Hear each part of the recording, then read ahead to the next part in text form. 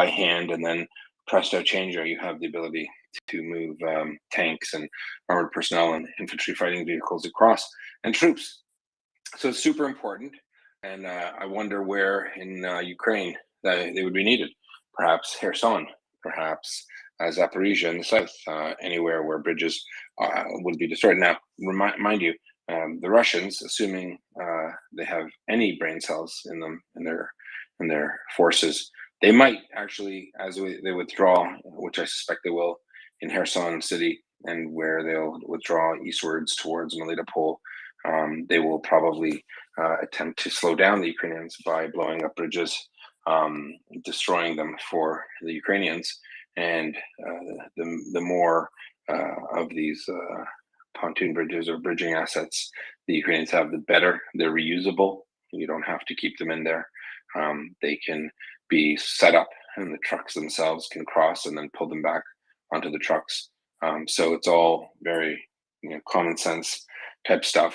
The more the better, so you can use more of them and not wait for them to be repackaged and sent out again. But all in all, super important. I'm not sure how that's a Canadian content outside of the name, but yes, hope that answers the question. If there are any more, please do come up. I'm here for a bit. Yeah, there's a little one that goes on to this, and it's saying that would they be possibly very useful even where there are bridges, because these are designed to carry the weight of a main battle tank, and many bridges in Ukraine over many rivers might not be that heavy, that sturdy, because, well, you usually don't need to plan to carry 60, 70 tons all at once when you just have a little bridge over a little bit of a little river in the countryside. So one of the things that a commander would do when they're doing their estimate for, say, a counteroffensive, is examine terrain, and there would have to be an examination of corridors and lanes, not laneways, for vehicles and their forces to flow through. Excuse me, I'm just gonna, 1 second, please. Sorry, I just sneezed. So while that commander is doing their estimate, an estimate is a formal process that leads to the creation of orders, so they can be issued to the unit there, the brigade, the battle group. And when you go through the estimate, you go through a series of factors on different topics. It could be friendly, it could be enemy, friendly strength and disposition, terrain, you go through flow carc, you go through all sorts of other topics, which I'm not going to get into, it's quite long. And then you write out, literally, just like on a piece of paper, you write out, or computer screen, what are the factors here? If it's terrain, it's going to be the type of terrain. You've got weather in another part. You've got the weather affects the ground, affects the mobility over that ground. You've got if it's really cold, you need to make sure that your team, your unit, your battle group is properly equipped for the conditions that you're fighting in. All of these become factors, and then you have another column, you write considerations. What's my consideration for that factor? So it's really cold. Consideration, it sounds stupid, but it's as simple as make sure everyone's got winter warfare gear. This is very general. I'm using it actually gets really specific. And then deductions, task CQ,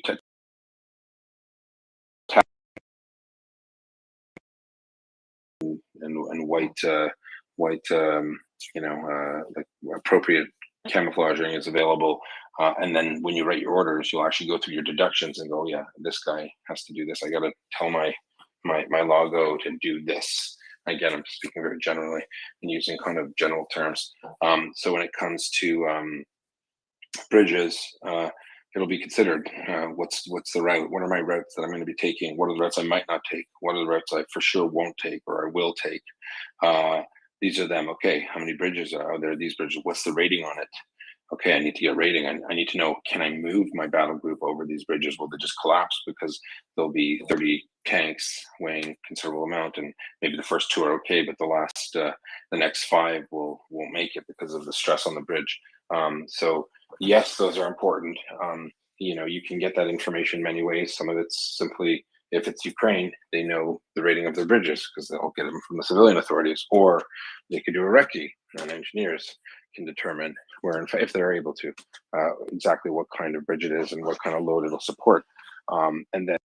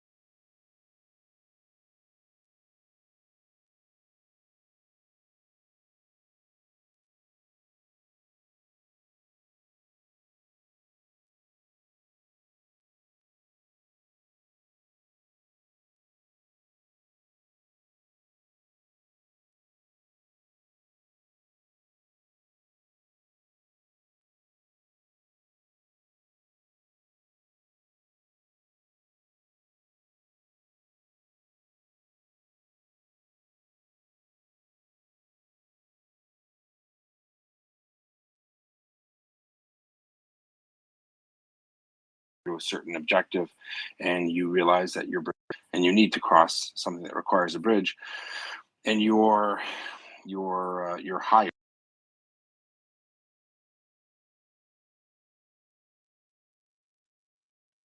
Dylan. Alrighty, Cajun, then my favorite Irishman. I'm going to cycle down because the conversation's moved on from what I wanted to talk about earlier, Yehuda. So I'll just go back to listener. Thanks. So you can say it if you want. I don't mind. Is it military or is it about language? Oh, it was just well, briefly, just talking about the subject that you and Peter were going through, how the structure of Russian society, the history of dominating minority speakers, utilizing,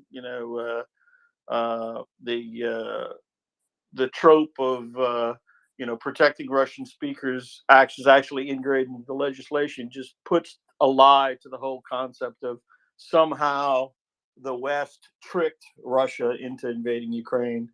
That we manipulated, or NATO manipulated the situation, or the United States manipulated the situation, so poor Russia would haplessly invade this country, and nothing could be further from the truth. That's all.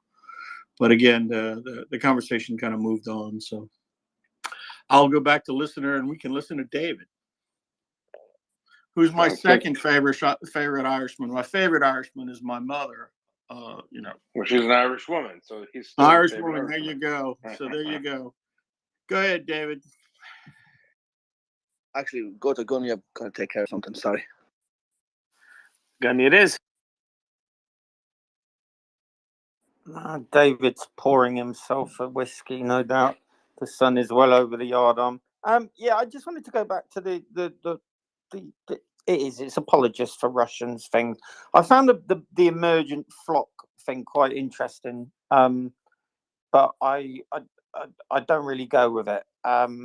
So I've just spent 10 minutes looking at interviews with Russians about what's going on in Ukraine. And that, first of all, I know it's state-sponsored media, and there's no way that you'd be asked a question on Russian TV and go, that's like a nightmare, isn't it? Putin's a bold little paedophile. He's really dropped us in it this time.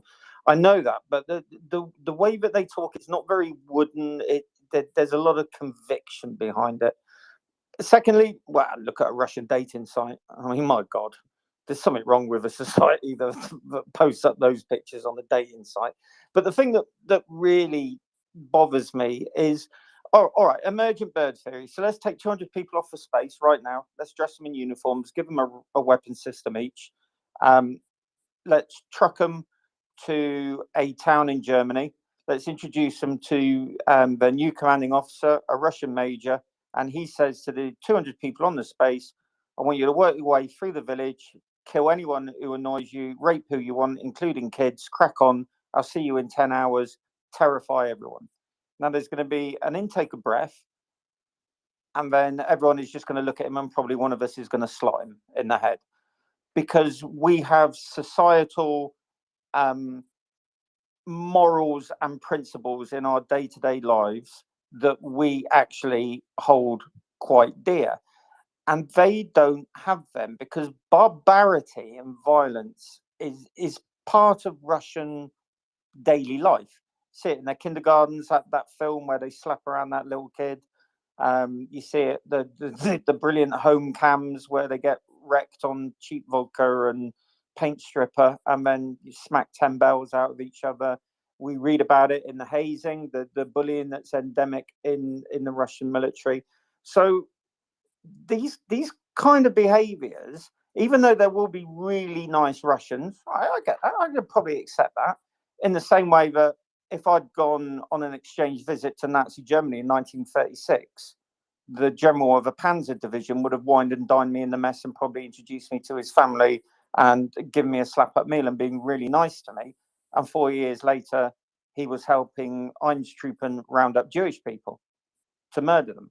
So there are nice Russians, but if you are a nice person and you are dropped into a collective and told to do thoroughly unpleasant things, we wouldn't do it.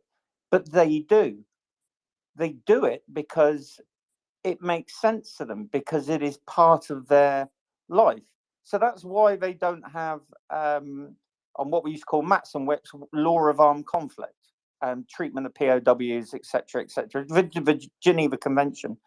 You don't teach that in the Russian military, because you'd be teaching people who have no societal norms of good behavior and conduct and morals and principles like we do. So you'd be teaching them something completely alien. You'd be saying, treat the enemy with fairness and respect. But yeah, we kind of understand that you come from a society where you just do what you want and you can pretty much get away with it, and rape, torture, and murder. So this apologist kind of thing that's coming out for Russians and saying, you know, they're all bad, and you know, you just got the wrong bloke in charge and they can change. I don't buy it, to be honest with you. I think the only way you're going to change that society is start with generation 0 and then bring that generation up, and then future generations, to introduce some basic moral principles that we understand. Otherwise, I think they're just better fenced off in a pen and left to get on with it and sort it out amongst themselves, and for us not to try and we've had our fingers bought before, not to try and force good, decent, humanitarian norms to a society that will probably never get them. So let's just close them off and let them crack on, in my opinion. I think it's horrible to say, I think they're beyond redemption. Redemption. Fenced off in a pen. Yehuda, such a nice term for containment. Yeah, well, if the shoe fits, right? The references to swine. All right, pen. Or chicken pen, who knows? David Farrell is back up. No doubt, +1 whiskey or scotch, or... And how did you know I really like Shafit? David? Hello. We have you, David. I have you, man. The pleasure's mine. Good morning. David's he's on Miami Beach with Will Smith. David, who's your favorite Irishman? Just so we can get you on the record for that. Charles Stewart Parnell. It would be Collins on account of the drink, perhaps. Charles Stewart Parnell. Let no man set a boundary to the mark. Okay, I think David's mic is for Let's go to War Dog Fellow Kilo, and then the killer tank, please have your mic on mute because it's disruptive. Yehuda, I could hear him, by the way, so I don't. Yeah, maybe this has happened before, but I can definitely hear David. David's talking. My apologies. Go ahead. My bad. David is not presently talking. David dropped off, but we have Word Dogger. Yeah, I was holding my hand up and down about good Russians, intending to speak or to shut up, but like when I'm thinking about reflecting of what we already said, but by good people, I'm thinking the good Russians I've ever met, some since history of my life. And to be honest, even not with the war started in 2013-14 with the Maidan in Ukraine. Still, I mean, even before, you're speaking with the Russian, and first couple of minutes, Russian, I mean, the one abroad who fled Russia, and you think about him like a victim of the things going there, but at the end you start understanding all that. I mean, you start speaking about Ukraine, you start speaking about neighboring countries, Kazakhstan, all the countries around them, Baltics, all the history, and you understand that they have so deep those imperialistic crap in them, and it's kind of inferiority complex, to be honest, that they always wanted to be an empire. They even called themselves Russian Empire, but never being, in fact, to the extent that the other empires being. And they want it, but never had it. And that person that he's not a victim of the things going there, but he is the reason of the things going there, and he is not the one who escaped Russia, and Russia is having. He was the one who could change some things in Russia, but he's exactly the reason why the things are going there. And he's running because he's the one who's simply afraid of the consequence of his decisions, of doing or not doing something. Because, for instance, you don't see now even many Russians outside Russia protesting in front of their embassies against the rocket shellings, all the horrible things happening. You don't see the flowers that they would bring, even one single flower, or the candle that they would bring to Ukrainian embassy when any new city is liberated and the massive graves. You don't see that, and you understand that those guys, they're simply not the consequence, they're the reason. And to be honest, how to say that, in fact, speaking with many of them, they simply run from the results of their choice, from the results of supporting that things happening in Russia, but not like because they were trying to change something and really didn't help.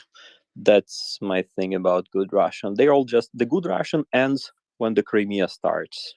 I mean, the Crimea point is being mentioned, and the same thing about liberals and all the rest. And I think it's important to point out that there are millions of Russians outside of Russia who left. I know Russians who left in the 70s and the 80s, and when you hear them and you speak to them, they'll say they're Russian. Now, albeit I'm a little biased, they happen to be from the Jewish communities, whether it's in Toronto or New York, and they don't hold any water for Putin, but they enjoy being Russian. I mean, that's just the language they speak. It's the food they eat, or they'll talk about Dostoevsky, and he was an anti-Semite. But I think we need to make sure we clarify that I don't think a Russian born in 1990 whose parents moved to Canada, who grew up in Canada or the States, who speaks Russian with the family, I don't expect that person to go out and protest Putin. To him, it's not his president. He doesn't care. But there are millions of other Russians that live in Europe. So in different areas, you have more recent immigrants, and I can see how that is more appropriate for those Russians, because those are the ones that maintain ties in Russia. In fact, I don't know. It's amazing. Maybe it's a minority. Maybe Cavatelli, if he's still here, can talk about it. The minority groups in Russia who left. I don't know any of them who have family in Russia, so they all left. They all left as soon as the going was good. They left. They knew that Russia was not the place they wanted to be. So I would hate to throw the baby out with the bathwater. I think a lot of those Russians, who did come, some of them are in the military. People who grew up under the Soviet Union, like Alex Vindman. They support, obviously, Ukraine. Well, he was from Ukraine originally, but there are a lot of people like him, and they're great assets, and that's something that Russia doesn't have. Russia doesn't have thousands and thousands of American or Canadians or British or Germans who've moved to Russia and can help them in a military sense understand the language and culture. So already those who left 30 years ago are proving a benefit to Western societies because they saw the writing on the wall. They had the ability. And it's not even the ability. I know people who left in the middle of the night. So I don't really feel a lot of sympathy for people who say, well, I don't have the money to leave. Some of my best friends' parents literally smuggled themselves out, left their whole lives, didn't bring anything except the clothes on their back, found a way to get to Western Europe, and then ultimately, so way. So if you really want to get out of that authoritarian regime, there is a way. You just have to want to do it. So obviously, it's really hard for people who just left because they don't want to get mobilized. I agree with War Dog over there. It's really hard to feel sorry for them. I think that's pretty much the consensus of the panel. Any thoughts, follow up? If not, we'll go to the killer whale tank. Killer whale tank. Too many words in there, my friend. No, it's a stamp. It's a stamp indicating a certain level of Canadiana. I think you have to say it. You got to say it all in one line. It's a Tragically Hip song. You know that. You're Canada. Oh, yeah, I know the Tragically Hip. Right. Yeah, sure. So I was being funny, but it's. I know. It was. But I knew you. It was a tragic mistake. On my part. I think it's my point is there's only a few people probably on the site that would understand the reference. But anyways, it's everything seems to come back to the kids through all this. I mean, we're all still so concerned about all the kids that were taken from Ukraine and sent to Russia. Where are they now? Obviously the adults too, but we want to see the kids come back. But there was a comment before about how we have to start with generation 0 to rebuild the normal human moral compass that resides in Russia. It's a scary thought, and it takes a long time. When I was a kid, I used to cut grass for this old German guy, and I became friendly with him. And anyways, one day over a couple of beers, he kind of started to talk to me about how we had a community. This is in Waterloo, in Ontario. He had a community of friends that had been in the war with him, and one thing led to another. And one day I was over meeting with him, and it was like a Nazi club. Like it had been 50 or 60 years, and they still had not let go of those ideas, and they weren't ingrained with it at birth, right? And so, they learned from their parents. Well, no, they had been in the war, had gone through all of that, had moved to Canada, all had been forgiven. They had normal Canadian lives, and still every other Sunday they got together and for a couple hours a week they were Nazis again. Like I could not believe it. It was unsettling that could still be happening in the 80s, right? So I guess my question is, as we look at this, there are young people in Russia that probably aren't lost. How do you, once this is done, how do you get to them and start the deprogramming? Because it's, Russia is, I guess, the only example that you can look at is Germany. And you mentioned that earlier, that through the 30s, the way that the whole German populace was trained to dehumanize, 15% of their population. But that happened over a relatively short period of time. This has gone on for literally hundreds of years. How do you, and I don't like to say re-educate, because that has horrible euphemism too. Maybe a camp to re-educate them. I don't know. Well, in Canada, we have a bit of a track record of taking kids away from their parents to teach them what they should know, and we're dealing with that now. But you mentioned before that there's a lot of Russian expats out there. Is there any movement through any organization associated with the space to get a collective of those people together to say, look, when all this is done, when everything starts to settle down, how can we get in there and slowly over a period of a decade or two start to unwind all this disinformation that is just, because you can't, my gut is, put a big fence up. They're all Looney Tunes. We can't fix that. Well, you put a fence up, they'll always be Looney Tunes. It'll just magnify and reverberate society within its own society. That won't fix it. We have to figure out some way to fix it. And if they're not capable of doing it, how can the West engage them in some kind of infrastructure or some kind of association to start that ball rolling? Because it's, hopefully eventually the war will end, but it won't until we start to think about that longer term. We got to get the kids back into the Ukraine, but I don't think we want to take the kids out of Russia, but we got to take the Russia out of the kids. And what does that look like psychologically? Is there anyone in the space that could talk to what kind of program that would take over decades to bring them back from insanity? Such a big question, and I'm not a psychologist, but I'll be honest with you. I don't. My general first reaction is nothing positive. Russia, So it's an interesting point. Our friend from Waterloo talks about Waterloo and Kitchener.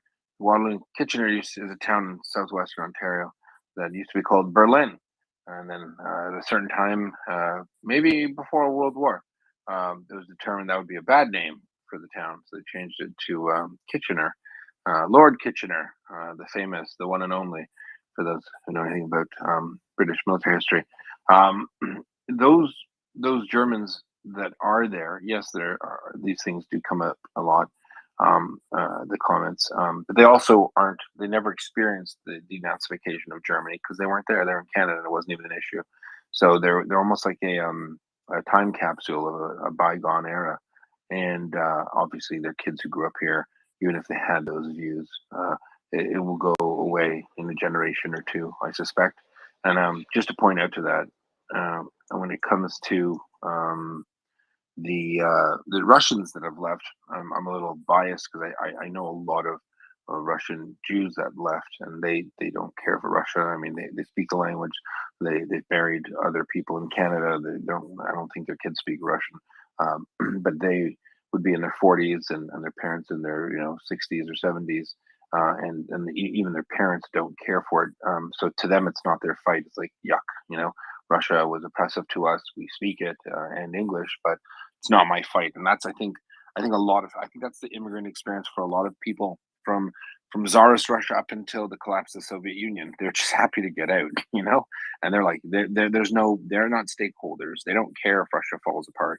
The problem is it's the Russians in Russia that have to realize that, and unfortunately, they've been subject to hundreds of years of this cultural propaganda, and I don't see anything outside of an occupation, which is not going to happen because no one wants that. No one's gearing for an occupation of Russia to help reinforce humanistic views.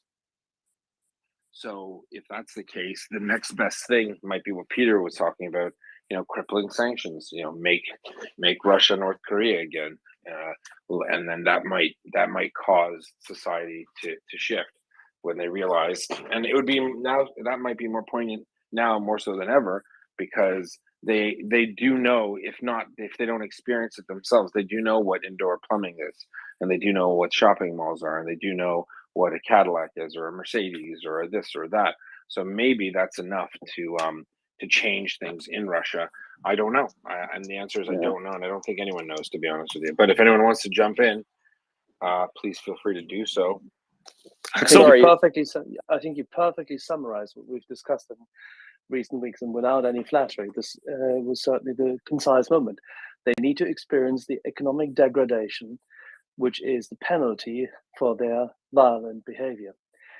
And unfortunately, that's the only way this is going to work, as the other opportunity or the other outcome or solution for that, meaning occupation, is not in for it. So having said this, I just wanted to add one set of anecdotes fitting to what you just spoke as to Canada. I think we had the conversation once. The same kind of segregated mindset of those people who do not accept reality did exist, with emigres who fled Germany in order to not be subjected to denazification and wanted to segregate themselves in Paraguay, in Chile, in Argentina, and in Bolivia. And they formed their little communities, and they were their wonderful, happy Nazis over there quite well for quite some time. Fortunately, many of them have died out. But many of those war criminals had to be found and identified. Unfortunately, our friends in Israel have done that. But this is the danger of self-segregation. And this pertains very lively to a large part of those Russians who've gone abroad also, because it's not that you can rely on the Russian so-called diaspora, because it's not a diaspora. They have left to consume what's good in the West without deserving it, without having earned it. They just came with a bit of money and a bit of talent. But many, if you speak to them, and as Wardogo just highlighted, if you speak to our Russian friends abroad, even if they are well-qualified mathematicians, physicists, chemists, the likes, and they work in software and whatnot, just speak to them. Where do they send their children? They go to Russian school on Saturdays. What do they think about Russia? Russia is exceptional. What do they think about how America treats Russia? Listen to them very carefully. These are not your friends. A large part of them disdain freedom. They despair that they have to live in the West on the one hand, and they laugh about the achievements of the West. They consider us weak, but we're not. We're just open and vulnerable. And Axel, let's clarify. That's way more prevalent in Europe than, say, those, especially in minority groups who've moved to Canada, for example, right? True. Canada is exceptional in that regard because it has a different assimilation tactic. But if you look at, for example, the Silicon Valley and California and certain parts of New York, both the financial services industry as well as the IT industry, with the wealth allocated, have given people wonderful isolationist cells where they can just continue being who they think they should be. Yeah, just never don't give Canada the free pass on anything. That's all. That's my point, and I think. Oh, no, I didn't. I'm just saying. No. A large part of I'm not Russian giving Canada minority. free pass, Yeah. but hold on. The majority of Russians in Toronto are actually Jewish refugees, right? So yes. they're not standing up for Putin at any time, or Russia. They don't care. I mean, right. I'm not saying all of them, but I mean, I've never heard of any Russian Jewish refugees who've come to Canada sending their kids to Russian language school. They'll teach them at home because their baba might not speak English properly.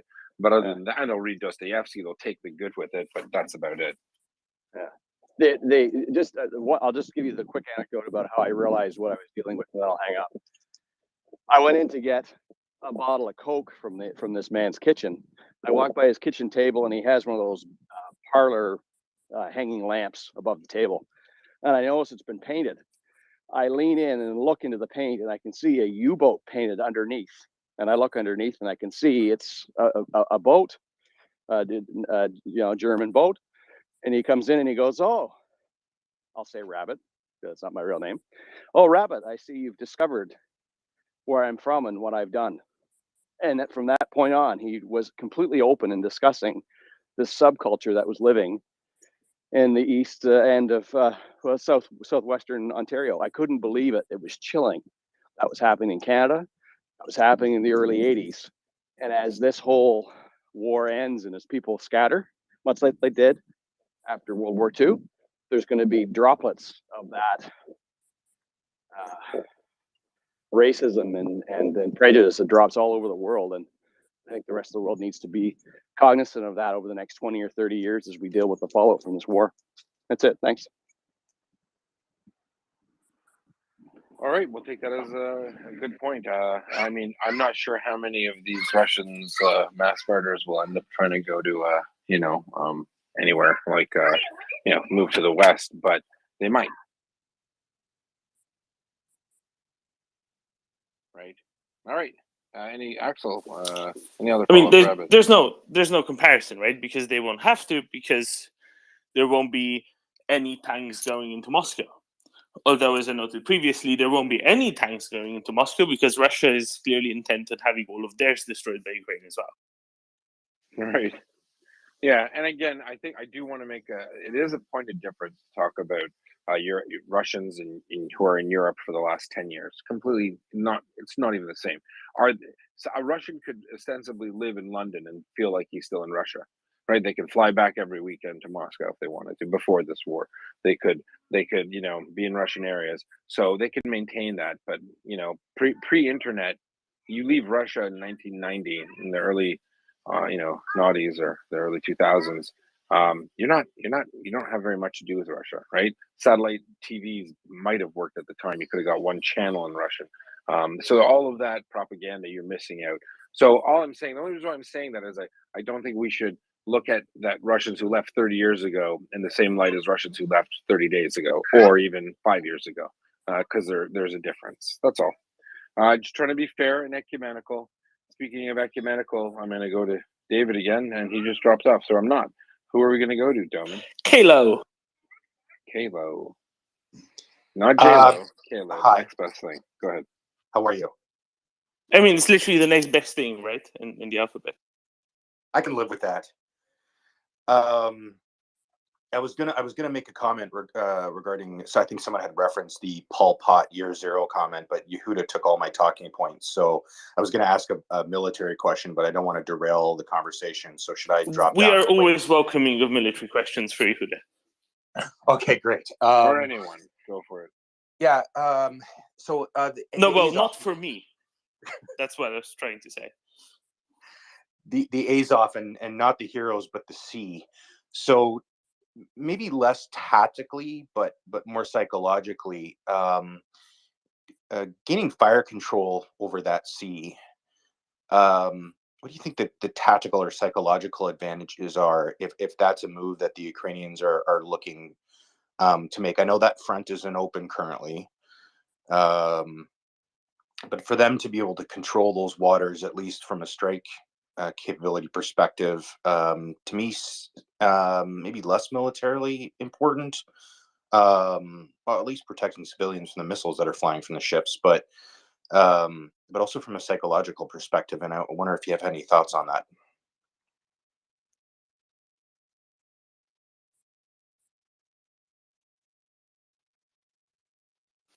Well, until Yehuda comes back, I can tell you that Russia does not have the naval logistics capacity to supply enough stuff across the Sea of Azov.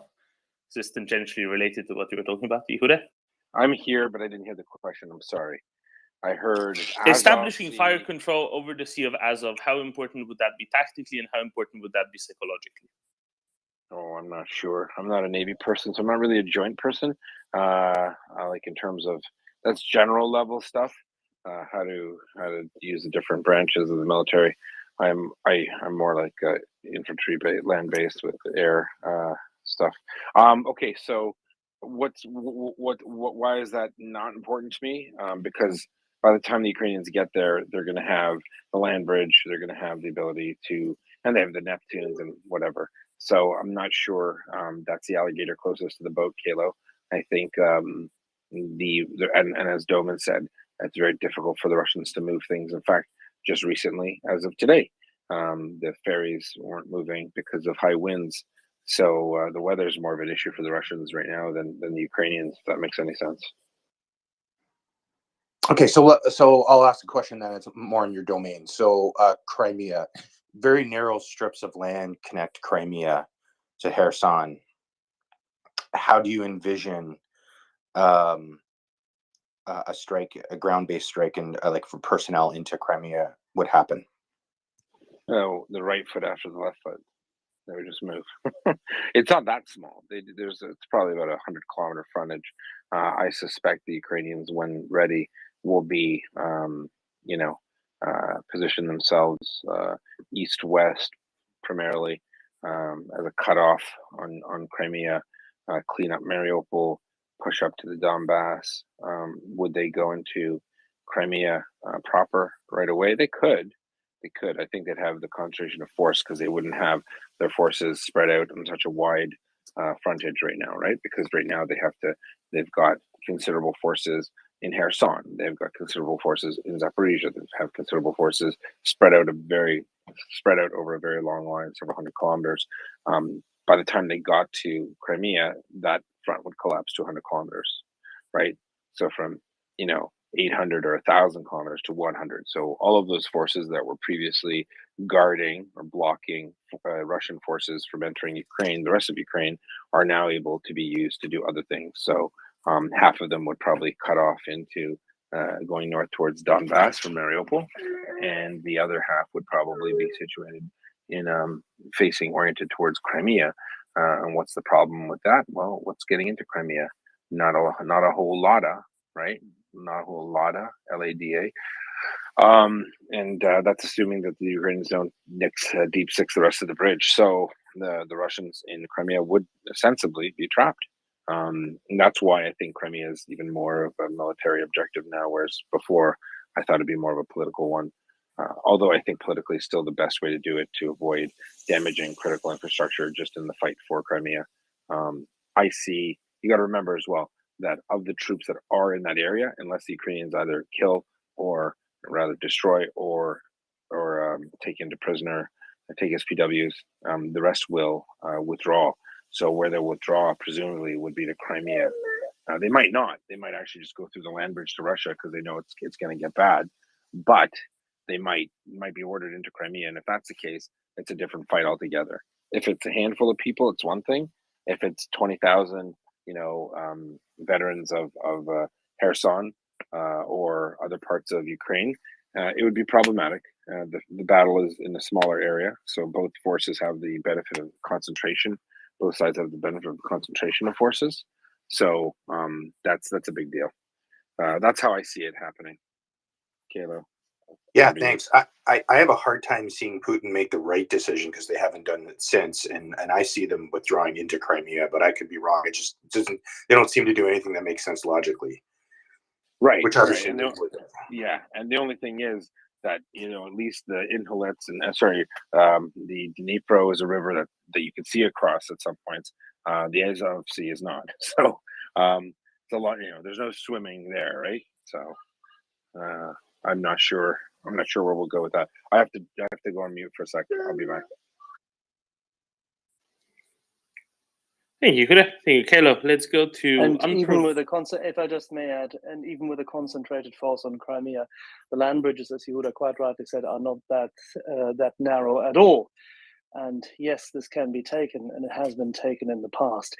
And the amount of force on the then Soviet Russian side was significantly larger than the numbers Yehuda just cracked on with. So this is absolutely doable. I think the Ukrainian armed forces will be able to do so. It may be hard, yes, but then so is war anyway.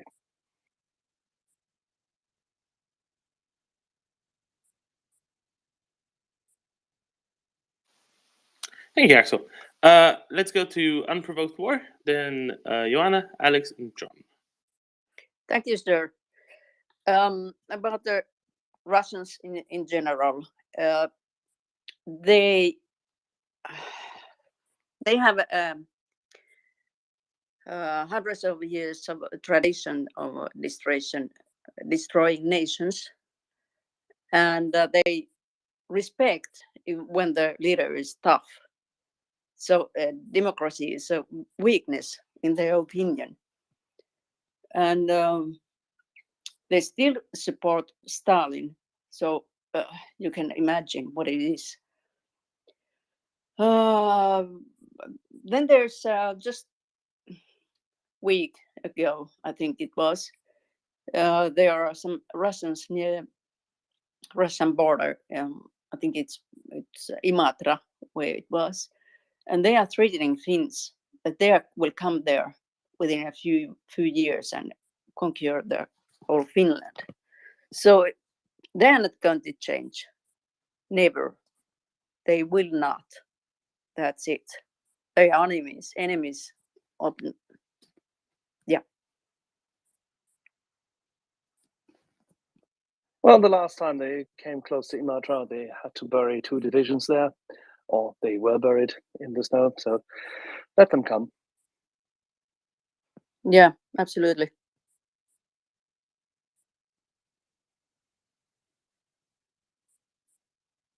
I think at this point they might not be able to get 2 divisions together. to send this time around. Just a hunch. Who did I say? I think I said Joanna. Thank you, Domin, Yehuda. Great discussion. It's also on the subject of Russians and what can be done. And I wanted to compare this with the Romanian situation in '89, but there are two notable differences between this situation and that one. First of all, Romania never embraced this Russian type worldview. And second, by '89, already all the lies were exposed because of the poverty and because everybody realized that, well, the regime is lying. And still there was the fear was real. And also there was this passivity that we see in the Russian universe now. The fact that the people were not had no incentive to do something by their own. And well, in Romania there was a spark, and then it was the revolution. But it took at least a decade, if not more, to change something. And after 3 decades, this transformation is not yet done. So in order for the Russians to be able to change in a way that brings them closer to the light, let's say, there are 2 things that are necessary, in my opinion. The first one is to expose the lies, because this matter. People can realize that they were lied to, but this has to be done in a very, very I don't know, professional or very careful way, because you don't want them to turn against this free world again. So it is a work that has to be done, but I don't know, it would be very difficult. And the second, after exposing the lies, is that they have to genuinely want to change. It's like rehabilitation. If you don't work to change, if you don't want to change, some others can help you, but if you cannot help yourself, nothing can be achieved. So they have to have this desire to change. And I think it is possible. I still think it is possible, but it will take at least decades, if not a generation, to do something meaningful. So let's hope that the war ends quickly and that the regime change allows Russian people to just get out of this I don't know, worldview in time. Thank you. I'll jump in on this one because I've been holding back on talking about this because we always get bad reviews when we do in part. But I'll say by all means, I think it's really hard to change things because of how insidious the domestic propaganda is. And I'll put it this way. I think there's a big difference between Russia in the Soviet times and Russia currently, to avoid the T word that designates one of the propaganda channels. Simply put, back in the Soviet days, there was very limited contact with the outside. And the Soviet propaganda was, the domestic propaganda was almost naive, right? They were effectively portraying everything from the West as just the worst, simply the worst. Everything came through pretty much the same lens, right? The communist ideological lens. So it was very easy for them to keep pushing out the same propaganda, but it made it kind of difficult for that propaganda to really grip a hold, because not everybody would believe that's totality and the totalness of the approach, right? So that made it a little bit more difficult. Whereas at the same time, you had people kind of craving for anything coming from the West, right? At least people in the cities, Moscow, St. Petersburg, craving for blue jeans, sunglasses, LPs, whatever else, right? Foreign newspapers, mysteriously vanished from dustbins at Moscow airport. Even foreign newspapers from other Warsaw Pact countries, let alone ones from, say, Yugoslavia, in the 70s or the 80s. So there's a big difference there. Whereas now, there's, people like stayed up at night listening to Radio Liberty, Radio Free Europe, whatever. I forget which one's which. On a crackling stereo, just to catch some news from abroad, some perspective from abroad, something else that isn't domestic propaganda, right? That was really craved for. There are two changes that are between the domestic propaganda of the Soviet days and domestic propaganda of today. One is that availability of foreign everything is just so much greater today. So there is no longer a craving for it. Not really. Not in anything like the same way. And Joanna, you'll get where I'm going, as will Kaftelli, as will plenty of people here. The second, and because there's wide availability of it, at least between 2008 and 2018, people in Russia could see all manner of Western films and music, and it did actually percolate through. It didn't percolate through everywhere, but between the internet and all the pirate video music stores where we could buy a stack of pirated CDs for a few hundred rubles, you could get most stuff, right? Awful quality, but it was there. But this exposure to the Western culture made their domestic propaganda a lot more effective and a lot more insidious. On the one hand, they got to diversify it, pointing at various different things and saying, look at the perversions of the West. Look at how awful this is, that is. And of course, these were using the imagery of Hollywood, which is naturally exaggerated because that's how films are. They are naturally exaggerated. Or American celebrity culture or whatever, right? So it's very easy to find faults with it and very easy to get propaganda to hold better. And the second part was just throwing more different approaches at it.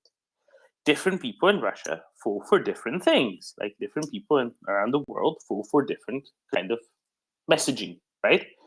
And Russia has really perfected the throw shit at the wall and see what sticks, rinse and repeat. Don't really rinse, just repeat until enough sticks to enough people. And this is one of the big differences between their Soviet era propaganda and now. The Soviet era propaganda was so total, it was absurd. The propaganda now is much more subtle in that there's just so much stuff that everybody believes something, and at the end of the day, what the collective takes away is, the West is really after us, right? But they take it away in very many different ways, and it's a lot more difficult to change the views, to change the opinions, to change attitudes than it was before, because they could, with their own eyes, see a lot of the bad things that were then exaggerated and presented to them as extra bad using the domestic propaganda approaches with their own eyes. So it's a lot more believable for them because they have evidence for it. They have seen evidence for it. They've seen the evidence before it was told to them that it is evidence. And I think that will make a big difference in coming to this realization. I have bored Joanna off the panel. Congratulations, me. And I shall ask Alex Kaftelli what he thinks of my theory here.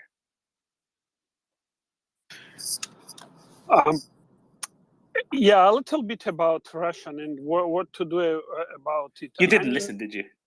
I did, but I'm also driving. So you were comparing current modern Russian propaganda with Soviet era propaganda. And this is a big subject for quite lengthy. And I will give my comments about that too in a minute. I just wanted to kind of remind guys two important things when we speak about like Russia going forward. First, it's really up to Russia to figure out what they're gonna do. And second, it's let's not forget that Russia is not a. There are dozens of ethnic groups within Russia. So after this war ends, And if those nations become to look at balance sheets, they will see a lot of liabilities associated directly with Moscow. And while they kind of have chance to hold all the assets, so I think which way this will go, it's kind of basically a long story short. If you ask Volga Tatars, like how they want to reform Russia, they will say, well, this is not even our business because we are not even Russians. And you know why they even want all these liabilities and association with these war crimes when they have their nation to take care of, and basically the best they can do is, you know, leave this sinking ship. What the hell? Like, the thing is, Russia has nothing to offer to all these captive nations. Like, literally nothing to offer. They don't have technologies, they don't have capital, they don't have.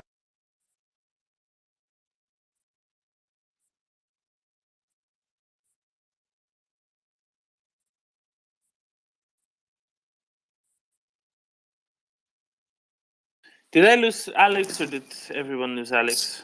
Oh, I think somebody. They don't have technology or capital. Yeah, they don't have much to offer. So, but liabilities and association with these war crimes, I think many nations will, had they ability to choose, would choose to pretty much leave Russia alone, and that's so it will be much easier to reform Russia proper than trying to figure out how to keep Volga Tatars within Russia, because neither Volga Tatars want that, no Russians think anybody else should exist even, you know.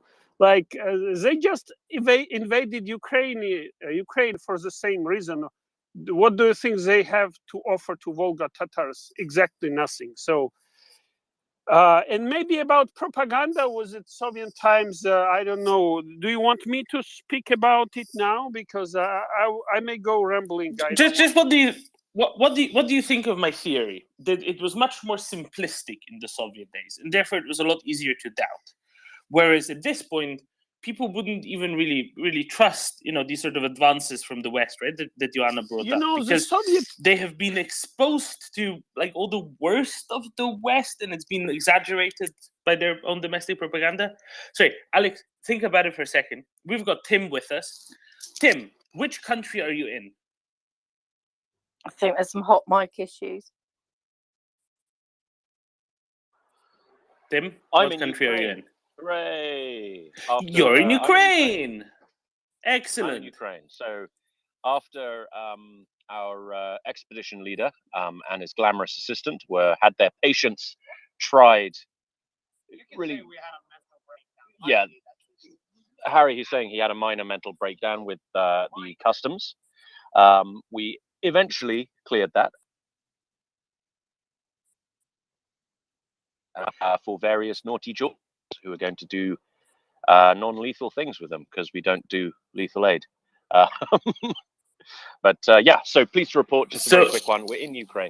You're saying you're not going to run anyone over, not to death. Not perhaps, as the NAFO doggies like to say. No, so we've just crossed over. We've just had a really ropey hot dog at a petrol station. We're now waiting for a bloke who can come and fix the Hilux that we somehow managed to break, and then we'll be smashing it all the way to Kiev tonight, and delivering these 4x4s.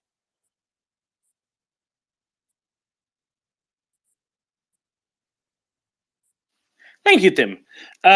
Any news on how you managed to defeat a Hilux? Because we're still baffled by this. We've had a very long discussion, and we have decided you should be allowed nowhere near modern technology or machinery of any sorts. All right, so two things. Number one, I was not driving it, so allegedly. not my fault. That's my story, and I'm sticking to it, Doman. Number two, the oil level gauge is broken, so the engine thinks it has too much oil in it. and so it tries to burn off some of the oil, which means the engine doesn't. It just goes around and round and round like that. So yeah, it's the oil gauge, the oil level gauge that is broken apparently, which is apparently oil. Apparently that fixes it. So we've got a bloke coming round who knows how to change oil, because apparently we don't, because we're a banker and a load of IT guys, and a security guard. We're getting a proper man, a proper grown-up man, presumably Ukrainian man, who knows about cars, who is going to come and emasculate us with his car skills. Well, that sounds like an excellent plan. You should, however, write it into, you know, BBC Wood Lane, etc., etc. Yes, outraged of North Wales. Yeah. Green ink. Green ink, absolutely. I mean, it is a green Hilux, so makes sense. So, I will report when we're in Kiev. I'm going to see who's about. If anyone's in Kiev and fancies a beer, because I'm going to be there for 2 days, then please do reach out in my DMs. Failing that, I'll give you another report as soon as I can. I think a Jim Fraser might be a good address. Aha! Yes, of course. Yes, of course. I'll whack him a DM ever. Anyway, thanks very much, everybody, and I'll be in touch. Thank you very much, Tim. Thank you for checking in. Check in on the way if you can, or not if you can't. And safe travels. Safe travels on your NAFO Hilux Armada delivery journey. Okay, Alex, back to you. You've had time to formulate your thoughts now. Yes, about propaganda. Yeah, you know, the Soviet time had a base on it, and that base was communist theory that was quite popular, not just in Russia but in other places too, in the beginning of 20th century. And one of the main thing was, you know, a fair society would not allow anybody owning assets. You know, assets should belong to everybody, which means really should belong to state. Whatever, but these days it's different. These days, all assets belong to two oligarchs. One is Deripaska, and one is Abramovich. You know, and I don't know if Russians are okay with that, because if you think about the reforms, the way the reform was done, I don't know if they are happy with it. And I think this will be another point of tension there. As for propaganda, so they cannot obviously start questioning, why should Abramovich own everything that belonged formally, technically to everybody, you know? All those pensioners that have nothing to, they have miserable pensions today and have this simulation of glory of, you know, big empire, and the TV instead, you know, of a good pension and traveling across the world. Yeah, I'm not sure if they're gonna be happy about it, but obviously the propaganda, the main reason for Russian propaganda these days is to pretty much avoid this question, why on earth something that belonged to everybody now suddenly belongs to 2 or 3 people? And especially the national minorities will start asking these questions, because within these last 2 or 3 decades, Putin built 3 or 4 pipelines under the sea. You know, they cost tens of billions. So this guy put tens of billions under the sea. And while Krasnoyarsk, which is sitting on 30% of world aluminum reserves, doesn't have gas. So when they start asking these questions, but who would ask them? Who would even make them to think about these questions? Well, as long as they are busy with what's going on in Ukraine and Nazification of Ukraine and, you know, Russian-speaking population somewhere in Turkmenistan or Tajikistan, they are kind of, their so-called minds are busy with these. So they don't have time to ask real questions they should be asking. And that's the main role of Russian propaganda today, is to make them look away. That's the main goal. And this goal will not change after defeat of Russia in Ukraine. This goal will become even more. So there will be plenty of enemies. I don't know how Putin is planning to kind of hold his power ahead, or how people around Putin, all those billionaires, are planning to keep all those billions. It's not even like, okay, 600 billion were arrested somewhere else, but this is not their main source of power and money. Their main of power and money is sitting still in Siberia, under the, it's aluminum ore, gold ore, jewelry, gas, all this stuff that has not yet been, extracted. That's where money sits, and that's where, yeah, that's what they are thinking day and night, how to keep it that way, so that they retain all this wealth for themselves and their kids. That's, I think, the main reason to exist for current Russian propaganda, if you want. So. Oh, absolutely, absolutely. And I just think it has a lot more stronger grip right now than it did in the Soviet days, because it is less trivial. It's less simple. It's much more insidious. Anyway, doesn't really matter. War Doggo, shoot. Yeah, just not me. On the Russians' ability to learn and their ability to change on the propaganda and all of that is pretty much connected, because overall their Soviet propaganda and after, if you think, is practically the trend of constant degrading of the society. And there's a beautiful sentence that I've heard once from Timothy Snyder during his Yale study on Ukraine, which is saying, hey, look the history, like since the beginning, the leaders in those lands, there were called not those who were elected or who were gaining the power due to some power games. No, but they were the leaders. Leaders were those who were collecting the most taxes that they were paying to Mongols.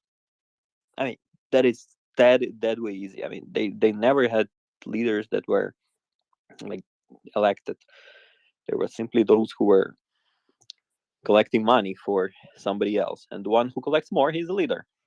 Then currently, if they're able to change, able to learn, and one famous German said once that every war is won by the teachers and the priests. I definitely not count on the priests there, because for the common reason You mean the KGB ones?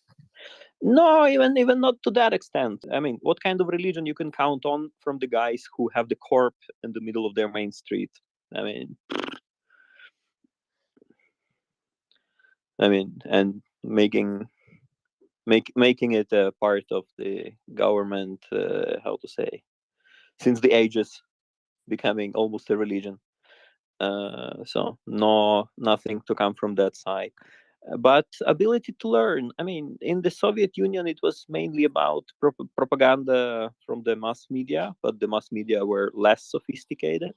And it's always about the fight between the TV and the fridge. And first, about people, if you want people to start listening and understanding, first you need fridge to win against the TV.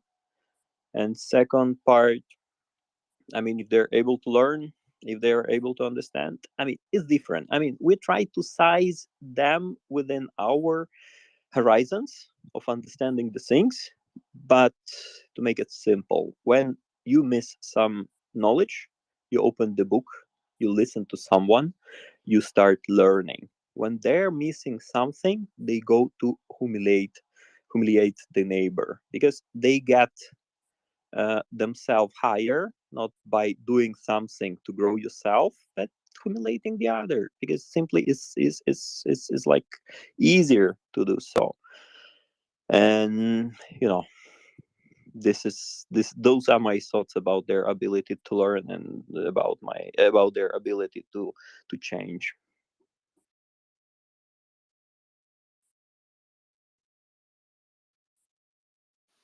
Thank you, Wardoggo. No, it's difficult to change when you don't have to. It's easier to stay, the way you are when there's nothing forcing you otherwise. And this is, I think, this is the thing, right? It will be hard without. Think about them as the society who was never there, but even still degrading from that.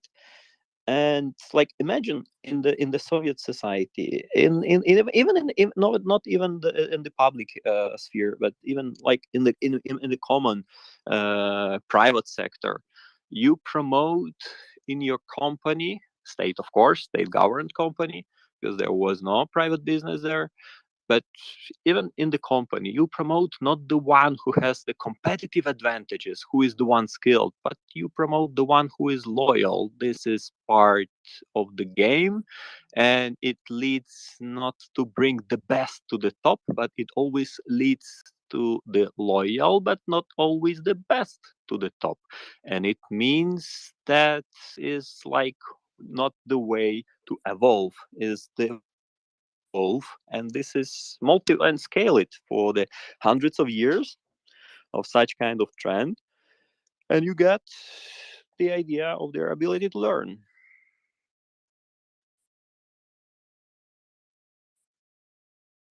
In the meantime, it's easier to just preserve the power structures. Right? It's easier to just do that. Thank you, Wardoggo. I hear you've been listening to the Snyder lectures. It's cool. I would too if I had the time. I heard excellent reviews about them from friends. It's like, no, yeah, I've been listening to these really cool lectures on Ukraine. Do you know anything about Ukraine? It's like, yeah, I just didn't get to listen to the lectures. Anyway, enough about me. Let's jump on to Carrie.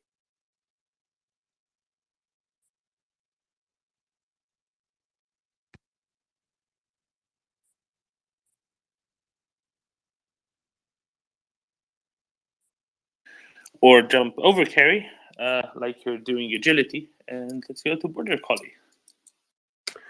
Thanks, guys. So I've been listening on and off all day. And by the way, thanks for accepting my request to speak. About 16 times I've had stability issues. So I just, there's been a lot of talk about culture. And Yehuda was talking earlier about this issue of what is the kind of crying uncle point for the Russian people and Putin. So I just wanted to shift a little bit and talk about the strategic geopolitics here. So my 2 cents is we're there, more or less. I think the cry uncle point is Crimea. A couple other speakers mentioned that. I 100% agree. If he were to lose Crimea, I think his reign is over. If he were retain it, it's possible that he is not finished. And then, but I think the important thing here is to just zoom out and think about what's happening. And you're getting signals from all kinds of corners that it's over, meaning Putin is going to try to find an off-ramp. He has not really been offered one, nor necessarily should he. And he, where we go in the next few weeks. I'm sorry, I have to say that that's not true. What, that he hasn't been offered an off-ramp? Yeah, a week ago, the Finnish Prime Minister, Sanna Marin, very clearly said that he always has an off-ramp, which is to get out of Ukraine. Yeah. There you go. So I think, yes. So I think the issue to me that I think it's useful to start thinking about and start discussing, of course, we should continue with pressing the military agenda, but I think the thing to think about is what happens now, because, there's only a few potential outcomes. So we have regime change and it's smooth and it's another dictator. Yeah, sure, that's possible. We have balkanization of Russia into numerous countries. No. We don't. We will not allow them to expand all the way to the Balkans. Oh, sorry, you meant the other type, right? Sorry. Oh, yeah, no. I just mean the. No, I know it was a joke. Okay, so a lot of people are discussing that. I think I have studied Russia for 6 decades, but I would say I think I don't have a firm view on that, whether that is the likely outcome, and we have a descent into 10 countries competing with each other in chaos. Nor do I even have an opinion on whether that's a good outcome or a more unified, stable situation. It's just very hard to say. But what I would say to you guys on this space who are very smart, and there's a million sources of expertise on a million issues, I think we should start thinking about the outcomes here, because it's going to be ugly. I don't think it's very likely that you're going to get a democracy de novo, right? You're going to get another dictator. You get a strong man, a weak man. You'll get a Yeltsin who's constantly drunk. You'll get a maniac like Stalin, or you'll get a descent into chaos. But the war is over. I think the world hasn't realized that. If you look at financial markets where the euro is trading, where Eastern European currencies are trading, the world hasn't woken up to it yet. But there's plenty of clues. Saudi Arabia offering hundreds of millions of dollars in aid to Ukraine. And that's not a coincidence, right? The reason they did that is because they see the writing on the wall, and they just don't want to ride a loser. And I think you're going to see China make moves like kind of pathetic. We see that we tried to make friends with a loser, and the shift in policy. But that Saudi move today is significant, and I think that to me is the interesting and probably most important discussion point. Is what is the future for the Russian political boundaries and political agenda?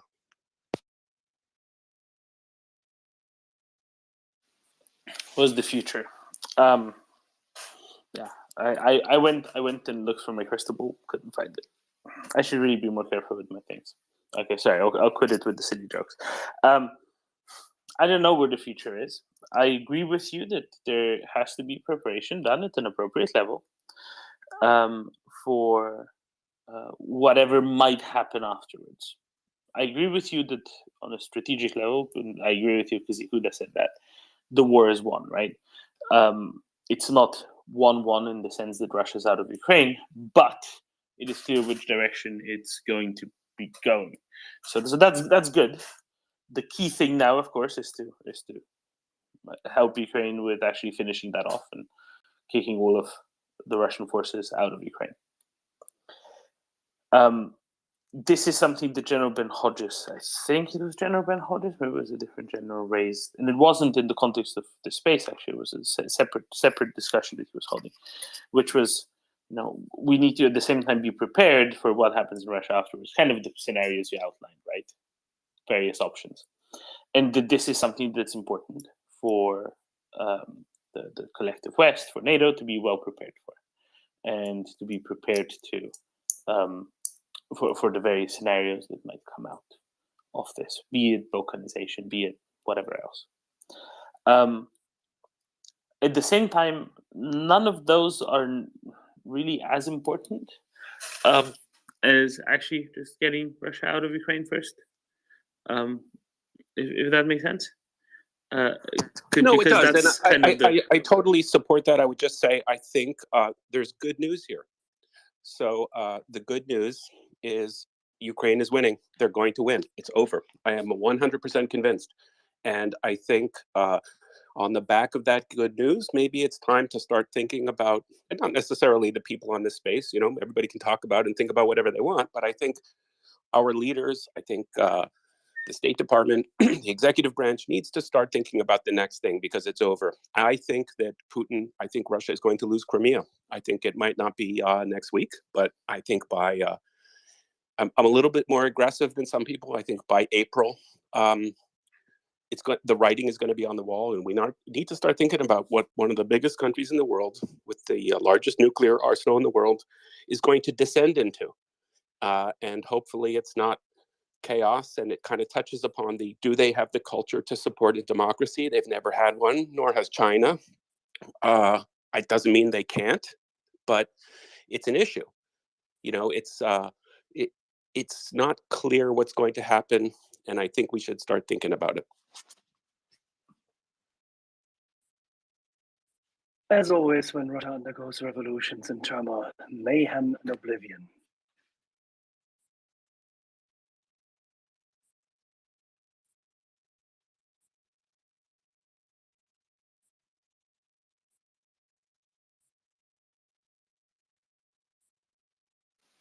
I think there's one bit that you've missed out. Right? There's a bit between, hoping Ukraine win, etc., and actually worrying about what happens to Russia after. And that is actually another piece of policy that needs to be addressed appropriately and thoroughly, which is keeping Russian influence while the war is still going on, especially, but also afterwards, of course, out of Western countries, out of allied countries,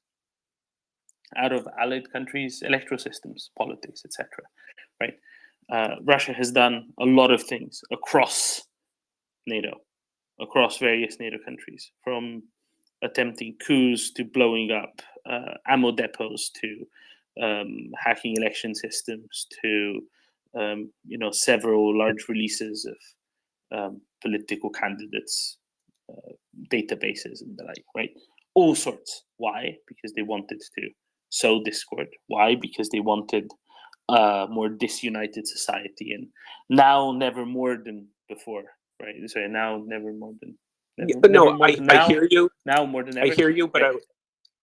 I hear you. But this is important, right? You need to. But this is important for what you want to say after as well, because without this, it will be a whole lot more difficult to contain whatever happens to Russia afterwards. If there is a dominant, centralist, current Kremlin regime voice in the minds and in the media spaces of the people in the information space in various Western nations, it will make it a lot harder to actually contain things, because there will be undue sympathies. That's important. Right, so this is very much a now and a later thing. This is a very much all-encompassing kind of thing. It's really, really critical to do this. I agree with you. Look, there has to be preparation at the sort of NATO level, right? There has to be serious preparation for what happens afterwards with Russia, because Russia will not cease being a threat overnight the moment it leaves Ukraine.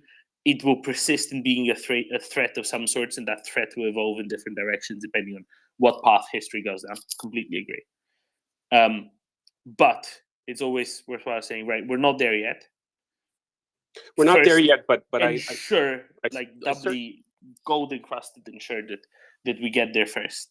100%. But I would just say I fear an outcome where things accelerate very quickly, and overnight we have complete chaos. I don't know that that's going to be the case, but I think we should start thinking about it's like the Marshall Plan on acid. It's much more complicated, because very likely we're not going to get a surrender outcome.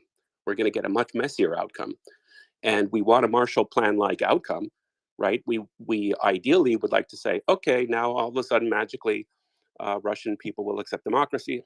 I'm pessimistic, as Axel usually is. I tend to agree, but that's like the concern is. Who called me a perennial pessimist?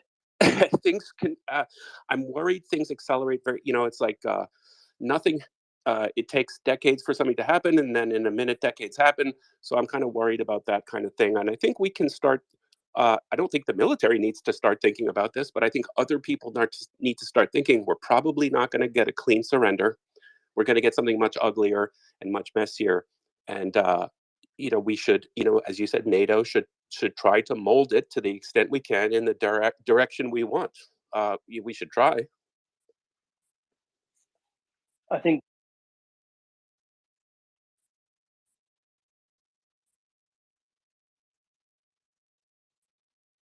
Axel, we heard I said, think, and then. Oh, sorry. I said I think these plans exist, and many scenarios have been played through. And when Ben Hodges, by the way, replied to one of those television reporters' questions as to what would happen if they were to launch a tactical nuclear strike, he gave a very clear, calm, immediate answer, because it's one of the many scenarios which have been played through. So, and I'm absolutely certain, I think I can take that fear away from you. There is substantial, comprehensive planning in many Western societies, and it always involves the military just as well, because it's integrated planning. It exists, it is there, and we're ready for it.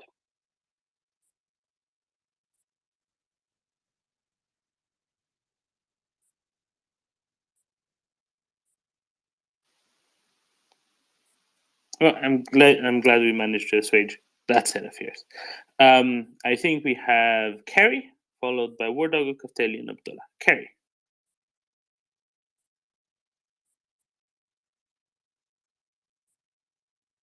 Okay, War Doggo. By the way, sorry for changing the topic, but I've noticed that in the media started appearing the mentioning that the Russian military train echelons carrying tanks, seen from here and there, heading south of Belarusia, somewhere around the city of Mohilov and other cities that are not neighboring with Ukraine, but are like, let's call it on the easy to get to the front line, let's call it like this. And we've been already discussing thousands of times about what if, but ifs, on all of that. And as soon as they're gathering, I assume that pretty much close, we're going to see also some nice fireworks in that area. Could be some HIMARS, something like that.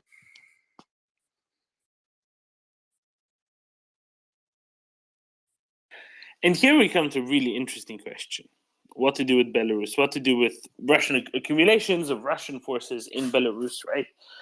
Because until now, as we well know, Ukraine hasn't actually struck within the Belarusian territory.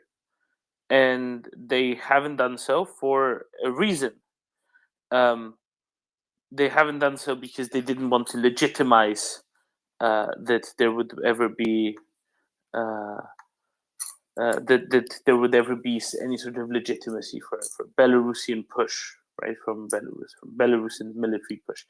Not because the Belarusian military is very good, but just because it's annoying, and because it would give them extra people, and they'd have to divert forces from the south and the east to the north again, and it's a pain. It's just not worth it.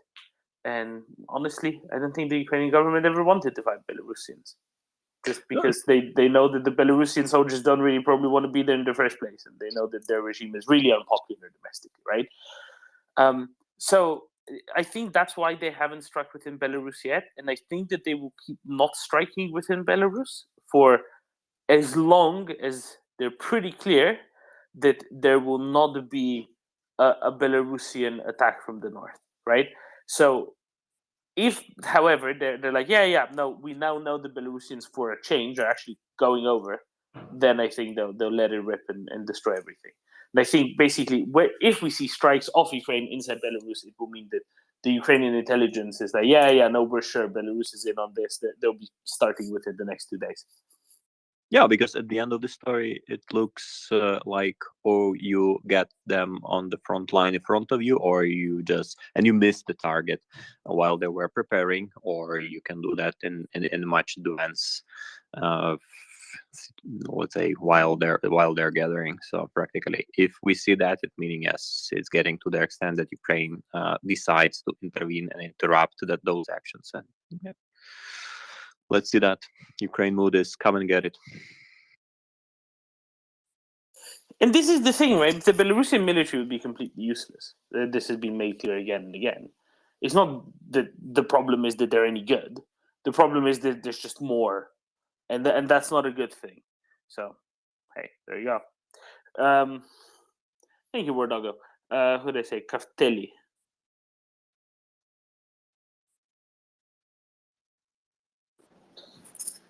Sorry, did you call my name?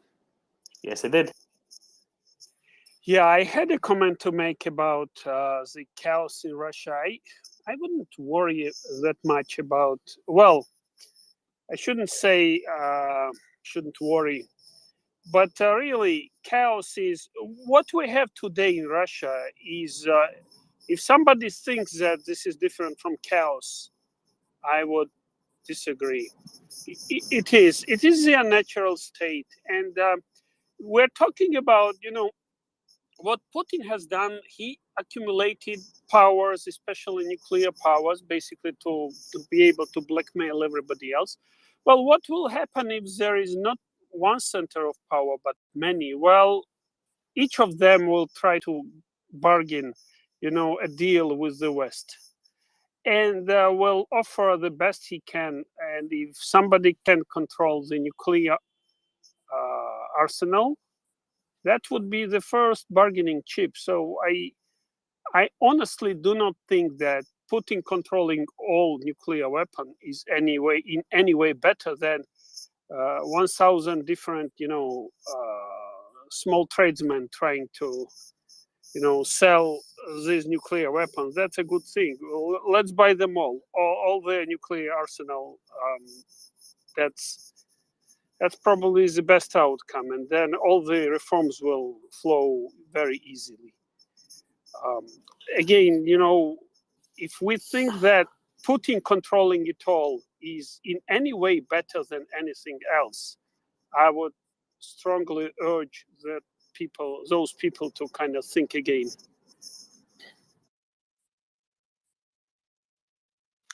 Let me read some notes that I found earlier. In Russia, a former major in the special forces was remobilized and appointed the commander of a tank battalion, given 32 tanks. A man who used to be a tanker was given being put in charge of a mortar platoon. What else?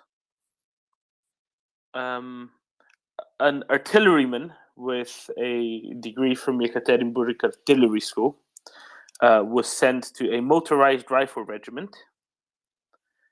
And there's a few other similar ones. So I just want to say you're right. It is chaotic, and that is good for Ukraine, because if they keep going like this, they will, completely destroy themselves from the inside, which is good. As to your actual serious point about what comes after, there's a bunch of bad outcomes. There's very few good outcomes. And I think whatever is going to happen, there will be people saying, see, we told you so. We told you it was going to be awful in this particular way. And you should have avoided it, but not realizing. There's going to be lots of articles in Foreign Policy saying something along those lines. But nobody's going to then actually write an article saying, you know what, honestly, probably pretty much everything that would have happened would have been bad regardless. It's just a question of which particular flavor of bad, both for their internal purposes and for the rest of the world there will be. It just will keep on being bad one way or another. I think that's now that's a prediction I'm going to make even without my crystal ball. Abdullah.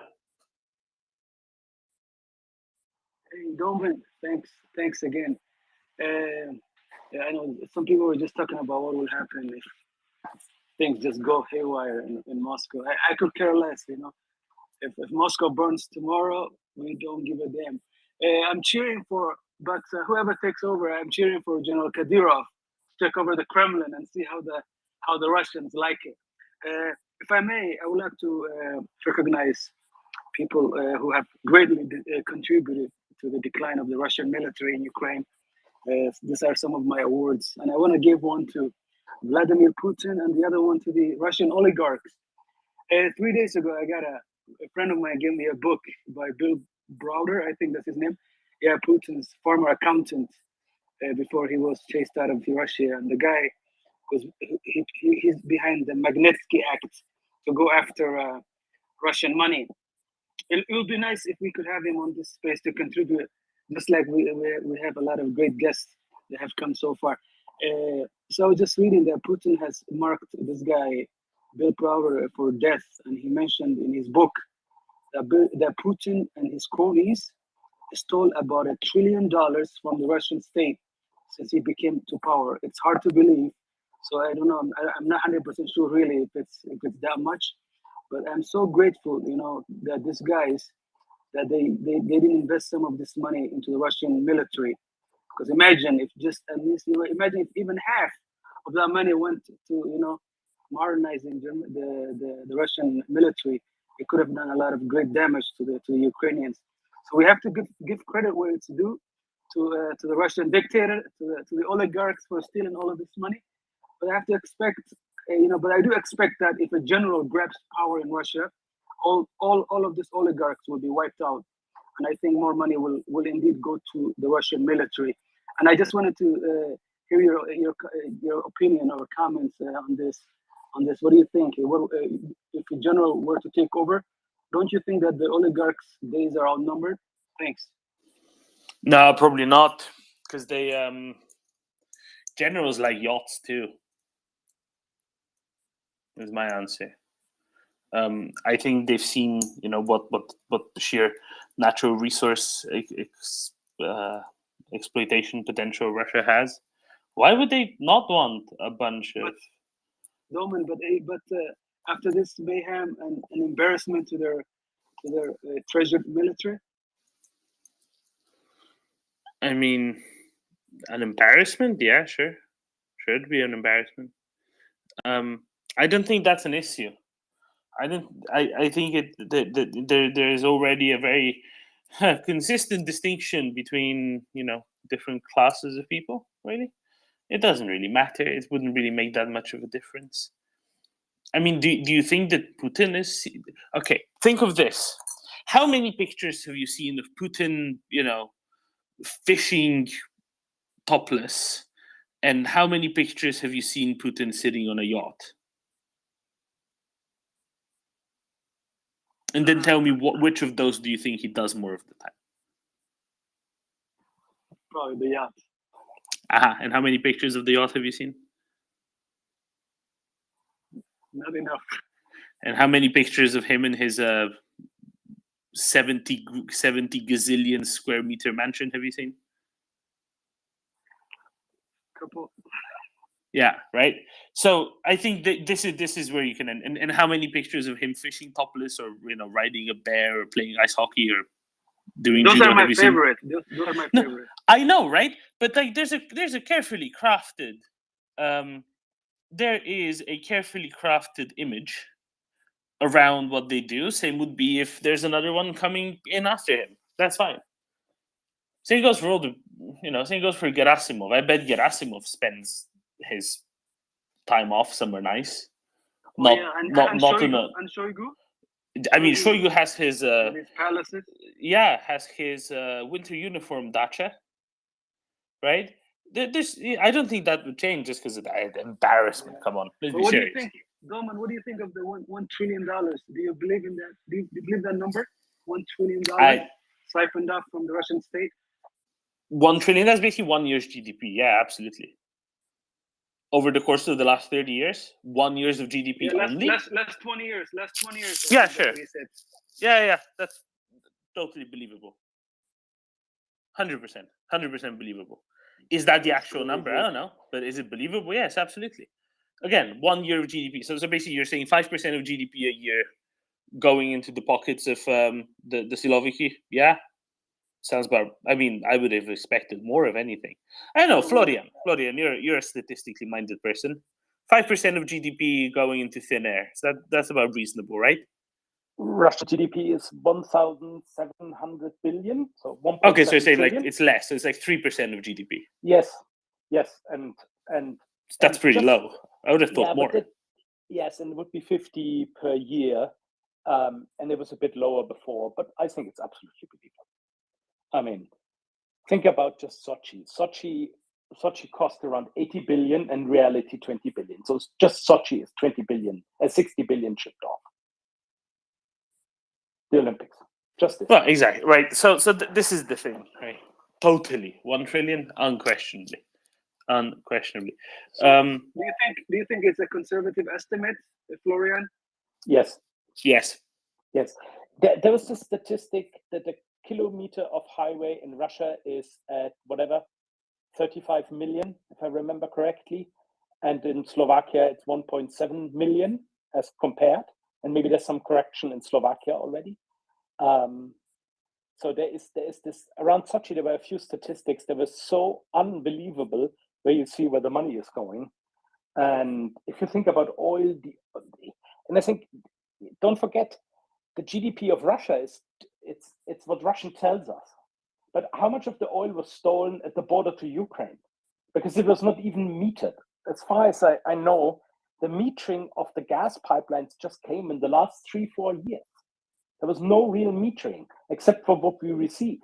But what happened in between, the same on oil and so on.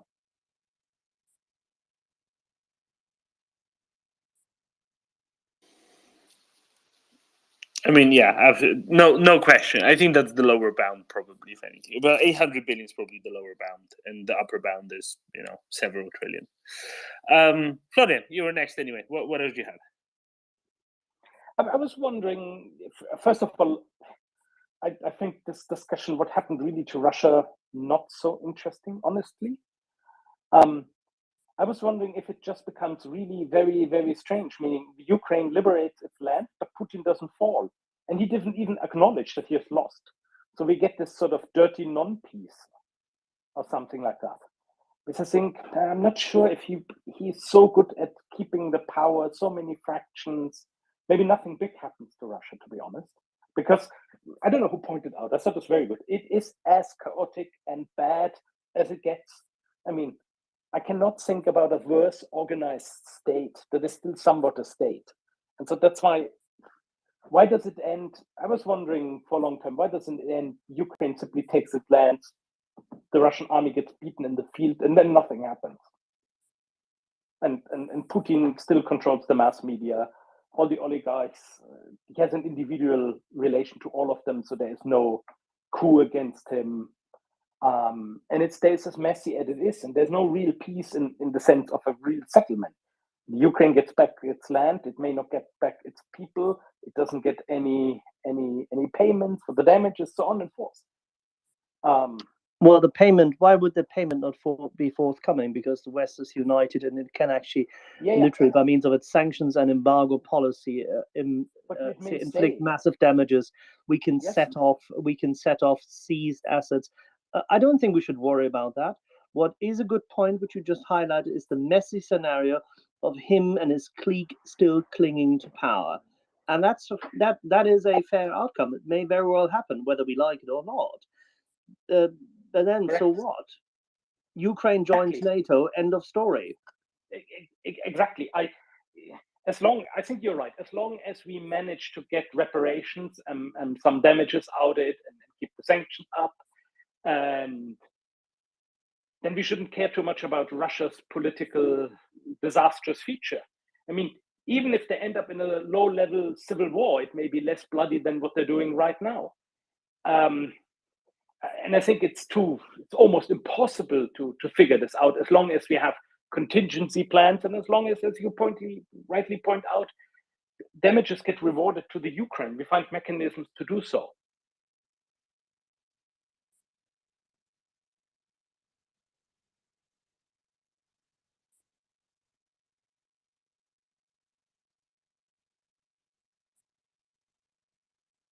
No one wants to discuss this any further? No, I agree. Look. It's and this is what I've kept steering it to, right? It's important to keep Russian influence out of the West. It's important to keep steadfast, right? And that's where I think this is the one thing for after that will really matter. One thing that will really matter for after, especially in the sort of scenario you outlined, right? Which I think is actually much more probable than many would say. Because that in that scenario, or somebody else might be somebody else at the head, but fundamentally the same structure. In that scenario, what do you get? You have all of these outlying out poking tentacles of the Russian, government, various Sputniks, Russia Todays, etc., still functioning, and they will be doing things with one aim. Already, while there is no longer this genocide being perpetrated by their paymasters and by their troops in Ukraine, they will have one purpose, which will be to get rid of sanctions, to get rid of this isolation, to get etc., etc. So, but I think it's but this very... is what I'm saying, right? This is why it's really important to then insulate Western societies from this, because I can completely envisage a situation where Ukraine wins in 3 weeks' time, kicks Russia out. Russia was just like, screw this, we can't do this anymore. We realize we're out of standoff weapons. They were getting pushed back. We'll just leave and pretend we never wanted it anyway. Yes. And then retain everything in power, right? But then what happens 3 years down the line, right? How strong will the appetite for sanctions be if the Western polities aren't sufficiently well insulated from Russian information narrative influence? That is then a really big issue. Right? Be that in 3 weeks or 3 months or 6 months, doesn't really make a difference.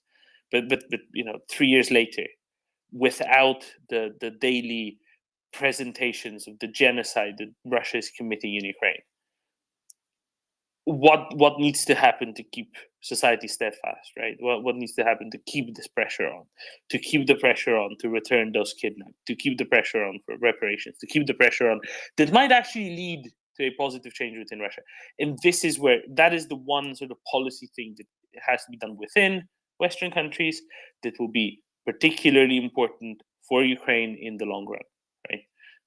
What the second most important probably for Ukraine in the long run after the war is won. Claudian? Yes, I think the bigger problem becomes there's no settlement. The war essentially stops. Russia stays the same thing. Do we keep up the sanctions and demand whatever other requirements from the Ukraine, like return of its children and people and so on?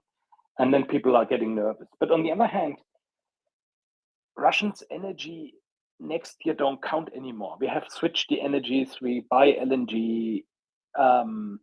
It's going to be interesting. But there's one thing I wanted to ask: the historical precedent when they said some general comes and invests. I think Abdullah said that back in its military. The Soviet Union was very different. The Soviet Union didn't have yachts in Saint-Tropez. The Soviet Union essentially took all its resource income and invested in its military and its infrastructure and so on. And maybe Russia goes back to something like that in a fascist version instead of a red version. Maybe it's hard to speculate, to be honest. No, they've seen it. They don't want to go back. They've already tasted it. It's like when Gorbachev went on his driving holiday in France and had some nice wine and cheese in a car that didn't fall apart every 6 meters. I mean, it was French, but still shockingly a million times better than anything in the Soviet Union, right? Fair point. Or who was it? Who was traveling? Oh God, how can I not remember it? To Houston, to the spaceport. They were driving across, I don't know, Oklahoma or Texas, and I think it was Yeltsin, and stopped at some grocery store, and because he wanted to see how it is. It's like late 80s. And he went in and thought that it was staged. It was like a Potemkin grocery store rather than a normal grocery store. Was it Yeltsin? Who knows the story? Actually, you know the story. I think it's Yeltsin. It is Yeltsin, right? So Gorbachev visited France in Gorbachev the went late to France. 60s. Yeah, Italy. but So it's 68, stuck, 69, right? something like that. Yeah, but it's stuck, right? You Yes. don't forget the flavor of nice French wine. And Gorbachev saw Canada and a Canadian farm in 1980. Yeah, and he was like, "Look at this farm! Like people don't really hate being here. Wow." So there we go. So I think that's the difference. The few people with whom it stuck that time round, they were all kind of like, yeah, let's get out of this. Let's do better. let's get at least where we ourselves, the small number of us, can do better. And then this time around, there's a much bigger number of people who saw way better still, and they won't want to go back. Once you've been to Saint-Tropez twice, you kind of want to keep going back, probably, if you liked it. The first time enough to go back the second. So I think that's the big difference. But but the service is yacht terrible. so nice. The service is terrible. Why would you go to Saint-Tropez, please? Well, that's what I said. If you go there twice, you must have liked it enough the first time around to go the second, and then you will probably want to keep going back. I think I put this very well, honestly. It was still very, very effervescently, pro Saint-Tropez, which is absolutely not merited. I have no idea how Saint-Tropez actually is. Couldn't care less.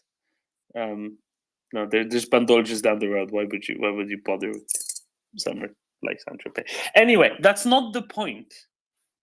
It's not the point. You all perfectly well know what the point is. No, Russia isn't going to turn into an ascetic fascist dictatorship where everybody is being very ascetic, because no, they've tasted better. They're not going to that. I'm pretty sure that's a no-go. But just the last point, but that would open the possibility what Axel said on finding a way to make them pay and finding a way to reach a settlement.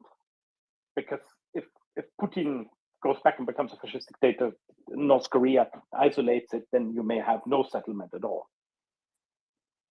Let's see. But Russia is also an old country, so I don't believe there's easily a revolution, to be honest. No, and this is something that we kind of referenced a couple of days ago, right? The protest potential is very low compared to a lot of countries elsewhere. So it's just not usable in that sense. It's just not utilizable in that sense. Thank you, Florian. Prince, good morning. Good morning, Doman. Axel, are you awake? Are you there? Axel is wide awake and tending to 3 only mildly belligerent poodles. Okay.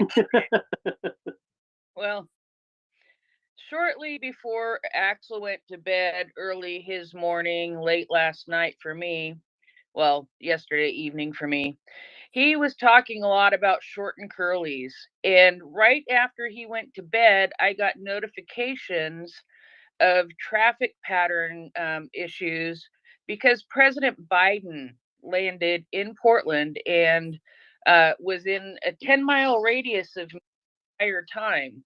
So I went and took the phone number I have from Signal for Axel, and wrote it on my forehead, and went on a journey to look for Biden to be able to try to discuss with him short and curlies and Olaf Scholz. I didn't succeed last night, but I just got a notification that traffic patterns are again going to be an issue in Portland because President Biden is going to be on the move again. And I'm just looking at his public schedule, and he is going to be at a community center about 1.5 miles from my house. So I'm again writing Axel's phone number on my forehead and going and hunting and seeking to find the president to have a conversation with him about Olaf Scholz and short and curlies. You have the plus whatever Estonia is in front of it, right? Oh, yes, absolutely. Okay, good. Just making sure, because otherwise it will make no sense. Absolutely. So I just want Axel to be on the lookout for a phone call from the Secret Service, just in case my little plan goes astray. Of course, this is all in jest. Wait, you're not actually doing it? Now I'm really disappointed. I really got my hopes up. Heather, just hold up a white piece of paper and write on it, "Call Olaf," please. There you go. Yes. I did. Call Olaf, #free the leopards. Yes. I did not know that the president was coming to town. And so when I started getting alerts last night, just as Axel was going on his little rant about President Biden having a conversation with Olaf Scholz and short and curlies, I thought, well, this is a brilliant idea. And now I'm getting alerts this morning and check out the public schedule, and he's going to be like 1.5 miles from my house. I mean, come on, what an opportunity. So anyway, I just wanted to bring a little moment of levity in my thoughts of Axel last night, and trying to pass on the message from Axel directly in Talon to the president who is visiting Portland, Oregon. So anyway, I just wanted to bring a moment of levity. I appreciate you guys allowing me to do that. And I appreciate everything you guys do and everything that is said in this space that educates all of us every single day. Thank you. And now I know what will happen. At some point in time, the phone will ring and will say White House operator. Yes, wonderful. Excellent. Thank you, Heather.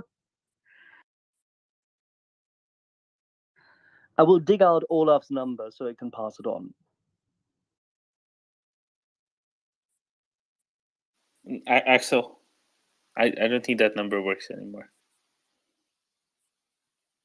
I think he changed it after you kept calling him for the first 2 months of the war.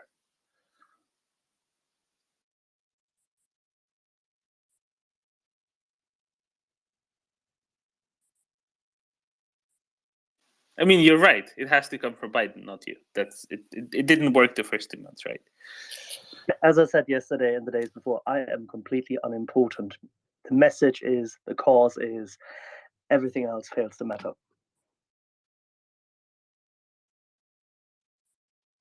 George.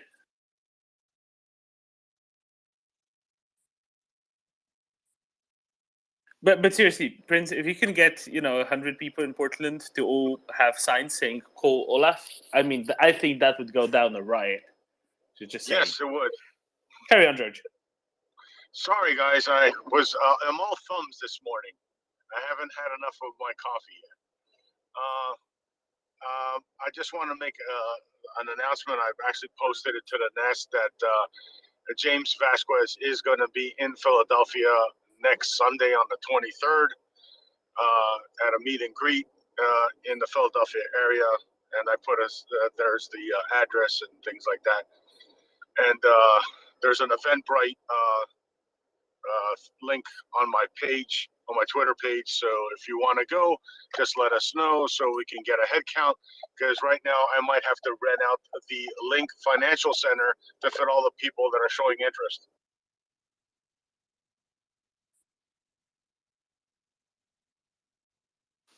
Thank you, George. If you are in or around Philly, want to see James, talk to George.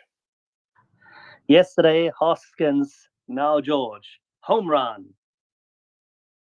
Thanks, guys. I appreciate that because there's a lot of people showing interest. So we're hoping to get a good turnout. Well, I bet it will be better than the Bulgarian parliamentary elections. Yeah, that's kind of funny. But actually, just as a quick side note, yesterday at the venue I was at, there is a VFW that's close to the site, and there's a lot of Ukrainian American veterans, and they're going to be helping sponsor it too. So that it was a fortuitous circumstance that I was there while they were there yesterday.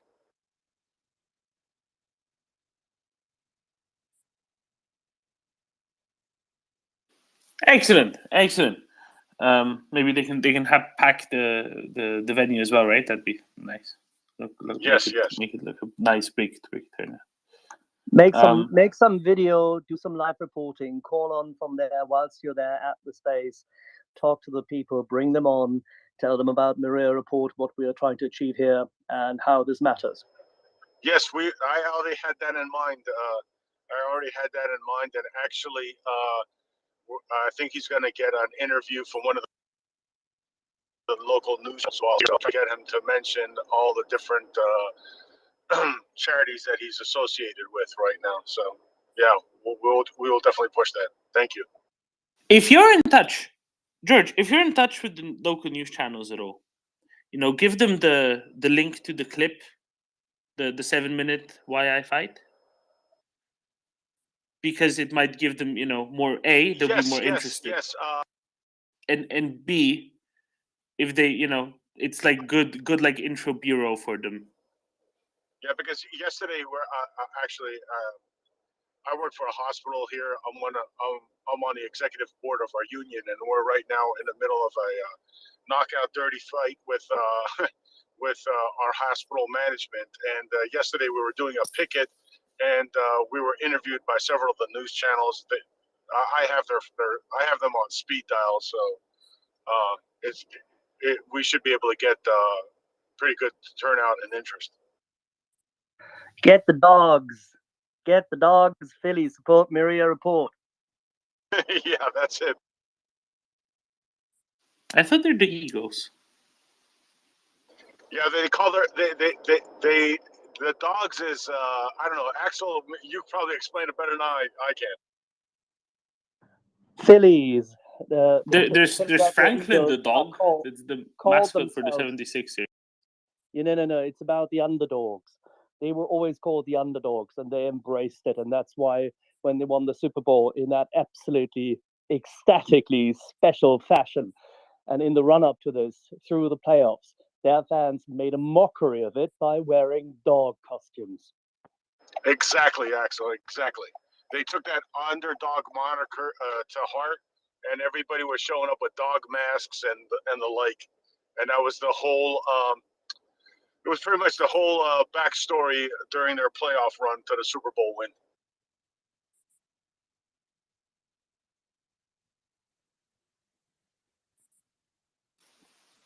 Alan, was there a second arrest?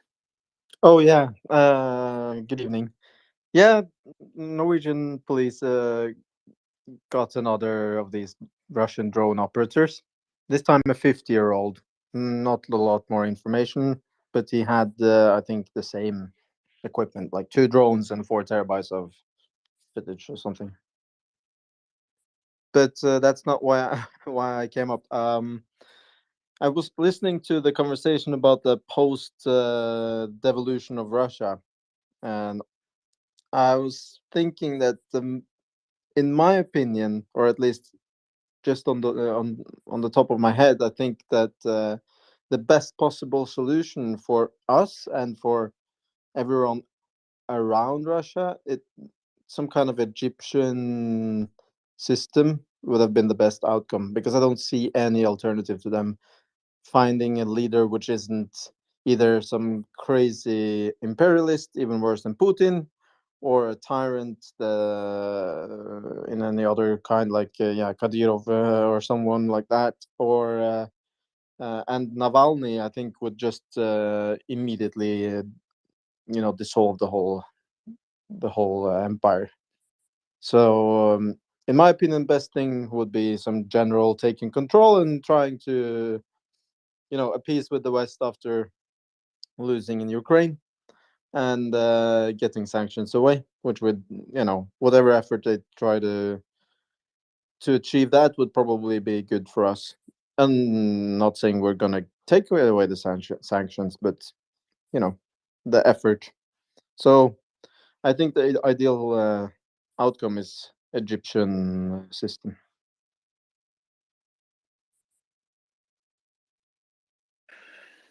Yeah, could very well be. I don't really care what the ideal outcome is, honestly, because the only thing that maybe matters is what the outcome is. If you see where I'm going there, Florian. I wouldn't be too sure about Navalny. A few years back, he said something very imperialistic about Russia, Crimea, and so on. So I'm not saying that Navalny, maybe he's a Democrat. I'm conflicted. He's the only one really resisting. But on the other hand, he seems relatively in the mold of Russian imperialism. So I would be careful betting on Navalny. No, but what I'm saying is that he wants to immediately decentralize power. That would immediately also dissolve the federation. Like the republic. No. Stop. I don't believe that's what he says. That doesn't mean Yes. he wants to do that. Yes. I mean, if you look at his older statements, what he newly said, I thought was more important to get rid of the presidency and more parliamentary democracy, so on and forth. Yet I fail to believe that anything like this will materialize. So maybe your battlenet generals are much better. After especially listening to this group of people, I've lost much hope that Russia is really reformable in the sense of becoming a more European country. So I think you really destroyed all my illusions on that very successfully. Yeah, I wouldn't counter that. There's some more. There are other options maybe, but they'll just never galvanize enough people to actually get support, right? And anyone I name, like Kara-Murza would be possibly plausible, but there's no way that he would get enough support because he's not actually an ethnic Russian. Or like someone like Kasparov might be all right, perfectly all right, but no way he's going to get enough support. He'd be completely destroyed politically immediately. He's been outside of Russia too long, etc. There isn't anyone yet known who could both get enough support from the people at large, plus all of the relevant big interest groups, and who would also be remotely civilized. So it's hard, is the point. This is where I come back to. There's no good outcomes anyway, so let's not worry about what the outcome is. Prepare for all outcomes at the highest levels, and just get it over with. And by over with, I mean get Russia out of Ukraine, because there won't be a good outcome anyway. Alan? Jump to Abdullah. Abdullah. Yes. Thanks, Domin, again. Yeah. Yes, please do not trust Navalny. Please, he's an imperialist, just like Putin. He might look like he's a liberal. He's very liberal, but he's not. I used to like the guy, but when I came to find out more about his thinking about Ukraine and how he wants regional dominance for Russia, he's just another imperialist. I was shocked that some Europeans actually wanted him to get the Nobel Peace Prize, which is quite shocking, to be honest. But Domin, I don't know. I just wanted to ask you. I don't know if you heard about this news that the Russians apparently their hybrid warfare against the EU and especially Germany apparently might be looking to escalate in terms of the refugee crisis. I was reading that the Russian security services, in cahoots with Serbian authorities, have been allowing migrants into Serbia without visas and create a migrant crisis again as part of their hybrid warfare. Not Ukrainian refugees, but with migrants from other countries are flocking into Serbia, and Serbia. This is a country that aspires to one day join the European Union. It's just, you can't make it up, folks. You just can't make it up. Thanks. So, did you ask if I was surprised? Was that the question? Both. I am not surprised in the slightest. The Russian approach to solving their problems is to cause problems for others and to sow division in other countries, because they do the whole divide and conquer, divide and rule, whatever it is approach, right? So that's kind of their aim. Their aim generally is to make problems for others in various ways. Now, this is one of the ways they can do it. Absolutely. This is one of the ways they do it. They tend to find someone to help them out. Different people, different times. No question. Yes. I do understand. I do understand the Russians. Of course, they're not going to give up. Of course, they will do something like this. But I'm just wondering about the Serbians. What's in it for them? They're trying. That's who you want to. Now that's yeah. I'm talking about the Serbians. They applied to the EU. They're waiting. They're in the process, and they're doing this. Unbelievable. I'm talking about the Serbians. So that I'm very happy to talk about. I knew you would love to talk about Serbia and Kosovo. This will be fun. No, just Serbia. No, forget Kosovo. Not a part of this issue. Look, shall we scroll back to the 2016 Montenegro election, shall we? Because who helped with instigating the coup right? It was a bunch of Serbians.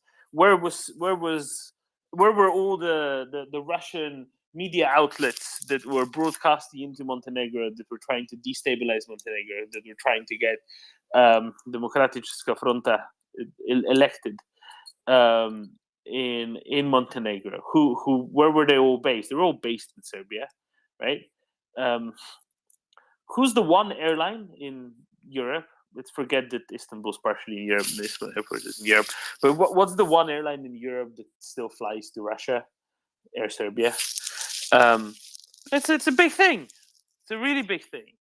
And there are long-term connections going back to the 19th century at the very least.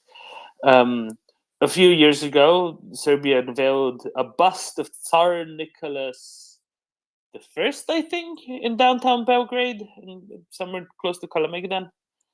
Right, there are long-running connections there. This isn't anything really new. This really isn't anything really new. And yes, you can say, "Oh, but Serbia applied for the EU membership." Yeah, sure they did. They also know they're not going to get it for a long time. They also know that they applied because a large chunk of their population wanted to apply, and there'd be problems if they didn't. But that doesn't mean they want to go in as quickly as possible. Certainly not under any circumstances. Certainly not regardless of conditions, because this status, the current state, is kind of favoring quite a lot of people associated with the government or associated with the certain oligarchy type folk. So they like being in this limbo state, because this limbo state means that the domestic opposition that's very that's more pro-European, pro-Western, kind of can't really do that much or say that much, because well, we're working on it, yeah, but it's hard, so it takes a long time, and we until we're there, we have to actually have all of these varied interests, and Russia's our friend, always been. That's what they say. That's what they do say. So I'm not surprised in the slightest that Serbia's helping out with that. Serbia, kind of like Hungary, is playing sort of a middle role, right? It's kind of both. It's kind of sitting on two chairs, except Hungary's in the EU and Serbia isn't. That's all there is, really.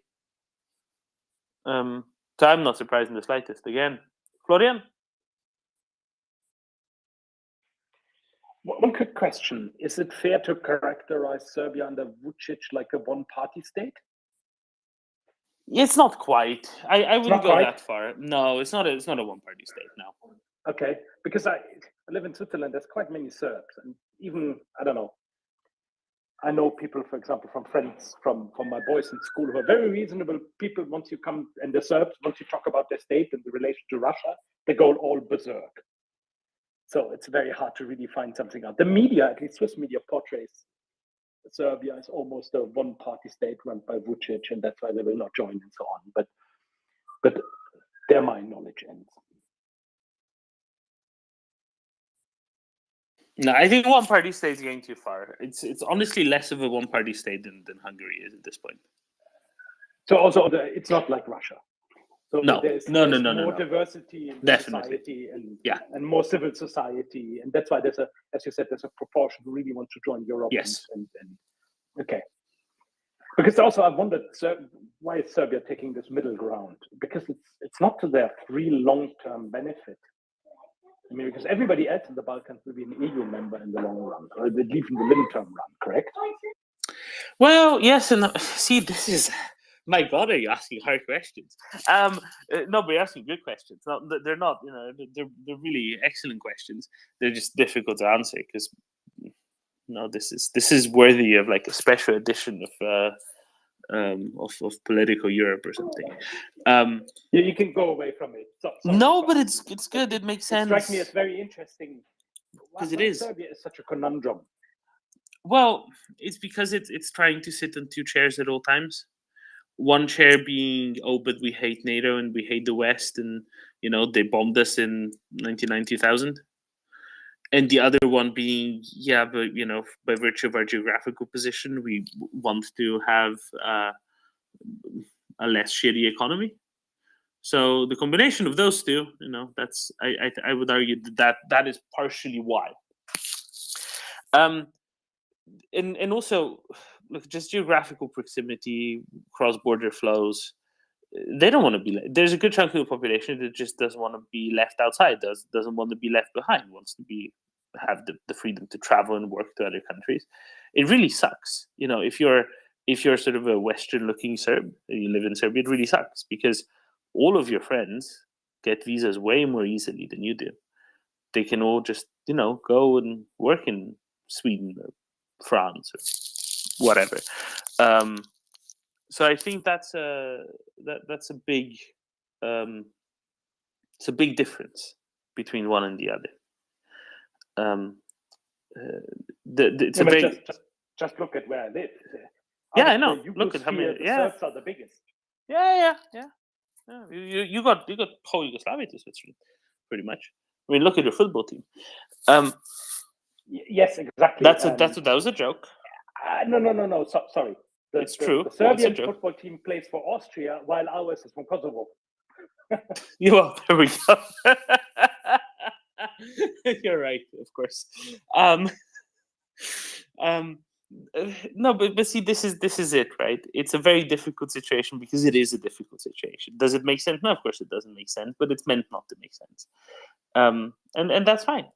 And they're trying to play sort of like an Erdogan or Orban role, kind of in between the two, except they don't have the economic strength to do it. There are very deep running sympathies for Russia, which have been running for centuries, literally, to wherever, regardless of who was in charge, regardless of what political systems there were. I guess there was a break back in the interbellum period. There was technically a break, but yeah, there we go. It's always been there, kind of. It's always been there. What else can I say? European Union, no. Some want to go in. That's why they're kind of keeping it out.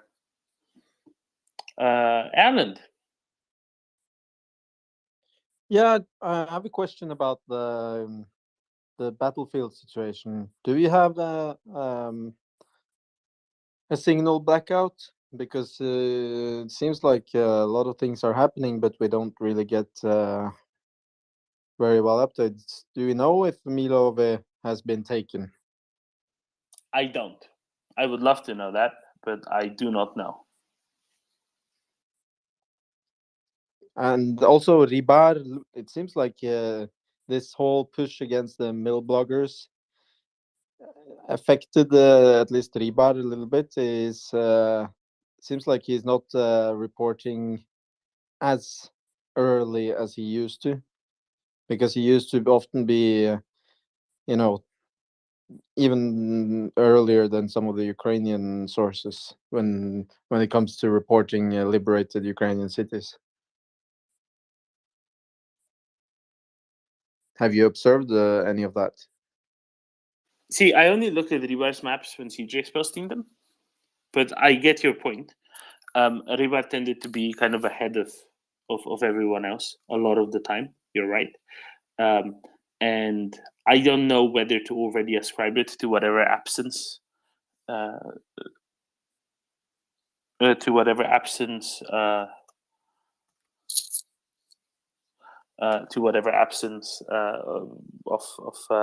Ribar or other mill bloggers there might be. I wouldn't ascribe it to that quite yet. Maybe wait just a little while. Whereas, I am kind of on the lookout for exactly what comes out of those news, right? If they've actually cracked down on the mill bloggers a little bit. Because if they have, that will and would actually make a big difference. That would be a big change in posture of the Russian government. Whenever there is a permitted opposition in a quasi-democratic, and by quasi I mean really not democratic at all, but pretending to be a democratic regime, the permitted opposition is only permitted for as long as shifting the Overton window in the direction that permitted opposition shifts the Overton window in is beneficial to the regime. They've cracked down on them if they have actually cracked down on them, that means the government no longer wants the permitted opposition to shift the Overton window in that direction. Therefore, these particular members of the permitted opposition, the side of the permitted opposition, is no longer permitted. I hope that's true, because that means that the government wants to back off, and that they're sincere in that they want to back off. If they're not, they would keep them on. I think this will be one bit of Kremlin watchery that will actually be meaningful and sensible to do.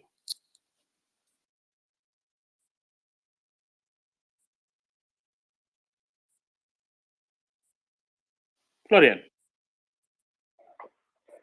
There were all yesterday and today reports that Russia intervened against the mill bloggers and said they have to shut up now. There were several reports on Gherkin. No, stop.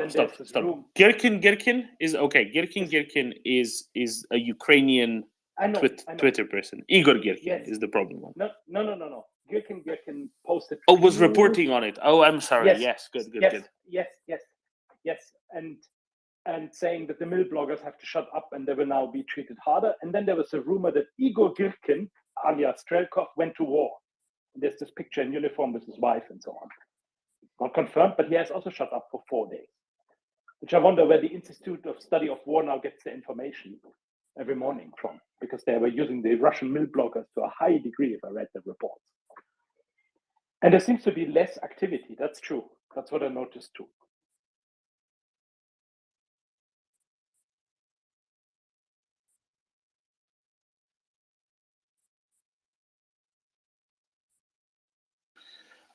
I thought that there was a critique of the Institute of the Study of War, that they weren't using the Russian ones enough. So I don't know. It could be. I do hope that CJ send me some more Rebar maps, because whenever CJ is looking at the Rebar maps, or at least not, I don't know when he's looking at it, when he's showing them to me, that usually means big Ukrainian advances. So I hope to see more Rebar maps soon. Alex. Yeah, for the last 2 days, there were a lot of talks about this. So basically, remember just about a week ago, there was an attack in open space, and this was something unprecedented in Russia. Kadyrov and then Prigozhin and then some general in Duma openly attacked Russian Chief of Staff and Minister of Defense,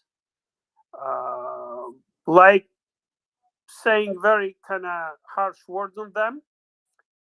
And 2 days ago, basically, there was an order, and apparently, according to those military bloggers, this order was signed by Russian Chief of Staff himself to check, especially these military bloggers, against compliance with the law, because you know that Russia now has law where you can basically be locked for years for bringing disinformation about Russian army.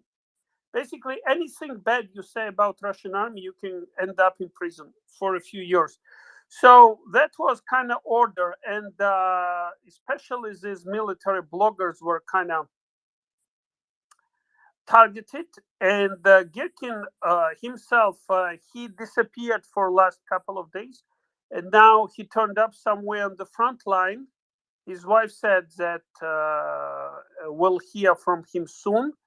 But basically, yeah, he's now on the front line. So it looks like, in a broader context, it looks like there is this internal dogfight between military and Kadyrov, Prigozhin, FSB, those folks. Because, and in regimes like Putin's, this is when things do not go well. This is something always happened. Like Führer wants to find culprits among military, and military say like it's Führer's incompetence, that kind of makes all decisions. And indeed, Putin makes all the calls, but he wants to designate military as scapegoats. So military may fight back, and there will be like what was strange about this whole situation is this dogfight is now happening in open space.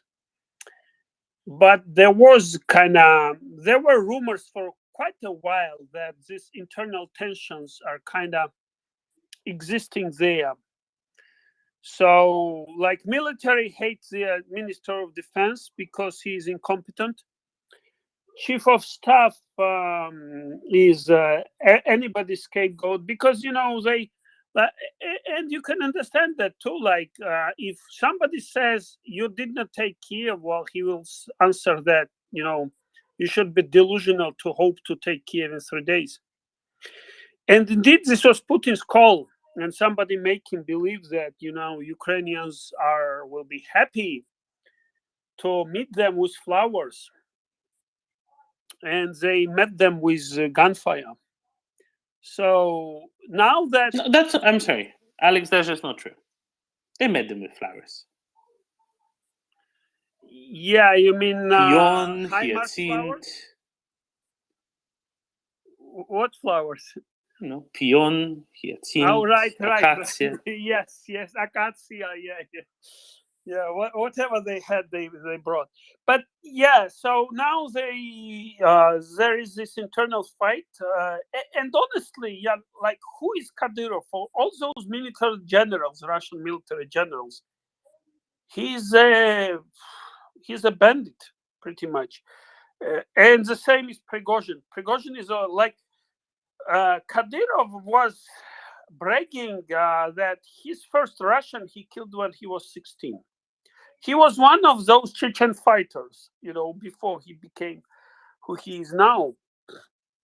And he was bragging that most important thing is to slaughter Russians. Like, obviously for Russian military, this is like, this guy will never be one of theirs. And same is Prigozhin. Prigozhin was twice criminal. He's officially criminal, before he became the chef for Putin, and then, who he is now. So all these units, so-called, they are paramilitary units, but trying to use them against official country military, I don't know how Russian military Korean military servicemen will take it. So those tensions are known, and they now. So the interesting piece here is what's Putin's take. Either he's provoking this dogfight, because I don't think Kadyrov or Prigozhin would do anything without Putin's okay, or maybe even order. And the same with this one. So one version would be, is Putin trying to create this dogfight to like remain as an arbiter among them, or is it something, or is he to that extent out of control and pretty much out of relevance to internal power struggle in Russia? Like, but definitely this is something that will have some follow up. So let's watch.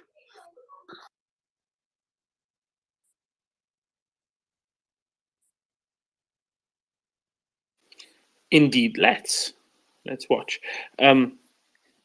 Alice, I like her pointing to the higher echelons as well. It very much looks to me like they're starting to flounder, like they're starting to rethink the previous, against at least where they wanted to go, if not where they actually are going. Right, let's go to Don, then George, then to Florian. Don, welcome back. Hello. Yes. So I want to join Alex with his opinion. As how my wife watched. She's watching from time to time Russian TV. It was very interesting that one. I forgot the name. Member of the FSB, the Secret Service in Russia, was criticizing an open TV show the military leaders, and my wife told me she's not surprised because she says it's sort of history is coming back in circles, and this reminded her to the fighting between NKW and the KGB. Yes, and the KGB and the Russian and the Russian military leaders under Stalin, and she said she has the impression that nothing has changed a lot. So, what's your opinion about that? So, did you say she's of the opinion that things have not changed a lot? Yes, of course. Sorry. Yeah. Okay, then I concur. Sorry, I wasn't sure if I missed the. My English is not so good. It's my listening. Apologize. It's my listening, not your English. I apologize Your English is perfectly for my fine. bad English. Your English is perfectly fine. It really is. I find it really funny when like Germans and Scandinavians say, "Oh, my English isn't so good." It's hilarious. Most people here aren't native English speakers, by the way. The vast majority, except in the sort of European nighttime hours when Americans truly take over. But generally, they're in the minority. What did I want to say? I think that's correct, obviously, right? Things do not change that much. Shockingly, it's much easier to just maintain things through inertia, maintain things largely the same through inertia, rather than actually change them. It's generally quite unlikely that things are to change. So there will be infighting. There is capacity for it. Early on in the war, early March, mid-March, when the 5th Directorate of the FSB got all kicked out, or not so much kicked out, but taken in to somewhere else, that was meaningful, and that kind of indicates exactly what your wife has been observing. It's basically pretty much the same. I agree. I mean, I agree with your wife. Okay, and you should tell her that she's right, because not just because she's your wife, but also because she is correct. Thank you. Thank you, Don. George. Yeah, I was gonna say, Doman, has anybody discussed that the Belarusians are saber rattling, and looks like the Russians are sending troops toward the border of Ukraine, obviously of Ukraine, and it looks like they're going to try another foolhardy attempt toward Kyiv. And I'm saying let's welcome it. And what I'm getting at is this new package that was just announced yesterday, right? The $725 million package. That package looks to me like that's a package that most of that stuff is going to go to Kyiv Oblast. In other words, to the Ukrainian forces that are there. And it's a welcome to the party Lushenko package. If you look at the particulars of that package, a lot of those are what I would consider weapons that you would use to obliterate the enemy's offensive. So I think they probably, the United States, their intelligence on this, at least on this war, has been pretty much spot on. And I think they believe that as soon as the ground starts getting a little harder, as the temperatures go down, that these idiots are going to try to a winter offensive or a late fall offensive toward Kyiv again.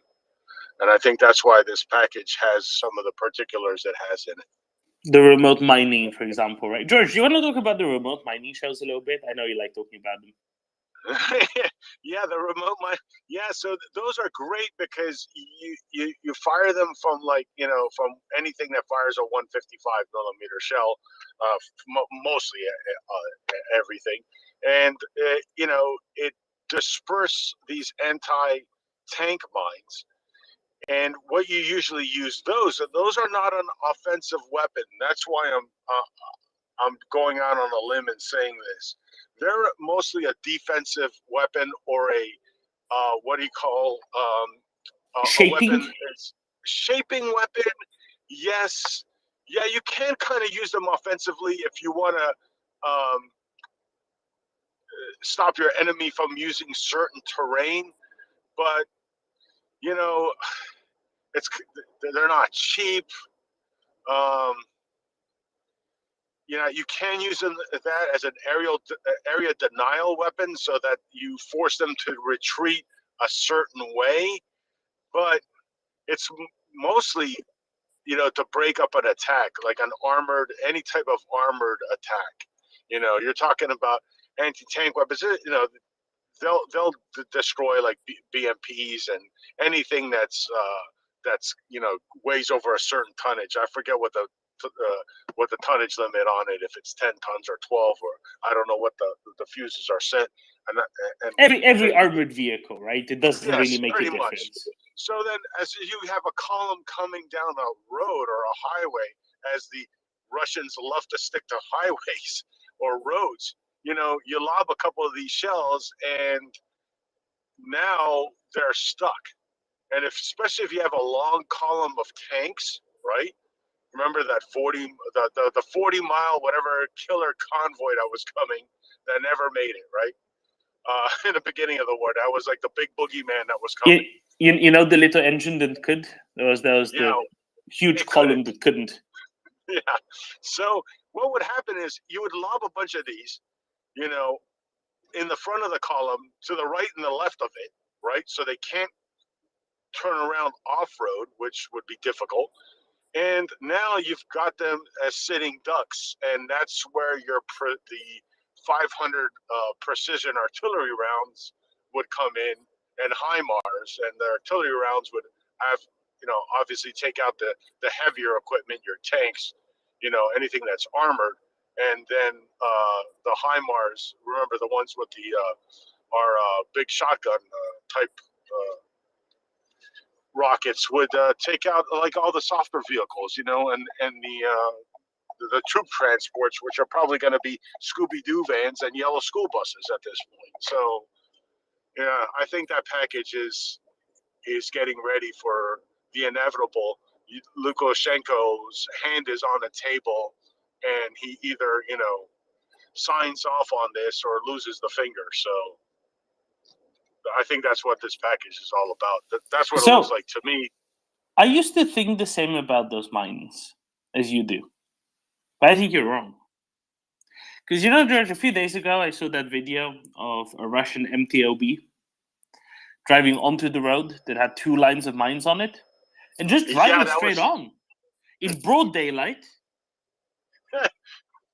And here's the thing that I just want.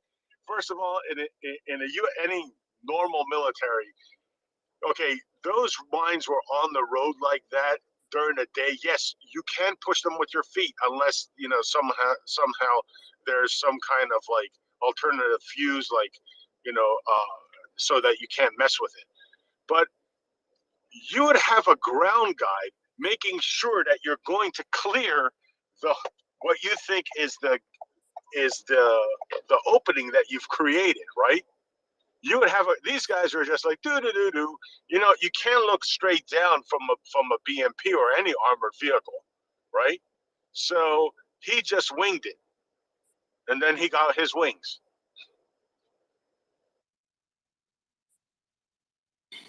I think this is where your plan falls apart, right? Because you might think that they're gonna stop and wait and not go anywhere. Nonsense. They're just gonna power through. And, Well, and if then they power sharply upwards. Yes, but if they power through, it still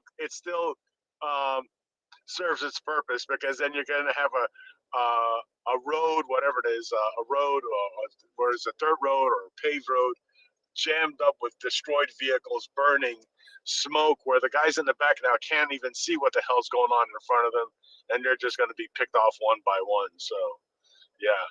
Either way, they want to kill themselves. It's okay. We'll take either way. Oh, well done for ruining my fun, George. Thank you, George. Florian. Thank you. A short comment on the discussion of the infighting of different factions. It's not a bug, it's a feature of the system. because everybody only has a personal relationship to Mr. Putin. That's essential in this divide and conquer tactic. I don't, and if it comes to public, it's maybe in a buck, but in general, that you have various fractions fighting for Putin's attention. It's a feature of the system for him staying in power. It's the one thing. And the other thing on Belarus, I don't think Belarus will attack. I don't think the Belarusian population is behind it. The army will probably not fight against Ukraine. I know two Belarusians who said there's absolutely no interest to do that, and people are better informed than in Russia. So I think it's just scaremongering again, but Belarus will not get in the war, and Lukashenko has to play off Putin to survive somehow. I don't think even... Florian, did you see yes. the Chatham House poll? No, I didn't. From March, maybe April. You didn't? No, I didn't. Okay, I need to send you that. I mean, I agree with exactly the sentiment that you've put forward, except I agree with it on the basis of the Chatham House poll I saw. No, I simply know through my IT connections, because I run a software company and I know a few people who are Belarusians, and I asked them and they said, the better informed population is better informed. They're not as aggressive as the Russians. They don't want to get into a war. That's my information, but it's a source of two, nothing else. And that's why I think, and why didn't he enter the war earlier? I think he's just trying to survive somehow, nothing else.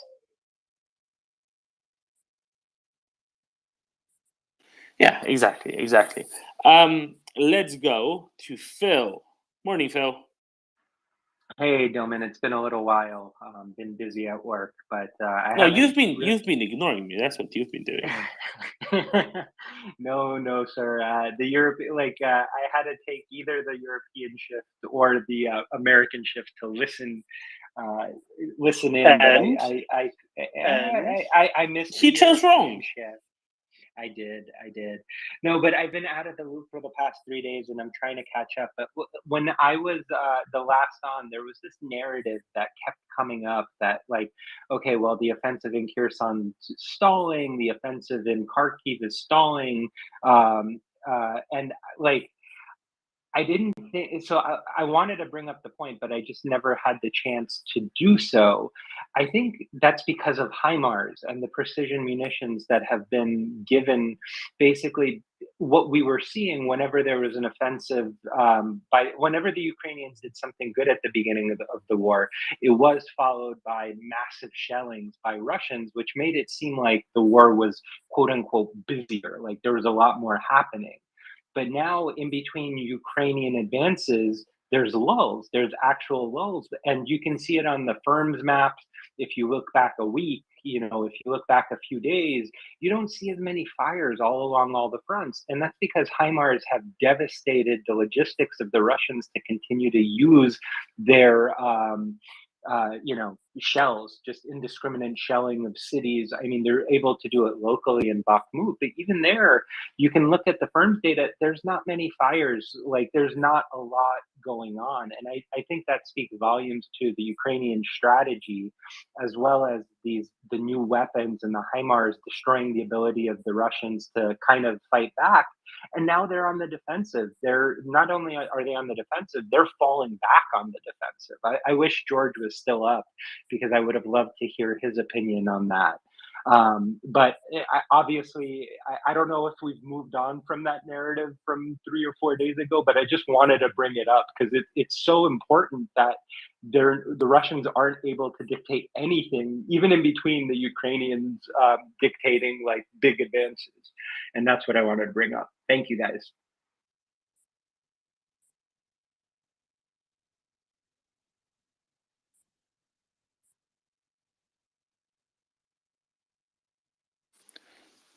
Phil, I've now done what you've been doing to me for the past week. I ignored you completely. I have no idea what narrative you're referring to. Could you briefly summarize?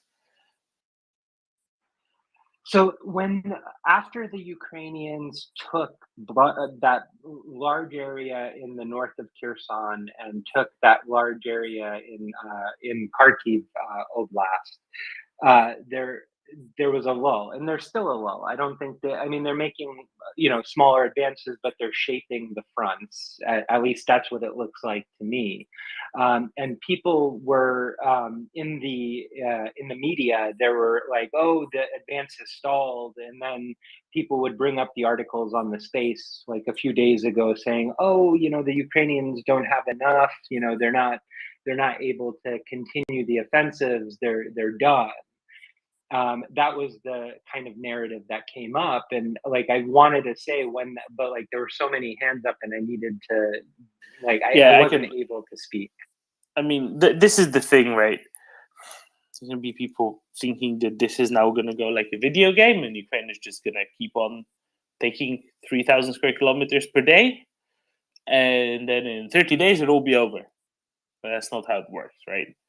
As Yehuda tries to keep explaining, it takes time, it takes planning, it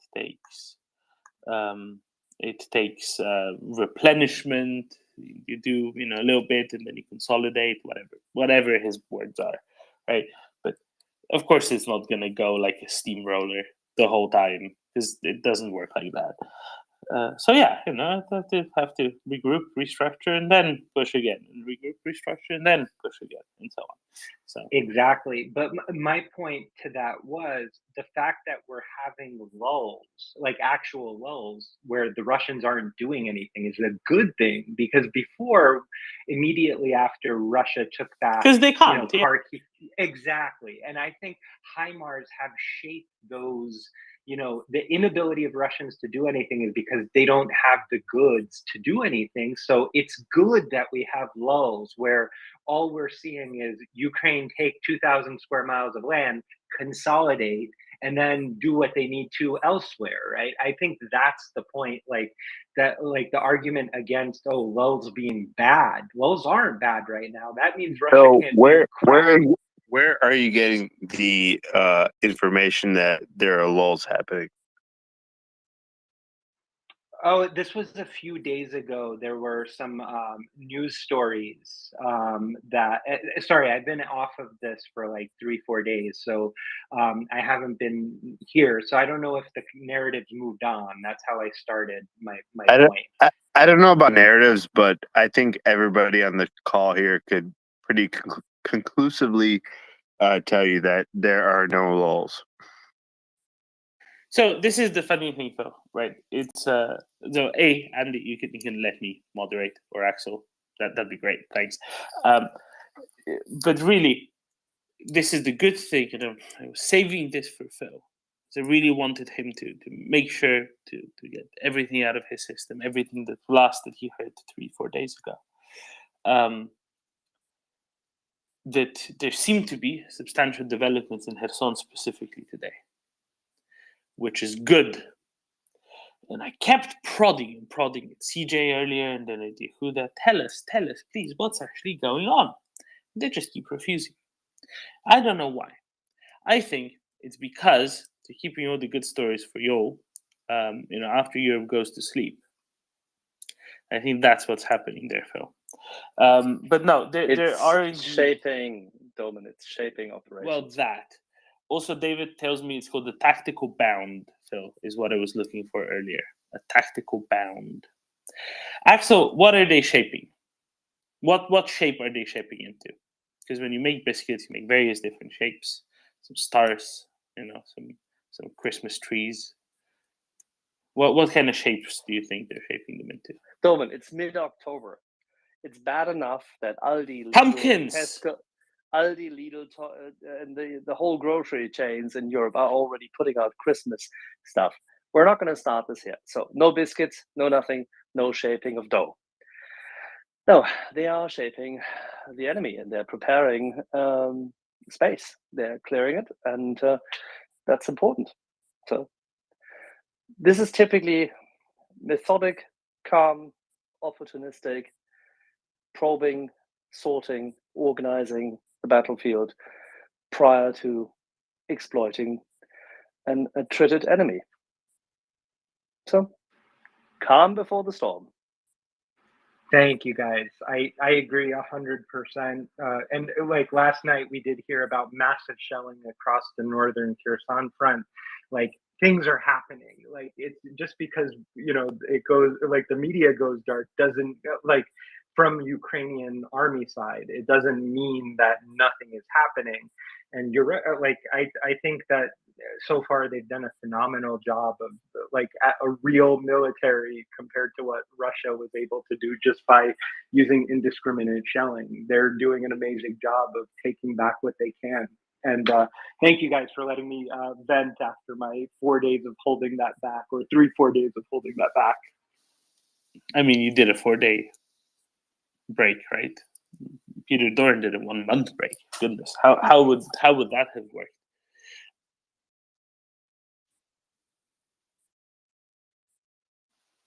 All right, we have a NAFO troll, with a very famous Finnish sniper in his profile picture. Before, yeah, I have it. I forgot about it. Yeah, that's true. I have some theories. I know some Russian officers in Europe, in the West countries, and I spoke with them about it, like very like a personal touch. We are not friends, but we know each other some years, and they saying as Mr. Putin is only puppet in the hands of friends of Igor Kostyukov and Konstantin Malofeyev. Is that true? What do you think about it? Very little. And these guys and the circle around them actually ruling running Russia. They give the order. If you want to have a little look-see, there's a wonderful article. Gosh, wait one. Did it start? I think, yeah, it was this wonderful Financial Times review as to the uses and abuses of money and contracts for Sochi, and who earned what and why and when. And if you then contrast it with a variety of books, whether you go through Putin's People or the likes, there's a whole array of them. I'd say you will find a good clique of about 50, 60 people who all are less than kosher, and they are still all around him. And they are his fabric, or the fabric of the cloth he and his friends have woven over the years. And yes, that includes a lot of undesirables from the mafia of Rostov-na-Don, which then took over the harbor in St. Petersburg. Absolutely. Yes, it includes a lot of the people who made it possible that Mr. Deripaska played with Severstar. Yes, and it has a lot of people who are associated with those thuggish wars in Siberia for assets, which then later were consolidated into companies which are quite famous. So yes, there's a lot of people around him, but he is still. But I mean, oligarchs. He is still. Yeah, the oligarchs don't matter. It's the Siloviki which Oligarchs matter. are The people. on the bottom. No. The people with the propensity for violence are the ones who rule their mate. Isn't Mr. Kostyukov the one who's responsible for Mr. Trump? I wouldn't go to any of those wonderful conspiracy theories, but you can harbor them and play with them somewhere else. I would look at Igor Sechin and Mr. Patrushev, but there you go. Okay, that's interesting. Because as I heard, all of the presidents and in Russia are prepared like several years before they start. Same was with Yeltsin, and then the same was with Gorbachev. Nah, mate, I think that's all nice narrative, but I think it belongs into a different comic book, not here. Okay. Did you hear anything about Yuri Felshvinsky? Are you trying to play a game of say shifting shapes? No, absolutely not. Sounds more like a game of trivia to me. Oh, trivia! Let's play trivia. No, it's Let's play trivia. Mr. Perczynski was really close friends to what was his name? Poison it in London. Yeah, that may be fine, but it's completely irrelevant to the cause at this point in time. If I may highlight the fact that at the moment you should be looking at Sechin and Patrushev because they are currently close enough and in power. And In my opinion, they are only puppets. Yeah, well, I will condone your opinion, and we will park it and put a pin in it, because that opinion, unfortunately, doesn't quite match what, shall we say, Western intelligence and Western governments currently contend with, and that's reality. But let's park it for a moment, and I'm sure that in the historic seminar, which we will be holding when Doman and I have finally returned to civil life after this war is won by Ukraine, I'm sure we'll go on in different spaces. Okay, thanks. Axel, we've been getting some questions about Iris T's and radars. Questions, I know. Saturday Stunning. evening questions. Awful. Just the worst. Astonishing. Can we talk about air defenses, Axel, real quick? Yes, and why not? how important it is to have lots of radars around, because radars that are earthbound have limited range. Why do radars that are earthbound have limited range? Either I can ask you these questions, or you can ask me these questions. It doesn't matter. It just has to be a dialogue, because otherwise it's not good radio. Yeah, we've done this before, right? Lots of times. Earth? That's why it can go either way. It doesn't really make a difference. Okay, fine. So I'm not an advocate of the flat Earth theory. So, and as a consequence, I cannot talk about things which are so strangely simple. There's a curvature, Shall we talk about the Doppler effect? I mean, please. What are we talking about? Now let's start with the curvature. Let's easy things first. Let's kick out all of the flat earthers again. We've been doing this on a daily basis this past week. So the Earth is round. Because the Earth is round, if you transmit a signal in one direction, the Earth is eventually the signal just goes out into the atmosphere rather than round the round Earth, right? So that's a problem. Because if you put a radar somewhere, you can't just see everything in a given direction, but eventually you just need a new radar further along in that direction, or you need to go up a tall mountain, or you need to go up in a plane. The Earth is round. I know, but still, I'm still reeling. I mean, your description is cool. I'm still reading from the discovery that the Earth is what? Round? Like a tennis ball? Almost like a tennis ball. Actually, much rounder than a tennis ball. I'm shocked. Let me get a beer. That reminds me. Thank you. We had someone up. We had a John up, but John left. So now we don't have any hands up. That's disappointing. Brad is stuck in limbo. Colby, we have a Colby. Good evening, Colby. Good morning. Good noon. Good afternoon, Colby. There we go. I figured out which time zone you're at. Thank you, Domin. Yes. Good afternoon for me. Good afternoon to you and Axel. I'm always surprised how it's possible that we can talk to these people over there at the other edge of the Earth, Domin? How didn't they fall off? They must be tied to a mast of a ship. How does that ship not sail across that line and then fall off? Colby, how did you manage to save yourself from falling off the Earth? Yes, with a rope tied around my waist. That's a good solution. Yeah, Domin, what did you want to know about the IRIS-Ts and where they're located and why they go? What's the range of IRIS-Ts? 40 kilometers. And what's the range of the radar? About 230 to 260, depending on weather conditions and interference.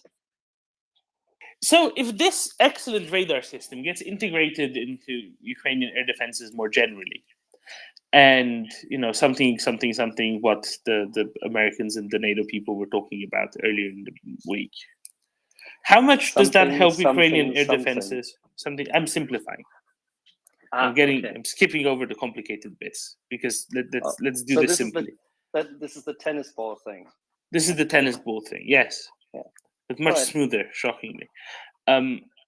How much can that actually help Ukrainian air defenses outside of the 40-kilometer range of wherever the IRIS-Ts are going to be located, which is definitely not Odessa, except it is Odessa? Well, it's of course exceptionally helpful because it provides sensor data which can be immediately given over to other assets in the region, and therefore provide guidance and fire control. That's it. So if you if people now take their little flat Earth maps out and take what we would call a circle and a lineal, and do a little circle around Odessa, and just do it for the fun of it, just for 250 kilometers, you can easily define as to how far this thing may cover. And if you just say it's 200, just for the fun of it, still far enough.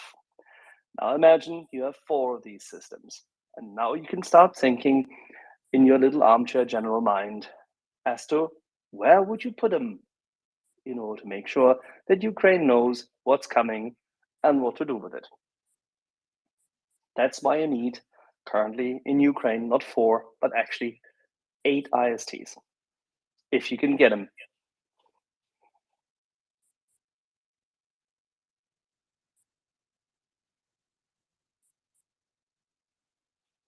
Gentlemen, what happened? Did you fall off the earth? Yeah, I went too far. Colby, what would happen if the IRIS-Ts were then supplemented by NASAMs in between, and these sensors were all sensibly coordinated, and you'd have decent fighters of the Ukrainian Air Force going up? Just imagine, what would that mesh network look like, Colby? Well, the nice thing about NASAMs is, well, not only can it fire the IRIS-T missile, NASAMs and IRIS-T are a very similar system and could be very easily integrated into one large air defense network. So the more of these systems Ukraine gets, they can be connected, and you can have overlapping radar ranges and overlapping fields of fire, and get a much stronger air defense network all over the entire country, and and make it very, very difficult for any Russian aircraft or missiles to penetrate that air defense network, and it'd make a very significant impact. The more every system that gets added, there's going to be a very significant increase in the lethality of Ukraine's air defenses. That's interesting, Colby. Is that the reason why the Russians had to waste all their precision-guided ammunition right before these systems were to become active in Ukraine, so that they could really instill some fear into Western media and media minds?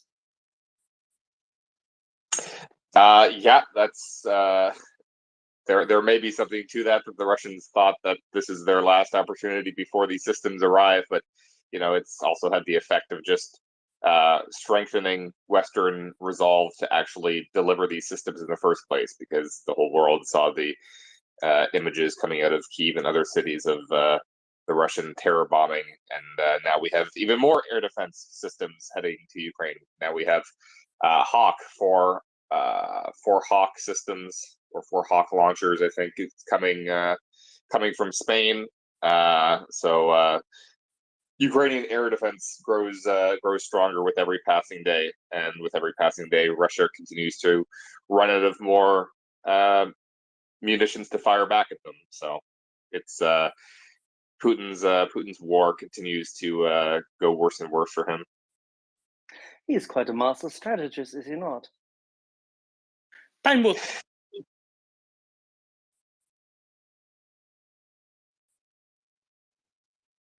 Are you falling over each other in politeness? I said time will tell.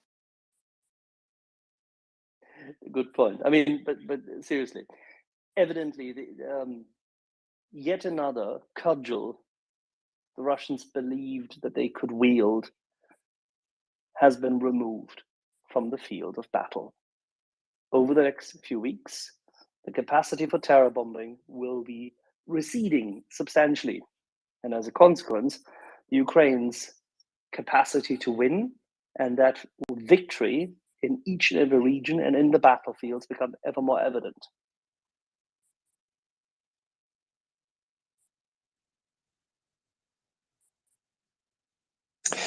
And for the visual learners, there is in fact a handy map in the nest right now. If you scroll back to so you can actually see what this looks like, visualize the range of 40 kilometers and 250 kilometers IRIS-T being deployed in Odessa, and hopefully I'll be able to make an addition soon and put one down in Kyiv or somewhere else, and you'll see what an impact this is going to have with the additional systems that Ukraine is receiving. Hopefully two NASAMs and another IRIS-T by the end of the year, as soon as possible. Hopefully we'll see those active. Yeah, very good point. One more notch. Tobin, shall we go to the archers before we, I know that other people have been waiting, but I would really like to know what is going to happen on Monday when finally this bloody Swedish government come before that, into action. I have a request. It will be a very simple answer from you. From a listener, a long-time listener, very long-time listener. More flat asking, Earth stuff? what is the percentage chance that you ascribe to F-16s being in theater for Ukraine in 6 months from now? 100%. 900%, that's a lot. Okay, good. 100%. Oh, there okay, is sorry. only probability is measured in 1 or 0. So in this case, it's really binary. They'll be there. Okay, thank you. Archers. Why do we keep talking about Agincourt? Exactly. That was an arrow hitting the bullseye. I got it. So yeah, say again, Domin. I didn't hear. Sorry, I was silly. Oh, the question was, what happens on Monday when there's a new government? Yeah. There's no pressure. No pressure. Yeah. Let's hope they have a really good statement. What can I say? I really hope there's a good statement. Maybe not on Monday, but very soon after. But maybe on Monday as well. I don't know. I really don't know. What I can say is that our a PM from before, from long ago, Carl Bildt, he was also the foreign minister in the previous government, the previous right-wing government. He's a staunch Ukraine supporter, and I think he's got a sway in that party as well. So let's see. I hope for it, really. So, but that's not why I put my hand up. I just wanted to inform that seems like Elon Musk is back in the team again. Just put out a tweet and still basically still we can no longer keep discussing. We get to no longer discuss him because now he's going to go back to what he did before, which is provide some amount of funding through Starlink, which is good. I don't know if you've seen what he wrote, but yeah, the gist of it is that well, to hell with it. All other companies are getting billions from the government for supporting Ukraine. We will do it while losing money, but there you go. Something like that. Well, let's put it this way: someone who almost likely is going to be both his biggest customer as well as the most sincere counterpart he could face, has talked to him and said, you know what, it's a good idea for you to have this SpaceX company, don't you think? It's a good idea being here in the US with Tesla.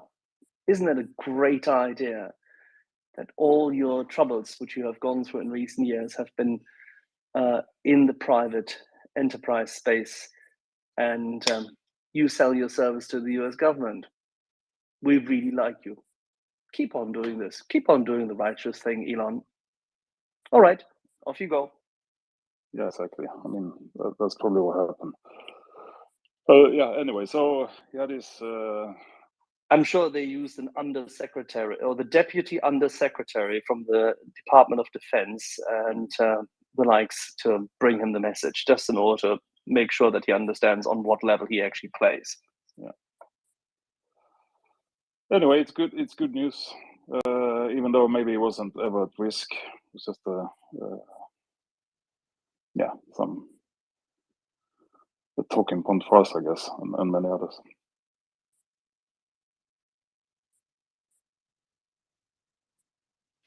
And with that, we ended Elon Musk.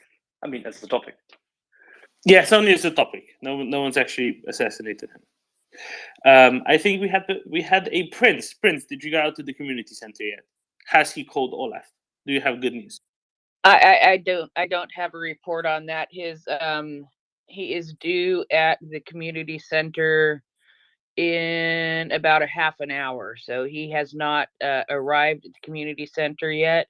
I am seeing that the freeway closest to my house is closed for his arrival, so yeah, he is somehow making his way from downtown to my area of town. But what I came up to ask about was if there had been a conversation today about the referendum that is happening at the Russian embassy in Warsaw.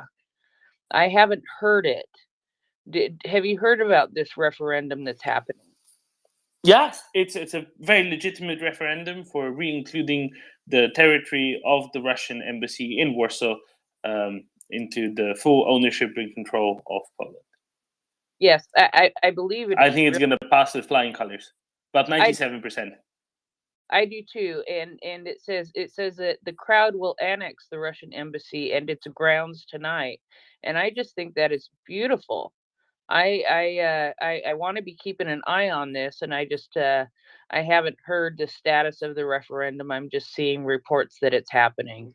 So if anybody has news on the status and the results of the referendum, that would be fabulous too, because I think this is a brilliant move. We need to do it in more countries around the world. I think it would speak volumes.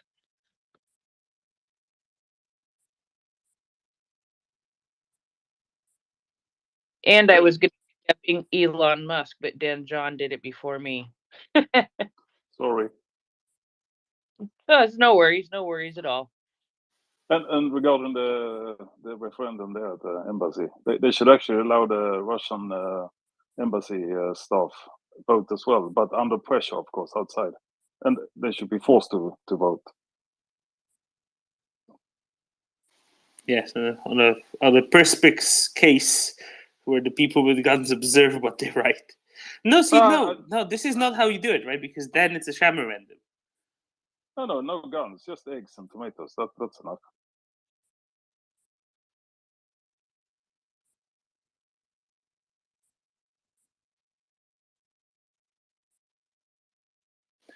Phil. I originally had a point, but I'm going to go in reverse order. But now you have a line. Back. Now I have 3 points now. 3 points. The first point is: has anyone? Are they collinear? Because otherwise they define a plane. I do not do physics or math very well, so I have no idea what you just said to me, and I beg of you to stay out of my personal affairs. But so the first point: has anyone seen the Georgia Legion petition? I signed it the other day about kicking Russia out of the UN. I passed it along to everyone I know who knows anything about the Ukraine-Russia war. That was just sort of the referendum reminded me about that. Then I had another point about Elon Musk. The Nikola CEO was, found guilty for his role in propping up his stock using Twitter, and that might have effects on Elon as well, because he did the same thing for Twitter and also Bitcoin and Dogecoin, using social media and Twitter and Tesla. So that was the second point I wanted to make. And the third point I wanted to make was because Colby's now on the panel was, have we seen anything since October 1st when Lend-Lease started of basically, I know IRIS-Ts were announced, I know the SAM, the different equipment was announced. Is that part of Lend-Lease? Is that part of something else? The other thing that was announced since October 1st were the Susanna's artillery systems. I was that Ukraine was purchasing. Like, is this part of Lend-Lease, or is this something completely different and really nothing from Lend-Lease has been announced? I can explain the Zuzannas because I know about the Zuzannas, and then Colby can do the rest. The Zuzannas are a Slovak manufacturer, 1.5 millimeter self-propelled howitzer on a wheeled chassis.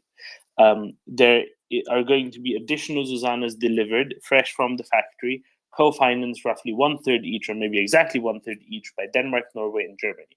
This has nothing to do with the US financing. This is financed by the 3 European countries, paying for the Slovak factory to make 16, I think, to be delivered. Yeah, 16 to be delivered starting in early 2023. Lend-Lease is an American program. It has nothing to do with European deliveries of arms and other equipment to Ukraine. It's an American program. It's an American program that allows for delivery of American equipment to Ukraine or to other Eastern European allies. To date, we have not seen anything sent to anybody under the provisions of Lend-Lease. Everything that's being sent is currently being sent through either Presidential Drawdown Authority, and yesterday we had an announcement of the second PDA package of this fiscal year, and that's in the nest right now. The last item you can see what was in that package, $725 million. Under that, or it's under USAI, which is the Ukraine Security Assistance Initiative, which is another American program to deliver equipment to Ukraine in the long term. It's about procuring things from industry. So this is similar to what the European countries are doing with Slovakia and the Susanna howitzers. This is buying things from industry that do not yet exist to deliver to Ukraine in the future. So these are systems that are not going to be on the battlefield anytime soon because they have to be built first, they have to be procured from defense manufacturers. And then there's also the United States has some other mechanisms whereby Ukraine can just buy equipment as well through the foreign military sales programs and whatnot. But most of almost everything that's showing up on the battlefield right now from the United States is coming through PDA. And then from European countries, it's just, again, it's anything that's on the battlefield right now, it's because it's coming from existing stockpiles. Because it takes time to manufacture things.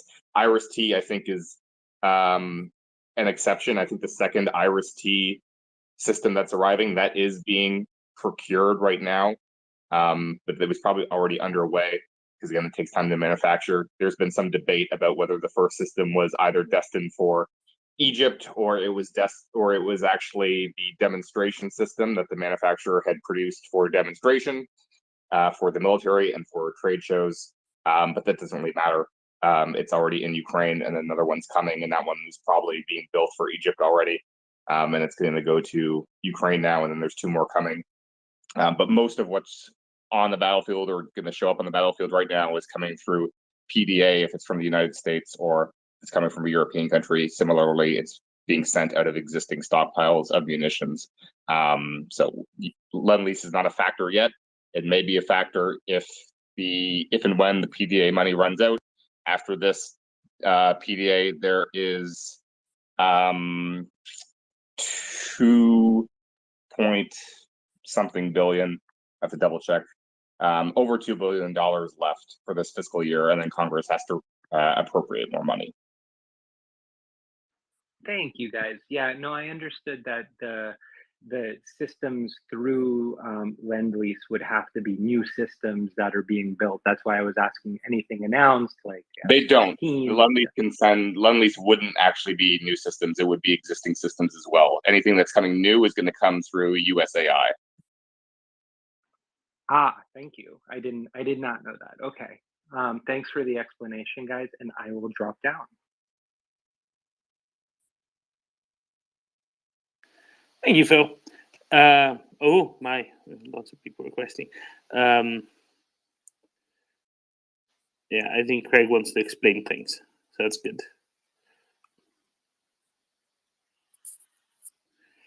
Craig, since you're here, do you want to co-host?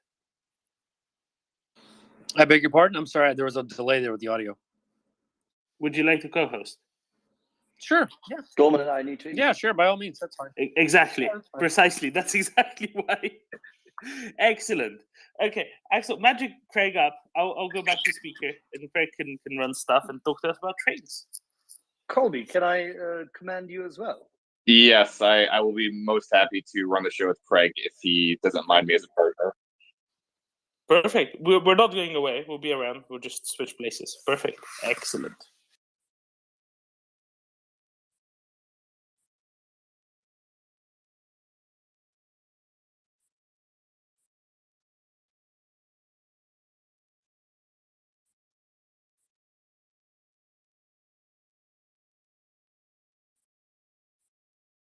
Okay, just a quick mic check now that we're transferring over. Loud and clear. Loud and clear. Thank you. I appreciate it. Okay. All right.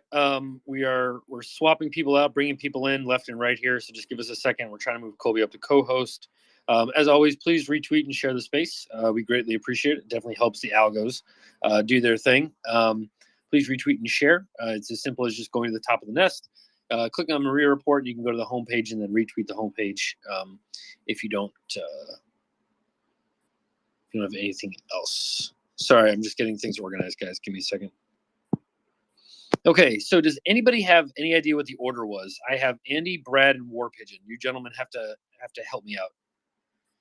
I think we had Brad, and then we had War Pigeon, Andy, and Bionade. You see Bionade? I do. The hand just isn't up. It's fine. Yeah, I'll mark it down. Yeah, okay, I got Brad. it. Yeah. So Axel, what would you say is the gross margin on a satellite telecom business? Which one? You mean Starlink? As a percentage, just like rough order of magnitude, doesn't have to be perfect. 40%. I would agree. I was going to go a little bit lower than that, but depends on the telco. So average of let's say an average ARPU, average revenue per unit per month, right? For a user, let's call it $100, right? For satellite telecom. So basically, if it's 40% gross margin, they would be making $40, which means that their cost is $60 per user per month, right? Roughly. So far, so good. So far, so good. So if Nate, I'm chewing. I apologize. I just got food delivered, just like Dorman got food delivered, which is why but please keep talking. No. Okay. Correction. I didn't get food delivered. I need to go cook food first. So the Tata made food. I got it delivered to my desk. And if we assume that Starlink is servicing, they're obviously not servicing everybody. And a single Starlink node is being used for, it's basically it's like a Wi-Fi that lots of people are using, correct? So maybe we make an assumption. Right now, there are 39.3 million Ukrainians in Ukraine. And let's say that 10% of those, if we apply a 10% figure to come up with the number let's just call it an even 40 million. And let's say there's, I think 4 million nodes sounds way too high to me. There just cannot There's be like that 25,000, I many. think. Okay, so 25,000, you know, times $60 a month. What is that? I have to do math. So let me, it's a Saturday morning, bear with me, I was up all night. So calculator, oh my gosh, am I really that dumb today? So 25,000 times $60 equals $1.5 million, right? So here's the really just stupid thing about this whole Elon Musk thing. His incremental cost of providing this service is $1.5 million a month. And he's asking the federal government, and granted, this is obviously back of the envelope. And you know, it's obviously wrong. Maybe it's higher, but he doesn't have any customer acquisition costs. Not really, right? He doesn't have to market to Ukraine. You know, yes, I'm assuming he's doing it for free, right? But basically, what this is saying is that you know, let's just round it up to 2 million, right?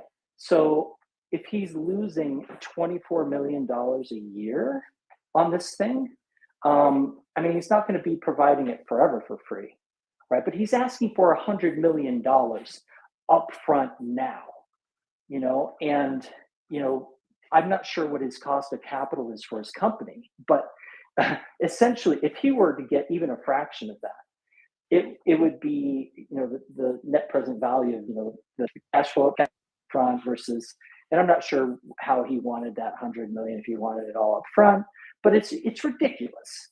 It is, you know, it's kind of outrageous, to be honest. And to be fair, he's, you know, it's like Ukraine is the only country that he's serving. Am I correct? Like this service is in a bunch of places. And so what he's asking is, it's offensive is what it is. Anybody disagree? So here's what I would say about Elon Musk. This is purely my opinion. I am not one to defend people who are worth what he is worth, if for no other reason than he has such an advantage over everybody else. If you just boil it down to sheer economic numbers. But what I would say is that, just hear me out on this, okay? Just hear me out. To date, so give me a figure here if I'm right or wrong, about $16 billion, $17 billion has been given to Ukraine, right? In military aid and other aid. Is that generally the ballpark? I'll believe it. Right? Oh, okay. So let's call it 17 billion. So some of that is direct aid, as in direct funds transfer from one treasury to another treasury, right? That is the United States government to the Ukrainian government. Sorry, it has. I was a bit late. Yeah, you can hear me. So 16 million is the military aid of the U.S. government to Ukraine. It doesn't include anything from anyone else. It doesn't include direct financial aid because they're basically covering their budget deficit, etc. So the total foreign government aid may be just over double that, 40 billion thereabouts. So double that. All right. So call it 30 billion, right? I think that's fair.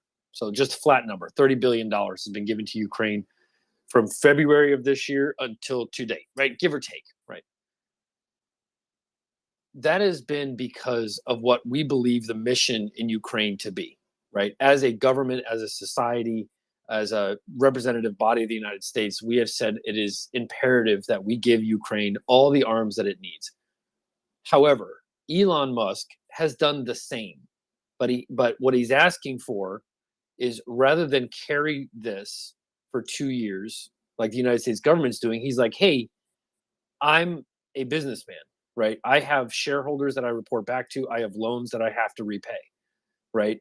And doing this helps me continue this service uninterrupted, and in fact might make it better. Because remember, the US government isn't, let's be frank, right? $30 billion is like a drop in the bucket compared to what the United States government spends on defense, right? And so I'm not trying to argue whether or not what Musk said is right or wrong from a moral standpoint or anything else like that. I'm just talking about he's supplying arms. Let's be absolutely clear what he is supplying. He is supplying the means by which arms hit Russian soldiers and kill them. That is what he is doing. He's providing the means for that to happen. Some might argue with me, but I would say that's no different than providing a T-80 tank, right? That's no different than providing a Javelin. I'll tell you why. I'll tell you why. Well, I'm sorry, let me finish. just conclude. Let me just conclude on this, and then I'm going to hand it over to you guys. He is supplying that means. We as a government are saying we're not expecting Ukraine to pay us for any of this stuff, really. I mean, let's be honest, right? We're just going to hand this stuff over, right? But that's because it's a government. It's not a company that has shareholders and needs to demonstrate to the stock price and all the rest of the stuff. And I know that seems out there and that seems this and that, but again, I'm not defending the moral equivalency of what he had said or what he was trying to accomplish or whatever, right? I'm just talking about if he is supplying a munitions, a means of delivery that is achieving battlefield results and economic results, what is actually going on here except him saying, listen, you're taking my guns, you're taking my tanks, you're taking my stuff, like some money needs to come back this way, right? That's essentially what he's saying when you boil it down like that. That's my perspective. Sure. Here's the difference. To be fair, it depends upon how 100 million is structured. If it's 100 million over 5 years, okay.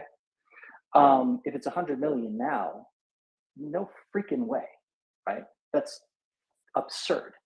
And the second thing is this, and this is why I get heated about this.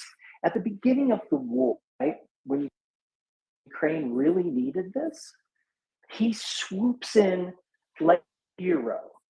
You know, he's like, I'll swoop in, I'll provide this for free. He comes in, he's got, you know, these Starlink nodes coming out of the back of a truck.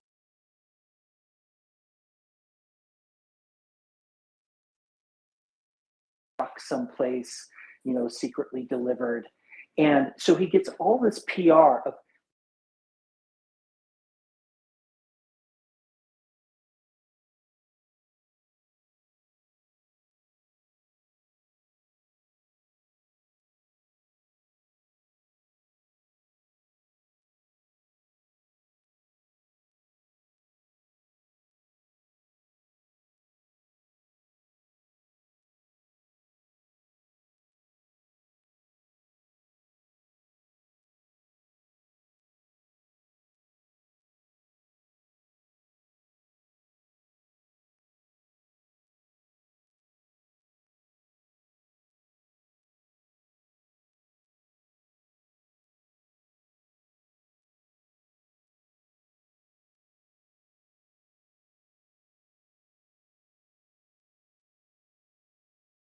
So let's be clear here. He's not providing. Hold on. He's not providing Marlboro cigarettes in Ukrainian war. He's not exactly doing that, right?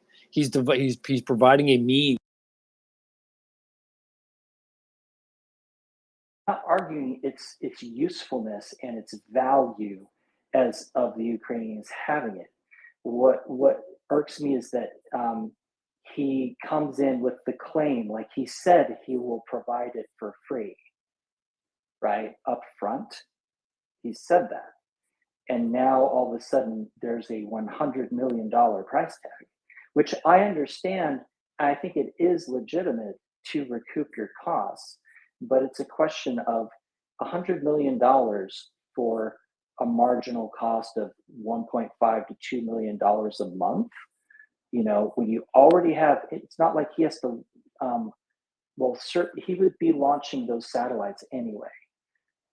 I think it's fair if he comes out and says it up front, he's going to provide it for free, that at the very least, he should provide it at his marginal cost. You know, if he's going to charge the United States government for it, he should do it at his marginal cost. That is the critique that I'm leveling, and I'd love to hear somebody else's thoughts on it. Yeah, absolutely. Well, he already retracted it now with his tweet today. Oh, okay, cool. That makes much more. I think it's a good move. And with that, we will move on. And I hope you said F-16s. The question is stationed where and flown by whom?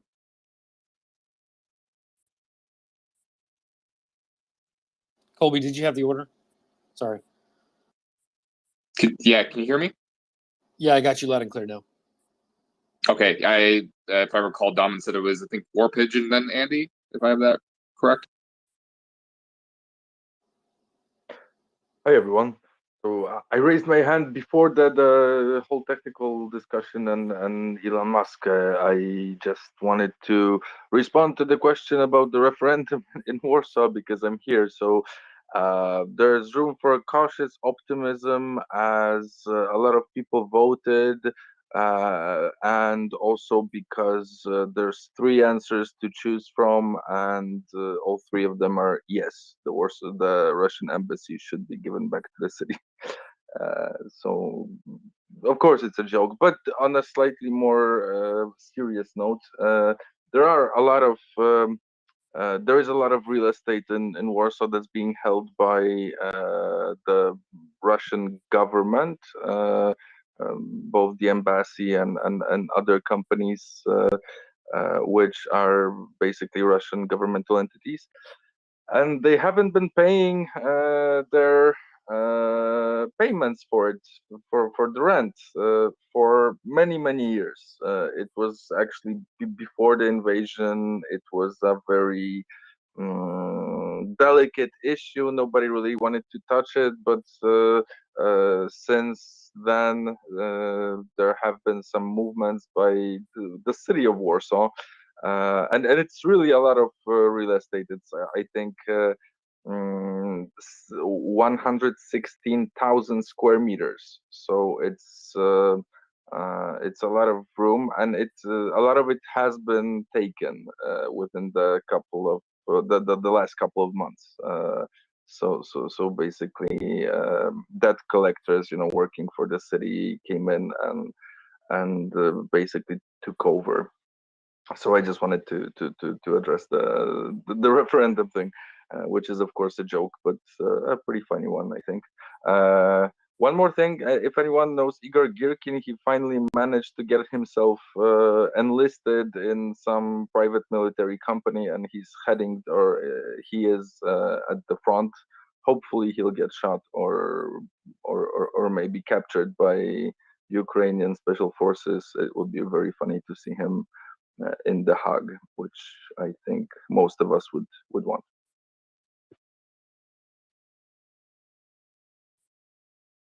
Yes, absolutely. I'm sure Ukrainian forces will be paying close attention to all the chatter to try and figure out where exactly he is and whether they can get him, because he is wanted for numerous war crimes, both against Ukraine and against the world at large. So thank you for that. So Andy, Bionade, and then John. Hey, thanks. So first of all, I want to address the fact that there were a lot of excuses made for Elon Musk's comments in the last couple of days. They are not, absolved by Starlink or anything else. These are childish. If he wrote a tweet today that said that he's giving everything, whatever, I don't care. Like that, it's like extremely childish to do that, to threaten to withdraw funds in the first place, and it's kind of disappointing just to see everybody excuse him for that kind of behavior here. Sorry, what? But What did we do here? I heard a few minutes ago excuses made for Elon Musk's behavior. Nobody made any excuse for Elon Musk's behavior here. Not at all. On the contrary, we've been highly critical of this behavior. The only thing which was said is, in order to end the discussion, because we want to get away from the discussion of this individual entrepreneur, because we really don't care for it, is that he has rescinded the demand for payment from the US government, And I highlighted very clearly here that he almost likely has received a very straightforward, very sobering call from someone who I classified jokingly as the deputy undersecretary for something at the DoD, because that is the level of kind of communication Mr. Musk should actually be entertaining at this point in time. So no, nobody has said anything to excuse this childish behavior. We tend to agree with you, but we really like to get away from the Musk topic because it is irrelevant. Okay. The U.S. government, US government runs the show. Getting off the Musk topic, then. Thank you. I've found this channel to be pretty informative as far as updates about the war. My real question was about when it comes to shoot. Sorry, I got sidetracked by the Elon Musk thing. Do you think that we are getting a skewed picture of the war based on what is presented to us by Ukrainian sources? So, for example, I heard on this channel that Russians are not doing the best they can to progress their version of the war, and it's seen through videos. I'm wondering if we are only getting a version of the war through videos because of selection bias. So we only see the Russian troops that are stupid, so to speak, because they are killed and videos are taken. Sorry. That's my question. No, not at all. There's a tremendous amount of video content and information that's coming out of the Russian side. We're not just seeing open source intelligence from the Ukrainian side. I think that the OCT community is doing a very good job about aggregating all the available information from both sides and presenting that so that we can draw conclusions. There's, if you look at Oryx in particular, is a very good example of accurately tracking vehicle losses on both sides. So we're not just taking the Ukrainians or the Russians at their word for how many vehicles they've destroyed and how many vehicles they've lost. This is visually confirmed information, so it's conclusive. We can prove this is how many vehicles Ukraine has lost. This is how many vehicles Russia has lost. So I think we're getting a pretty accurate picture of what's going on. More or less, the Ukrainians are certainly more truthful with the data and information that they post, because it's much closer to third-party estimates and confirmations. And obviously, Ukraine is winning. So the idea that Russian soldiers are performing very poorly is borne out by the facts that we can see this. Ukraine is winning; they're recapturing territory. So this is not some sort of fabrication at all. Yeah, I guess I was just asking because I'm worried because we would only obviously see the examples where Russian soldiers or troops were not doing what they were supposed to be doing. I think your selection bias is maybe more a question of just how much videos you seek out. If you only see those that end up being the most popular on Twitter, then of course it's going to be mostly ones where the Russian soldier drives over mine rather than Russian soldier drives on road that doesn't have mine on it, because cinematographic value or interest value of one is very different to the other. What I want to illustrate to you, Andy, something very important. The Russian Ministry of Defense. The Russian Ministry of Defense. Do you know how many soldiers the Russian Ministry of Defense said it lost in June? 1,300. Now, that is a portrayal of not truth. Not in the month of June, until the end of the month of June, from the start of the full-scale invasion. They also said they haven't really lost any since April, between, in April, May, and June. Because of a change in tactics, they haven't lost any. So, there's plenty of information coming out from Russia, but pretty much all of it is utter and complete nonsense. I think I must have misphrased then, because what I'm worried about is that I'm worried we have an overconfidence because, for example, you would never see a video of a Russian tank that did its job, right? Andy, let's take that one step further. Let's ask where the good videos are of Russia, right? So let's confirm that. No. Let's do that, because it's important. Because if all we're seeing are positive signs of Ukraine, or if that's what we're seeing, then at least to some degree we would be aware that algorithms and other things are tricking us into self-feeding ourselves information. However, we have the ability. There's a little tab at the top left of Twitter. It says search Twitter. If I put in Russian wins or Russian victories or Russian this, or I go onto Telegram, I don't see those. And so if I'm not seeing good videos of Russians, then by deduction of logic, where are the bad ones? Totally get it. Like I'm not arguing with you all. Like I get it. But I'm worried because we're basing these things off of the fact that, like, I heard somebody on this channel a few days ago talk about how I'm not seeing any like Russian tactics that are, that are strategic. And it's like, okay, well, you're watching a video of somebody whose tank got fucking blown up. It's like you're not going to see the video of somebody who didn't, because they won that battle. And it's like, I don't think it's appropriate to put that aside. I think it's appropriate to ask. So first of all, I'm on your side. Don't dismiss me as some like Russian troll or something. Like I'm just asking, are we seeing the videos of the tanks that didn't get blown up? Yes. We're not. You aren't. People who care about this and see them out see all the videos.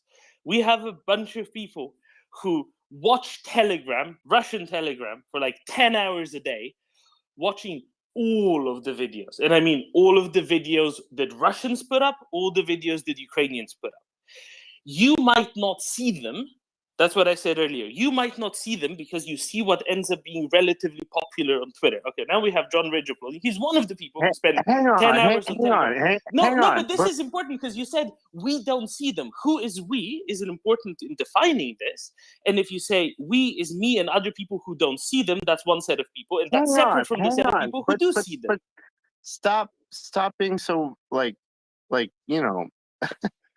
He's trying to help you, Andy.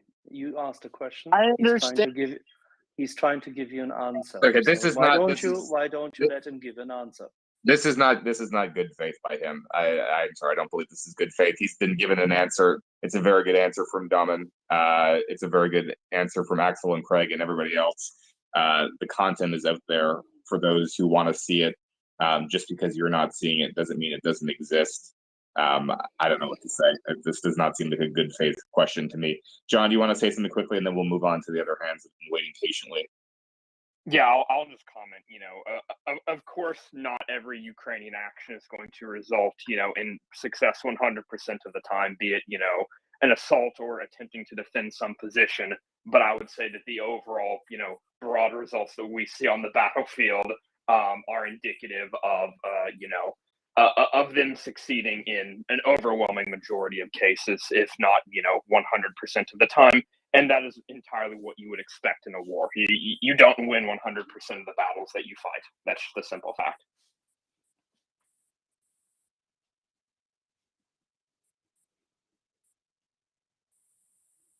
There's an awful many people who use the word "so worried" lately. It's very interesting. Okay, Colby, you do stuff. I have cooking to do. Sure thing. So it was Bionade, then John, then Troy. Yeah, want to change the topic slightly. Does anyone keeps a scoreboard for Belgorod? So maybe you remember yesterday there was a video where a rocket hit a transformation station, and yeah, I was quite impressed because I just saw the video and anticipated a hit on the power plant, but then I saw the hit on this transformer station, and yeah, part of Belgorod went blackout and something like this. Do we have any information what happened there, and if this was yeah, some kind of friendly fire from the Russians to themselves? Why was this rocket so precise? And yeah, I have so many questions about this video. Yeah, but was kind of amusing to see Belgorod blacking out for some parts of the city. It is difficult when you're a young country. Yeah, absolutely, absolutely. Yeah, maybe Russia tries to liberate Belgorod now. Sorry, you're asking about what caused the blackout in Belgorod? Yeah, I mean, what it cost, I saw, but the question is, who was shooting this damn missile? Right. Yeah. So this is something that I've been trying to figure out. I've spoken to John and CJ about this quite a bit, trying to determine that. The facts that we know is that the projectile came from the north. It is a subsonic projectile. It came on a relatively horizontal plane, not from above. So that limits the spectrum of weapon systems that it can possibly be, because it is subsonic and because of the direction it came in and the plane. So there's limited options here. So in terms of what Ukraine has that fits that profile, again, limited. I put up a theory that maybe this was a Hydra rocket with the AP KWS. But I don't know. John, any new theories about what's responsible? Yeah, so I had put up a thread up. There had been some massant measurement and signature intelligence had been posted on Twitter that showed potential indications of a cruise missile launch from the vicinity of Kyiv sometime before that explosion. And so I put up a thread talking about Neptune, since Neptune is the only cruise missile that Ukraine has access to, and it's known to possess a land attack capability. As I've been looking through the info, the range is a bit of a stretch for that. From the edge of Kyiv Oblast, it's about 320 kilometers minimum to the electrical substation. Neptune only has a published land attack range of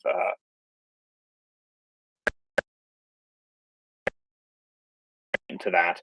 As to where the projectile came from, I had seen some indications that it had come from the south and it had flown over the person that recorded the video.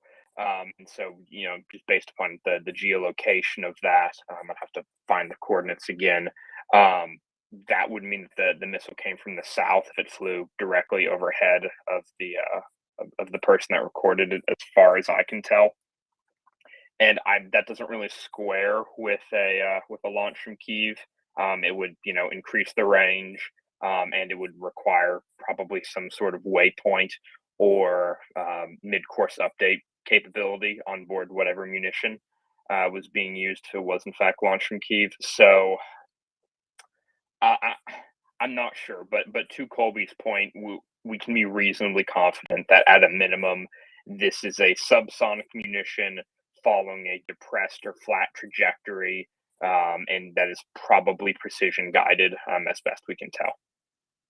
Yeah, absolutely. I thought also the sound was really yeah. you could hear it, and I think this was a time where it goes up and then goes into a dive, and I think this is really significant for cruise missiles. Yeah, you usually don't have these sounds before ballistic missile strikes and something like this. Yeah, the other point I wanted to ask, maybe someone know. I remember there was an interview scheduled for the CEO of Ukraine Posta, and yeah, it got rescheduled. Got it rescheduled, or what's the Yes, status on this? yes, it was rescheduled. He had to. There was something which came up on that day with one of the locations they operate, and he had to find a different date. But he's coming, so don't worry about it. Ah, very good, very good. Okay, so and just my quick comment to the whole Belgorod and missile thing is, I think I need to call Olaf Scholz now and tell him World War III did not start it. Amazing. What? No World War III? Jesus. What are you telling us? What is this world Craig, coming to? Actually, Craig, how is this possible? The Russians have not attacked with nuclear weapons?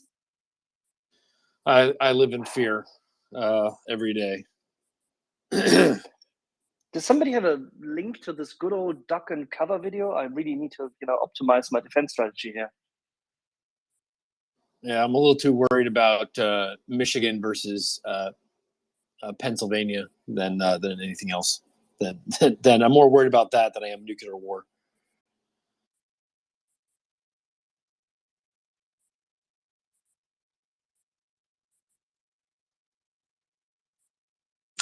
Alrighty, then John. Yeah, thanks. Honestly, I almost forgot what I was about to say, but just if that guy Andy is still there, I mean, look at the maps. Look at the maps. Look at the mobilization. And I think it was Craig who said they are refurbishing tanks with round turrets. Goddammit! I mean, come on. And also his worry that maybe we're too overconfident. I mean, no one has dropped the ball. We're still pushing for more equipment. So we all realize that it's not over, but yeah, that's where we are. It's not over, but it's going in the right direction. So he can have some tea and relax, I think.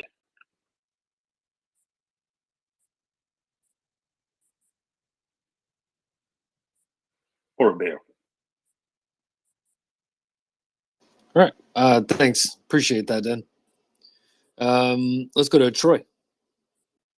Hey, I'll just make it quick. My comment was for Andy too, and anyone who was thinking along the same things as he was, which I could understand if you're coming in to this space recently. I've lost track of how much time has elapsed. We're in the 200 something days since the conflict started, and all of us, we're here when Ukraine is beating back Russian and liberating their territories, and unfortunately, we're here before and after that when Ukraine liberates their cities, and we find mass graves and mass atrocities every time. This is not a cheerleader club. This is a place where we exchange information. And I am grateful to those like John Ridge who go out into the dark places on Telegram, because I've seen more than my fair share.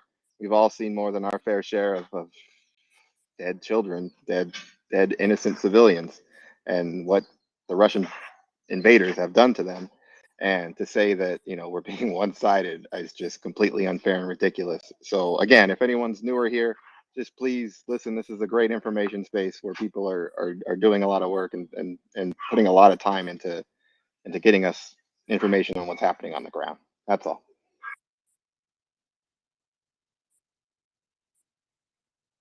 Thank you, Troy. George, I'm going to skip line in front of you because I have a question for Craig that I've been waiting for the whole day. Is that okay, Sure. George? Thank you, George. So my question for you, Craig, is about trains. It's about logistics. Would anyone have guessed that? Yeah, I know. Shocking. Craig, if you look at the third tweet in the nest from the left, it's a tweet by Thomas Steiner. I think CJ tweeted out the same thing later on after he woke up. And it's a video of Russians unloading a train, in southern Kherson Oblast, just north of Crimea, 140 kilometers away from the front line, south of Melitopol. I would like you to tell us a train coming from Crimea carrying things. When would those things have had to have been moved to Crimea in the first place? Hint, hint, before last weekend. And B, why would they be unloading it in the middle of nowhere, 140 kilometers away from the front lines? What does that tell us about Russians' own awareness about their own logistics? That is a fantastic question, because obviously nothing really has been running into Crimea for some time I've now. been working on this question for the past 12 hours. That is I've a had a great lot question. of time to perfect it. Yeah, no, that's a great question, because what Dome was getting at is that with the lack of the bridge of the rail, whatever was in Crimea is there, right? And that's all there is. And so you need to move stuff faster to the front. In my opinion, you don't slow roll this. If you're Russia, you get everything you can into that area right then and there. You just move that reserve forward. Obviously, you want to disperse it a little bit, but if you are limited on supplies, you can't dink and dunk your way down the field, right? Especially when it comes to this active of a war zone, and you know you don't have any more coming, at least for a while. You can't move in bulk, understanding that there's going to be a resupply train coming in with more fuel. You get as much stuff to the front as you possibly can. And so that way you guys are supplied for at least enough time to get the trains rolling again and to start to reconfigure your logistics, right?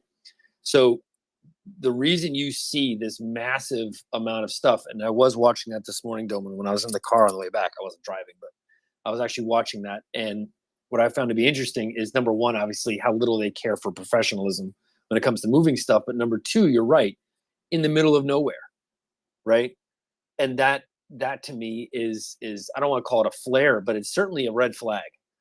Because why are you, I guess, trying to recreate a forward reserve, a forward logistical hub, really forward logistical hub, and try and, how do I phrase this?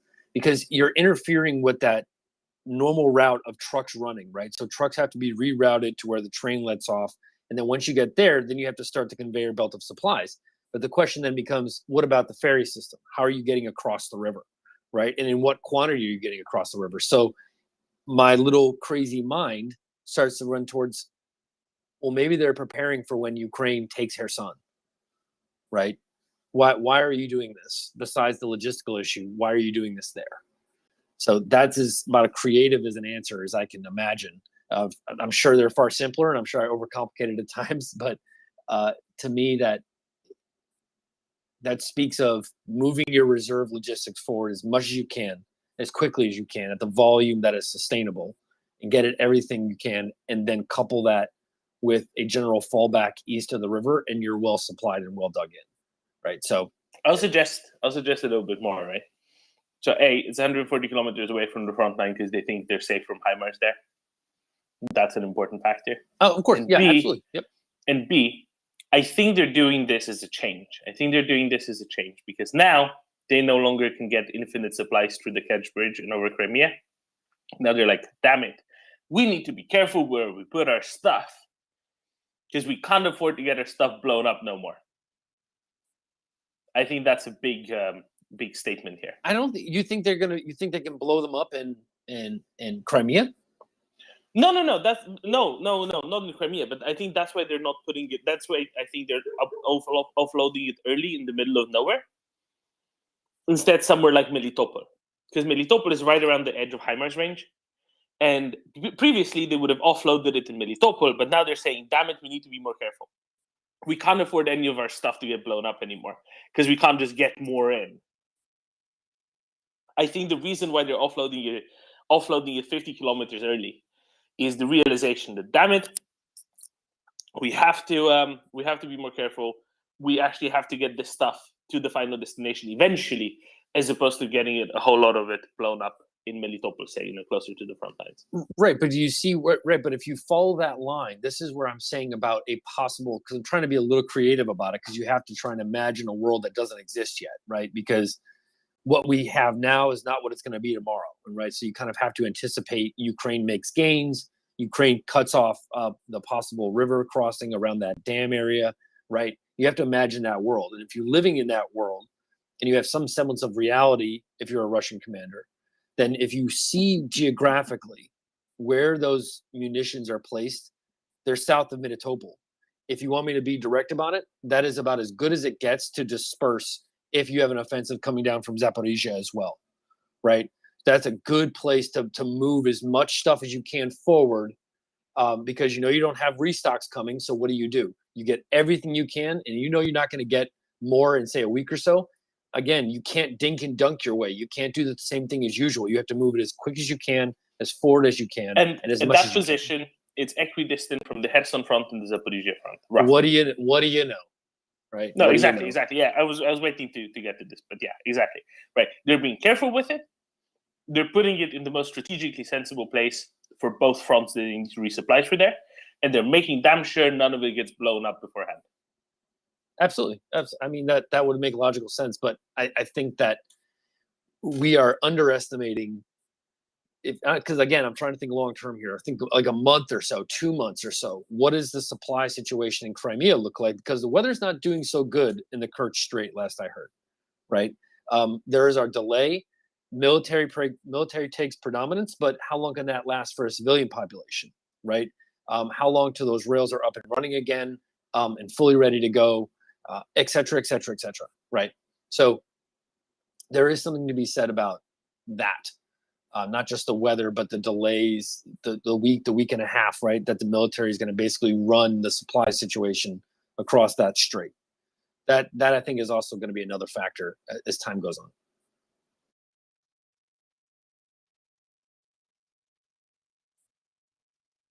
But yeah, let's go to George, and then we'll try and get some other speakers up. Hey, Doman, did you see where the Ukrainians caught some?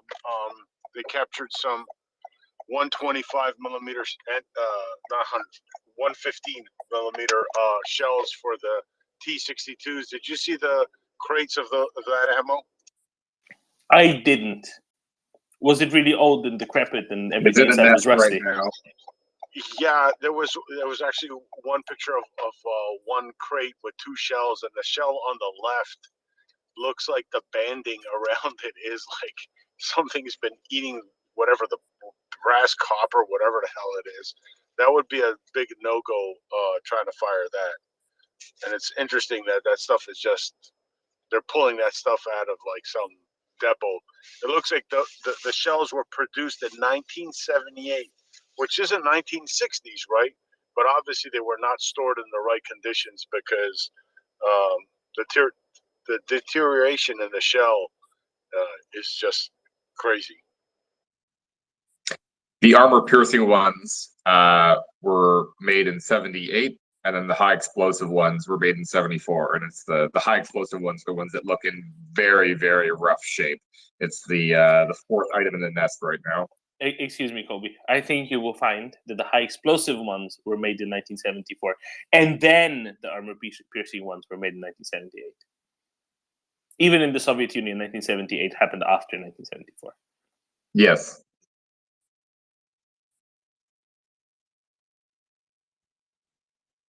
Yeah, but either way, I wouldn't want to fire either one of those.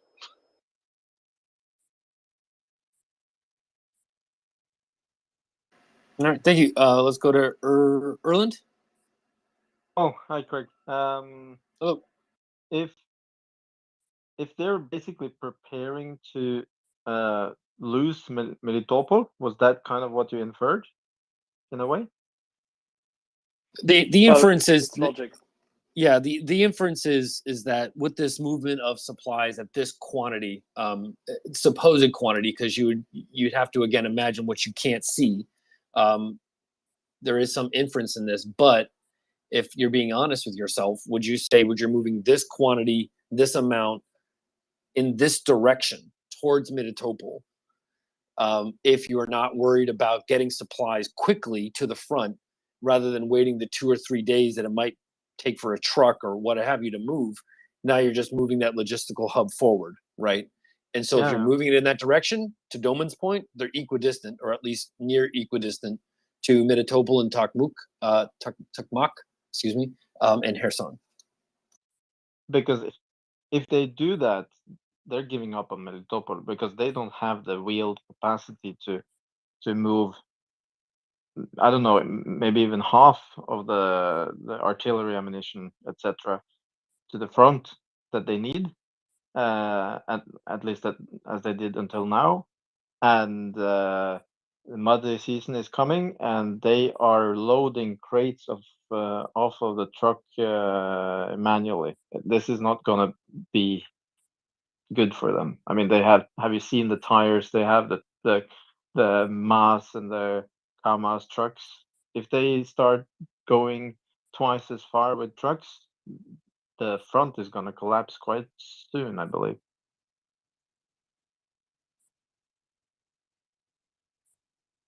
I mean, they're going to lose ground because of that. One would hope, from your lips to God's ears, I assure you. Let's see if we have any more requests. I'm trying to. So in the meantime, let me speak to Alan's point just a little bit more. I think there's one more step here, actually. I think that we are going to see a big redesign in how Russia has to fight on the southern front because they can't get nearly as much stuff in. However, I don't think that it will be that much of a drop as we are expecting compared to all of the time after all the ammo depots started going up in flames. I think that now we will actually see a good gauge of how much did the ammo depot explosions actually affect Russian logistics, in the sense that I think that how to put this? I think that the ammo depot explosions affected Russian logistics a lot, but that they could have just stopped accumulating stuff in such big ammo depots all along and done what they're going to be forced into doing now, just putting their trucks, on longer journeys and having roughly the same effect. The biggest difference will be how much stuff will they actually be able to bring into, Zaporizhia, Kherson oblasts from the south, across on ferries onto Crimea and then onwards. That's going to be really the rate determining steps, not actually the trucks in the long run. Once the existing Crimea stocks run out. Yeah, I wanted to add something else onto that, just very briefly, because I know we're about to do a handover here shortly. So let's go to Jorn. Thank you. I wanted to continue on the point of the logistics, because I think that's one of the most interesting things about this war, the pictures of Russian logistics and the lack of it. I think it's interesting that we hear a lot about the winter is coming and that it will probably freeze the front lines and there will be no more offensives. It was the point of several other reports on CNN last night.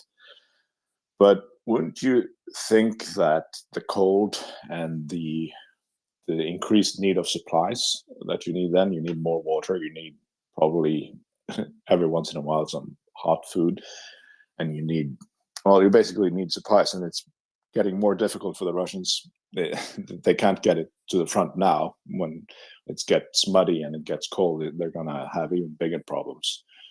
Wouldn't you think that this winter would be mass surrender time? I can't fathom how they're gonna make it through winter with the sort of logistics that we're seeing. Thank you. That poses an interesting question, right? And here's how you go try to look through the problem, right, and find the source of it, right? If you are a Ukrainian combat brigade and you're rolling somewhere east of Donetsk city, and the Russian soldiers in Donetsk are starving, they are hungry, they are angry, they are frustrated, but they're not fighting, they're not shooting, right? They're not necessarily engaging in combat. That means that they're not using a lot of ammunition, which would mean their logistical situation vis-a-vis ammunition might not be good, but their overall condition is just fatal. It is terminal. There's no turning around that, right? There's no getting around it. And so you have ways of influencing logistics not necessarily from a combat perspective, but from other ways, because it's Russia's job to feed this city, to fight in this city, to live in this city, while Ukraine is maneuvering and not necessarily taking the bait into urban combat. And so you can affect them in a way that you're like, well, they still have all these ammunitions. You don't see a lot of trains going boom, but their overall condition is so deteriorated that why are you going to risk losing the lives of these highly trained Ukrainian soldiers in something that could take weeks, could take maybe a month in the dead of winter? Why do that, right? Why engage in that? That's my hypothesis, right? Why engage in that direct combat with somebody when you don't have to necessarily? Yeah, but I would at least check it out, because my experience on long NATO exercises is that when you're cold, wet, and hungry, and I think they're going to be more cold, wet, and hungry and starving than anyone has ever been on a NATO exercise, is that you tend to become quite indifferent. And I think it'll deplete their ability to fight, but maybe also their will to fight, or even their will to live, because when you get hypothermia and you just get really indifferent. I think that engagement with forces like that could potentially turn into a rout or a mass surrender or something like that. So I hope they will continue to test the front lines during winter. The Russians are now poised to, well, they're not poised, they're starting to thin out their lines in Kherson, and there have been reports of movement back towards the eastern bank of the Dnipro. So there's a lot of guesses are on the Russians trying to see what they can evacuate. I don't think they're going to stay and fight. They don't have the resupply available, and they don't have the will to fight, as our friend from Norway has just said. It's very interesting. I really think that there's a chance that they could really collapse this winter. I don't know how cold it gets in the south, but at least in the east, they would just be. If their logistics is the quality that we see on those pictures, they're not going to make it through winter. And they're especially not going to make it if they're under contact.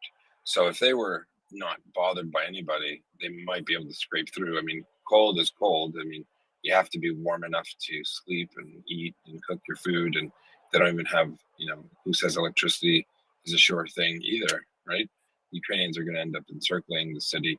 I suspect before the winter starts that the Russians won't be there. That's just my guess. I mean, they're already starting queues of evacuation, right? Yeah, you know what's better than a cold Russian in December? A really cold Russian in January or the first half of February, after they've sat for 2 months inside that city without a whole lot to do, right? That's my opinion. I don't know what we're doing for host, because I know we're swapping out here. So if I'm going to drop down to speaker, I know Daryl, your hand is up, and then we're going to go to Abdullah and then Erland. So with that, I'm going to drop here now. All right. Well, let's get another co-host up first before we drop you there, Craig. Who, yeah, I'm waiting to get beamed up. Yeah, that's what we're doing. Yeah, I'm trying to swap. Yeah. Okay. No worries. But if you could please stay there until someone comes up, if you can. If you have to run, I get it. She's up here. Yeah, she's up here. We're good to go. She's up now. Oh, okay, Yeah. I didn't see her. That's right. I thought it was just you. Done and dusted. Done. Good stuff. I'm here. Go ahead, Daryl. I just wanted to before Daryl goes. Yep. On the horses. Good news. There will be some updated photographs of our friends in the Ministry of Veterans Affairs of Ukraine. As some of you know, and some of you don't know, here at MriyaReport, we've been here for 24 hours a day, 7 days a week for 8+ months. We support Maria Aid as an organization, all 100% volunteer. Both these organizations, there are no administrative costs, so it means that if you want to volunteer, you pay your own way. It's a big deal. It's almost unheard of. In addition, we have friends in other areas that we've met along the way. Colonel Rip Rawlings, retired Marine Colonel, Malcolm Nance, superstar intelligence NCO on the TV and fighting in Ukraine, James Vasquez, which is Rip Rawlings. We've got a big group of people, and we're doing some crazy things right now. One of the connections we've made from some of the Canadian officers who worked in Ukraine with the NATO training mission there, is to build relationships with Ukrainian civil society and Ukrainian governmental agencies, including the Ministry of Veterans Affairs. And they reached out and they said they needed to get to Washington. They didn't really have a budget because most of the budget is being spent on things that go boom. So what's happened is our kind listeners at MriyaReport were able to fund 8 people from the Ministry of Veterans Affairs of Ukraine to visit Washington, D.C. to do no other than make contacts, raise awareness, and testify at the Helsinki Commission, which is a quasi-governmental body. I think it's a congressionally mandated body, and that was on Defenders Day yesterday, where I assume they gave a video conference. I also met with the staff of the chair of the commission, who was Senator Ben Cardin. They took a bunch of pictures while they were there, included our 2 soldiers, Colonel, who was the deputy commander of the 92nd Air Assault Brigade, and Corporal, who is a very astute businessman as well, and then several staff from the Ministry of Veterans Affairs, plus another veteran lady, Yulia, I forget her last name, and also the mother of the Azovstal defender who took all those beautiful photographs. I'm not sure if you remember those photographs from the Azovstal plant. That photographer, his mother, took his pictures to Washington to display at Congress. So we are going to post those pictures. I have a bunch of them. And then there was also an embassy function last night at the Ukrainian embassy in Washington. So I want to again thank all of our audience for making that possible. And the audience not just paid for the flights of all 8, but housing and accommodation for most, for all in New York City when they were there, and for some in Washington. The rest are staying with embassy staff. So big thank you to everyone for helping out. They are speaking to senators and their open society forums. They're speaking to anyone who will listen to raise the plight of Ukrainian veterans. As we know, Ukraine will have hundreds of thousands, if not 1 million veterans when this is over. And that could be from a psychological condition like PTSD or, missing a limb. And Ministry of Veterans Affairs Ukraine is committed to getting those wounded warriors, both men and women, back into society to function, to work. It's their best of their best. It's the youngest generation, and from 18, 19 to whatever age. But for the ones that are 18 to 30, they have their whole lives ahead of them, and it's important to create the framework in which they can be contributing members of Ukrainian communities and society at large. So it's a very, very important second only to the military. It's the next really most the biggest important thing. So because that's a human resource. You can rebuild bridges, but you can't rebuild arms. So I want to thank everyone for making that possible. They're very happy, the team. There have been incredible relationships already formed only within a couple of days. And again, that wouldn't have been made possible were it not for the support of listeners like you. So I want to thank you all. It is really important. I do have some of the photos. I will wait to get more of the photos, and that way we can share it with the world. Thanks again, and over to you, Michelle. Thanks so much, Yehuda. Daryl, you had your hand up. Go ahead. Yeah. Hey, good evening, good afternoon, good morning, all around. One of the things, I know we were talking about the trains and logistics here for a minute of the front lines, and I was just wondering, have we figured out how far, how deep into Russia these trains are coming? So, because that's adding to that logistics bottleneck as far as how long it takes. We know there's 5 days if it's going to go across the Kerch bridge, but I'm just wondering how far and how long are they having to go with the trains that not terminate, but begin in Russia and then terminate in that location where they've indicated. If anybody's got any information or have any whereabouts, because I'm just wondering how many warehouses have they actually depleted around before they to where they are now in getting their supplies. I'm not sure that's so super relevant, Daryl, because they can move it from a rear warehouse to one that's closer, right? So within Russia itself, I don't think it's worth looking into where the goods are originating from. If they're coming from across the country, it could take a week, right? But I mean, they can also keep moving stuff west and restock empty warehouses. I'm not sure the warehouse space is the biggest deal. I think that the most important factor is how are they going to get it into occupied Ukraine safely. And I think that's going to become more and more tenuous as the days progress. I think we're going to see Ukrainians offensive perhaps before the winter. I suspect they'll for sure have Kherson, and if not, they might even have all the way up to Melitopol if everything works out. Having said that, they'll most likely definitely have within the next 2 weeks the eastern part of Luhansk and the rest of Kharkiv. I suspect Donbass, the remaining parts of Donbass or Donetsk, will be a point of contention to be fought over. If that's the case, their main rail route from that goes from the Belgorod area through Starobilsk into Donetsk is going to be in Ukrainian hands, liberated. So there will be a lot of problems for Russians to resupply. Their supply will only come from one place, and that'll end up being from the east directly, and that's a problem for them because with the Kerch gone, and the Kerch now they're looking at February, March of 2023. That's if the Ukrainians don't say hello again. So I think we have to conclude that rail supply for sure won't be an issue. Won't be available to the Russians. So I think that's a keeping the eye on the prize, if you ask me. Hope that helps, Daryl. I'll take it. He'll take it for $1. I'll take it for $1. Oh, by the way, kitty. Feed the leopards. Meow. All Oh my right. gosh, you guys make me laugh. That is our job. And welcome, Jorn. I haven't seen Jorn before. Are you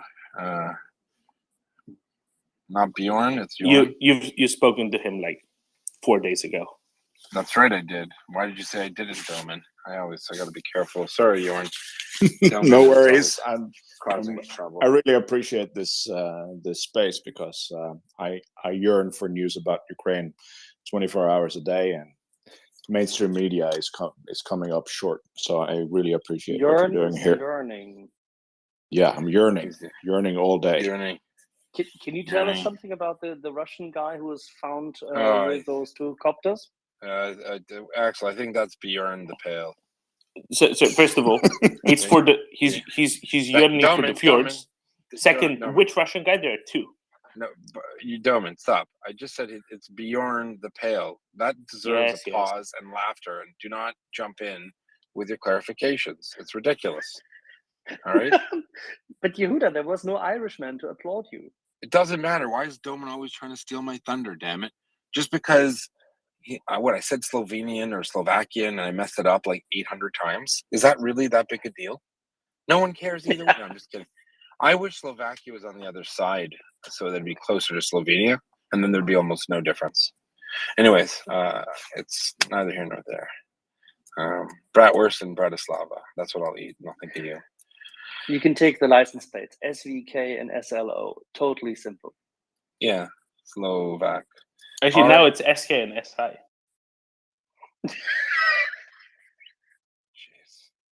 Can we please? There's only 4 people from Eastern Europe who care here. That's great. Thanks for speaking to the audience, Doman. Really make it relevant for everybody. We got people from Ohio wondering if you're on drugs, and probably happiness. The drug called happiness. All right, let's roll forward. Keep the rolling going. Is it Erlen or Abdullah? And No, it was actually poor Jörn. He interrupted. Like you keep interrupted Jörn. You know what, Doman, Mr. Pronunciation over there. It's not Abdullah. It's Abdallah. There's a U there. All right, you can pronounce Wojciechowski just fine, a Polish name with 18 consonants, but apparently the U is a bridge too far. All right, speaking of you, Abdullah, let's go. Thank you, Yehuda.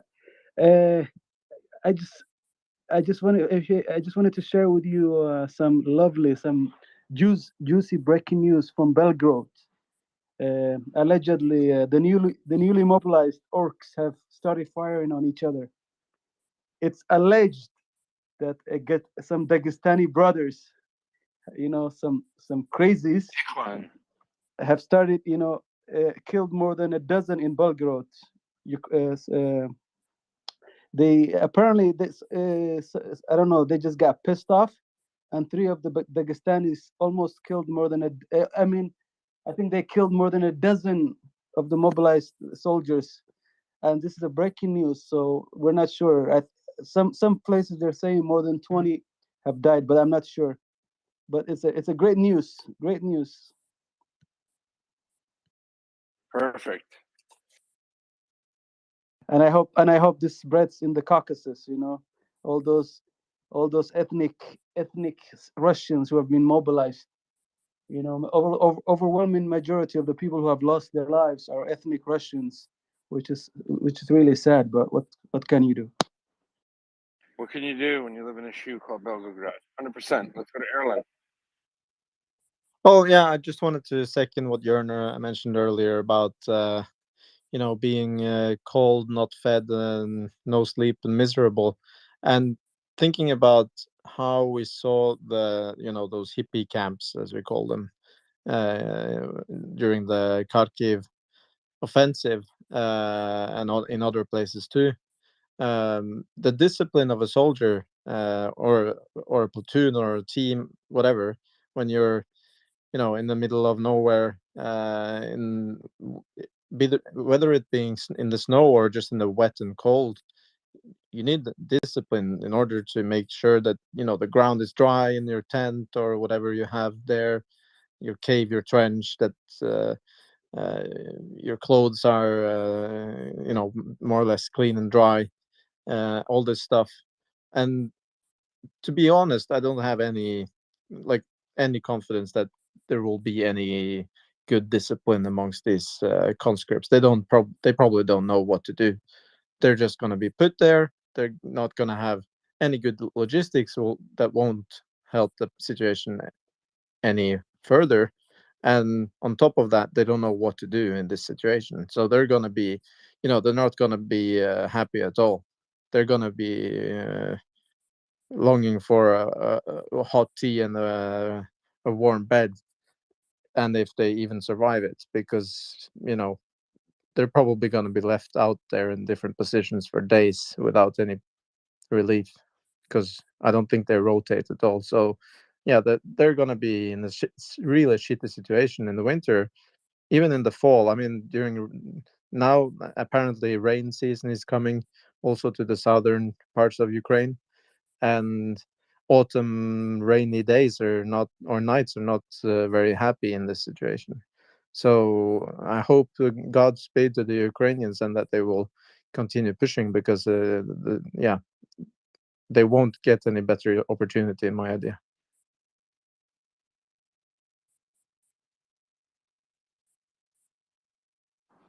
Yeah, thank you, Erlen. Go ahead, Alex. Okay, wait. Alex, I'm so sorry to interrupt you, and I'm sure everyone wants you to speak, but I think Jorn didn't get to speak at the end.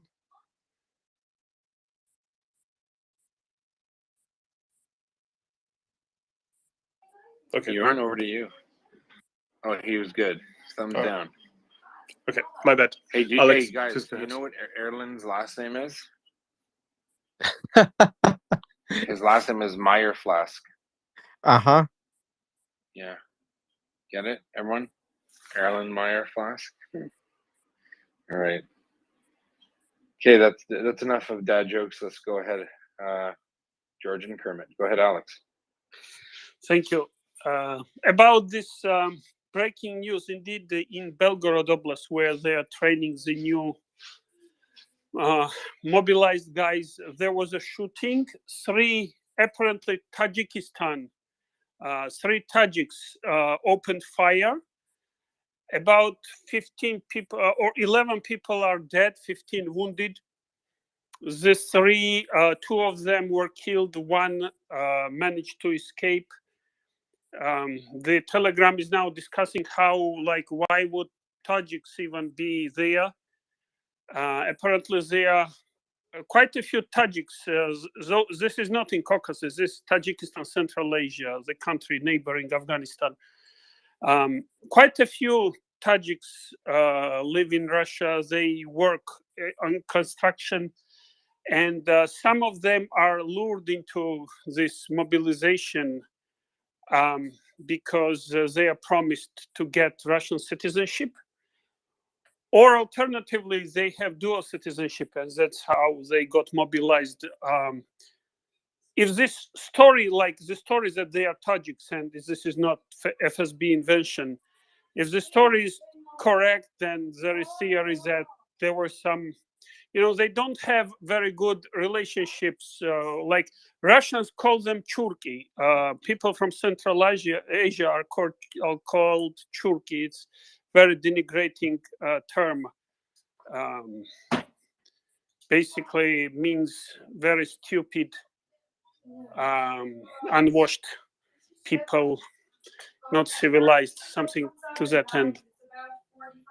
So that's probably, actually yesterday in public, President of Tajikistan was kind of talking to Putin that Tajikistan and Tajiks need more respect from Russia, which is kind of true. They are treated quite badly in Russia. So just to give update.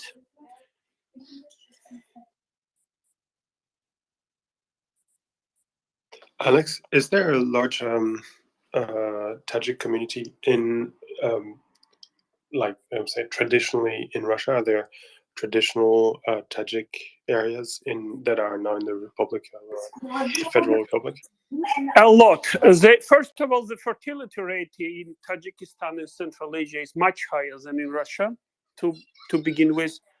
Those people, there are not too many jobs in their country, so they come in big numbers to Russia and work there. A lot of them are working construction in how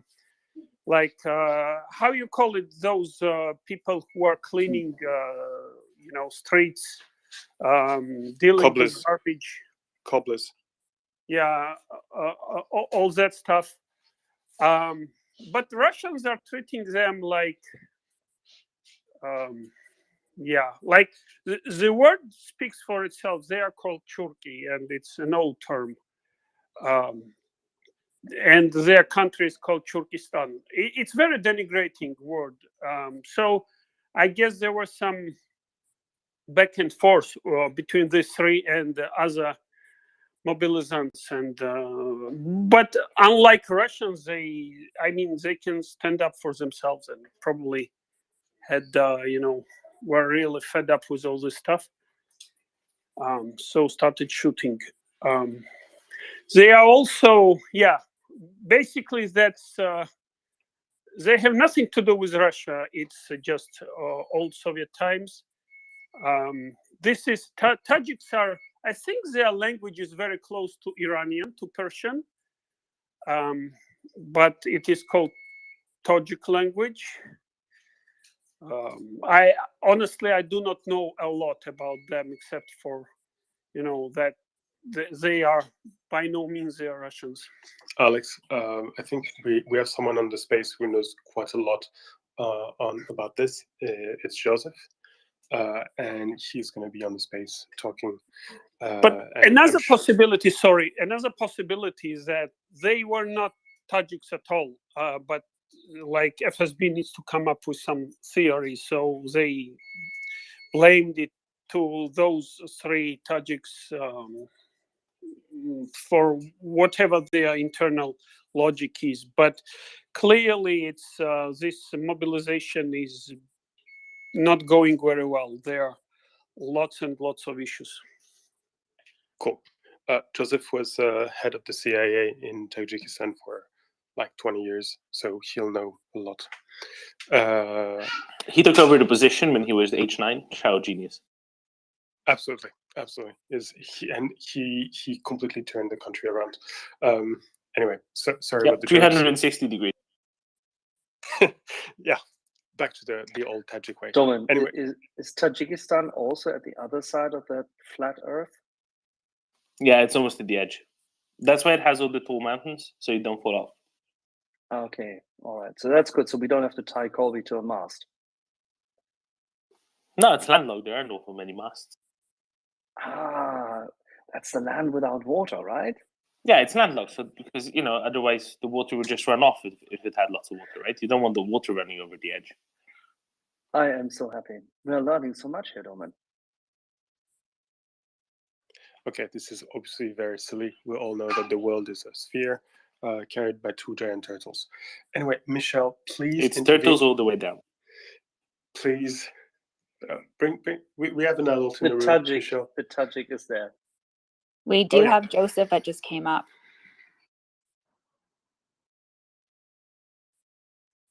Joseph, so tell us, did the Tajik do it?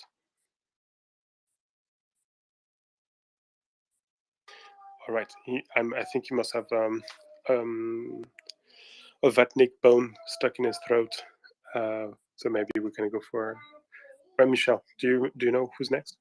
Yeah, go ahead, Alan. Thanks, Michelle. Yehuda, if you're still here, I just caught the end. I was in the car of your saying that the Russians are thinning lines in Kherson. Are they attempting to get troops across the Dnipro from the right bank to the left?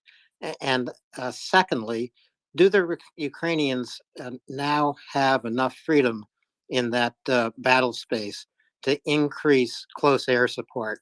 And if Yehuda can't hear me, maybe someone else has an idea. Thanks.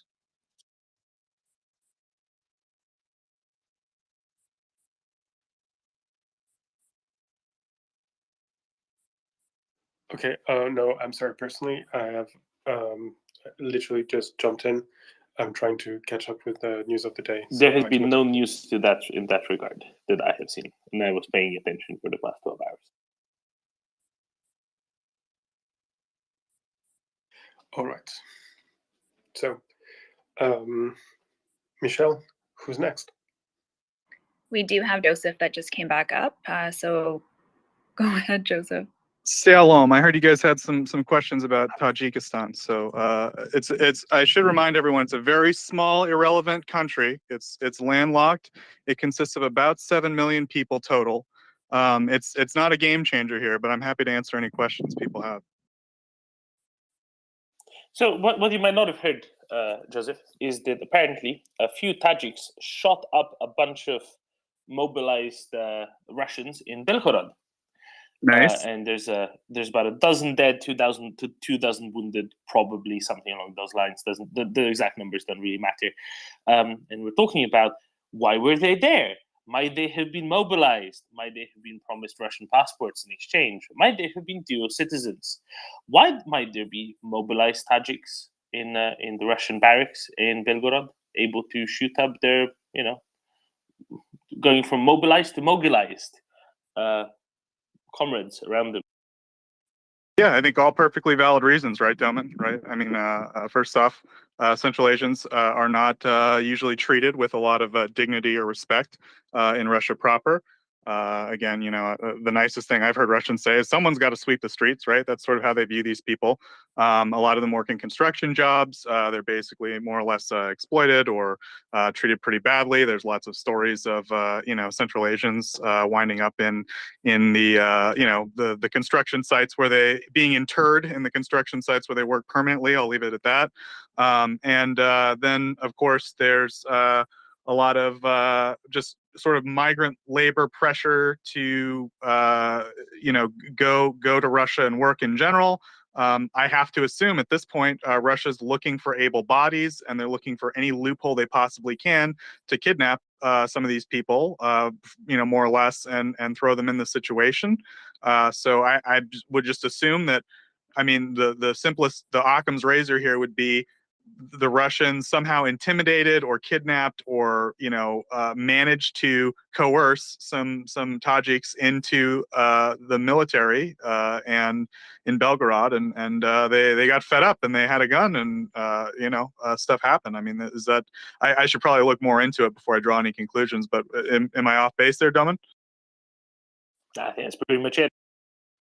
Yeah, I mean, just don't kidnap people into your slave army, and this probably won't happen. I mean, that's the bottom line. It's probably nothing special to the history of Central Asia or anything like that. But I mean, obviously, there's a reason that they're there, and they are a particular class that Russia is exploiting for bodies. But I think just this is probably going to happen more and more. I wouldn't be surprised if some Russians start doing it. I mean, we've heard stories of units surrendering and killing commanders who wouldn't allow them to surrender. So I think we'll probably see more expressions of no in violence as this thing moves forward. But I think Central Asians will probably be among the people more resistant because they have very little interest in invading Ukraine. And I think we've seen even a change in sort of tone from the Tajik leader Emomali Rahmon. First off, used to be Rahmonov, Doman. Now just Rahmon. Interesting, huh? That happened a while ago, though. That's not related. But anyway, it's we've heard a change in tone from him. The impression I'm getting is the Russians have they've asked too much, right? The Tajiks tried to accommodate. They tried to be polite. They've got their own security concerns. They thought Russia might be able to help them, but it's becoming increasingly evident that the Russians are just being bad house guests. They're just demanding more and more artillery shells or whatever, and Tajikistan isn't getting any help for any of their problems, and they have plenty of security concerns. And I think that they're just kind of done. They're kind of over it. They need other security partners, it seems like. And the change in tone seems to reflect that. There's not a lot Tajikistan is getting from the relationship with Russia right now, economically or militarily or security-wise. And so that, to me, seems to be the bottom line in terms of the country itself. But in terms of the Central Asians in Russia generally, they're going to probably be among the groups most vulnerable to exploitation by the Russian state during this whole thing. And I wouldn't be surprised if some of them, do things to resist the coercion that the Russian state puts on them. So I'll leave it there. End rant. Thanks, Stoneman.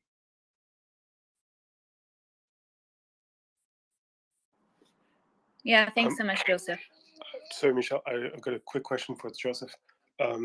Joseph, was Tajikistan one of the Central Asian countries that issued bans from joining the Russian army?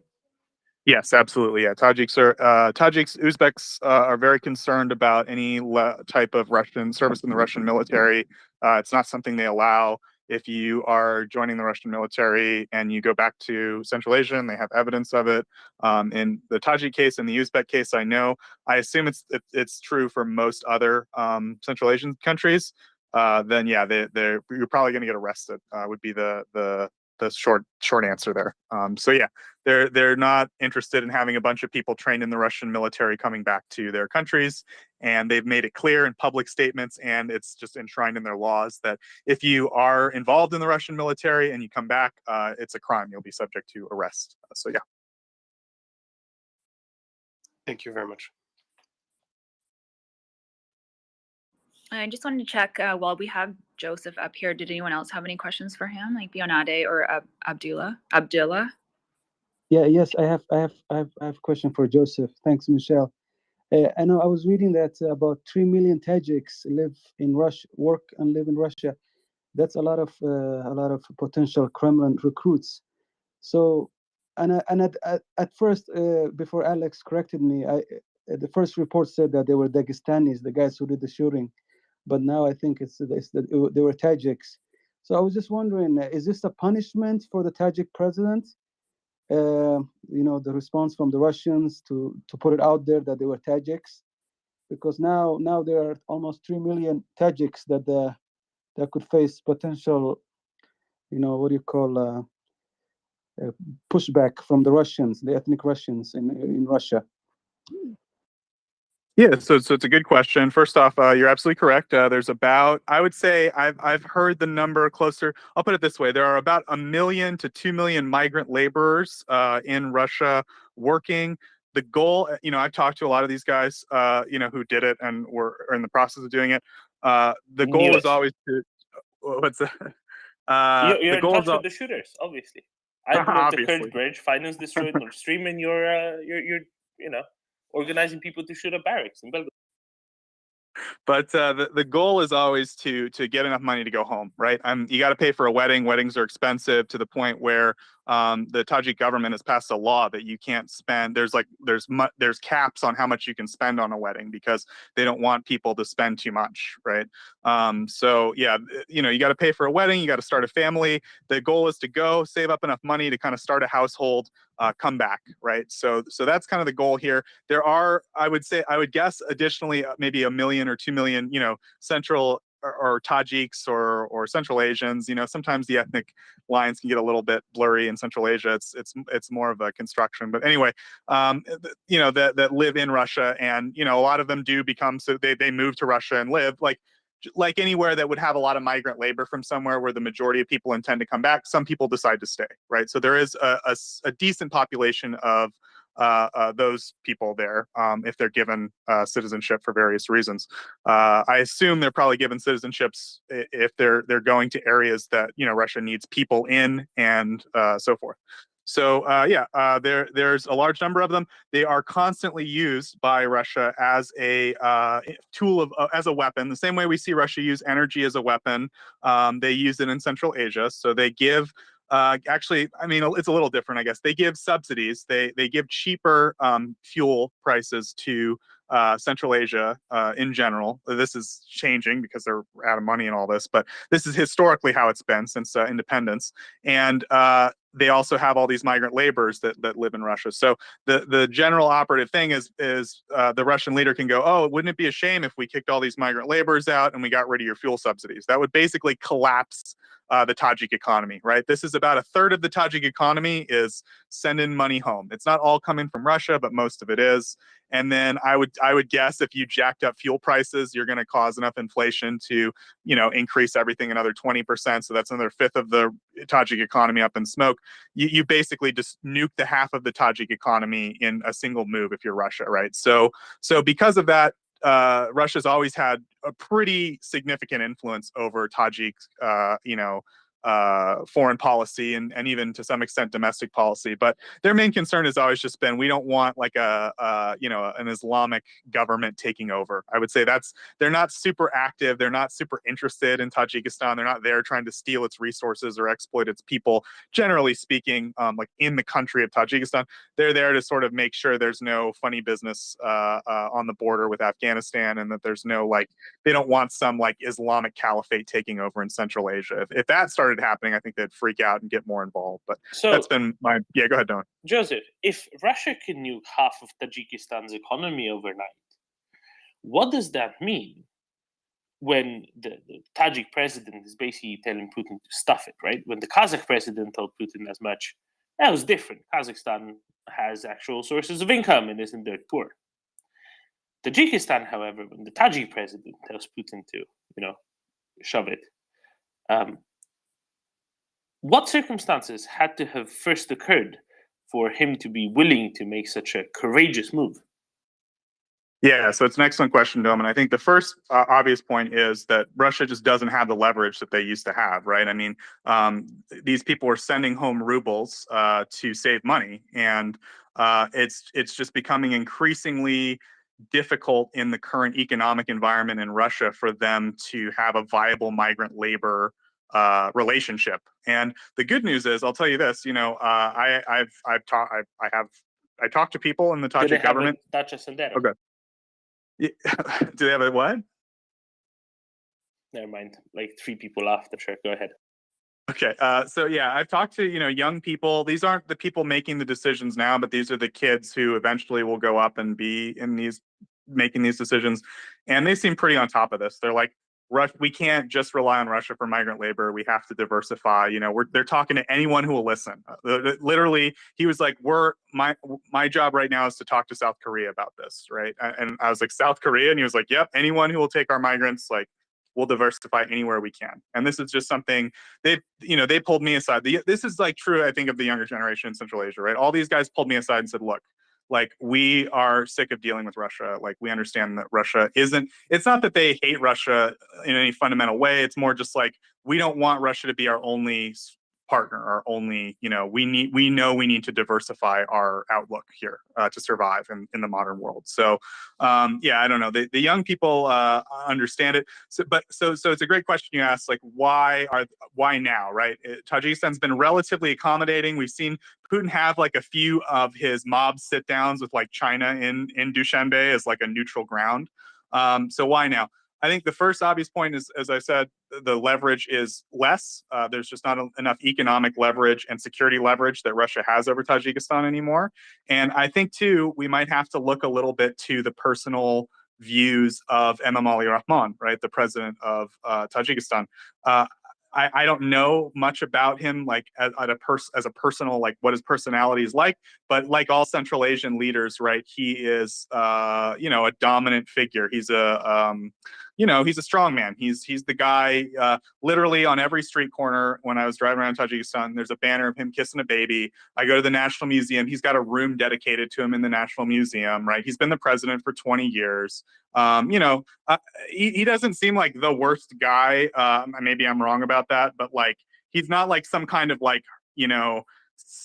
super savvy, ruthless guy, but he's the guy he's a lot like Kazakhstan's guy is my impression. And to me, it does seem like there's a personal dimension there, right? For his own personal judgment he's done with this whole relationship with Putin. And again, I assume it was like the Kazakh relationship, a personal relationship. So I think that there's probably a couple of factors there. I think obviously the most operative one is the lack of leverage from Russia now. But I think that maybe the other one is that a personal shift in the opinion of Emomali Rahmon, the Rais-e Jamhur of the Republic of Tajikistan, he's changed his mind. So that's like my hot take. So Abdullah, if you had any follow-up, go ahead, buddy. Yes, Joseph, thank you. So if not Russia, then where? Please don't tell me China. And also, is there a chance that Putin might pull off a coup in Tajikistan? I would say no. I think that the possibility of a coup only comes from the other way. In other words, there are some. So the people that would be willing to coup are the people. This kind of gets a little complicated, but like the government in charge, to simplify, the government in charge is the post-Soviet government. It's the same people that were in charge during the Soviet time. They just kind of put on a new hat and said, we're independent now. Actually, what they did was they joined the coup from the conservative, the Stalinists, to try to stop the end of the Soviet Union. Then when that failed, they came back and said, okay, we're independent now, because they didn't want to face the consequences. But anyway, they're the post-Soviet elite in Tajikistan, and the people that would fight against the government are not that. They're the people that weren't in the post-Soviet elite. So I would say that, like, the status quo benefits Russia more, right? The fact that the same guys who were in charge during the Soviet time and their families are in charge is better for Russia than any like other equation I can think of. The only other equations that exist are people outside of the Kulabi like elites, the people that like run the country now from other places. I'll put it this way: there's a small possibility that they could coup inside that faction, like a more loyal person or something. But if I was Russia, I would look at Emomali Rahmon and say, he's doing fine. Leave him there, right? Just he's able to keep the situation stable there. That's good enough for us. That would be my broad judgment. The second question, I'm sorry. What was the second question, Abdullah? Yeah. If they turn their backs on Russia, where are they going to go? Right. Yeah. So the options aren't great for Tajikistan. It's probably going to be more Iran. They do have a deal now with Iran to make drones, of all things. It should be alarming for us, but at the end of the day, the two partners are going to be China or Iran or Russia, right? Those are your choices if you're Central Asia. And it's the same for Kazakhstan, right? We've seen Kazakhstan start making more deals with China and Iran. Obviously, it's not great. Like we're not happy about it, but at the same time, those are the options. You have to do your best if you're in that position to play off the three factions that you're dealing with, and then maybe once in a while get something good from the United States, which I think Tajikistan was able to do during the kind of war on terror period. We developed a pretty good relationship with the Tajik government, and they want to maintain that. We seem interested in trying to maintain it to some degree. So yeah, I think like that's their game here. They've got to try to play off all these jerks against each other and get the best deal they can. So I'll let you wrap it up, Abdul, if you want to add anything, and otherwise we can go to the Thank you rest. so much, Joseph. Thank you.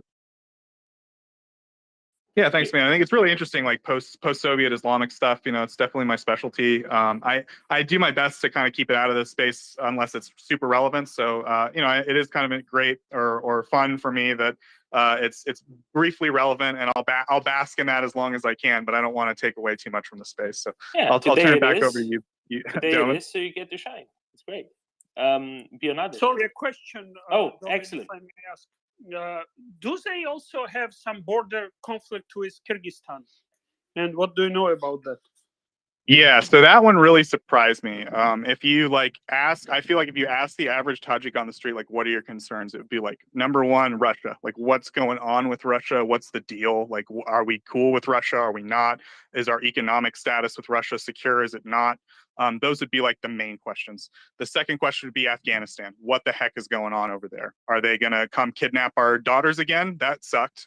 We don't want that to happen again. That's the only reason we let the Russian military here in the first place, right?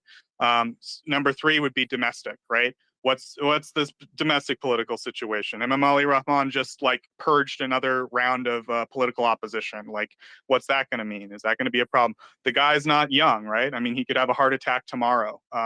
He doesn't have like a charismatic son like waiting in the wings to take this thing over. Like, you know, so I think a lot of Tajiks are like, what's going to happen in 10, 20 years, right? In 5 years, maybe when this guy's too old to rule effectively, or, you know, just straight up dies.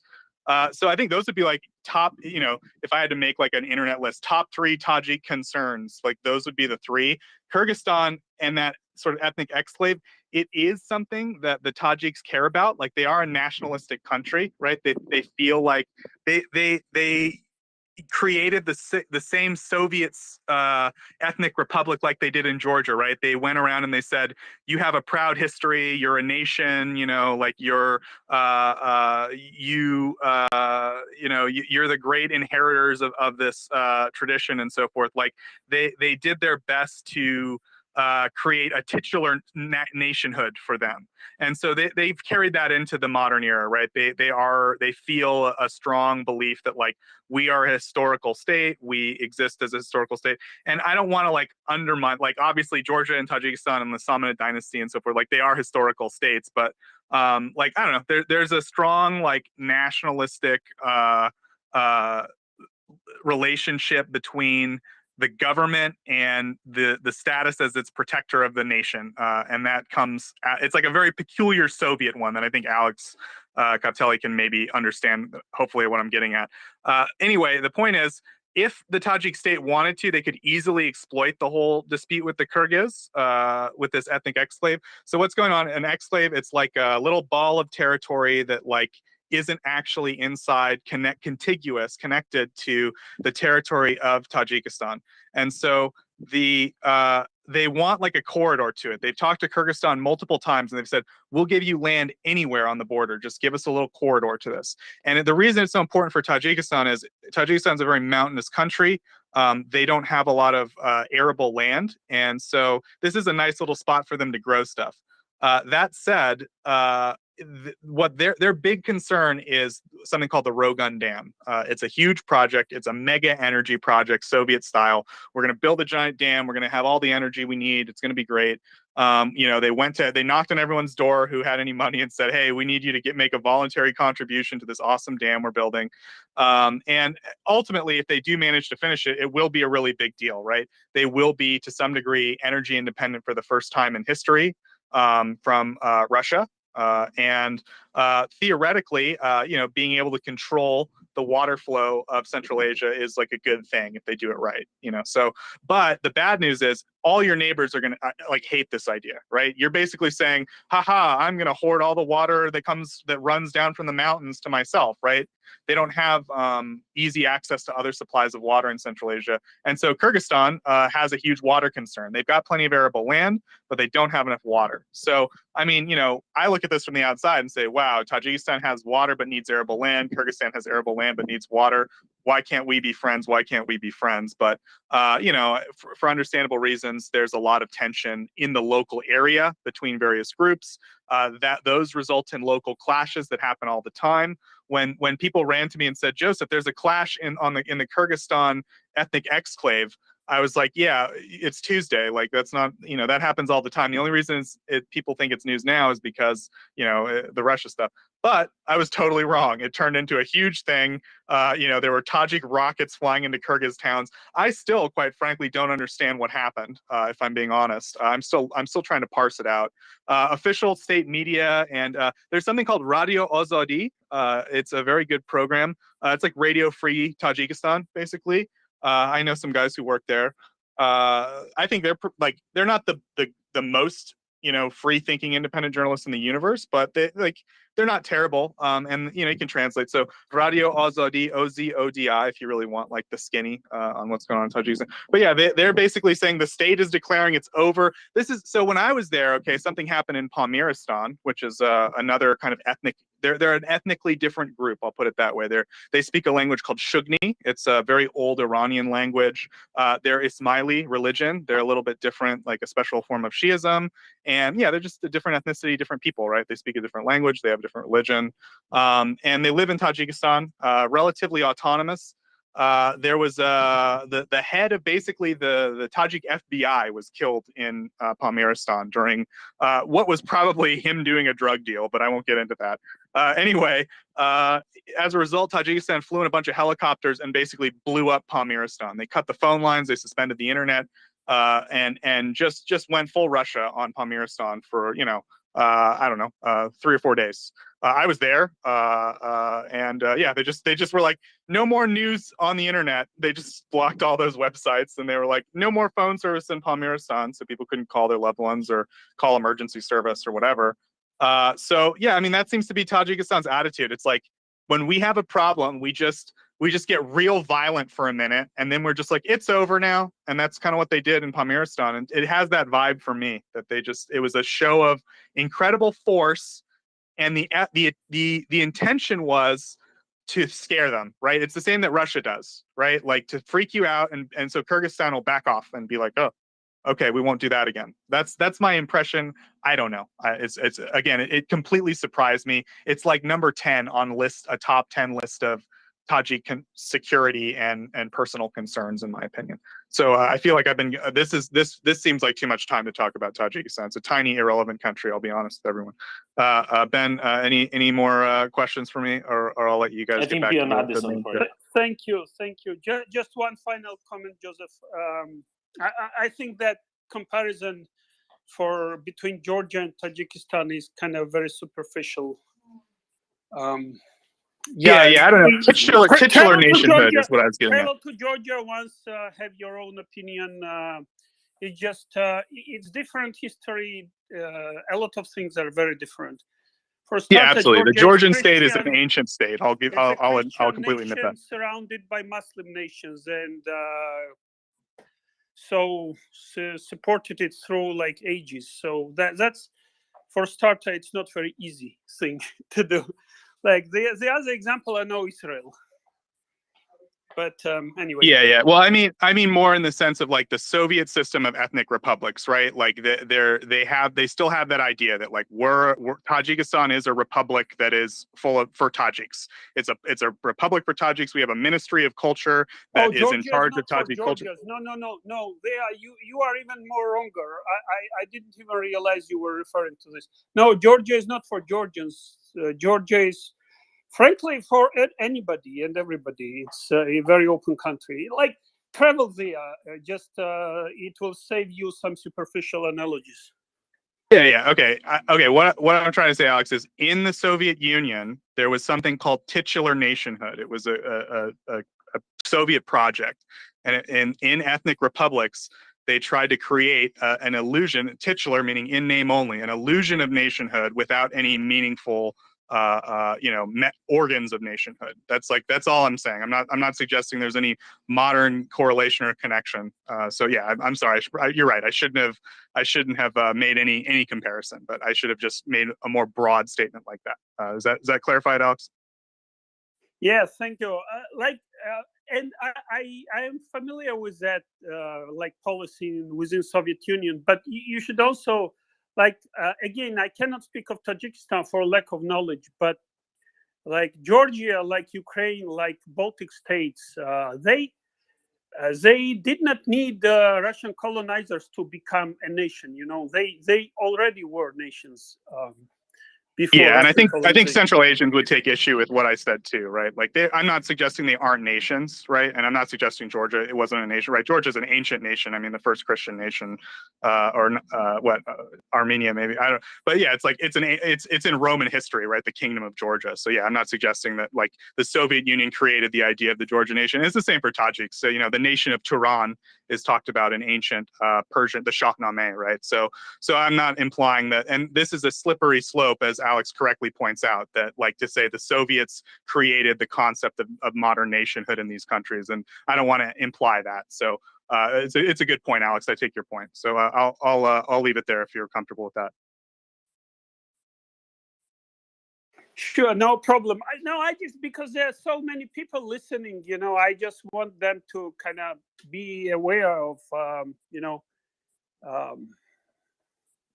Yeah, no, you're right, Alex, and it's a good discussion. If we didn't have hands, I'd keep going with this, but I feel like I've been droning on. But I think you made a good point. Thank you. No issue at all.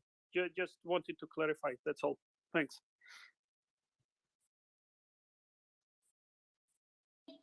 Fantastic. Thanks Yeah, a lot. Yep.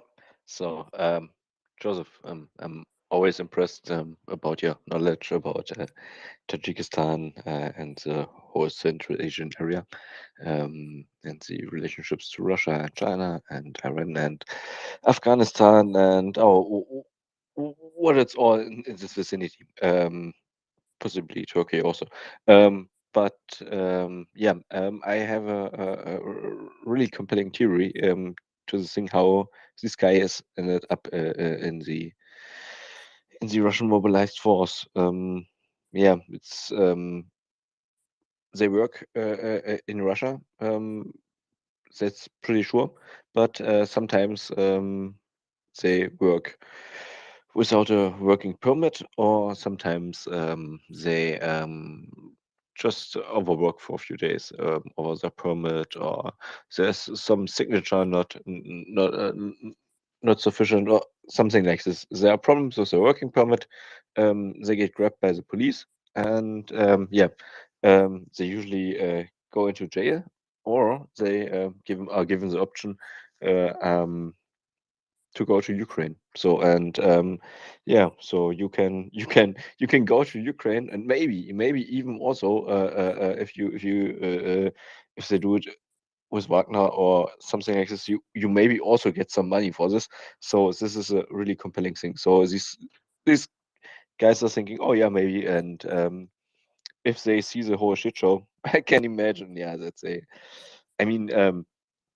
if you ever worked in a job where you weren't happy, or you worked in a very grim construction job, and you get the whole mentality in some construction places, you have really people which have not always a good attitude, and it's really some dark humor and anything like this, and these people are working hard, like 12, 14, 15 hours a day. So I can absolutely imagine that they are at some point where, or are on the point of breaking, and just thinking, oh fuck, I have here a fucking weapon, and I'm gonna use it, and I'm gonna use it against the people which are really nasty to me, because that's the point.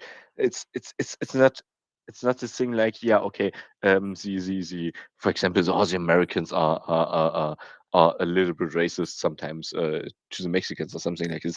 It's not like this subtle racism. It's really like, you are from Central Asia, you are fucking worthless, and it's excuse my French, it's really really hard, and these people, it's if somewhere happens a crime, the first people they go after are Central Asians, and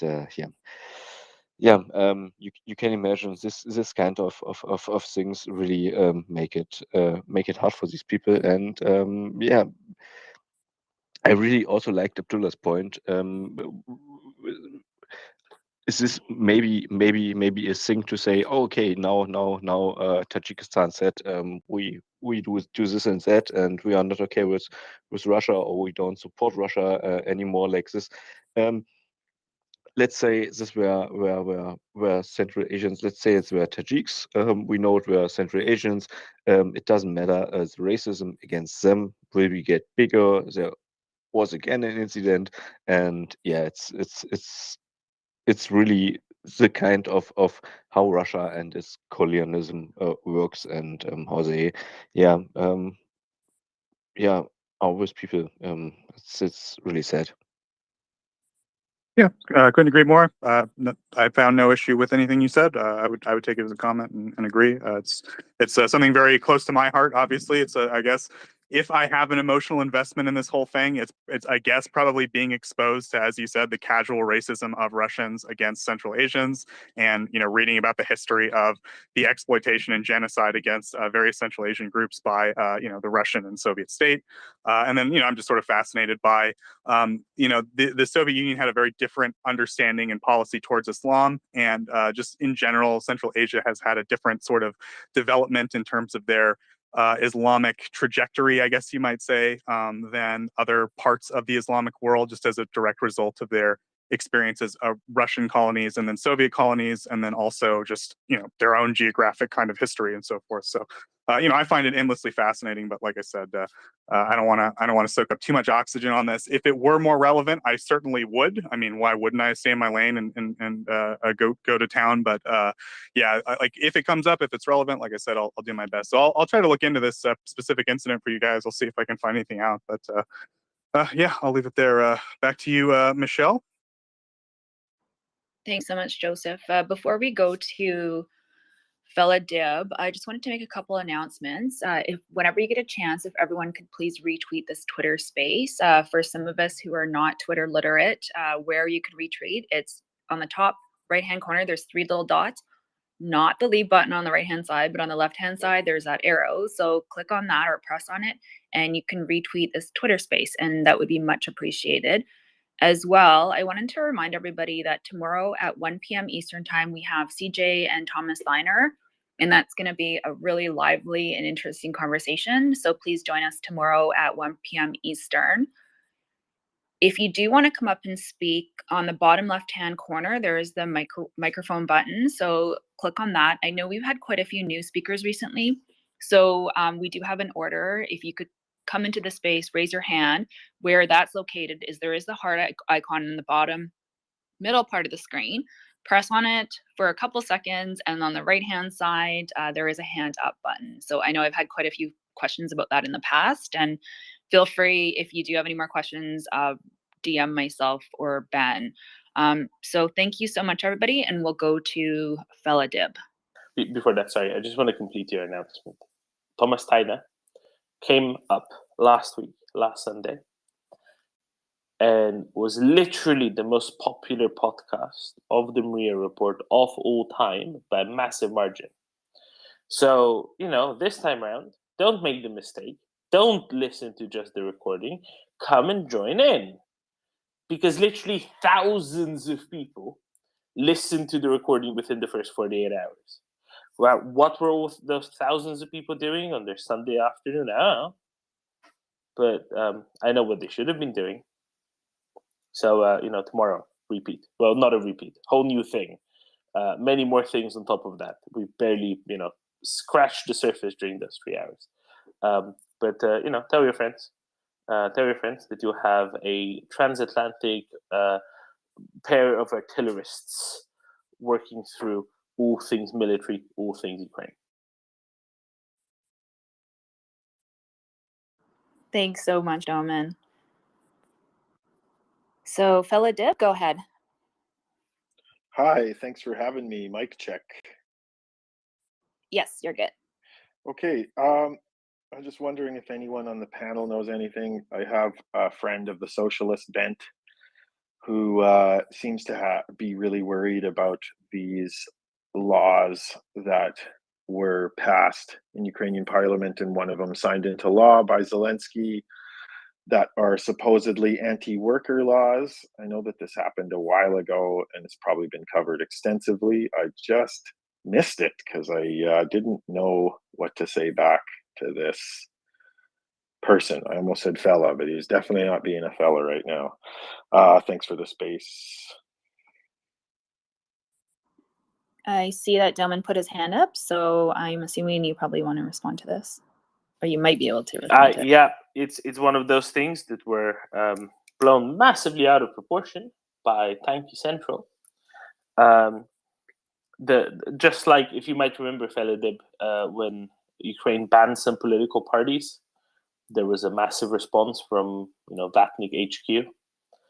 Sending instruction. You remember how that was, right? Do you remember what political same parties guy those were? sent me an article about it. I was just gonna say. Well, there you go, right? Okay, rethink your friends. I'm gonna say, because if you remember that one, there were literal political parties registered in Ukraine whose high-ranking members were calling on Russia to nuke Kiev. This is kind of the same, except it's the exact opposite. They changed some genuinely trivial bits of legislation only for the duration of martial law. Basically, because there's a curfew, B, a prohibition for leaving the country without paperwork if you're a man of military age, C, a big war going on. There were certain considerations of and a bunch of people who used to work in the country left, basically women and children. Not that the children worked, but women who worked took their children out of the country. That made it very difficult for any company that was still kind of operating to follow the laws that were designed for peacetime. So they just said, do you know what?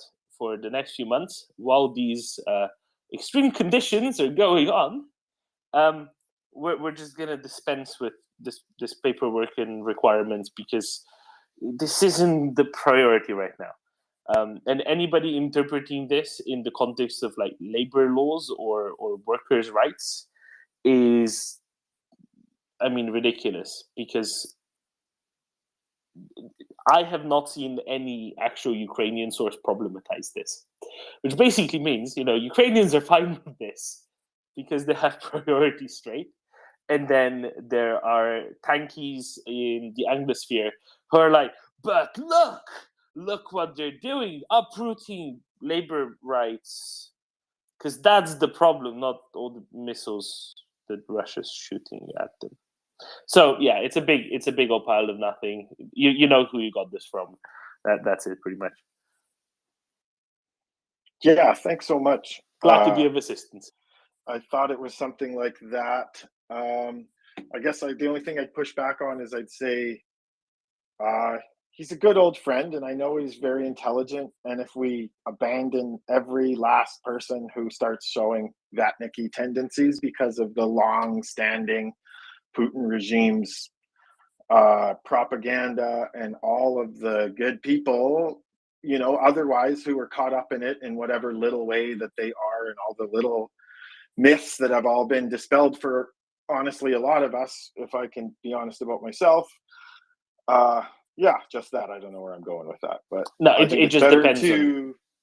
I know you were just mostly joking, but it's like we can't abandon these folks. We got to try. As much as I'm a fella and I love to troll Vatniks on Twitter, when it comes to people that I know and love that are intelligent, I'm gonna try and reason with them. Love you guys. Love the space. This is so amazing. All I'll Thank say you is, so much. it always depends on how dyed in the cotton wool they are, and get them out of that on a more principled moral basis, maybe. rather than trying to argue these little points that they're going to be bringing up, because go for the foundation of tankiness as opposed to the little symptoms individually, because by treating the symptoms you'll never cure the tanky within. And yeah, people are totally redeemable. Like tankies are very much redeemable. No question about it. Oh, for sure. Thanks so much, guys. I'll drop down. Yeah, thanks so much, fella. So we're gonna go to Quincy, MS Chase, and then Bionade.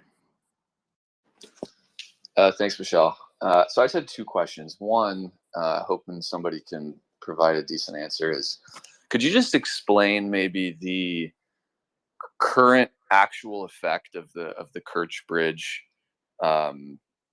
destruction on the current state of like Russian military logistics? Like, how has that affected it? Have we seen real effects? I've obviously seen like the cargo,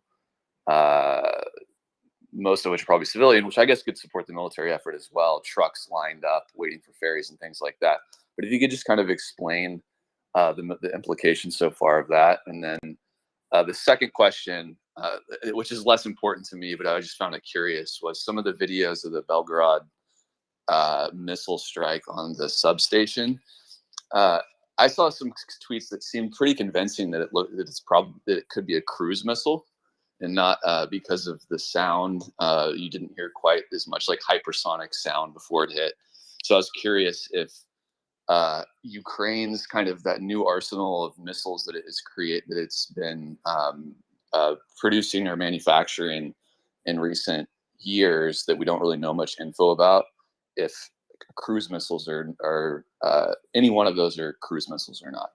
But I'm more curious about the Kerch Bridge question. Thanks, guys. I'll pick on number one, and somebody else can do the missiles because I don't know jack shit about that. So tangible effects of the Kerch Bridge. If you look at, I think the third tweet from the left in the nest, it's a video from this morning of Russians offloading a train in the middle of nowhere. Literally, I mean, if you look at it on Google Maps, it's just flat land everywhere around, basically nothing. There's maybe 500 people living within 5 kilometers of this place in total. You make a big circle around it. And why? Why are they offloading a train there? Well, they're offloading a train there because it's 140 kilometers from the front, south of Melitopol, about equidistant from the Zaporizhia front and the Kherson front. They're moving in the last of the stuff that they have in Crimea in stock. And Craig and I discussed this earlier for about like half an hour, so I'll give you the abridged version. They're moving whatever last they have in Crimea in stock up closer to the front, where they can access it by trucks. But they're not moving it close enough to the front where it can be easily hit by HIMARS. Right? It's about 50% farther away than HIMARS range is. That's because the Russians are no longer very confident of what exactly HIMARS range is. And also, if the front moves a little bit closer, it will still be out of range. So what does that mean? They're sort of setting up, I would suspect, they're sort of setting up way away from where the threat is. Means that they've realized they are going to be really short on stuff really soon. And they can't afford to put it within range of where it might even theoretically get destroyed. We all cheered for the endless mushroom season that went on during all of summer, right? Ammo depot after ammo depot after ammo depot throughout southern Ukraine, which is great, absolutely fantastic. Seems like mushroom season's over, at least in southern Ukraine, simply because there won't be stuff to hit anymore. Russians now no longer have a train line to the south of Ukraine. Basically occupied Zaporizhia and Kherson Oblast, right? There is a train line they control that runs east to west from roughly Donetsk city through to Melitopol. But that rail line runs within tubed artillery range of the front. So any train that goes on it, basically Russians can't be sure that it's not going to get blown up by HIMARS, and actually honestly, probably it's going to get blown up by HIMARS. So there's a question of how much they'll even be willing to try to use that rail line.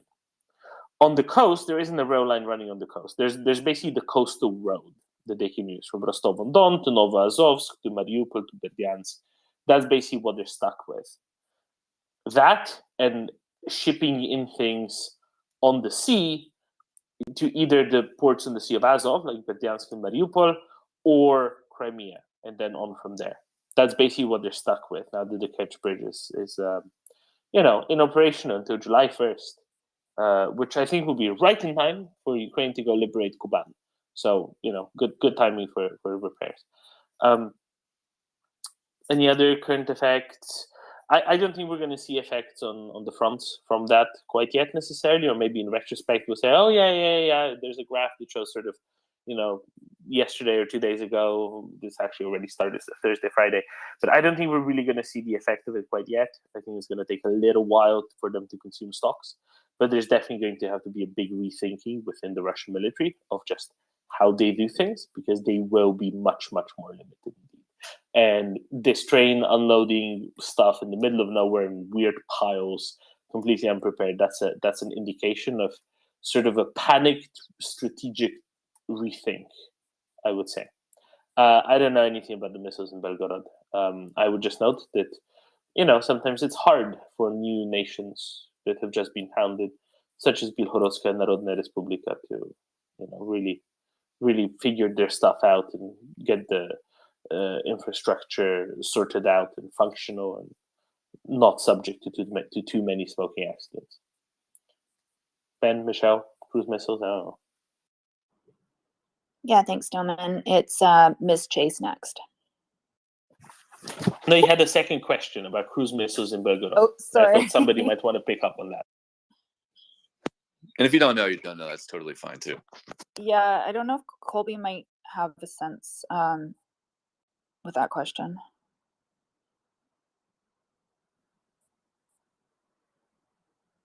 I think Colby is a phantom speaker on your display as opposed to an actual speaker.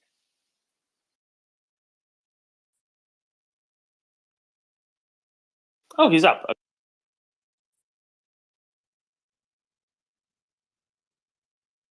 Radio check. You're Loud good. and clear. Okay, cruise missiles in Belgorod. Yeah, so Ukraine has one cruise missile. They have the Neptune, which is an anti-ship missile. Now, theoretically, they can use this to strike ground targets as well. John was up earlier, and somebody hypothesized or had some indication that it may have been fired from the Kyiv area. That most certainly did not happen because it's significantly too far away for a Neptune in the Kyiv area to strike Belgorod, far beyond its stated capable range. So even if we assume that it's lowballed, it's highly unlikely that Neptune was launched from Kyiv and hit Belgorod. Also, the missile came in from the north, which means that if it's launched anywhere in Ukrainian territory, the trajectory would have to change fairly significantly in order for it to be fired from Ukrainian territory and then execute a turn so that it can come in on the from the direction that we see in the video.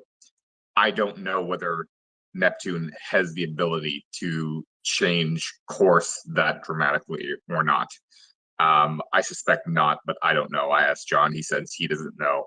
I don't know if there's anybody who really could say definitively whether it has that capability or not.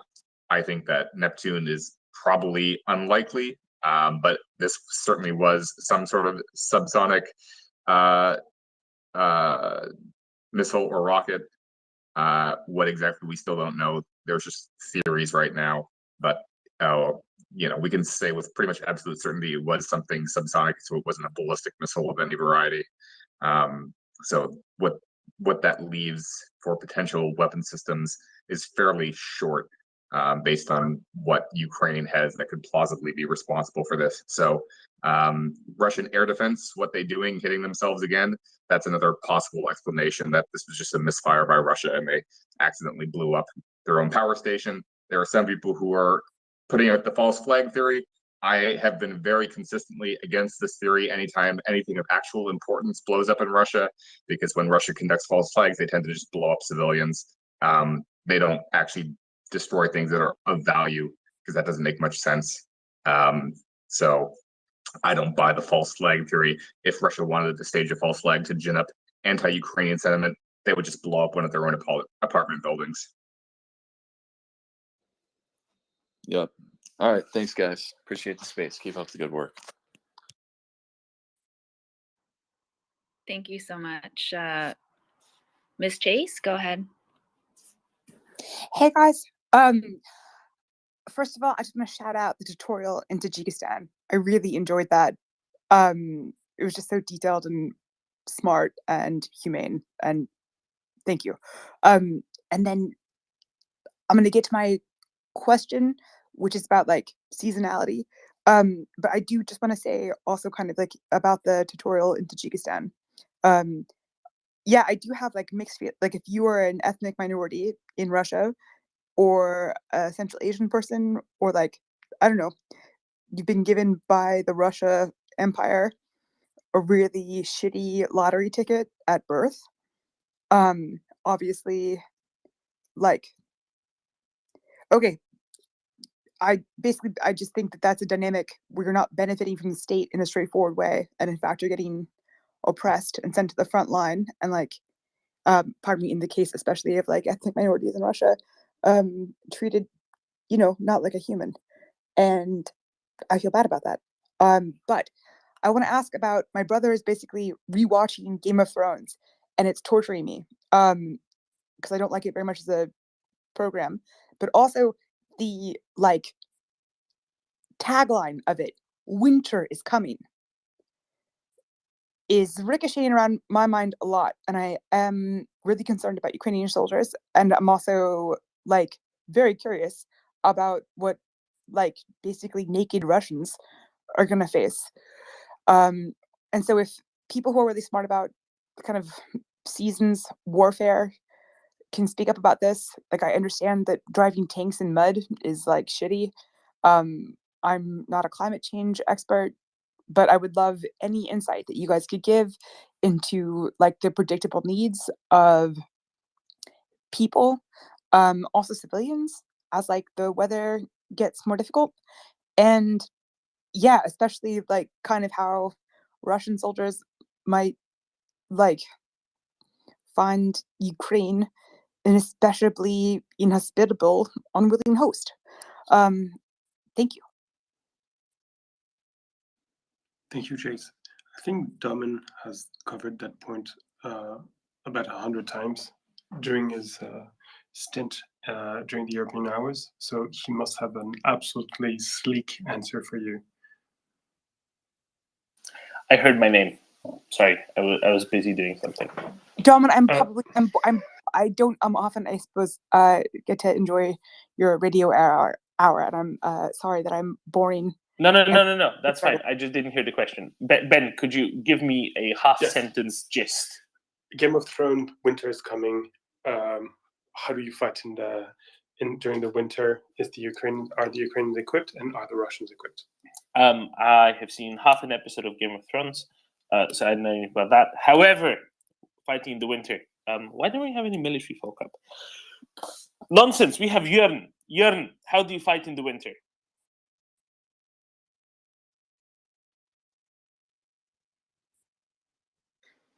Jörn is on strike. Yeah. He doesn't answer when it's cold. Well, basically, how do you fight in the winter? The key thing about fighting in the winter is survival. Basically, when you're outside of your base, you're in survival mode, and you need to stay fit and able to fight. And I think people overestimate the challenge the Ukrainians will have of fighting in the winter, because basically they're on their home ground. It's not like they're heading to northern Russia or Alaska or northern Canada. They're going to fight where they've always lived. So they have knowledge on how to survive in their own climate, and their military institutions has institutional knowledge of this. So they have this during basic training, and they will. It seems from all the reports that are coming in that they'll get the winter gear that they need from NATO partners.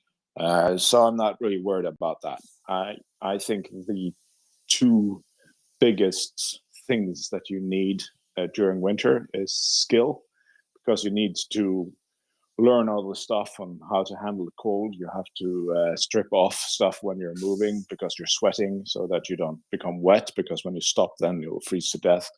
All those stuff, you need to know how to use the equipment you've got. And you need discipline. You need to do the work. When you're dead tired or just want to go to sleep, you have to change your clothes and be dry and eat and do all that stuff that makes you survive going to sleep, or you just might die from the cold while you're sleeping. So that's why I think the Ukrainians will do just fine, and the Russians not gonna make it through the winter. I think there's a substantial chance that the front will collapse, because they don't have skill. They've shown that so far, and they don't have discipline, and that's going to hurt them a lot during the winter. Can I just ask one follow-up to June? Also, dope answer, June. So good that I'm like, don't tell the Russians they shouldn't change their clothes. But they can't. Somebody stole the money for the 1.5 million winter uniforms. It's okay. They don't have the time or the money to fix that. Is the nighttime thing how I get annoyed sometimes by dark? How annoying will dark be for people who are doing good work? Very, very, very annoying. I'm sorry, Jordan, but yesterday Axel said something which I want to repeat. The Ukrainians are likely to have a lot of night vision goggles and tanks, which basically can see in the dark. And what Axel was saying there is that with those tanks, they make grown-up men fear the dark again. So some people will be very, very terrified. I'm sorry, Jon, please go ahead. Yeah, I completely agree with that. I think the overall situation in Ukraine right now is that we want it to be as difficult as possible. Whatever happens, we want the conditions to be difficult, because darkness is a challenge. It makes everything more difficult. And what we see is that the Ukrainians can handle that and the Russians can't. So whatever makes fighting more difficult, whether it's cold, darkness, or whatever, it just puts the Ukrainians at an advantage, because they have both the skill, discipline, and equipment that the Russians don't have. So I think I don't know how much darker it is during winter in Ukraine. It would be different the further north you get. But if there are more dark hours than during the summer, that's going to hurt the Russians more than it hurts the Ukrainians. So basically, like every disadvantage that they have that's like structural, massive, even about day and cold, it will just make them shittier at this war because they're shitty. Yeah, and I wouldn't worry about telling the Russians this, because it seems like they don't have a learning curve after so many months in the theater. They still haven't figured out that they need skill and discipline and just send untrained units to the front. So I'm not worried that they're suddenly going to wake up one day and start thinking about what's not working. They're going to stumble into this winter in a horrible way. Yeah, and there's something else, which is that we tend to associate the Russians' ability to fight in the winter with the defeats that some armies suffered while trying to invade Russia. So the Swedes, the French under Napoleon, and of course the German and its allies during World War II. But it should not be forgotten that the Russian army also suffered tremendously in many cases, in many battles when they tried to invade south and southwest when they tried to push towards Balkans, as well as when they tried to push towards the Caucasus. You had entire armies with tens of thousands of men that were fully equipped, fully led, fully motivated, and that just vanished in the cold. Numbers you could not believe, and they're fitting in this case. If the Russian army was to suffer tremendously during the winter, it would just fit in in a well-established historical pattern. So just keep this in mind. The Russians have suffered and have been defeated by General Winter more often than their turn. Absolutely, and it's a very good point, and it lends to the argument of that the Ukrainians are fighting on their home ground. They know their home ground, and that could be said about the Russians as well, because you could say that they are used to the cold because many of them live further north. But what this war has shown, that they don't have basic soldier skills. They don't know how to dig a trench. They don't know how to put up their positions. They don't know how to handle their gear. So it doesn't matter that they've grown up in the cold, because they haven't grown up in the cold learning any soldier skills. So they're losing this war because they don't have basic combat skills at all. And that hurts them a lot now, but it's going to hurt them tenfold during the winter. Amen. Thank you very much, John, for this intervention. Okay, Michelle, who was next? I think our German friend had been very patient. Yes, so it's Bionade and then Peter. Oh yes, thank you. Yeah, I was thinking about the whole thing with the night and the winter. It's a really good point. Because yeah, we've seen that, and I made this joke before. The Russians are like behaving like bums. Really, they go out of the conscription bus, look for some shit they can burn, start a fire, and drink vodka. And if you do that in a battle zone, really, I mean, these Javelin rockets are heat searching. So, and I think you don't directly shoot in the heat, so just a meter before or something like this. But I mean,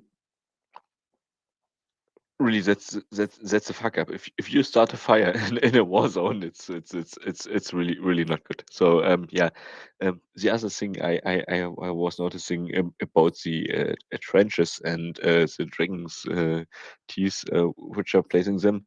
I mean, yeah, from perspective of World War One or early or late World War One, when the first tanks arrived, it was a good idea. But now, I mean, these are straight trenches. You send a group of Ukrainians in the night there with a bit of night vision. You can take this dragon teeth as cover, throw some grenades in there. You can fuck these trenches up. Excuse my English. You can destroy these trenches with artillery and everything. So this doesn't really make sense, and it only shows how really helpless the Russians are, and yeah, I wouldn't worry about it.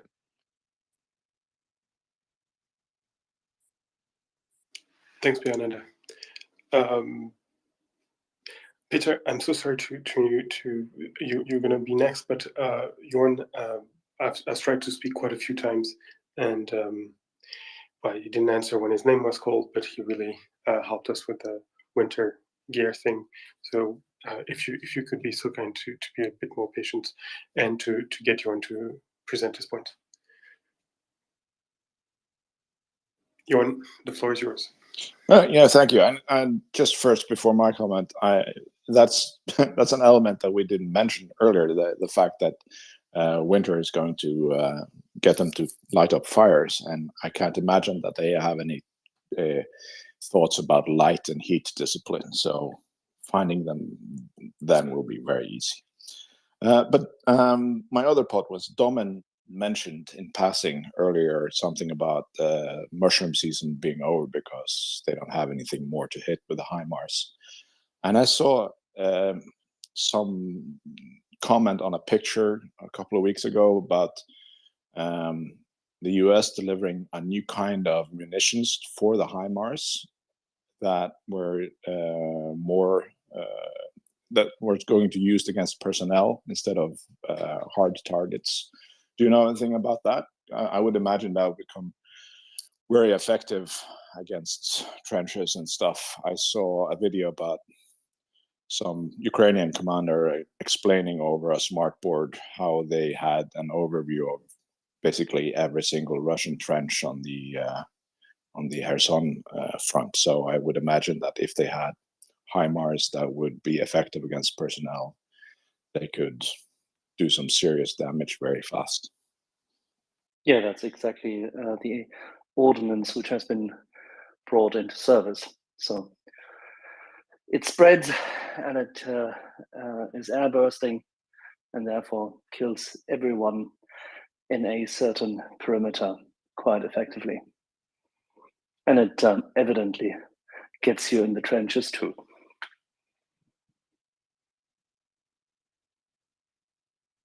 Do a few rounds like this and the whole front line collapses and the troops either withdraw or surrender. It seems like the Russians are in for a bad deal. Yes, which is why Yehuda was so kind as to highlight a few hours earlier today that the shaping operations and the preparations for what is evidently an upcoming offensive are ongoing, and the Ukrainians are laying out the battlefield. Brilliant. That's excellent news. Thank you. I'll drop down. Before we go to Peter, I just wanted to let everyone know that we have quite a few speakers that are requesting to come up. And so Ben and I are moving people in and out. So please do not take it personally. You can request to speak again, but we just want to give everyone an opportunity to come up and ask a question. Go ahead, Peter. Hi, good evening. I noticed that Russia again demanding that Ukraine does not join NATO. Now, if you read between the lines on that, they're actually acknowledging that Ukraine is going to be in a position to join NATO, which I think is quite good news.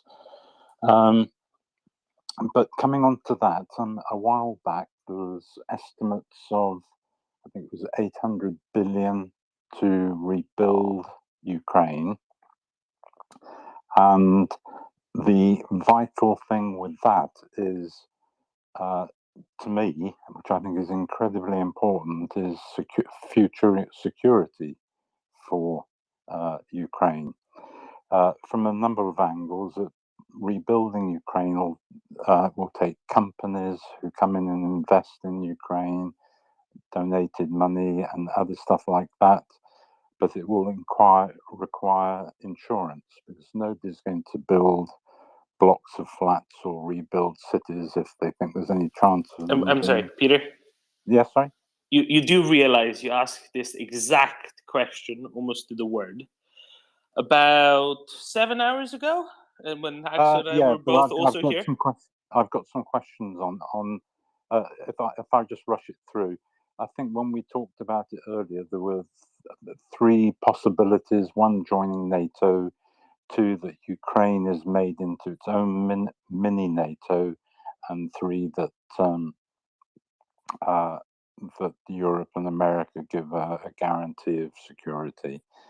Yeah, but the insurance matter, as I told you then, is not key to Ukraine, because private investment in Ukraine is independent of the Anglo-Saxon concept of insurance for everything.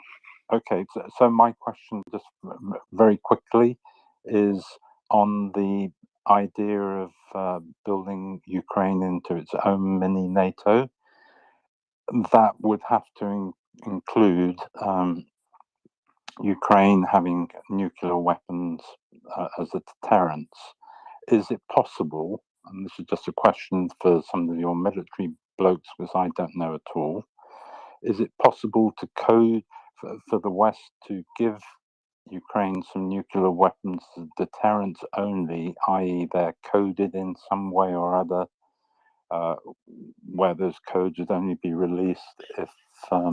That's a question you asked yesterday. I didn't.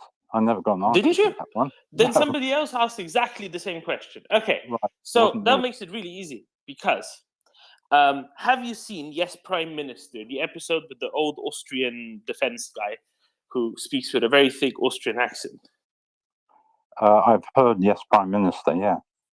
Okay, well, go seek out that episode and watch the exchange about nuclear deterrence because it explains about 70% of the problems with the idea that Ukraine would have an independent nuclear deterrent against Russia. Beyond that, no, it's kind of pointless to discuss. Not pointless, it's a combination of it being very unlikely and also completely unnecessary because the real solution is so very likely, which is security guarantees by US, UK, etc. At the very least, if not full NATO membership, very expeditedly. So it's kind of like saying, we have a leak in the roof. Should we fix the roof? Should we change the roof? Or should we, pack up and go live in Thailand? And I mean, why would you need to pack up and go live in Thailand? You can just fix the roof. Right. Okay, well, look, I'll get off and let somebody else have a go. Okay? All right. All the best. Thanks a lot, Domin.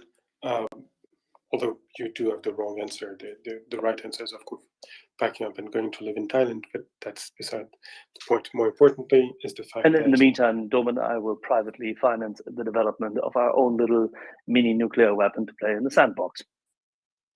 I was getting excited about our vineyard in Thailand. Then I get a nuclear weapon in the sandbox. I mean... More importantly, I would think that in the coming, 17 generations, any Russian officer starting his studies will receive a letter sealed that he will have to open when he finishes his studies, and this letter will read, whatever you do, don't attack Ukraine ever, ever, ever again. So there's not much to be feared on that level.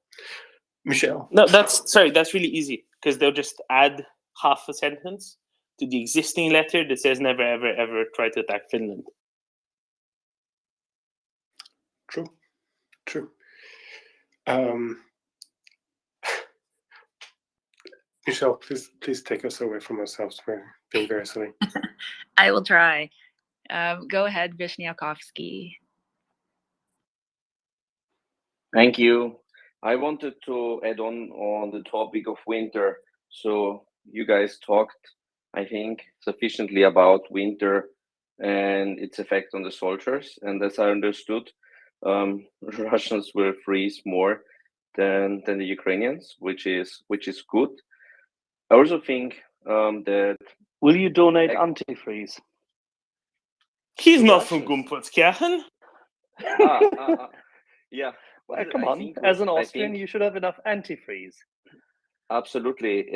I think Nicely the old bottled. antifreeze, that was part of the wine. I think we can donate that to the Russians. That's a hilarious idea, and I would add some vodka bottles to it and whatever schnapps we find to keep the Russians drunk and delirious. But I wanted to say, whoever is sending the Russians or the Russian soldiers, conscripts to Ukraine is, in my opinion, honestly and seriously not planning for them to worry about freezing, because they get so little equipment. I think that they don't plan with them living more than 3 days for whatever purpose. But if you get sent with that equipment, I think it's 3 days and over, but seems to be good for Ukraine, bad for the conscripts who get sent. But the topic I wanted to actually talk about is, I think, a big problem that is coming towards Ukraine from winter is the damage that rockets do, right? In cities, the defenestration that's happening, that all windows are blown out, and that the heating systems are damaged. And I wanted to ask, do you think that this is on the radar of enough of people, and that there is a plan to help Ukrainians who lost heating and the windows? And I think Victoria just raised her hand. she actually reminded me on that topic when we met in Vienna. So I would love to, if you could let her add more to it, because yeah, she brought that point to my attention. Of course, go ahead, Victoria. Hello, everyone. Nice to be back. And Vishniakovsky, Domen, everyone, really interesting to hear all of you and your comments and your questions. I just wanted to make a quick comment regarding the previous question that there was about providing Ukraine with nuclear weapon. I don't believe that this is the solution for us. The solution is NATO membership, and as by the way, General Petraeus mentioned last week at Warsaw Security Forum, for Ukraine to start, when we win, for Ukraine to start getting all of those investments that we need, and they are of the size of hundreds of billions of dollars. The best protection is not just providing sovereign insurances to investors, but most importantly is to have NATO membership be there already by the time we need to start the reconstruction. So it should be synchronized for sure. President Biden, back in June, he made a statement that he sees Ukraine as a democratic sovereign country that is capable to defend and deter itself. And that is also part of the solution, of course, on the way to NATO, maybe. It's some sort of a guarantee that is there for Israel, the model that was developed for Israel in particular. But we have a strong belief, and I see that more and more people are actually in favor of the idea that for Ukraine to be able to really restore itself, rebuild itself, build better, is really crucial to have NATO membership already at the point when we start the that project. So coming back to the question that Vishniakovsky asked, yes, this is what But we've Victoria, discussed. so Yeah, what you just said is clearly deterrence is the best insurance. absolutely, absolutely. And for that, we definitely need to be able to protect our territories and be able to protect our critical infrastructure. And I just want to remind everyone the war started not on 24th of February 2022, but back in 2014. This is when Russia started shelling and shooting and from their own territory. And this is where we're unfortunately not capable to protect our own soil from all of those attacks. And we've seen the same scenario being applied, or it's not scenario but strategies being applied to, for example, Kharkiv region, Sumy region, and other regions. So they were shooting at us from Russian territories, not from Ukrainian territory. Regarding the subject that Vishniakovsky brought, for us, I think all of us, it's important to understand that Russians do really want to create uninhabitable conditions for as many Ukrainians as possible who live in the cities.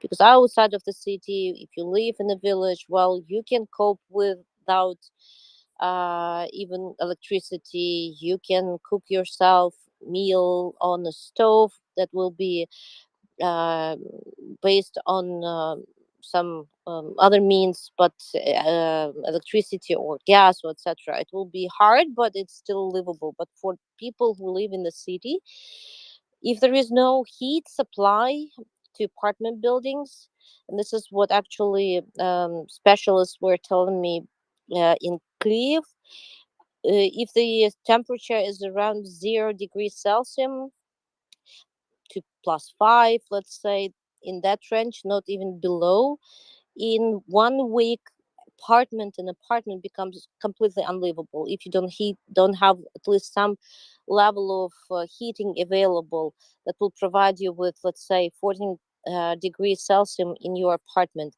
And with what has been happening during this week in particular, Russians do target, I think someone mentioned, substations, electrical substations. They are not targeting that much the power generating plants. It's really hard to cause major damages there. It's possible, but it will take more of an effort than targeting substations. And right now, we have hundreds of them being destroyed or severely damaged.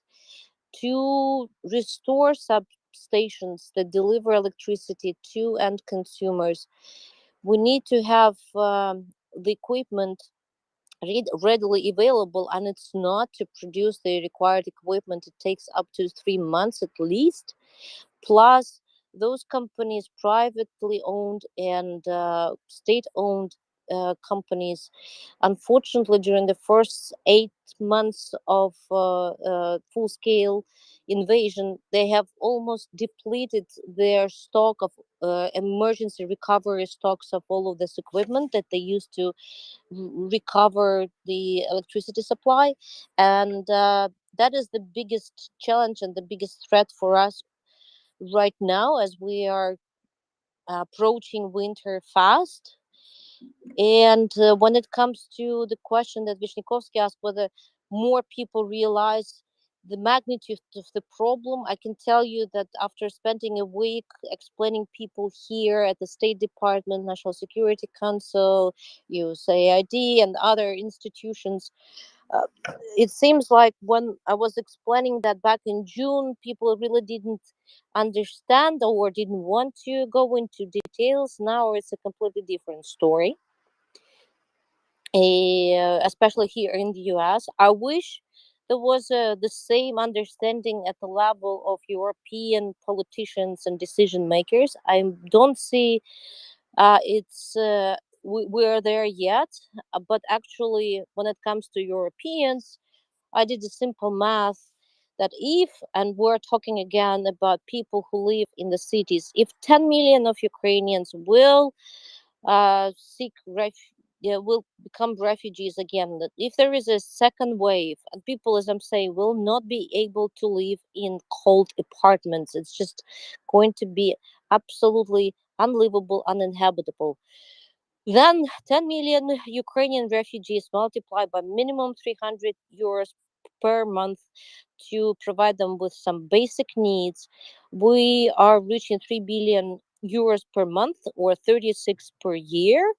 So if you compare those amounts with what was delivered or promised to be delivered in terms of military support, in terms of humanitarian support from our European partners, is just a fraction of that number. So for Europeans, I think it's time to wake up and realize that they need to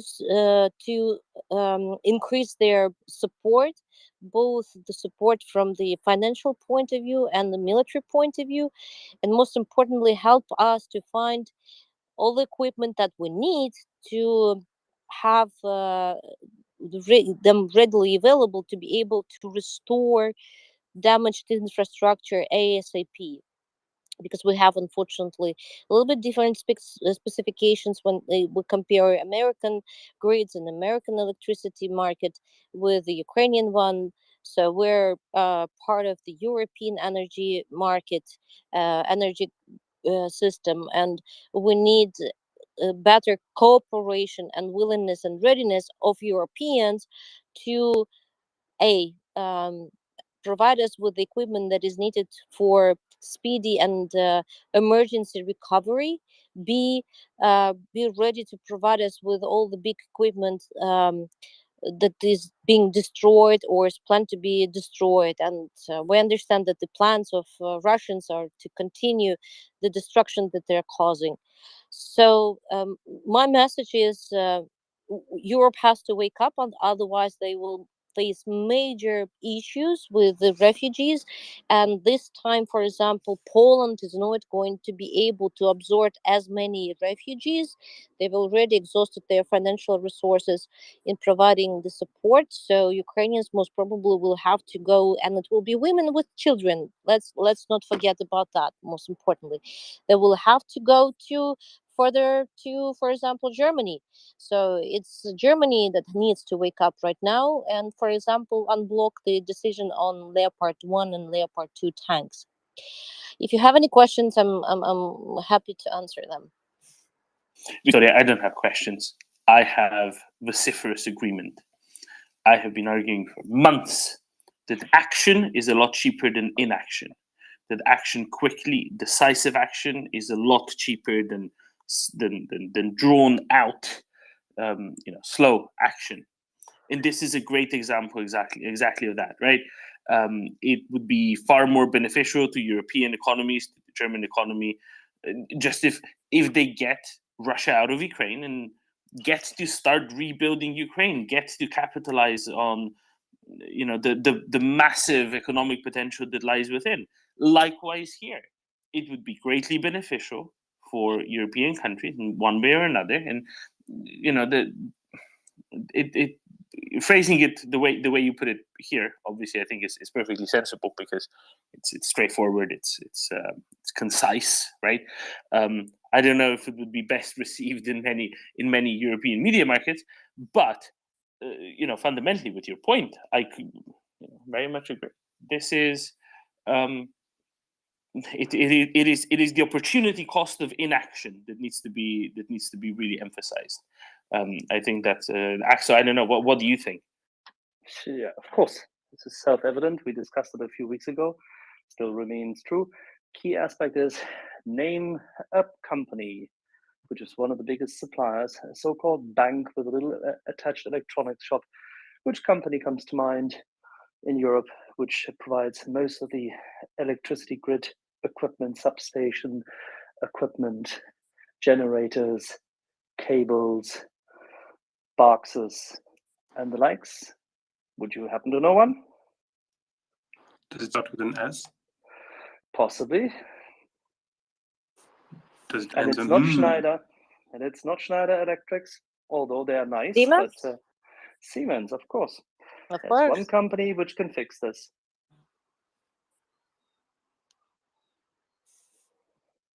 And it's much cheaper for Germany to have Siemens operate in close collaboration with the German government to help Ukraine fix this than having the trouble. Yeah, one more point to add, because this is what I was discussing here in Washington, is that unfortunately people there was a group that was like they understand the magnitude of the problem. When we don't have electricity in our apartments, it means not just not having lights on for hours. Okay, we can deal with that, but that means that the water supply, the water treatment, all the utilities, we cannot get them. So 3 days without water, 3 days without sewage system, it's a humanitarian disaster for a city, even if it's just 100,000 of population. So we need to also remember that electricity is not just about lights in your house. It's a much more complex issue. And just imagine yourself living in an apartment without water, without sewer system, without anything. And most of our cities, all of our cities, is big apartment buildings where people live. Well, the Germans do understand this because they have emergency plans for all of these wonderful situations, and they do exist for wastewater, potable water, and electricity provisioning and the likes. These infrastructure plans demand immediate execution in each case, build-up of security reserves, and for Ukraine, evidently all of this has been eaten up because Ukrainian efforts to replenish, restock, resupply, repair, and restructure and refurbish equipment damaged, infrastructure destroyed, and canals and pipes burst as a consequence of missile attacks, suppression moves, earth movements, building collapses. All of this Ukraine has already mastered, but things are coming to a very, very cold surprise soon if Europe fails to act. And that's why the call goes out to the German and the French government to do something about it, because they do have the companies which actually can muster this effort. This is the time. There is nothing else to do other than release those weapons for Ukraine to win the war earlier and supply those means to refurbish the infrastructure.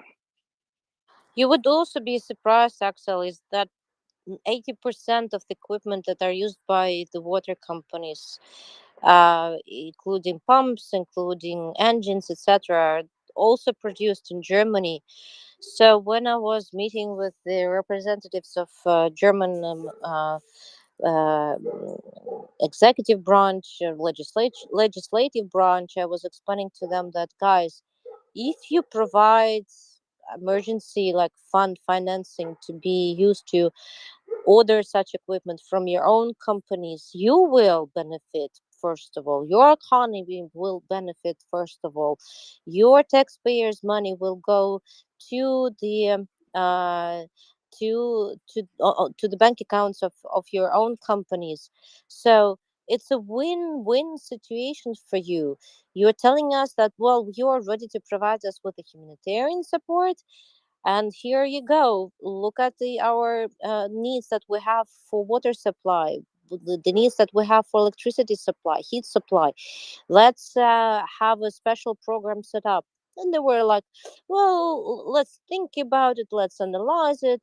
We don't see that much of a damage. We see and read in the news that Ukrainians are capable of restoring everything that's been damaged. And I was explaining to them, yes, we've been doing it because we had certain things in stock. First of all, second of all, there were private companies from Eastern Europe who were really uh, happy and ready to provide us with whatever what is left was not used by them as an emergency again support. But this is not sustainable. We need a sustainable solution, given the fact that we're going to go through the most difficult winter in Ukraine. And well, they were just saying, like, nodding and say, yeah, we understand. Let's see how it develops. This is what makes me, unfortunately, quite unhappy, to say the least.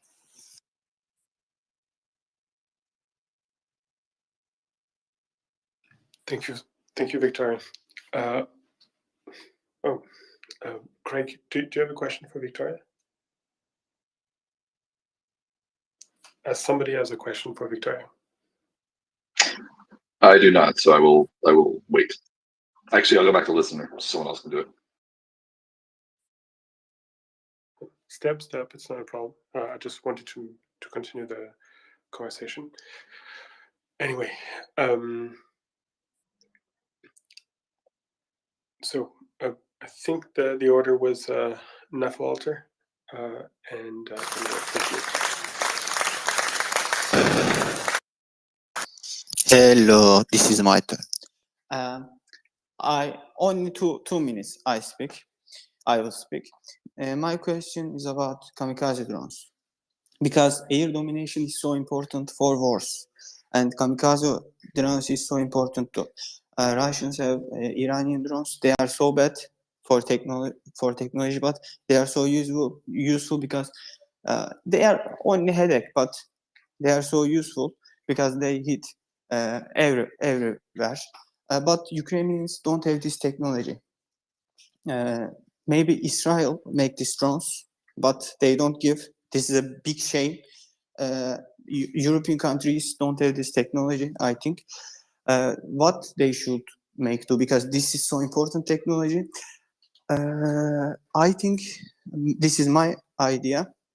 Elon Musk makes a new company, and he make these drones for Ukraine. This is because for American industry, this is so easy. This is so easy technology.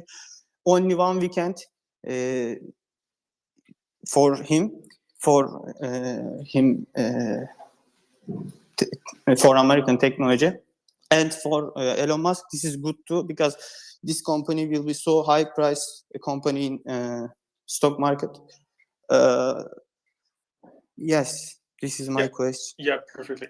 You know, I don't know for what they should be do Nafo, for this. Nafo, this excellent point. It's so excellent. Actually, friend of the show, Ryan, has been explaining to us that he's doing exactly that. He's on the front, and I have one question too. Oh, wait, and I have one question. Wait, yeah, you're gonna wait. No, it is not question actually. I want to speak, please. Only 1 minute. Only 1 minute. Yeah, no. There's also somebody who wants to answer your precedent question, and who will drop a lot of knowledge on all of us Domin. Suicide drones. The US makes these. They've sent them to Ukraine. They're called Switchblades and Phoenix Ghosts. There's also ones that Ukraine employs that are produced by Poland. They're called Warmate, WB Electronics Warmate. They have been used. They have so small warheads. Yes, but they've been very useful. They've been taking it. You know, if they needed bigger ones, they'd figure out how to make more of. As you said, they're easy to make. They're simply not that useful for what Ukraine is doing, because they have HIMARS and Russia doesn't, and they fill very much the same niche as Ukraine fills with HIMARS. Now, when they do have to take out individual, you're right, Switchblades have small warheads, even the 600s, but Warmates have big enough warheads to completely destroy, like an Uragan or a Smerch or whatever else they really need to take out. So for that, it's perfectly useful. The Shaheds, yes, Russia uses them, but what did they use them for? Primarily, they're using them to destroy civilian infrastructure, substations, to crash into civilian objects, right? Buildings, playgrounds, and the like. Ukraine doesn't have such aims. Therefore, there's no need for Ukraine to have exactly the same sort of stuff as Russia is using. And notably, the Russian ones have been very vulnerable to countermeasures. Literally dozens have been taken. I mean, over 100 have been taken out this past week alone. Why? Because they're relatively easy to take out. These Iranian things, yes, they're cheap, but they're just not very good. I think this all Russian propagandists say this. Russia fight against all Europe. No, this is total false. Europeans not brave. They don't give nothing. But Iran give everything for Russia. Actually, Ukraine war against all tyrants, but Europeans don't help them. I think that this is so basic and easy technology, but they don't give. Israel don't give. Why? Only small warheads. Only small warheads. Yeah, as Dawn was so kind to explain to you, that within the arsenal of what Ukraine is currently employing, it has found an appropriate mix between short and long range artillery, as well as the combination within combined arms between their own air force, a couple of their helicopters, and missiles. As of now, drones for Ukrainian purposes are predominantly for scouting. The scouting of positions is absolutely key because it brings a new level of battlefield intelligence on the fly, quite literally, to both battalion commanders as well as division command and theater command levels. This assembly and the quick reconciliation of such information, and therefore better basis for decision making, is the key to the success of the Ukrainian army. Everything else pales in comparison. So suicide drones, as nice as it may sound, are irrelevant. But thank you. Shall I move on? Oh, also, we can congratulate Baykar for making wonderful Bayraktar TB2 drones that Ukraine has employed rather well. That's the other slightly more niche use of drone, less widespread than what Ukraine is using. Much longer range than most other observation drones as well. But notably, Ukraine has been using their Bayraktars for reconnaissance purposes to a massive extent as well. Because predominantly, as you said, right, reconnaissance is really what is the biggest benefit of these things, even much more so than warhead size or weapons deployments or whatever else. Because there are other things with much bigger warheads as well, such as Gimlers. And if you can take it out with that, you can make a robot. Yeah, intelligence and logistics. Axel, yeah, I need to correct you. Drones, unfortunately, especially these kamikaze drones, they cause lots of damage to our critical infrastructure. So yes, on the battlefield, the other drones. The Iranian kamikaze drones are the ones that the Russians are using to hit our critical infrastructure. Victoria, what we were saying is the aims that Ukraine has are very different from Russian aims.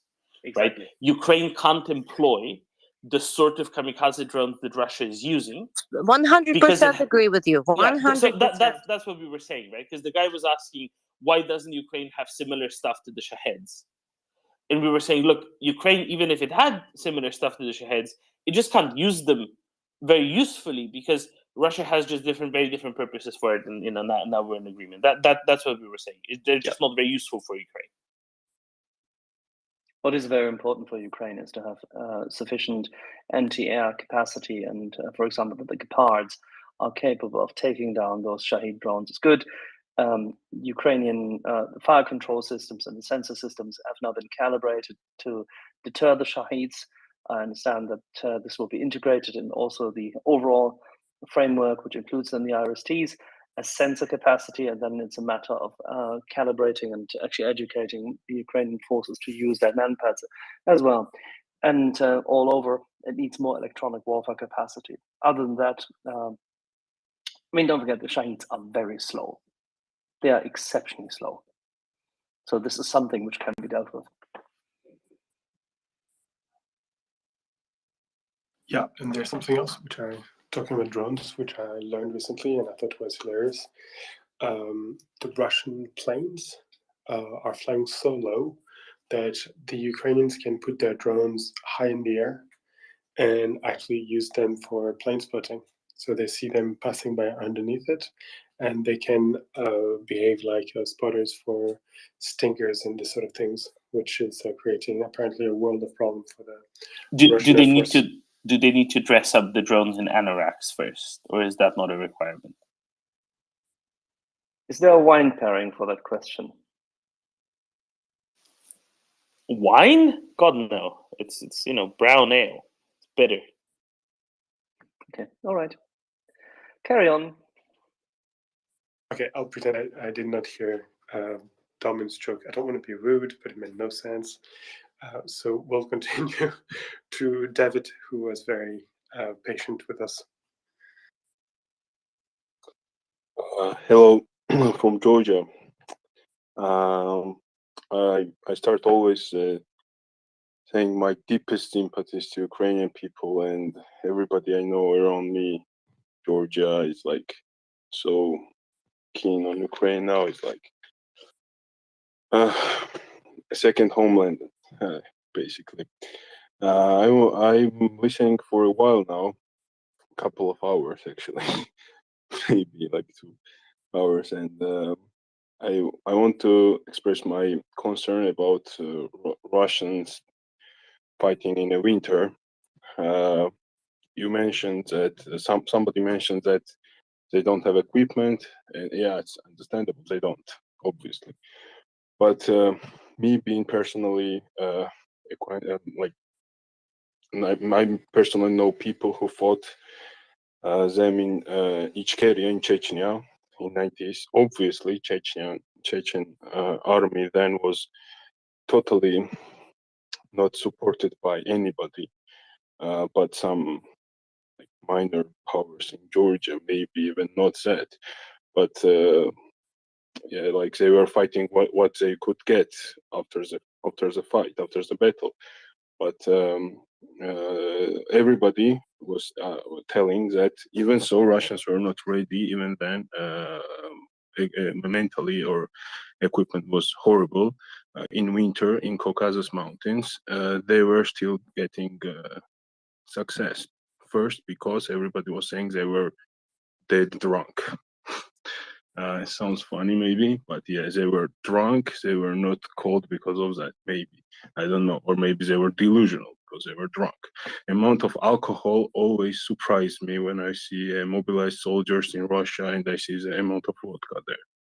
Another story, obviously. And also, this is my biggest concern there, that the quantity of soldiers, they don't care about their losses. We know that in Georgia perfectly. When they left the amount of soldiers in Georgia after 2008 war, that it was basically impossible to live in the places where there were battles.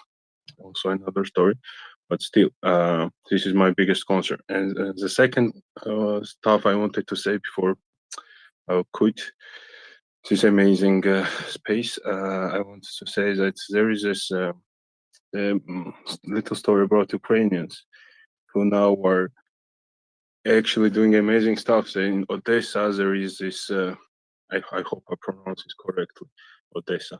They're doing this charity. They are knitting wool hats and socks for Ukrainian army. And wool being very good for keeping you warm and stuff, is also very good to for your blood and stuff. So if soldiers have less blood, they need wool socks and wool hats. And I know the blood is a problem in Ukraine. And what I wanted to say is that this charity name is School Lucky in Odessa, School Lucky. And here are like 500 people here. If you donate at least $1, it will be a lot of socks they can knit for their children who fight now. Yeah. So this was all I wanted to say. Again, deepest sympathies to Ukrainian people and everybody you hear bad from Georgian government. Maybe it's not always true. Not always true. Thank you. Good night, and do not dream of the Georgian dream. Oh, no.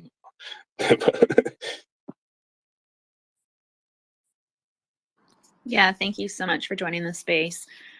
Go ahead, Bianade. Yeah, I wanted to change the topic slightly.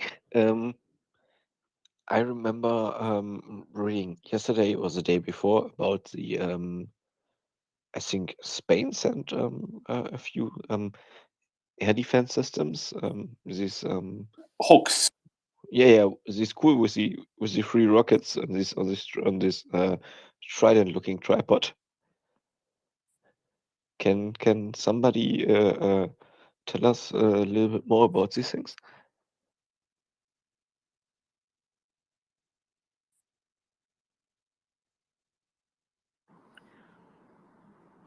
Tomin, do you have any idea? No, I think Kobe might. What would you like to know?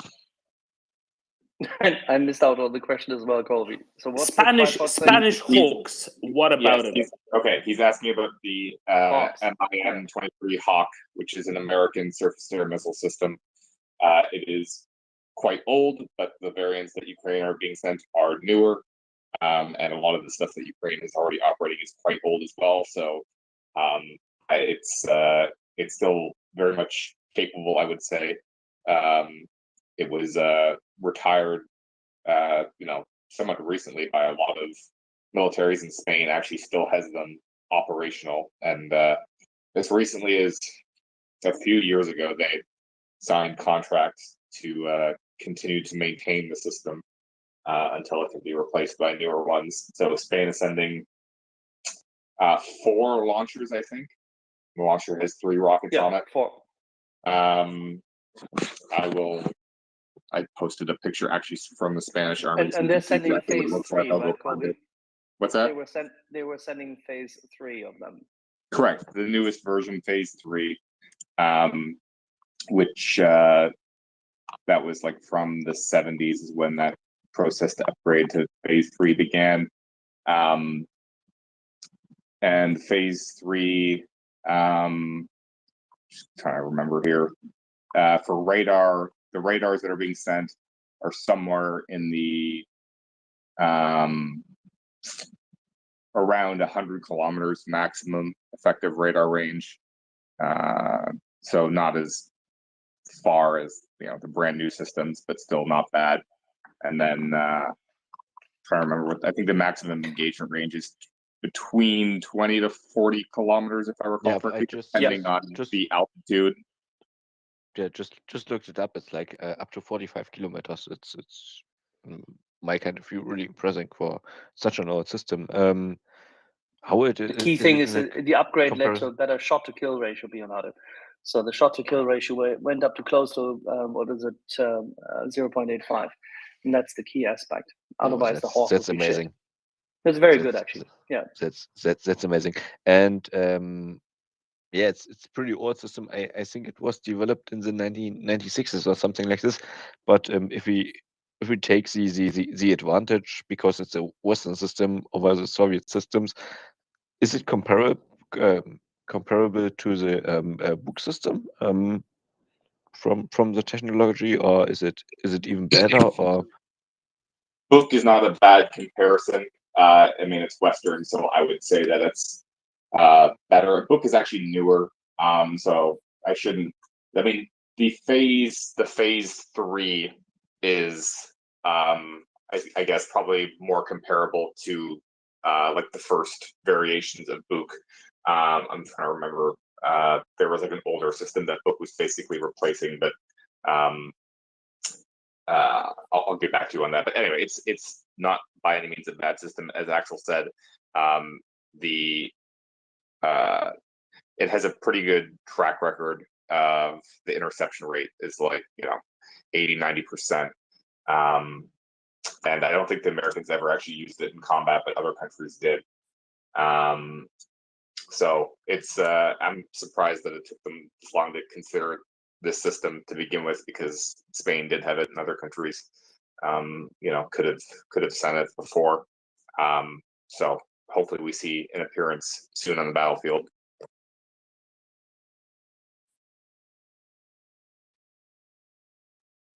I think it's the key aspect, Leonardo, is what kind of radar, what kind of sensor systems do you use?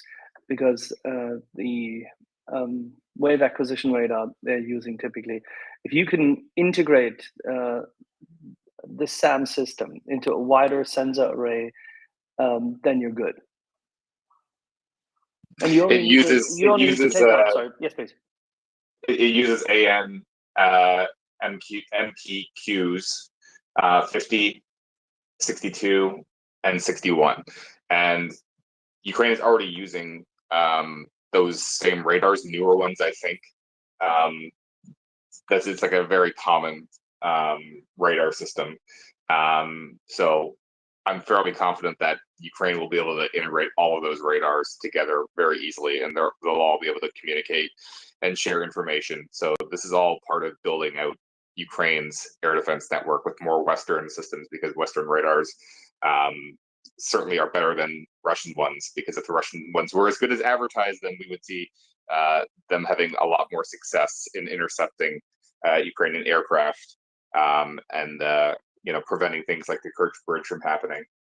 So the more of these radars that Ukraine gets, they're going to have a much clearer picture of what's going on in their airspace, and it's going to increase the lethality of all of their systems operating on the ground.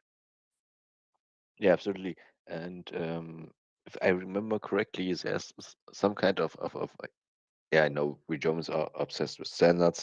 There's kind of a standard for communication and radar communication and everything, interoperability in most NATO systems. So possibly these systems also have these perks, and I think yeah, like you said, they will be usable with the other systems, and make a really clearer picture. And yeah, in connection with the NASAMS and the IRIS-T and the radars which are delivered with these systems, the thing with radars is it's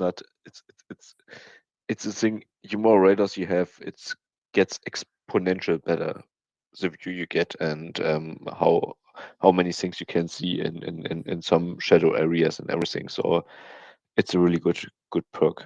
on their side. Yeah.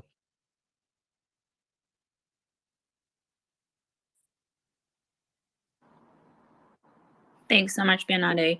Before we go to JJ, I just have a couple announcements. First of all, when you get the opportunity, please retweet this Twitter space. We really appreciate all of you being here and would love it if you could share it with your friends and family. I know I've been telling a lot of my friends about this space, and most of them weren't even aware that we're on 24/7. Which is really amazing because it takes a lot of volunteers to be able to do that. So if you could let your friends and family know, we'd really appreciate it. As well, tomorrow we do have a special guest. We have Thomas Steiner here at 1 p.m. Eastern time. And Doman mentioned earlier that his Spotify interview, I think there was, I don't even know how many views, but it was like the highest number of views. And so if you don't want to miss his interview, make sure you join us tomorrow, and that's at 1 p.m. Eastern time. And go ahead, JJ. Thanks, Michelle. I've been listening off and on all day, and today, once again, I've heard, curiously, so much worry coming from speakers who shoot up to the panel to talk about how to deal with Russia after the war is over. But the new twist is, because in their mind, the war is already over and Russia just doesn't know it. And I wanted to comment that this is an effort to make people feel like they no longer need to provide support to Ukraine. It's not over, and the focus needs to continue to be about supporting Ukraine and to push Russian invaders back to their own country and return every stolen child and POW and make reparations. The other thing that I heard today a lot was concern about winter. As multiple countries and charities are donating large amounts of winter gear to Ukraine, and that's all over the media, getting large coverage. Meanwhile, I think it was Ben had said that 1.5 million uniforms have gone missing from Russia. And it's interesting to me that some people who are coming in and asking about these issues are not new to this space. And these arguments have been addressed multiple times. So I kind of find these questions disingenuous. As we heard on Thursday from Dr. Lilly, information warfare from Russia is only going to be stepping up in the coming weeks and months as they lose the ability to conduct war in other ways. And Russians themselves say that information warfare is 80% of warfare, and that's why they focus on it, because they think they're good at it. The fact that these narratives are so easy to refute is a tell. And you know what else Russia is losing? The information war. Thanks. That's all I wanted to say. Excellent. Thank you, JJ. Yeah, I just pipe in. I mean, that's exactly it, right? They think it's a big deal. They think they're good at it. They're really not. But they're grasping at straws. They're grasping at straws because they don't have other options. Right? We also saw that graphic from Alexei Reznikov, the Ukrainian defense minister. They don't have other options beyond terrorism, basically. Right? They will lose. But at this point, for the collective West to waver, at this point, for the collective West to lose their nerve, at this point, for the collective West to stop providing Ukraine with what it needs to finish the job and kick Russians out of Ukraine. This is what they're trying to achieve. And clearly it's midnight, so I'm turning into pumpkin.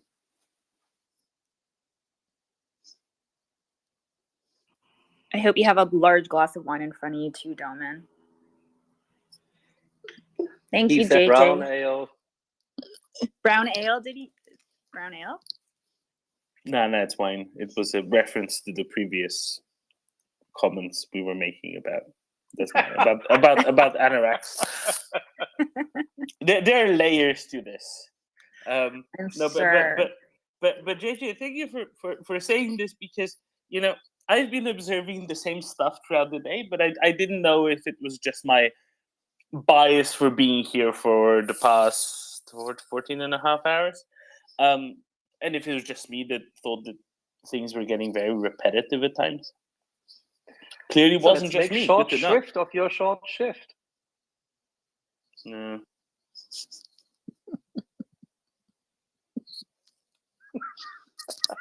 Everyone's laughing inside. Come on, Nolan. Cheers. No, thank you so much, JJ. And it's a really good reminder because I mean, I believe we live in a very fear-based society, and almost every decision we make is fear-based as well. And so there's like a natural tendency, I think, for a lot of people to go towards that negativity instead of thinking about like all the good things that are happening. So I think you brought back like a really great reminder to the space and to all of us, like why we're here and all the good things that are happening. So thank you. Before we do go to Abdullah, I just wanted to remind everybody that if you do want to come up and ask a question, press the microphone button in the bottom left-hand corner. There are a few spots open. We also have Victoria here, who was a member of the Ukrainian Parliament from 2014 to 2019, and she's now advocating for Ukraine with the International Center for Ukrainian Victory. So she is up here. If you'd love to ask her a question, feel free to join us. And also, when you get the opportunity, please check out MriyaReport.org and see some of the really amazing and cool things that they're doing.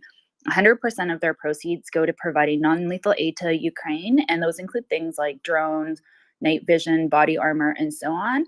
And I think we've mentioned this many times. However, I'm going to repeat it again. None of the proceeds go to overhead or administrative costs, which is really important because, as we know that there's more and more organizations that we donate money or support them, and most of it go to those administrative costs. So that's something that's really important to me. So thank you everyone for being here, and we'll go to Abdullah. Thank you, Michelle. I wanted to ask Victoria. Is Victoria still with us? Yes, I'm still here. Hi, Victoria. Yes, just wanted to ask you a couple of things. Go ahead. The Washington Post is reporting this evening that the United States government is getting frustrated with the EU heavyweights when it comes to providing economic assistance to Ukraine in order to stabilize their economy. Victoria, I just wanted to ask you: Is the EU all bark, no bite?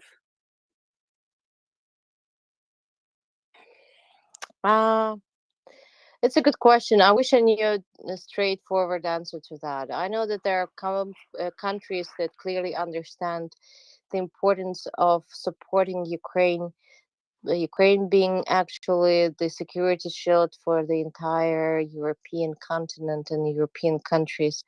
There are those who understand the threat that is coming from Russia towards them and towards European Union in particular, that it's not just a war against Ukraine. It's the war of imperialism against democratic values, rule of law, etc. I don't have to repeat everything that was already mentioned here on the space.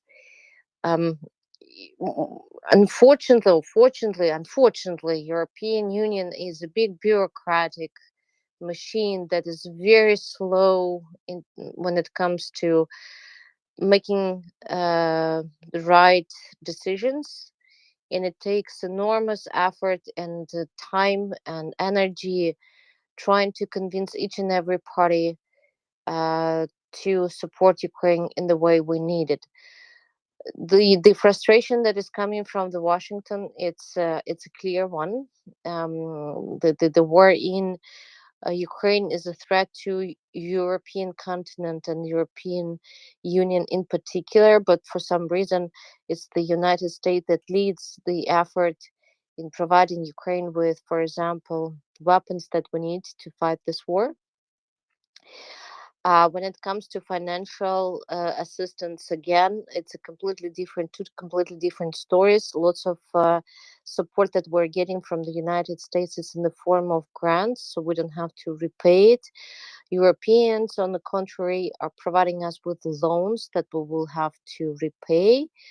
And you can imagine that, unfortunately, of course, it worsens our balance sheet as a country, but most importantly, the commitments that were made back in June, please correct me if I'm wrong, the 9 billion euros that was indicated by Ursula von der Leyen.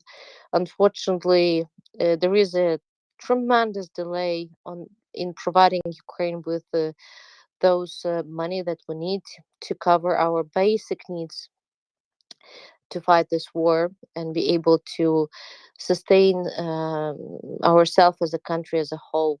So to sum up, the frustration has all grounds. Our expectations were also unfortunately not met. I mean, what was at least promised hasn't been delivered yet. As far as I understand, European Union will provide us in total 5 billion euros by the end of this year, in total during the whole year. Although, as I was saying, 9 billion were committed. So it's understandable that the frustration is there. And as I said, it takes lots and lots of effort to go to each and every capital of the relevant country, talk to decision makers, explain to them every time the importance of supporting Ukraine. It's lots of energy, lots of resources. And it's a shame that in case of, for example, Germany, current government is not listening to their own people. The public surveys, they show increasing and over 50% support of providing Ukraine with the required military equipment and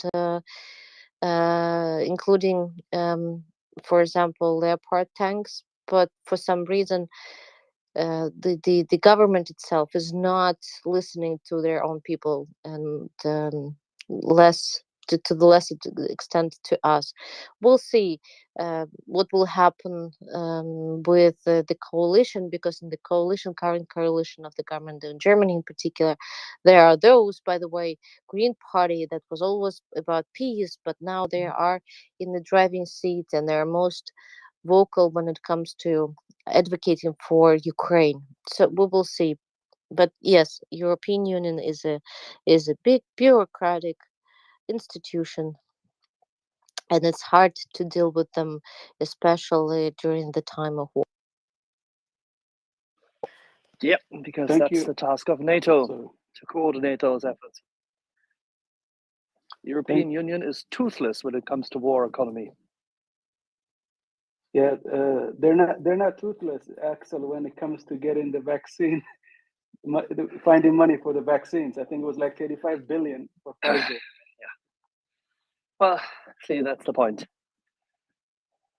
Yes, and Victoria, thank you for that. Victoria, I also wanted to ask you about, I don't know if you ever had the chance, if you ever had the chance to meet the late U.S. Senator John McCain. I think he was one of the biggest supporters of Ukraine, and I wish he was here.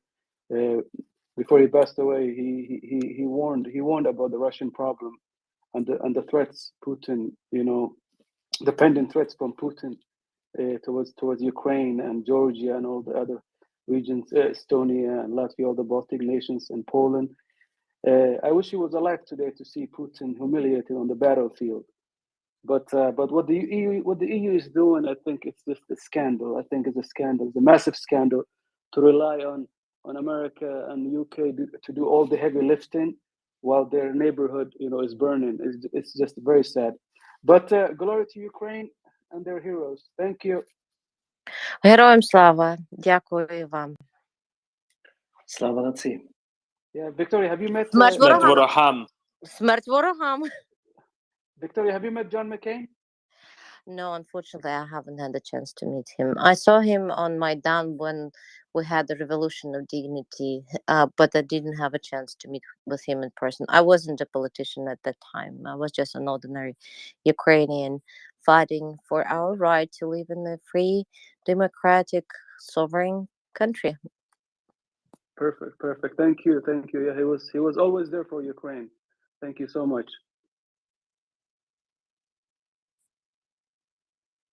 Yeah, thank you so much, Abdullah. Irish Ting Tong, go ahead.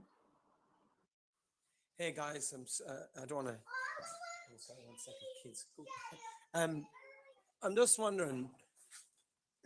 now that things are going to slow down a bit after another month or two, is there any comparable suicide drone to like that Iranian one that someone else produces that, you know, like even more than the Leopards or anything? Wouldn't that be the biggest priority? You know, it seems to be very effective, especially when they, you know, when things get stagnant and people are sitting around. Like I see it being a big, you know, problem. So the What's biggest change, the biggest individual thing that can be done is to make sure there is not a slowdown, because there needs not to be a slowdown. If you look at especially southern Ukraine, Kherson Oblast, Zaporizhia Oblast, what is that? How does it look like? Is it a very wet place? Is it a very muddy place? No, it's not. It's a semi-arid area. What does that mean? It means it doesn't get muddy. It doesn't get very cold. It gets cold, but not super cold. Not so cold you can't continue conducting operations. If need be, if those areas are not yet liberated by the winter, opinions differ. Let's say they're not.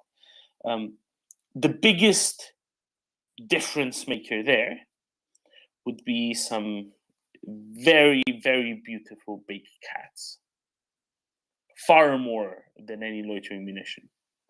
Far, far more than any loitering munition. That is why we here at the MriyaReport are such animal rights advocates. And we demand the release of all big cats trapped at various zoological gardens at German army barracks. Don't we, Axel? Free the leopards hashtag. Ooh, kitty. Meow. No, but seriously. It sounds Dom like is you're absolutely really right. having a glass of wine or even something stronger than that. I think I need to join you to Wait, get to who? your level. who are you referring to? Just two strange guys who keep talking on this great space, sharing their wisdom with everyone, for which we're very thankful. I think I will join my friend Dolman in a minute by opening a decent yellow rose rye, because this is too late for wine. And then we all have to go to bed because Dolman and I have to be back up in the morning when the European show continues in the run-up to this wonderful interview with Thomas Tyler tomorrow. And during the afternoon, we'll have a surprise guest talking about, the genocide committed against the Kazakh people in the same way as the Holodomor. Terrible topic, but worthwhile talking about the similarities, the suppression, the terrible, terrible withdrawal of animals, as well as seeds, and how it impacted society, and why Kazakhs today join Ukrainians in the fight against Russian imperialism.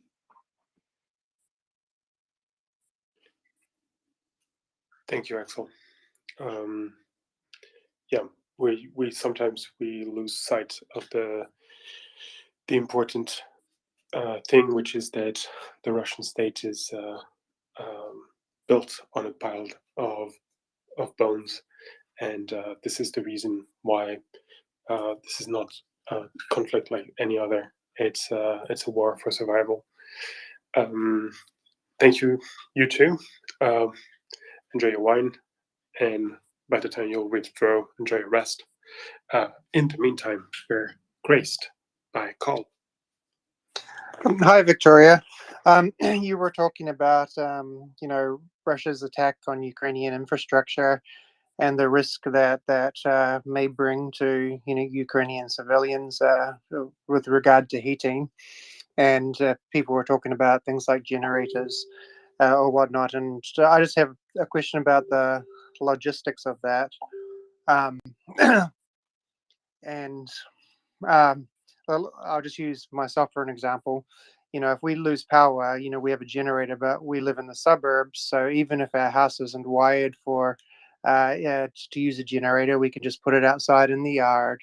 We can hook the cables in through the window and hook it up to whatever we want to use it with, like, the refrigerator and some heating stuff.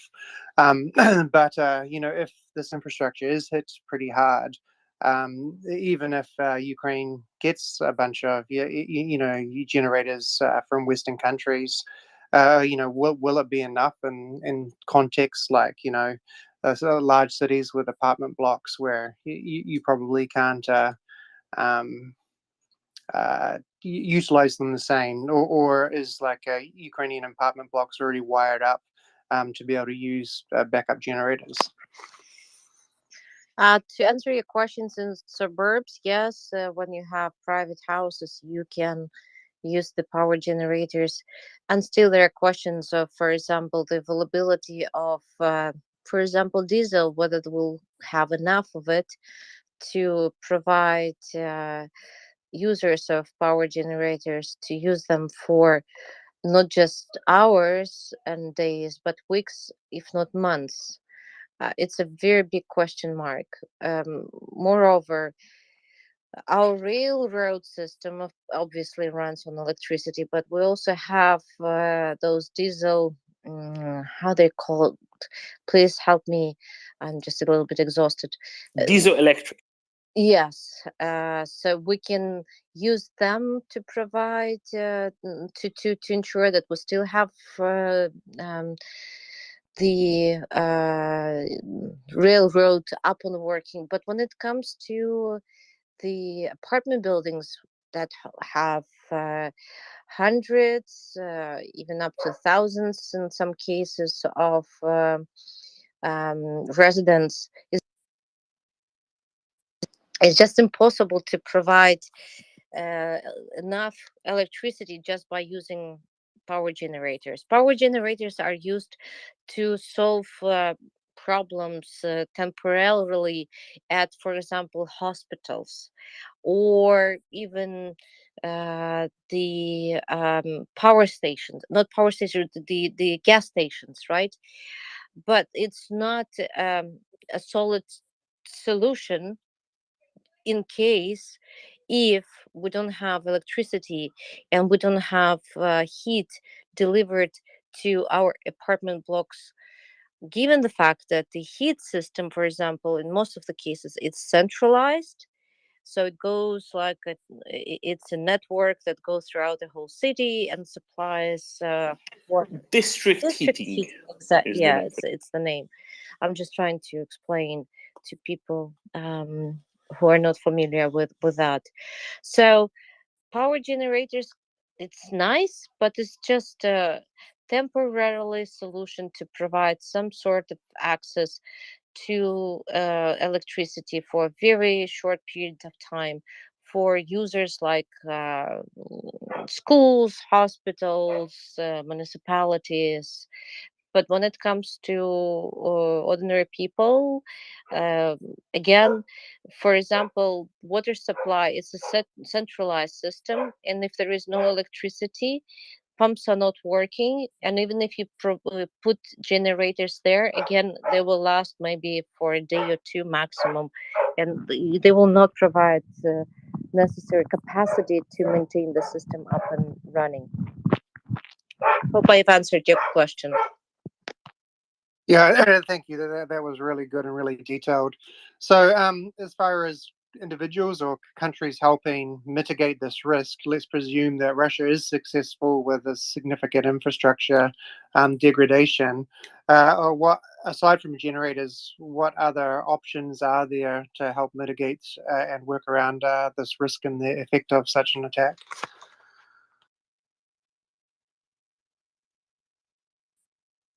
Just give me a second. I'll use the correct terminology of what we need. It's auto transformers. We need power transformers, and the numbers are in hundreds. We need circuit breakers. We need lots of stuff to be. We need cables of specific specifications. I mean, so what our partners can do is to look at the stocks that they have available, first of all. Second of all, have like a contingency plan and plan ahead if And I understand that Russians will continue shooting at our critical infrastructure if that strategy continues to have like an emergency stock being in the process of manufactured of those transformers in particular, for example. So to look at this situation as an ongoing or is the one that won't stop unless we have proper, first of all, air defense systems, but they will close our skies above big cities, and the substations in most of the cases they're located outside of cities, and so it's really hard to protect them 100%. But we need to find some creative solutions how to a protect our critical infrastructure, b have readily available stock of such things as power transformers, auto transformers, and circuit breakers um, and equipment like that. Thank you. So, what I'm hearing is the biggest need is kind of being able to quickly and effectively do infrastructure repair. Similar but probably different, because a war is very different than, say, what is done for in the States after like natural disasters, or even prepared, like, with this recent hurricane in Florida, there was like 10,000 trucks ready to go after it passed through. With a bunch of the things to help repair the substations and the whole infrastructure. Okay, One more thing that I haven't heard been discussed on this space, that this is what I've asked for and we're advocating for. We need armored vehicles for our employees who work for energy companies, because we're losing not just soldiers on the front line, but unfortunately people who work on repairing, restoring electricity supply, gas supply, etc. They're working in really risky environment, and they need armored vehicles as well to be able to go and do their job and have a safe return to their base. So especially when it comes to the US, here there are hundreds and thousands of them available, and it's not just our soldiers who need armored vehicles, but also people who work in energy sector in particular. Thank you. I appreciate you answering my questions. Victoria, You're welcome. Yeah, sure. Thank you very much for the answer. The list you were referring to with the circuit breakers and etc. Do you know where we can find it? On a sheet of paper in her hand, Ben. Yeah, exactly. Yes, I have them. The question is how we can. What would you need them for? I mean, I cannot disclose it on the public space. Unfortunately, it's information that cannot be disclosed. But this is what we're trying to come up with, like a special tool, a task force with our partners to be able to get the information ASAP once something happens, and have this tool be able to provide the necessary equipment to Ukraine again ASAP. So that's what we're trying to work on. And by the way, one of the ideas I was communicating this week is that for American companies, for European companies, they can use if they provide, and we are asking to get the equipment, the required equipment in kind. We don't need the money. So if it is provided in kind, then those contributions can be treated, from what I understand from the tax perspective, maybe someone will correct me, but can be used against the tax liabilities. And it's a good PR for those companies as well who will be involved in such efforts. So something to think about. Yeah, no, I'm. Please don't divulge anything secret, especially towards me, because I've been nominated the MriyaReport special tool, but I have not written to my representative in the past week.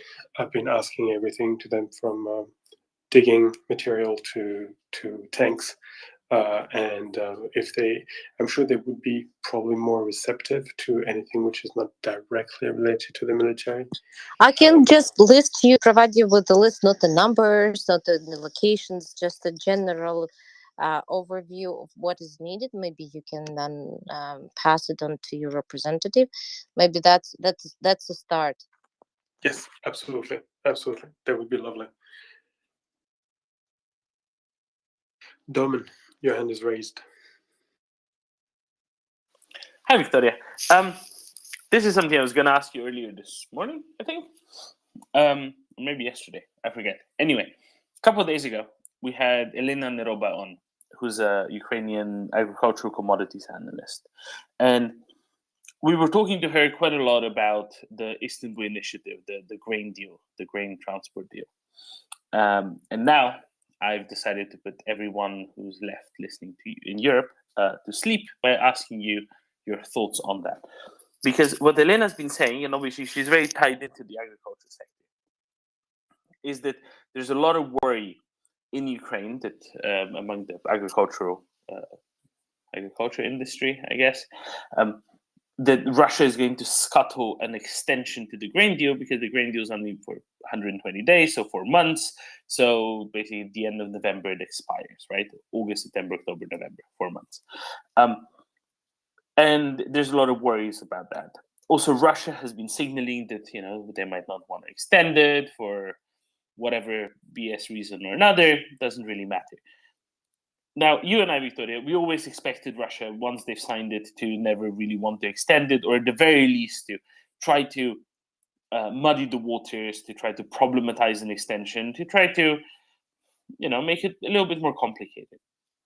But from people that you speak to, especially people in Ukraine who are not from the agricultural sector, is this actually something that is something of an issue? Is this something that gets discussed, in your circles, policy wonks, financially minded people, economics minded people, business minded people? Is this something that really gets discussed a whole lot, or is it really just the agricultural sector? And for the rest of the country, it's just not a very high priority right now, especially as we've seen these alternate routes out to be, pretty good through the Danubian ports, especially. Victoria? No, it is an issue for everyone. Everyone understands that agriculture sector has been one of the key source of foreign currency revenues for our budget as well. And unfortunately, I speak also to people from the industry, to the farmers in particular, and they are in a very difficult situation right now, and lots of them on the verge of bankruptcy, and lots of them are just saying, well, we're not going to plant as much as we would do otherwise. And the results, the negative results, we will see next year, next spring, when we see the numbers, the volumes of crop we will receive. So it's the story that worries a lot of people. Of course, we will have enough to feed ourselves, but we also understand the responsibilities that we have for supplying food for other countries. And we understand that Russia is just playing a dirty game on that front as well. So yeah, it's one of the stories that saddens lots of people.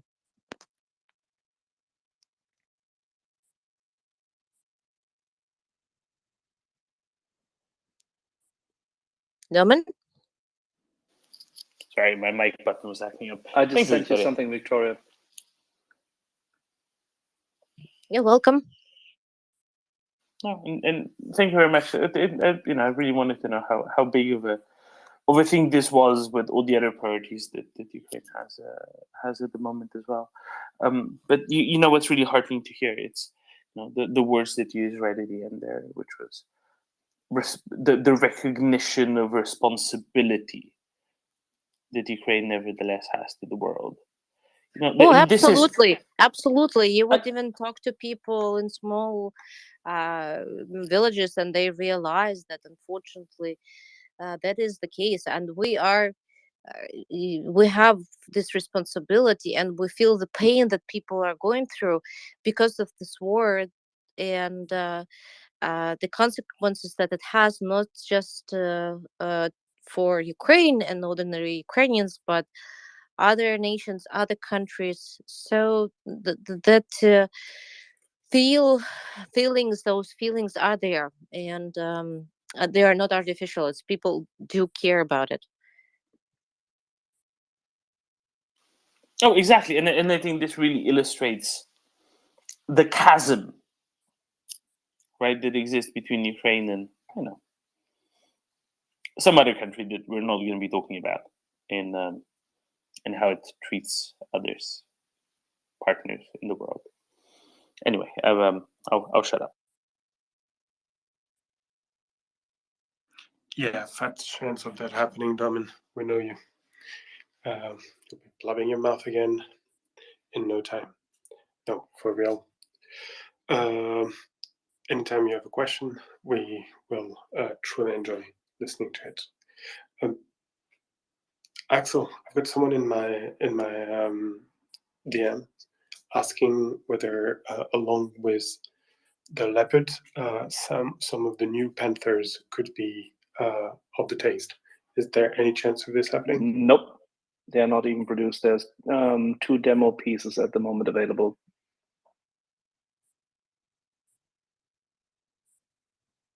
Okay, well, too bad.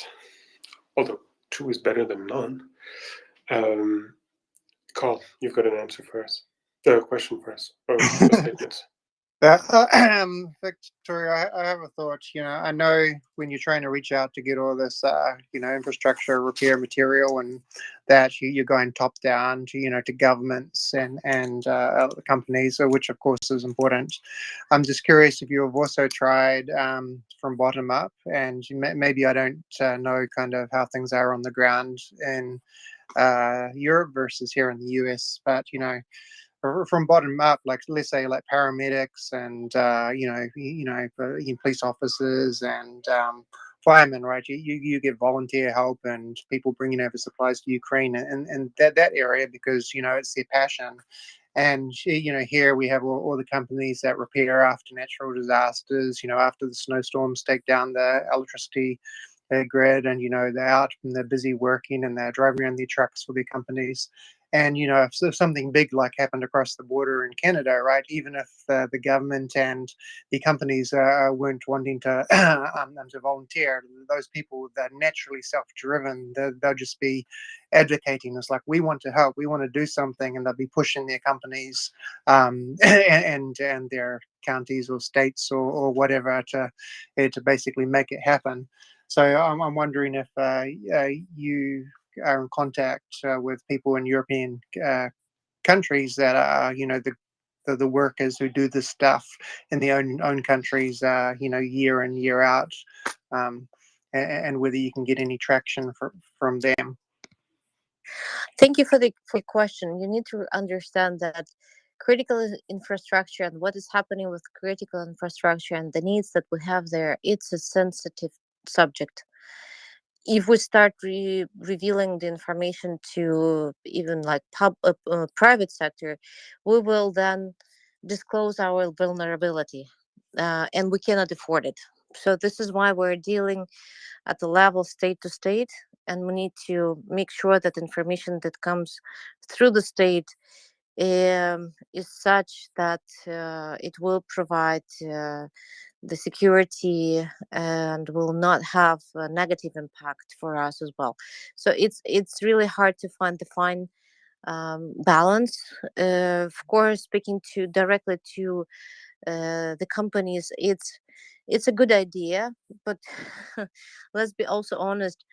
I was here for a week in Washington. I'm leaving tonight to Ukraine, flying to Poland, and then going back. I don't have that much time to reach out to private companies and speak to them. I don't know them. I know people at the governmental level, but not at the private level. So I think I would leave it to government to decide what's the best way to approach private companies here in the US. And although the idea is good, again, it's the question of sensitivity of information and how to deal with it in the most effective and efficient way. Hope you understand.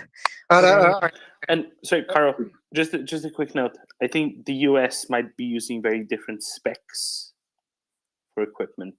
Yeah, when it comes to the electric the network. equipment has to come from Europe. There's no question. Yeah, I wasn't meaning from. I was just using the US as an example, and I was like, would that same sort of culture from Europe be in place? That even without giving specifics, that would be sensitive. Whether you could basically create a grassroots movement of people who, generically and personally advocate. But yeah, thank you for your answer. I appreciate it.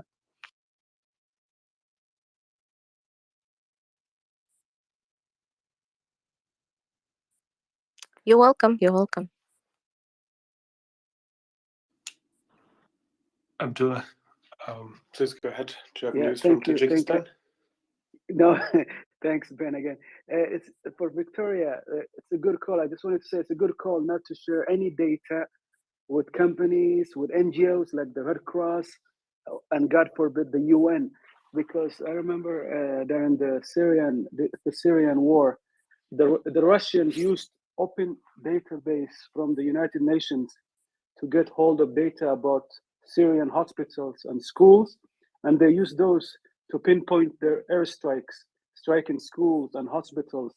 So please, please, please guard your secrets regarding your infrastructure, and do not share with the United Nations nor any NGOs, because they will leak it. No doubt they will leak it.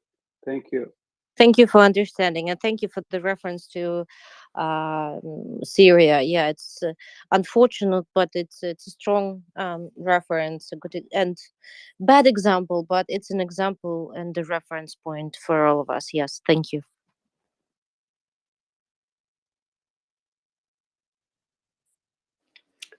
Oh, right. So, we've reached the moment of the night when the Europeans are going to bed and the Americans have not come up yet from their barbecue of whatever you people do. And we're glad to be joined by Victoria, who is a former member of the Ukrainian parliament, which is, I have to say, is creating a huge cognitive dissonance for me, because all the French members of parliament I've met were eating crayons at the eating crayon level, and you're someone extremely, extremely smart and well informed. So I'm wondering what's going on, but that's another problem. Domin, please go ahead. Like, just because they used to be a part of the Marine Corps. No, but Ben, seriously, let's turn to something that you and Victoria might share a very strong affinity for. And I don't know, are you into reptilians at all, Ben? Define into, and then define reptilians. Interested? Do you cook and them? And if so, which herpetologist. ones? No, Do he's you cook them? vegan. And which feeding? Why would you bloody well feed them? You can fetch them, kill them, cook them. No, I was talking about some very French reptilians, specifically some French reptilians that might be making their way to Ukraine very shortly. The Khotal, no, the Khotal. Ben, what is it? Tell us about it. John Rich hasn't heard of it until today, even though it's news 3 or 4 days old. That says something. It's really flying under the radar, and by flying I mean slithering under the radar. Okay, so it's I have no idea, man. I know it's not the most current. It's a fairly recent system of anti-aircraft defense. It's attached to radars, and the radars will be given as well as the rest of the vehicles that go with it. So it's not only the bazookas. Are you actually asking me questions about the military equipment? I have no idea. No, I'm asking you a question about French military equipment, which you might or might not be able to procure at Key thing is local whether the Leclerc French hypermarché. yeah, that's fine. The key thing is what you should ask, Ben, could you please find out whether they're going to send the multi-shield, yes or no? Because the whole system only matters and really is good if and when the search radar is fully integrated, which has been disputed that it's possible.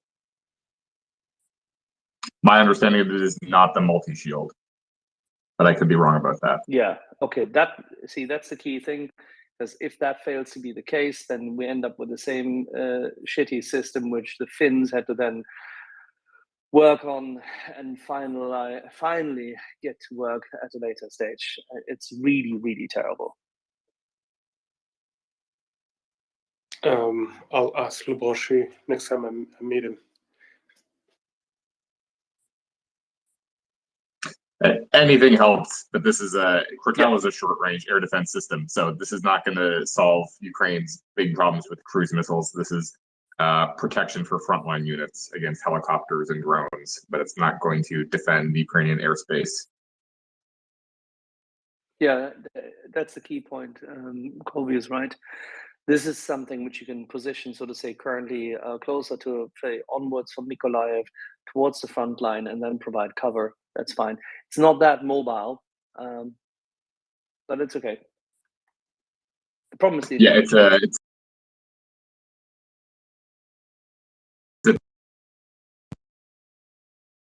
I believe it's not actually vehicle mounted, so it is static to some degree as well.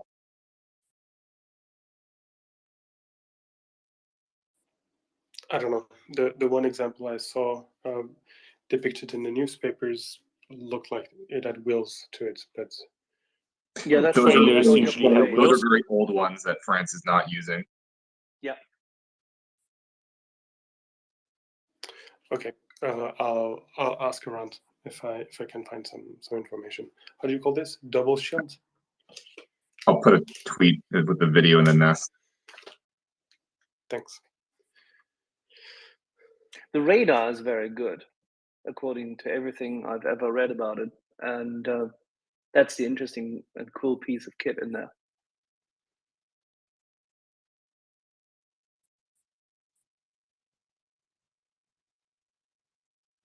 Yeah, I don't know. If they don't even send the good stuff, that's advertisement.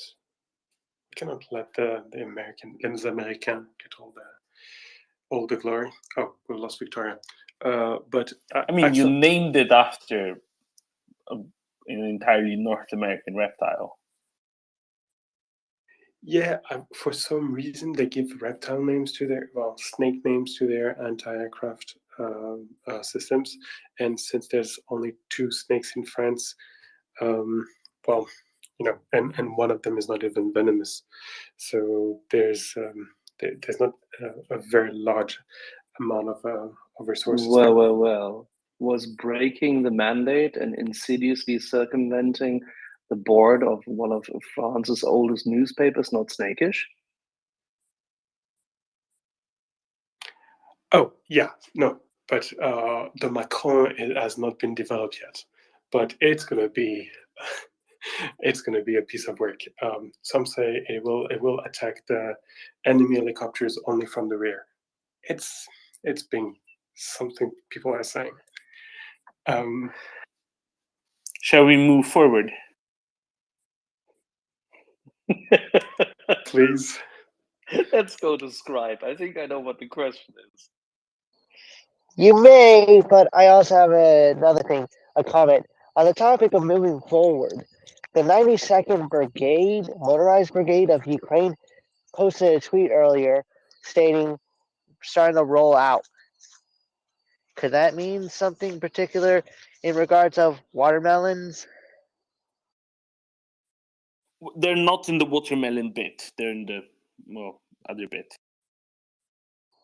Darn, but yeah, my other thing is, what about the two Russians that decided to spy on Sweden's energy?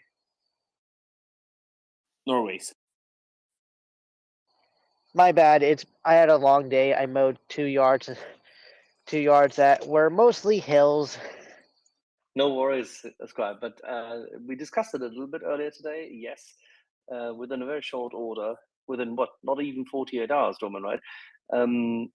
2 Russian spies, civilians who spied. News were late. One was arrested on Tuesday, one on Friday. So it was more than 48 hours. Oh, Jesus, yes. Bloody hell. Sorry, you're right, correct. So 2 of them were caught. The latest exemplary spy supposedly had these drones to observe nature, was found with a reasonably large stack of, say, hidden data cards, which contained seemingly, at first sight, at least that's the release, substantial data on pretty much all power lines, all substations, and energy generation infrastructure, including hydropower plants of Norway. So you have to be around quite a bit for that.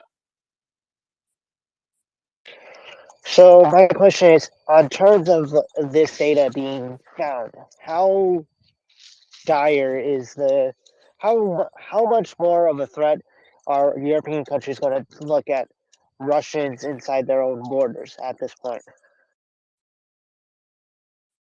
Our Norwegian friends had indicated to me, and also here on the space, that Norway still sleeps in a very dazed and confused state. So the last few seconds before you wake up, and seemingly cannot quite believe that somebody would ever come to spy on Norway. So, naivete. Really? But they have an entire TV series based on the Russians are going to attack us. It's like I think it's After Oil. Their anti-Russian TV series are like the #1 export of Norway, and very very nice woolly. Have you looked at your sweaters. French television series? It's full of very successful military heroes. How's Are that they? coming on? Okay, to be completely honest, I have not watched a French TV series in probably 25 years, but I was not aware that they had military stuff. I thought it was mostly Secret Service making fools of themselves. Okay, yeah, and Axel, do you think it's what do you think it implies? Are they just there to collect information? Because some people in Moscow is really wondering how the Norwegian oil plants are being run. It's hydropower plants and electric grids they looked at. So this is all about actually targeting. It's all about targeting places of interest in case of need. If you want to generate fear and panic in a country, you have to target its electricity grid and its water grid. Actually, that's the second chap, right? I thought the first one actually did some stuff off of Russian fishing boats. Yes, he did. Off-round. So it was both. Yeah. It was both gas and electric. It was the whole shebang. The first one evidently was observing port facilities as well as gas pipeline compressor stations and the likes. Yes, you're right. At this point, we should remind all of our listeners that Norway is currently the #1 exporter of gas to Europe, and it's also one of the largest electricity exporters in Europe. No, but see, earlier Joseph was asking us, why are we talking about Norway? Who cares about Norway? How is this significant? Why is this a thing? No, this is why it's a thing. We spoke 40 minutes about Tajikistan. What does he want? Yeah, but it's just before that. Not everyone knows what you know, Axel. That's a problem. I know nothing. Yeah, but that's very Aristotelian of you, I know. But nevertheless, it's important. It is Socratic to accept one's own limitations so that you can then envelop the world in discussion, and not sophistically, but actually Socratically, which is why you and I are talking. Fortunately, no one is listening, you know. I'm going to have a slice of watermelon. What happened to Michelle? Where's Michelle? Michelle had to go golfing. It's where you take a medium-sized Volkswagen. Yeah, I don't know where to go with that. Can I ask another question real fast? Please do. Ahead. What's happening with President Biden over in Portland right now? Is there any update with that? Since I know Prince was talking about Yes, it earlier. I have an update. Prince Heather is staking him out with a big poster that says "Call Olaf." Please call Olaf. This is exactly what we were advocating this week, that US has to put the pressure on our friend, German friend, ASAP.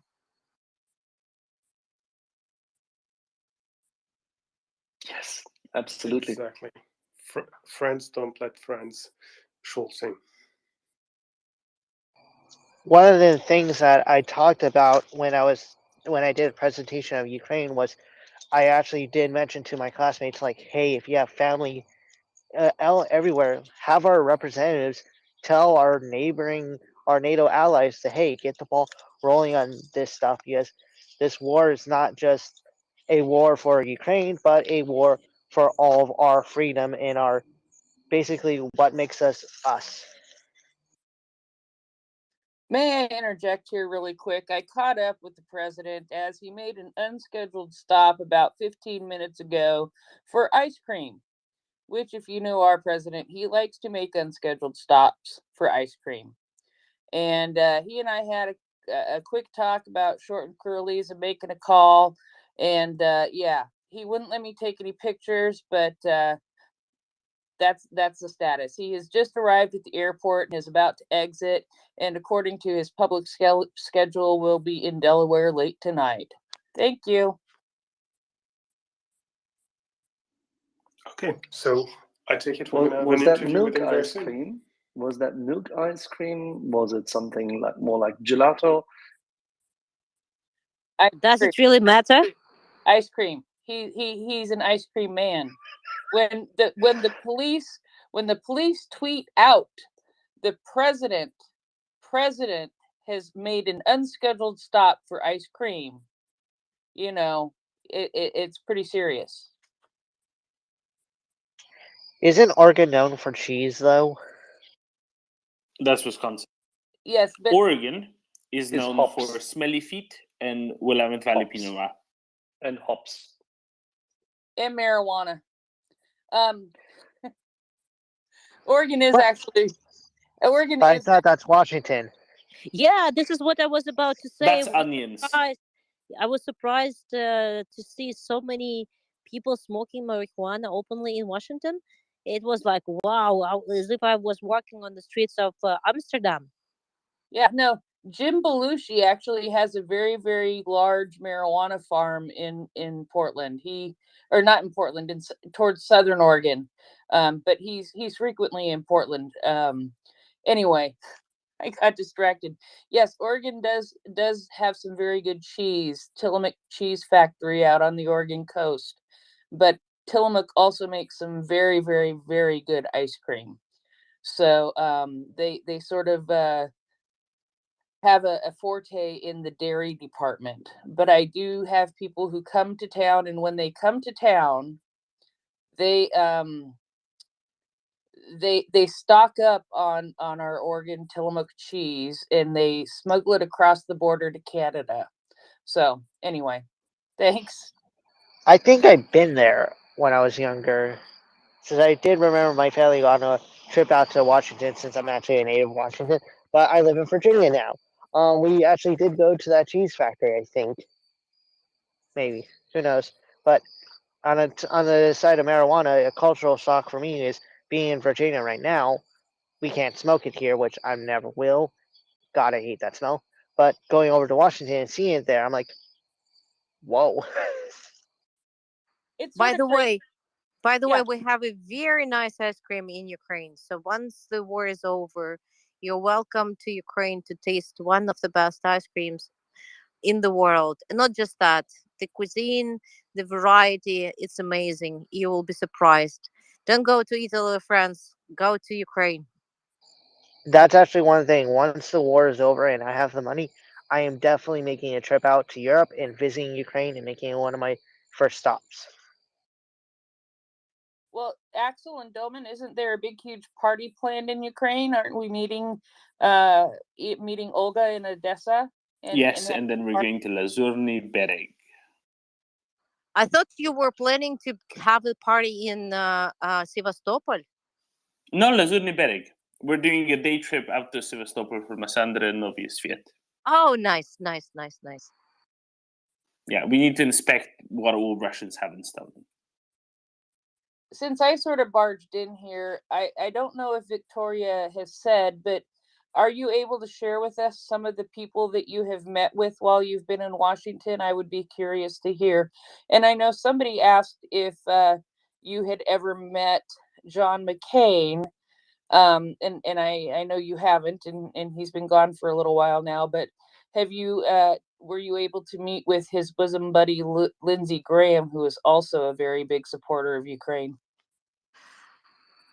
This trip was dedicated to speak to the executive branch, mostly. Unfortunately, with your internal election cycle, we were not able to schedule meetings with congressmen and senators.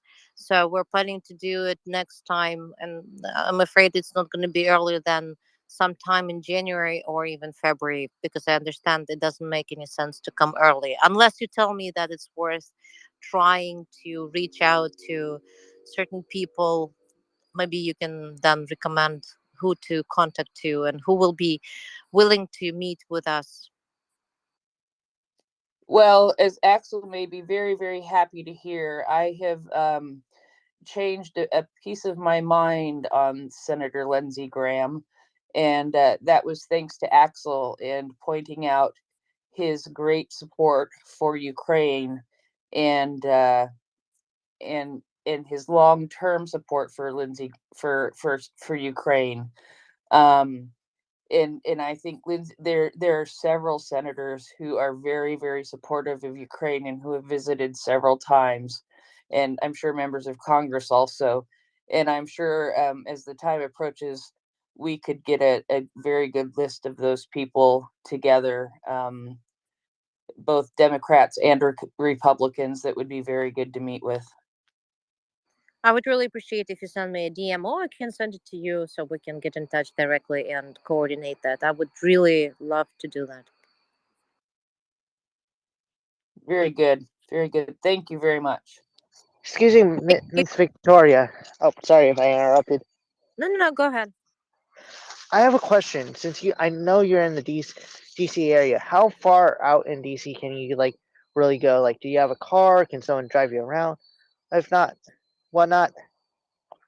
Taking a metro, and then walking to the meetings usually. Taxi, it's fine, but no, I prefer to take public transport and just walk to the meeting point. Okay, since I would like to recommend a restaurant over in the Long Island Row area called Carolina's Kitchen. Awesome place to go to. It's basically American Southern food. Thank you, appreciate it. Next time I'm here, I'll check it out. I think it's very interesting that you noticed how unusual it is for people to be smoking marijuana out in public, because it's become so commonplace in the places where it's legal that we don't even think about it. I I have shops 2 blocks in either direction from my house, and both of them would deliver to my house. So it's such a thing that I don't even think about anymore. But it's got to be so different for people coming into the environment to see that kind of thing. I thought that was just interesting. Thanks, Prince. Quick question, Prince. What you were talking about with Biden and the ice cream, you were not joking, right? She was only talking to Biden. She wasn't talking to the ice cream. Let's make this clear.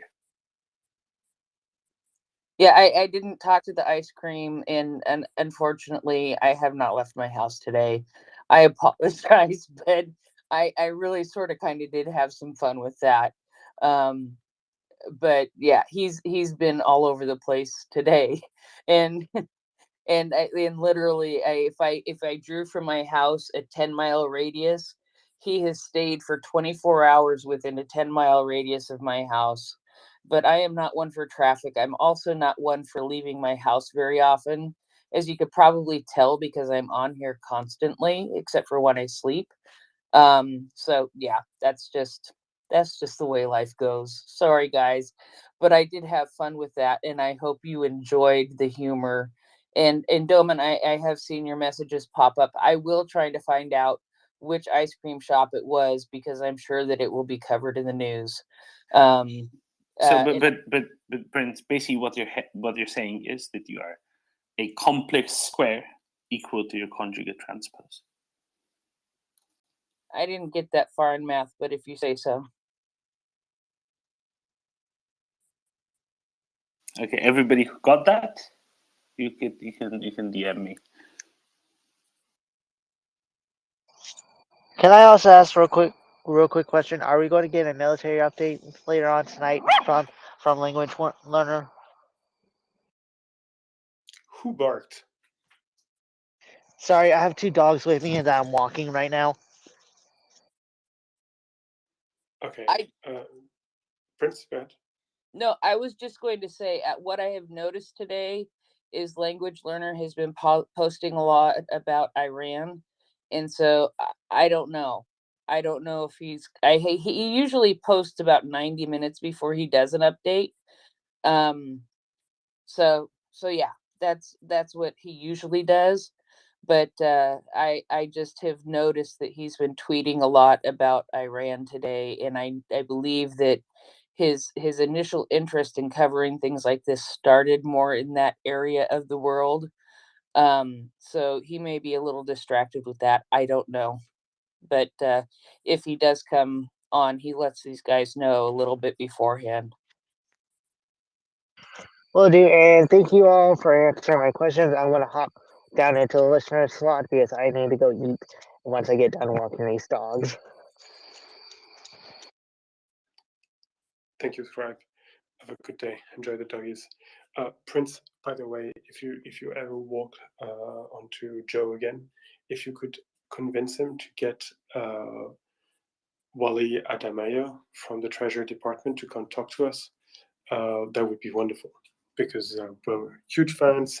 We love him, and the President of the United States is, I'm sure, is a fine guy, but Wally is the man, and we want to have a chat with him, just to tell him how much we love him. Troy, I see your hand up. Yeah, I just wanted to say hi to Prince. I was also chasing around Biden yesterday on the ground. I was chasing Marine One, trying to get a decent photo on my cell phone, but alas, it's very blurry and very distant. I don't think he heard anything at all I was saying to him, so I'm glad Prince got to him. And just a bit of breaking news. It was Biden went to Baskin Robbins. You know, I was thinking literally with a friend joking in DMs yesterday. I was like, maybe we should go stock out because he was in our neighborhood in Irvine. Maybe we should go stock out family-owned businesses, family-owned ice cream places. But no, he went to ice cream today at Baskin Robbins. He got a double dip chocolate chip and a waffle cone. So there's your update. Thanks for listening.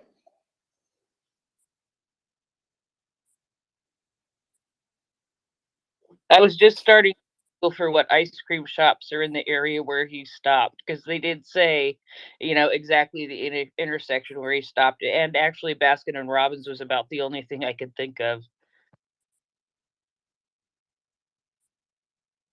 When is he going to Ukraine to visit Kiev? I wish I knew that. I really wish I knew the answer to that.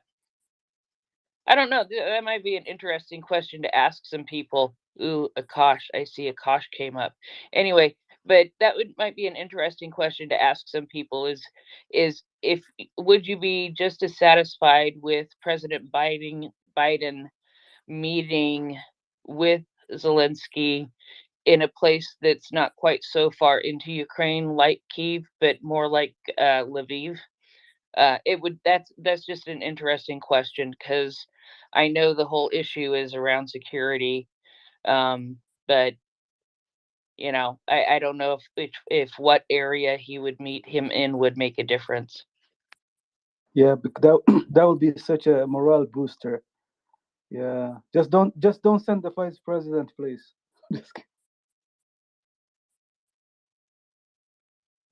What we sent Nancy Pelosi, wasn't she good enough? I'm just kidding. No, she's okay. She's okay. She's a big supporter.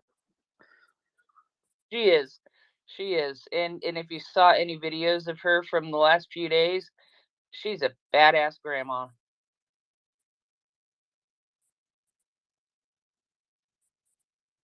That she is. Erland, joining us from beautiful Italy. You want to tell us about Italy and how the Russians are spying on Italian? Buonasera Benjamino. Buonasera, come stai?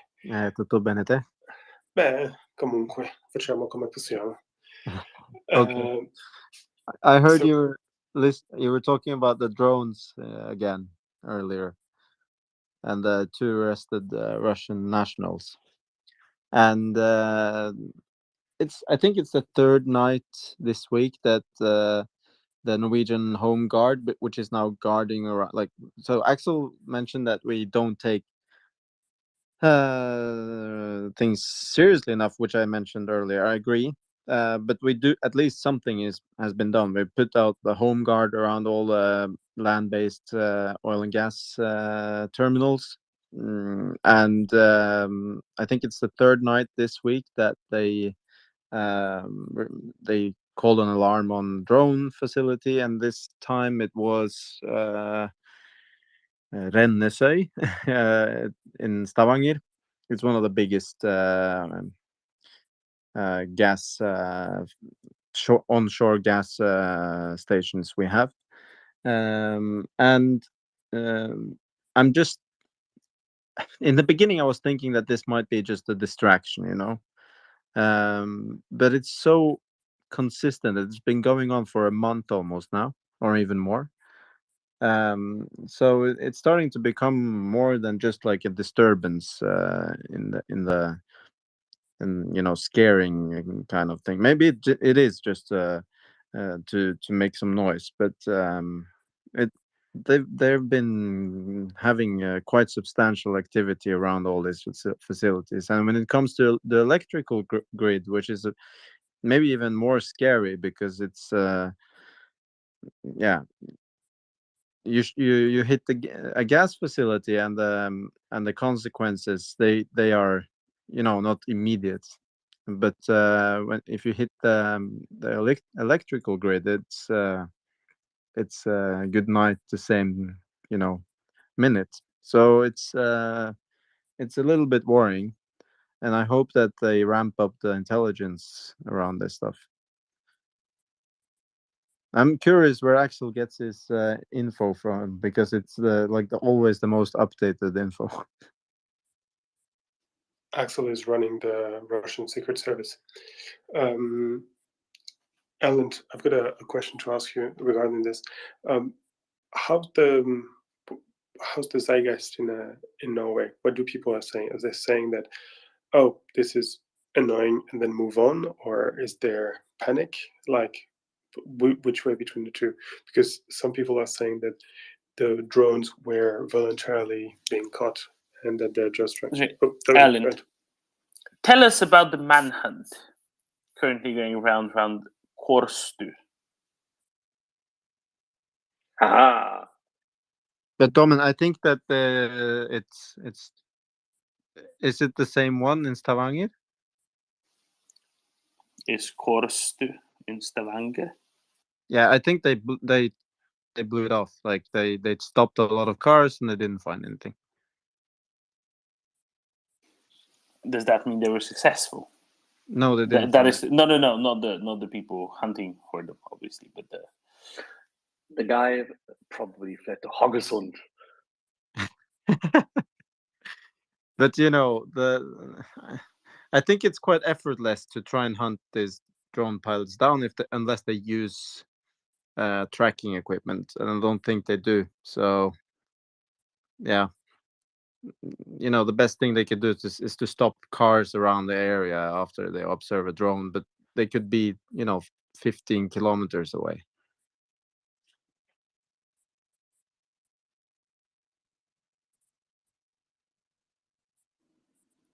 Okay, I think a minute ago I was speaking to a closed mic, and I was asking the question, how is Norway reacting to this? Is there a psychosis, or people are just saying that the Russians are idiots? I think people are a little bit concerned about this, but Norwegians don't tend to panic at all. That's a little bit problematic, but there has been a lot of criticism towards the government and all the attitude toward in general, especially when it comes to the fact that we let Russian fishing vessels and research vessels, so-called research vessels, operate in our seas. The people that are into this in either coming from a security background or in politics that are in opposition are criticizing the government for not doing enough, but the normal citizen is not necessarily scared at all. Okay, fantastic. Thank you. Good news. Prince, your hand is up.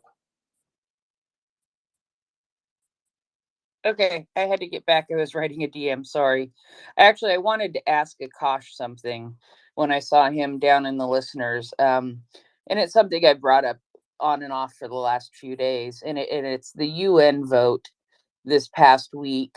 And I asked Peter Duran also, and just your opinion on what countries chose to abstain and the countries who had a urgent bathroom issue or something and were not even able to register a vote in any direction. So that would make, there were 10 who had an emergency or something happened and they did not vote at all. And there were, my brain is 35, I believe, abstentions. So I'm just curious. I bet you know those numbers anyway. So I was just curious your thoughts on it. Thanks. It was an interesting vote for the fact that you're right, a lot of countries did abstain. The only countries who voted against the resolution, in addition to Russia, of course, were North Korea, Syria, Belarus, and Nicaragua. And if you had to choose 4 friends in the international system, those would not be the 4 countries you would choose. Nicaragua was a bit of a surprise for me, but the other 3, not at all. So from that perspective, it was interesting to see that Russia could only count on outcast states to support them. The number of countries that abstained was disappointing, as it always will be. But I think more importantly is that there were Asian countries and sub-Saharan countries who have been, I'm not going to say sympathetic to Russia, but have been unsympathetic to maintaining a strong, hermetically sealed set of sanctions against Russia, who nevertheless did vote in favor of the resolution. That is, they voted against the Russians. And I think that is encouraging. It suggests that even those countries who have been weak on Russia themselves are prepared to stand up, by and large, are prepared to stand up and admit that what Russia is doing is wrong. They are not so much apologists for Russia as they are engaging in a form of realpolitik where they're thinking to themselves, well, what Russia's doing is awful, but we need grain, or we need gas, or we like selling things to them. That's not an especially attractive stance on their part. It's certainly a morally reprehensible stance, but it is better than it might have been if they had actually sided with the Russians. I also thought it was interesting that some of the countries who voted against Russia are countries who are especially keen on the purchase of grain, both from Russia and from Ukraine. There are about 30, I'm trying to remember the number now, 36 countries, I believe, that rely on Ukraine and Russia for an outright majority of their wheat, and they are in serious straits as a result of the disruption of global grain. In addition, there's also a drought in the Horn of Africa, and right now the UN says that there are about, depending on what day of the week it is, they say that between 45 to 50 million people who are currently living in famine-like conditions across the world. Nevertheless, many of those countries voted against Russia, and that too is remarkable. It would have been easy for them to say, to palliate a domestic constituency, we don't actually care what the Russians are doing. We're going to make friends with them so that we can get some more of their grain because we are dependent on them. It really does, to me, while I like all of us in this space, I would have liked to have seen the entire world line up and vote against Russia. The fact that they have such little support, even amongst countries where they have against whom they're able to apply a great deal of pressure, really does show the extent to which the Russians have already lost this war. I mean, if part of the objective of this war was to reestablish Russian greatness and project Russian power across the world, it has been a catastrophic failure. They have isolated themselves. They've demonstrated how fundamentally economically weak they are, as well as militarily weak. And whether this war ends sooner or rather than later, one thing that is absolutely certain, Russia is going to come out of it far, far weaker and far less frightening to the world than it went in. Thank you so much for your response, and I have a feeling this is going to kick off something to talk about for a little while. But I thank you very much, Akash, and I will be listening, but I do have to go do some chores. Thank you. Thank you very much, Prince. You're right. That's an excellent debate to have at the moment. Domin, you know a thing or two about geography? Thank you, Ben, and thank you, Akash, for joining us. It's been 36 hours since I last got to speak on this space with someone as well educated as yourself. Therefore, I have 2 points to raise with you, and I'll let you just kind of riff off of those. First one, on the UN vote, Serbia voted for. I think that is very interesting indeed. It wasn't the only one that voted for. Brazil also voted for, didn't abstain. Right, 2 countries, one in Europe, one in the Goldman Sachs concept of BRICS, whatever it's worth, but certainly 2 countries that Russia kind of relies on to have its back, right? Secondly, very differently, Tajikistan, President Rahmon of Tajikistan a couple of days ago, sitting across from Putin at a very large table assembly, effectively told Putin to stuff it. Now, when Kazakhstan does it, fair game. Kazakhstan is, an upper middle income country, relatively independent when it comes to its wealth, when it comes to its income from Russia. Tajikistan, on the other hand, a third of their GDP comes from remittances of people that work in Russia, let alone many other dependencies that it has in Russia. What does it mean? You raise Russian soft power, effectively Russian influence in the world. When Tajikistan makes not a full break, but certainly takes steps towards a break from Russia, how very significant is that, Akash? That's an excellent question, and I would say it is hugely significant. Both Serbia and Tajikistan. Serbia, as you pointed out, has historically been a very close ally of Russia, and well before the most recent Russian invasion of Ukraine, the Russians were pouring huge amounts of money into Serbia in an attempt to bind that country to them, to make Serbia little more than a satellite state of Russia. I remember driving through Serbia, and there would be billboards up in the middle of nowhere, billboards paid for by Gazprom and by the Russian government that had pictures of the Russian flag and the Serbian flag, which are very, very similar to one another, with all sorts of slogans about an inseparable brotherhood and a friendship that has endured across the centuries. Serbia is very important to Russia. And it's fair to say that given how closely aligned Serbia has been to Russia for so long, and how much time, effort, money, political capital Russia has poured into that country, if Putin can't hold Serbia, I don't know who he can hold. And certainly not Tajikistan. Not Tajikistan. And I think that is it's a very shrewd country to focus on, because you're right, despite the fact that Tajikistan has remained in the Russian orbit and in its economic relationships with Russia and the relations through the Commonwealth of Independent States, and the fact that it is so economically dependent on Russia, the fact that they, in the face of all that, are willing to stand up and say no to Russia is extraordinary, because they wouldn't be doing that if they believed that there was any real possibility that Putin will be able to exact retribution against them. This means that Tajikistan, their government, has come to the conclusion that Russia lacks the capacity to terrorize them. And that is remarkable. I think this is a certain amount of crystal ball gazing on my part, but I think that it suggests not only is Russia's hold over the former Soviet republics falling apart, it suggests to me that there's a real possibility that the Russian Federation's hold on internal provinces is at risk.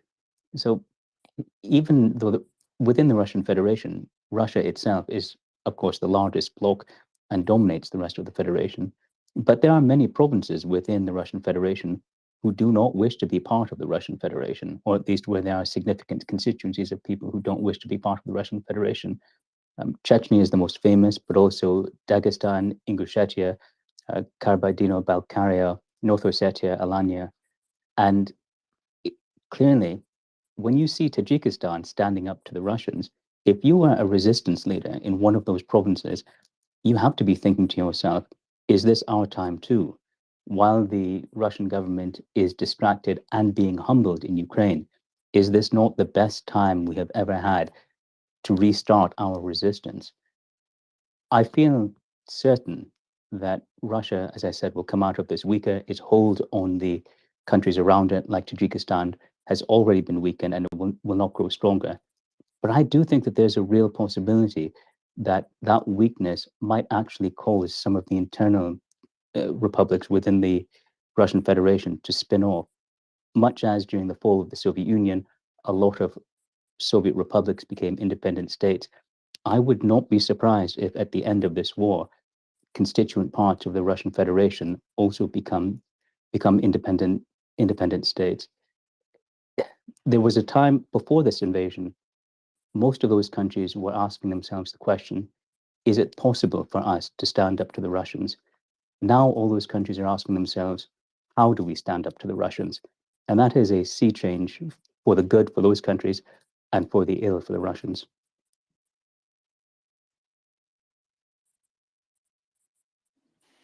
How do you see the future of the CSTO, Akash?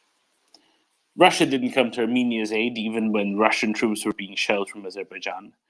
Kyrgyzstan and Tajikistan were having their own little border war a couple weeks ago. Is CSTO a dead letter on paper? Well, it's people are starting to call it the Losers Club. I should say for everyone, it's the Collective Security Treaty Organization, and it's a security bloc which is dominated by the Russians, and which the Russians used to in Kazakhstan with most famously.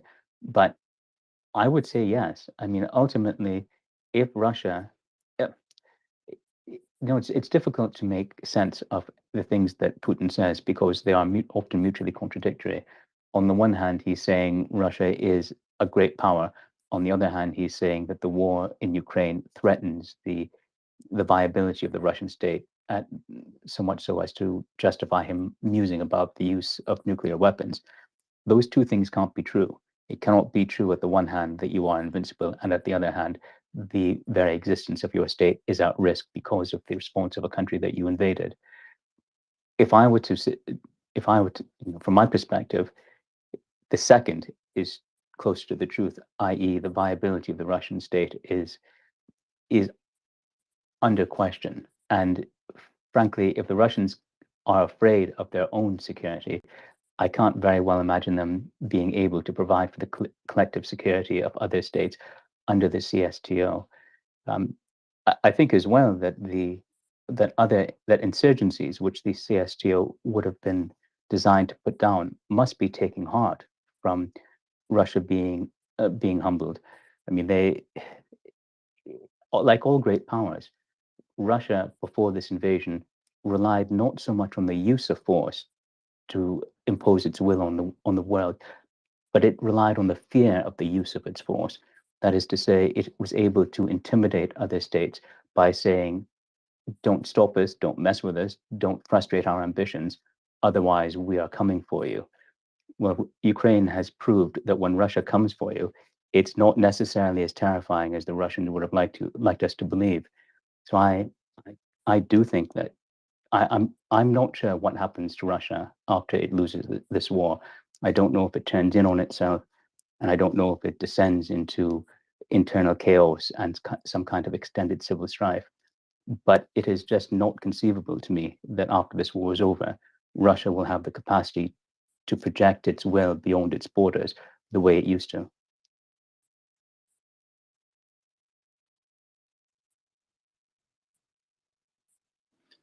Thank you very much for this extensive answer.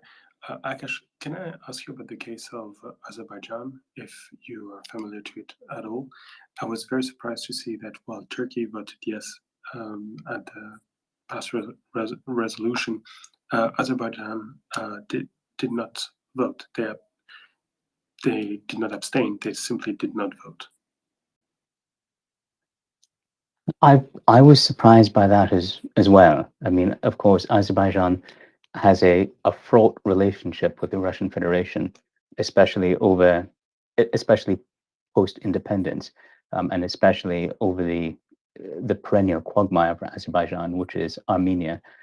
It suggests to me that Azerbaijan is not feeling as confident, perhaps as Tajikistan has, because they are more actively enmeshed with Russian arms.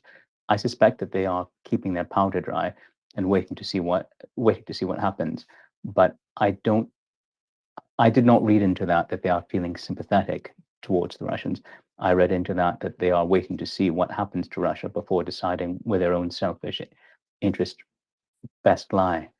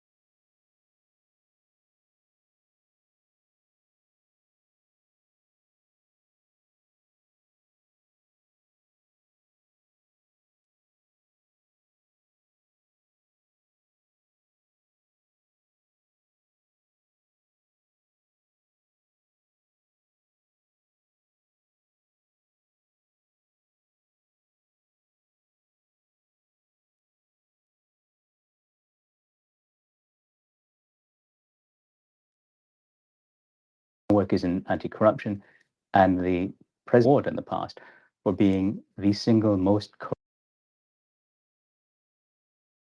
is that his policy of corrupting and through corruption co-opting the political leadership of states whom he wished to subjugate has succeeded in many countries. It did not succeed in Ukraine. He was able to purchase a series of presidents and pull them into his orbit. But as quickly as he did that, those presidents were pulled down by the Ukrainian people and replaced with new presidents. He found that in Ukraine, the limitation of the power of corruption, because although he could buy the political class, he could not buy off the people, and he could not intimidate the people. I really do think that one of the reasons he invaded Ukraine was that he made the calculation that if the Ukrainian people were able to demonstrate to other post-Soviet states that there's no alternative to being subjugated by Putin's corruption, that they too would rise up against their corrupt political classes. They too would rise up against their presidents and prime ministers and cabinet ministers who had been bought and paid for by Putin, and those countries too would fall out of the Russian orbit.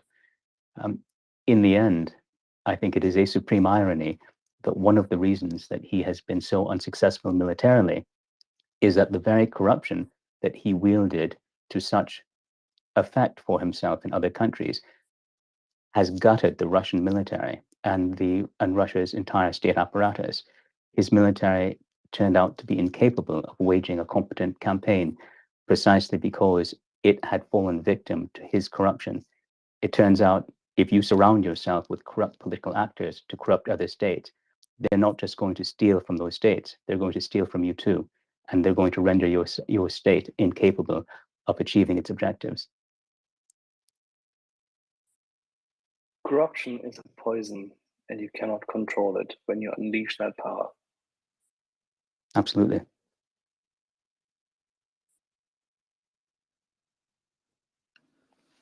Thank you very much, Akash, for your answer. I've been very, very confused. A bit sad to see Armenia was still on the fence, but your answer is very enlightening. All right, we now have a force of hands. Akash usually has this effect on people. Sergio, you were first, so please go ahead. Hi everyone, good evening.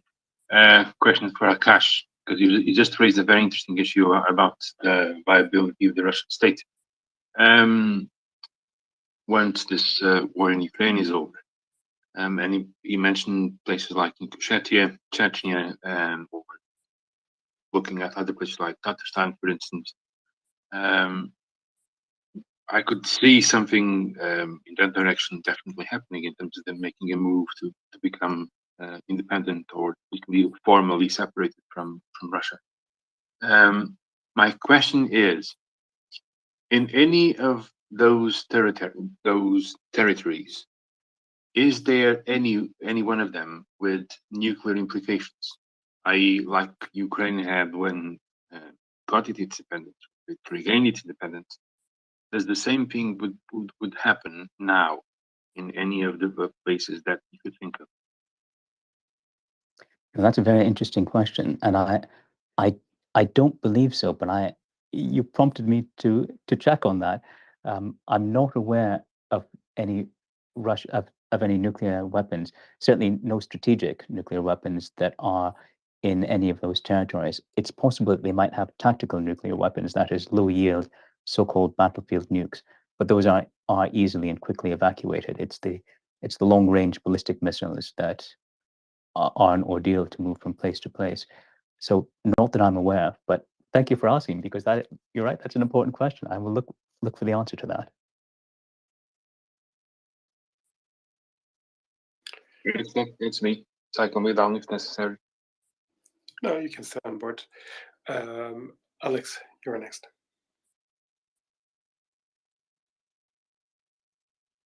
Kaftali? Oh, thank you. I didn't see my hand, but I do. Yeah, glad to see you here, Akash. I guess you were discussing the vote on United Nations. I haven't had a chance to look. Well, I hope Georgia voted in support of Ukraine, but just wanted to confirm that was the case. What was your? Have you had a chance to look at it?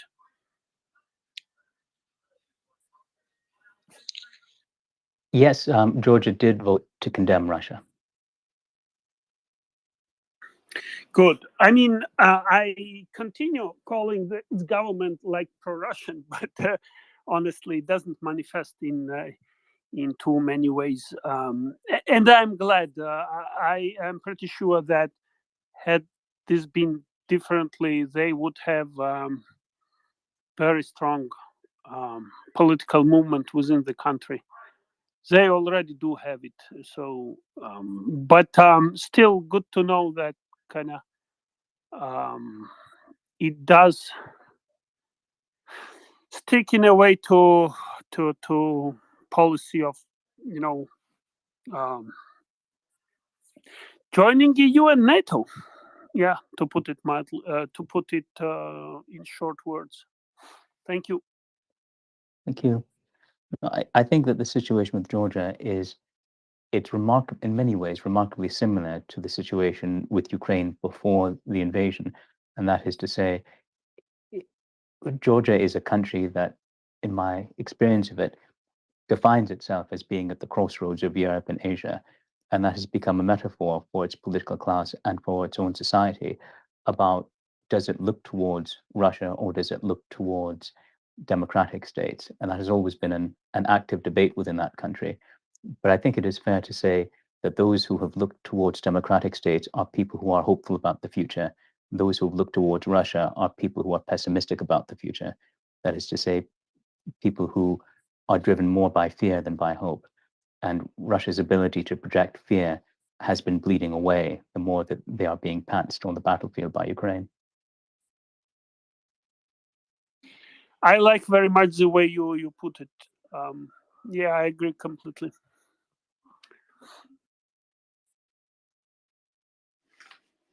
Yeah, that was, as usual, very well put. Thank you, Kaftali, for the question. Troy, you're up.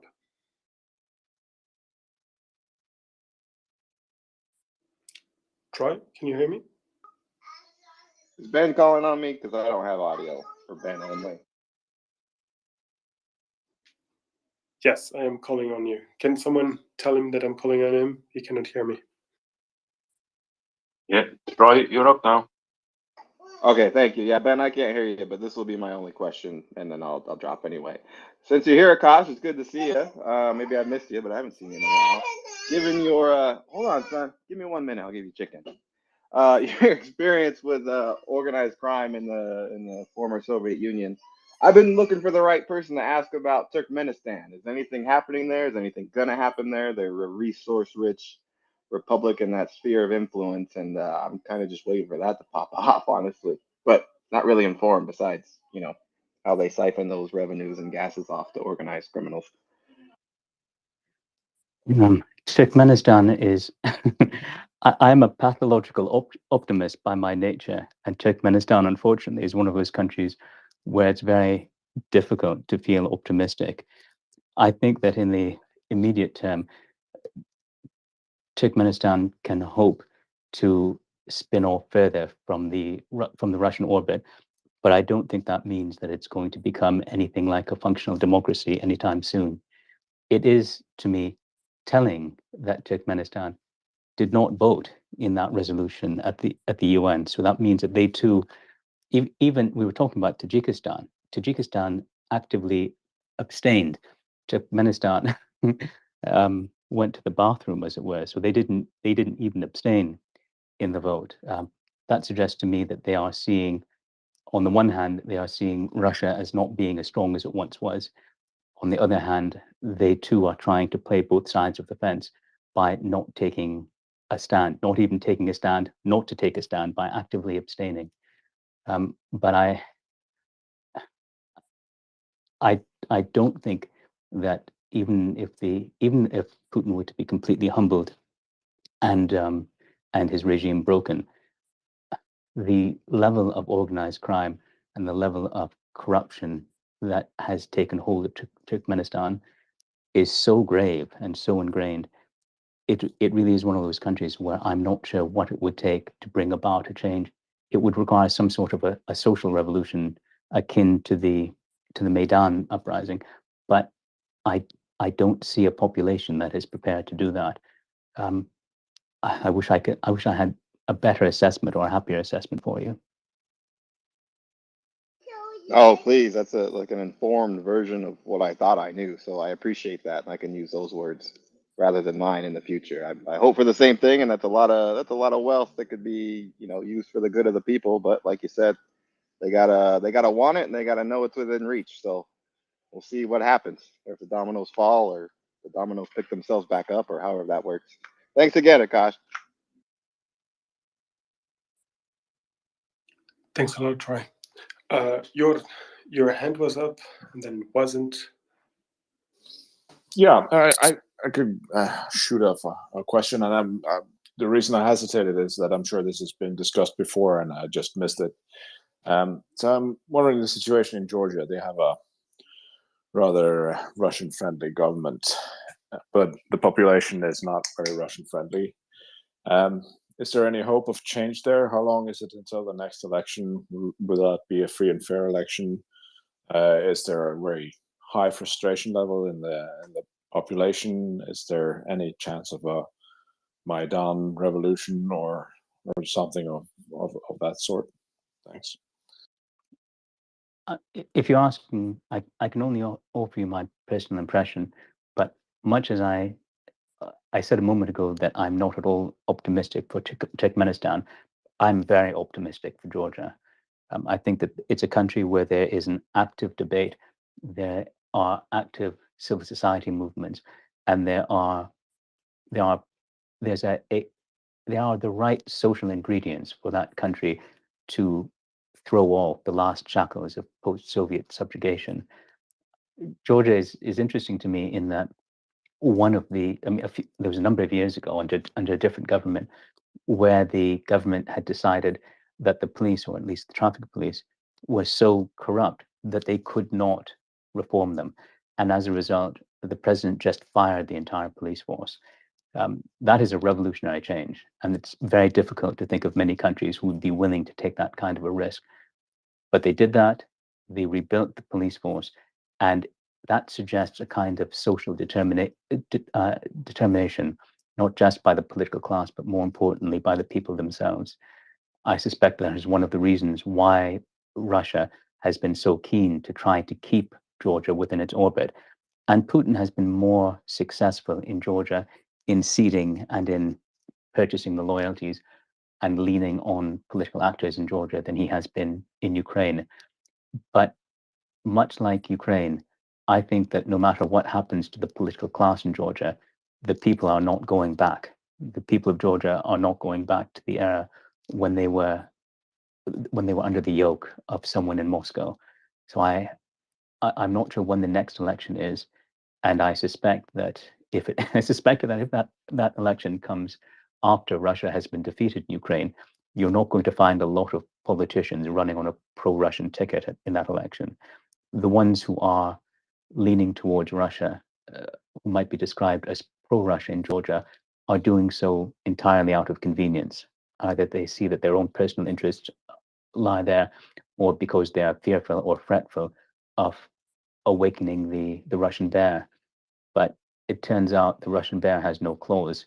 And if Putin is forced to turn inwards after defeat in Ukraine, he is not going to be able to continue feeding his proxies in Georgia or elsewhere. I am very optimistic for Georgia.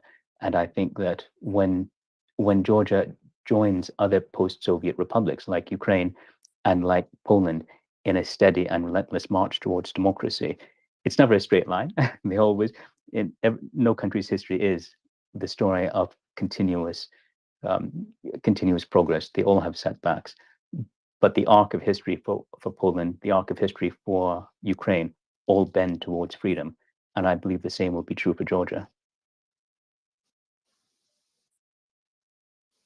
Thank you very much. A quick follow-up.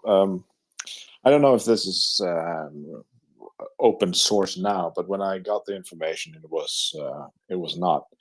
A representative of a Western government visited Georgia in the months before the war, and were looking for institutions to facilitate cooperation between the West and Georgia to build trust and look towards EU membership. And so this representative told me that the Georgian Armed Forces was the institution that really impressed and had a low level of corruption, and was an institution that they felt could cooperate well with the West, and was a place to start. How do you think they would, if there was a conflict between the people and the government in Georgia, how do you think the armed forces would respond? And if Russia completely collapses after losing or at least politically collapses after losing the war in Ukraine, do you think there is a chance that Georgia would make a move towards Abkhazia and South Ossetia? Oh, that last question, that is a really interesting one. That is a really interesting one. I'll start off with the first one. The Georgian military, I just don't. Formerly the Defense Forces of Georgia, I just do not see them opening fire on Georgian civilians. I think that right after the fall of the Soviet Union, the Defense Forces, there was a great deal of focus on weeding out corruption in the Georgian Defense Forces, and indeed they were part of a NATO program called the Building Integrity Program, and really thrived under it.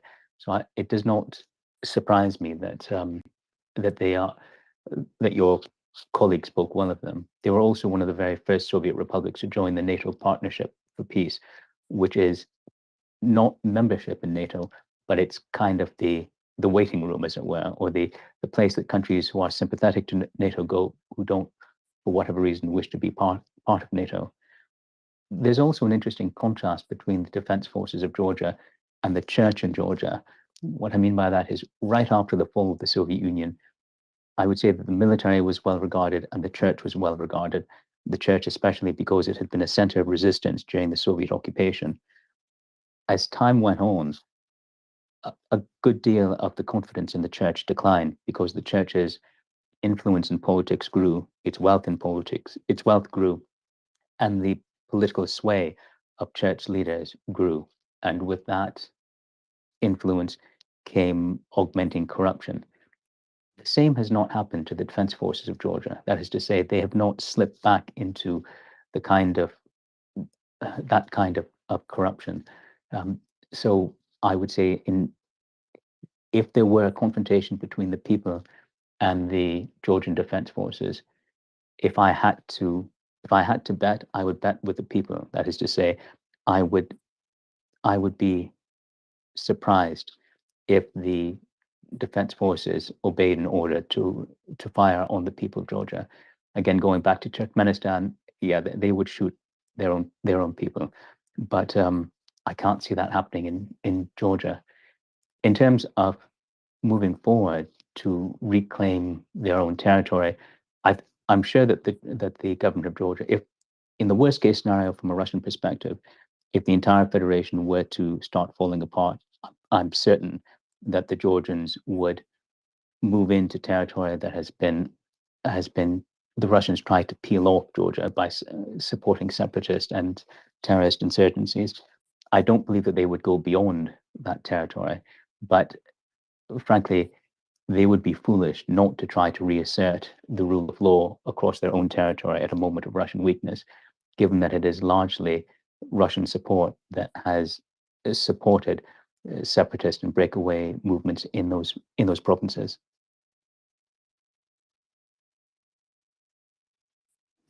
Brilliant. Thank you very much. Thank you, Akash. Thank you, Jordan. It so happens that we may have someone who knows a thing or two about Georgia on the panel. Kaftelli, do you know who could know a thing or two about Georgia? And firstly, when are the next elections? No idea. Yeah, I wanted first, I agree with what Akash said. Interesting enough remarks on church. Russian church is trying to kind of strengthen ties with Georgian church, which has limited success, but still, show me who's your friend is. And while for military, they have strong ties with NATO and United States in particular. They participated both in Iraq and Afghanistan, and pretty much those were the years where Georgian army was really founded. I mean, modern army. Also, there is Georgian Legion in Ukraine, which we hope that will get back at some point after Ukrainian victory. For those regions, especially with South Ossetia, they are so isolated that it will be foolish from them to try to stick to Russia again, especially if Russian disintegration begins, which there are signs of. Abkhazia, they also have quite strong ties with Turkey. South Ossetia is very isolated region. I mean, geographically, that would be even inconceivable to have any separatist movement there had it not been a tunnel built. It's something like similar to Crimea Bridge.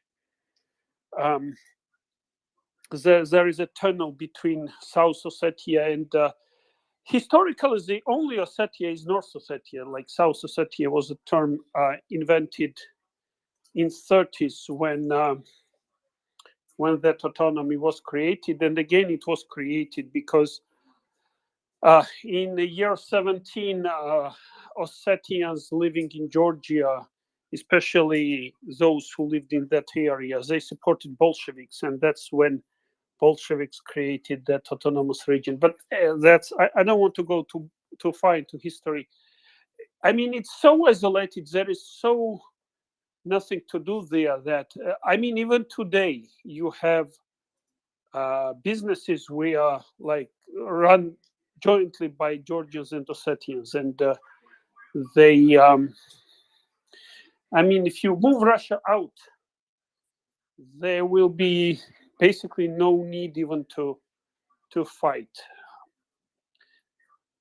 They completely, and even today, like I was traveling to Georgia a few weeks ago, and there is a region, Zugdidi is probably the most,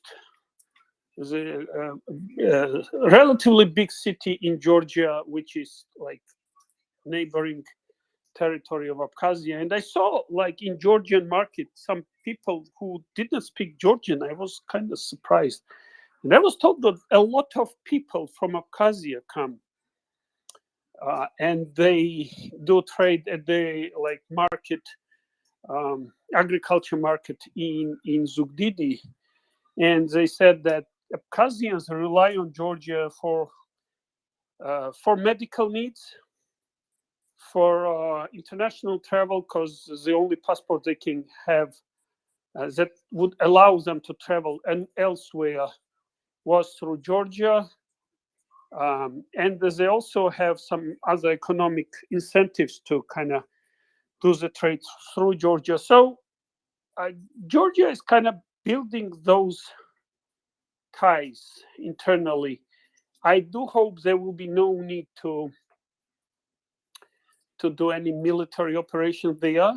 Obviously, there are people who are financially dependent on, I mean, those who are kind of criminals. But, first of all, it's been years, and a lot of those are like naturally dying. So, yeah, we'll see. But again, once Russia is down or out of the region completely, the picture will be much more clear. And I mean, as for appetite, there is no appetite to do anything but limited operation. again, this is our territory. I do not, I wouldn't have any, how should I say? Again, we'll try a lot, like both sticks and carrots. Hopefully, carrots will prevail, but we'll see.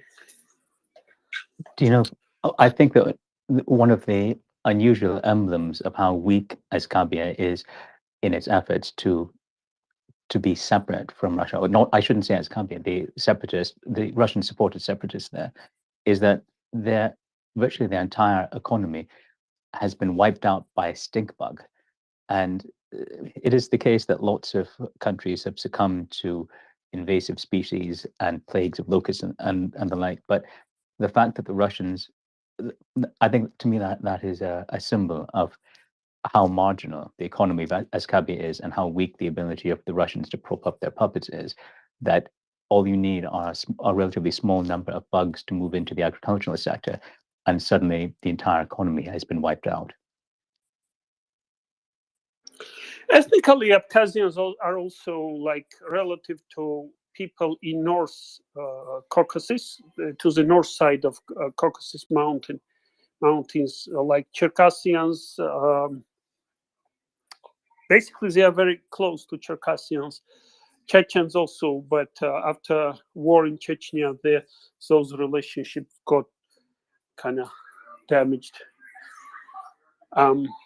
So a lot of those activists in Northern Caucasus, they actually they call Abkhazian that, because those people, they supported Abkhazians during separatist war, and now they are accusing them of being too much pro-Russia, and there are very strong tensions between people between those Circassians and Abkhaz, and Georgians had tried to mend.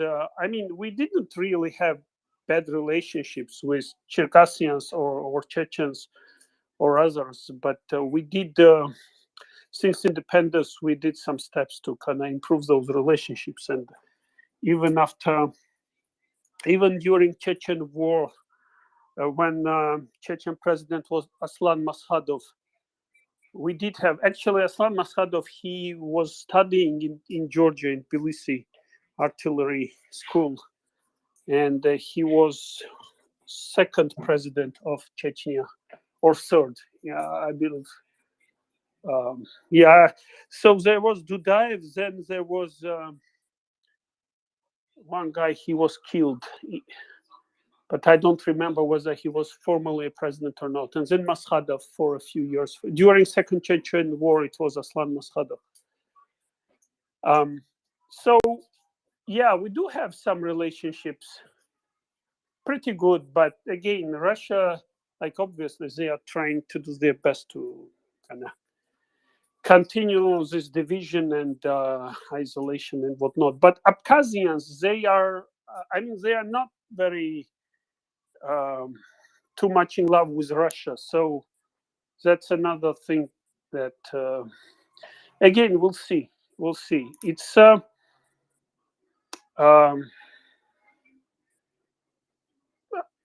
there is hope that there will be no need for guns, but we'll see. Thank you, Keftali. So between you and Akash, we have International of Optimist.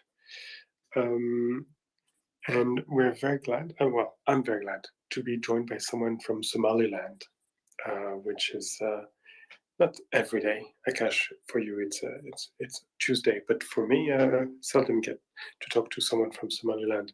Hilal, please go ahead. If you have any question to Akash or about Ukraine or a statement, we're listening. No, I am very, very happy to join this space and this wonderful. So I'm very, very happy to listen, and it's a good topic. And God bless you all of you. I wish you all the best.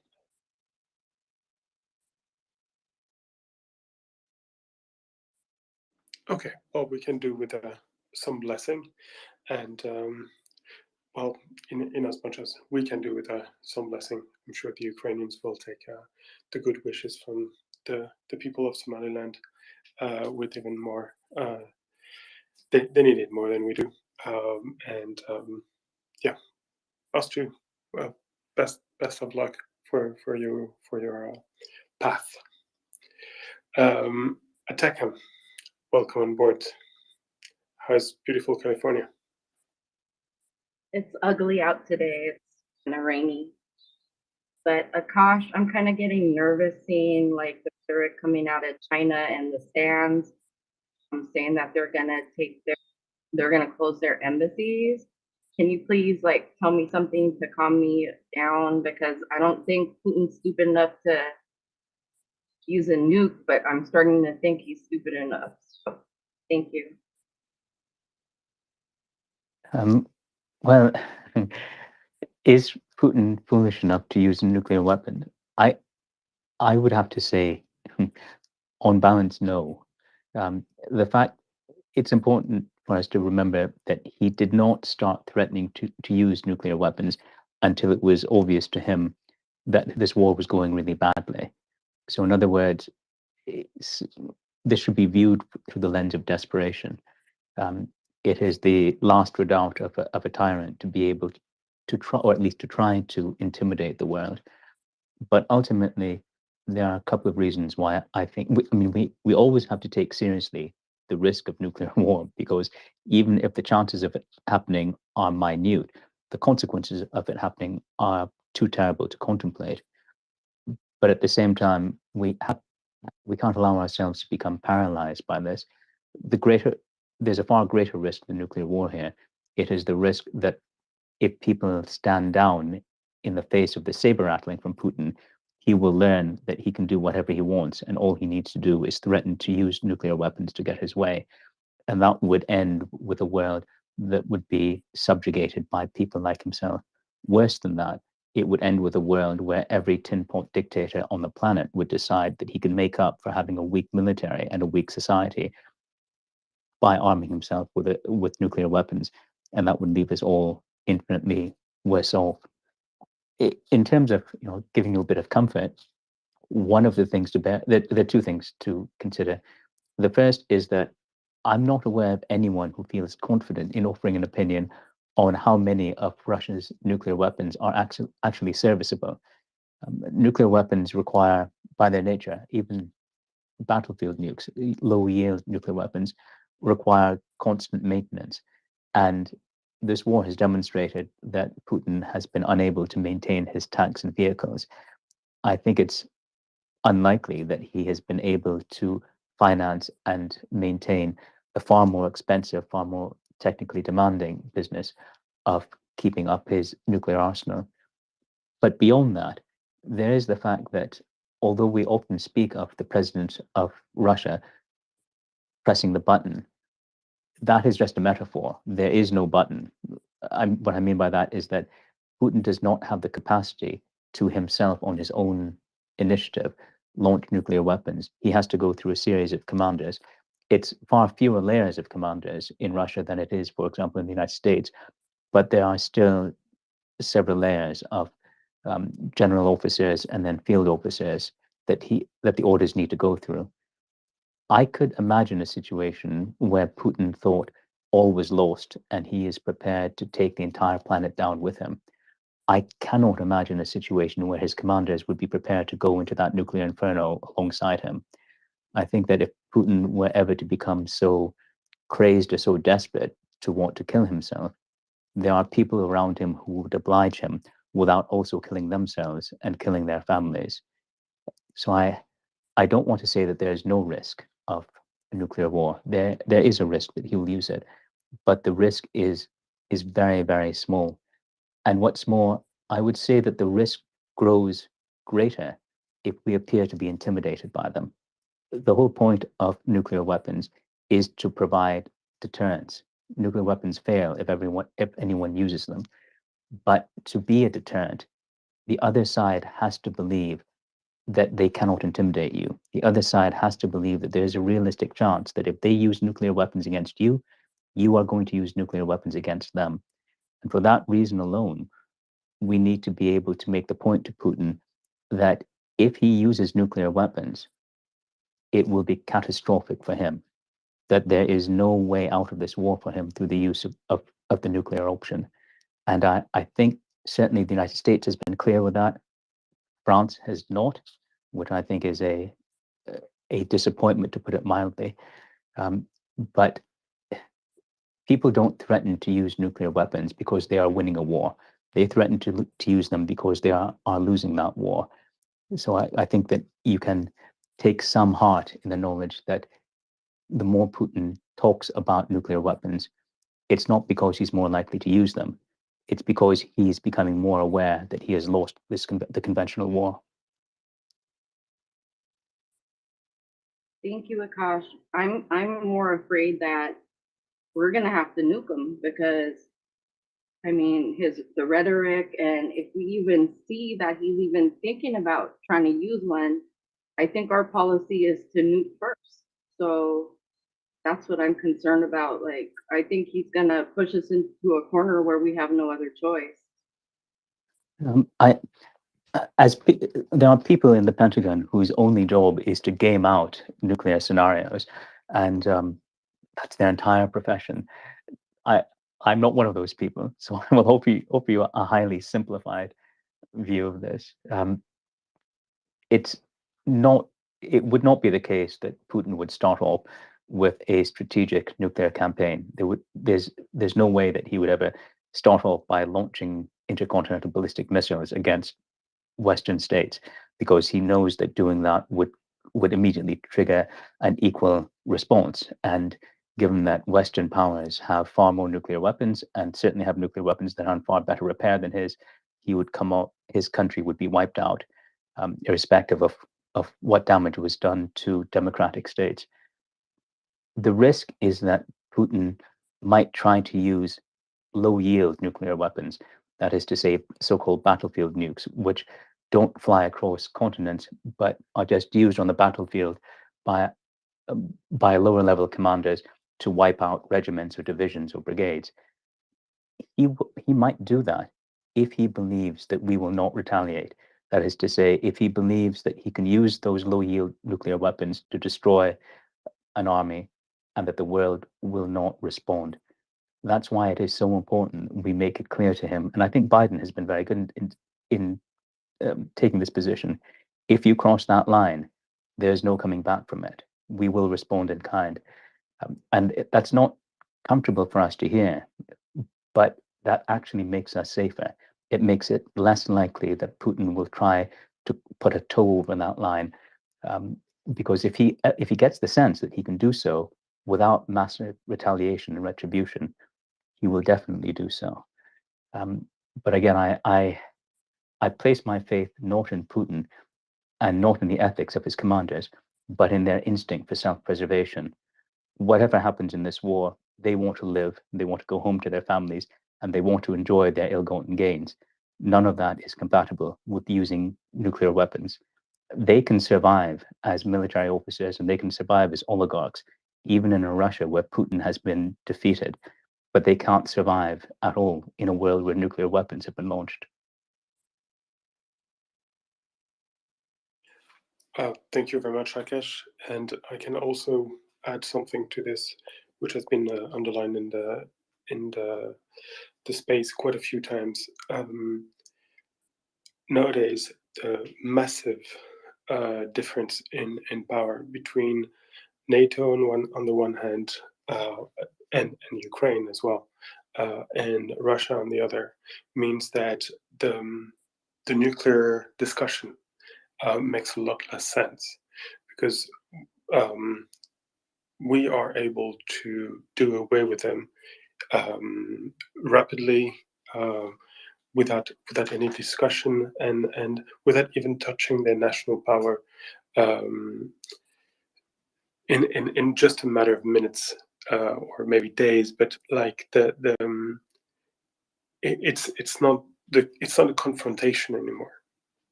Those days have passed, and as a result, the West can step away from from the direct nuclear talk. And as Akash said, only the weak now are finding solace in nuclear, but then they understand that they can only do this as a sort of final defense in the case that their national territory is attacked. There is absolutely no upside and no credibility in any threat regarding nuclear weapons. What is true is that a number of countries have started to withdraw their diplomatic corps from Kyiv, or at least have announced they were, which may or may not indicate some Russian effort to further bomb Kyiv, and to try to break the will of the Ukrainian people by attacking their key infrastructures. We know it's not going to work, but that is not going to prevent them from trying. And that's the worst interpretation. That's the worst case scenario, and the best case scenario is just the Russians trying to generate fear because they have literally nothing else in their arsenal at the moment than communication. And on that front, the one we're fighting on at the moment, we can defeat them almost as handily as we can on the battlefield. So thank you for the question. So there's a few people requesting, and that I'm going to cycle up. I'm just taking the opportunity to thank Akash again. And I've got, okay, I'm looking at the list of the countries that have abstained during the vote at the National Assembly, and I'm struck by the number of African countries which have decided not to vote. There is Sudan, South Africa, South Sudan, Togo, Uganda, Tanzania, Mali, Lesotho, Congo. There are so many countries. The whole of the Horn of Africa has abstained. What do you take away from this? How do you read it? Is it just brinkmanship? They're just trying to not commit and at some point draw benefit from it, or is there some message we should read there? I don't think they're trying to provide a message, especially in the Horn of Africa. As we were discussing the effect of the restriction of Ukrainian grain exports on world hunger, and that has probably been worst in the Horn of Africa. Many of those countries rely on Ukraine and or Russia for an outright majority of their grains, and the war has been calamitous for them. In addition to that, that region is not only dependent on Ukrainian and to a lesser extent Russian grain, they're also in the midst of a very serious drought. Those two factors combined have caused them, not surprisingly, to turn inwards. They're not particularly concerned politically about what's going on in the rest of the world while their people are going hungry, but they're also very fretful about upsetting either Ukraine or Russia, who are their sources of much of their food.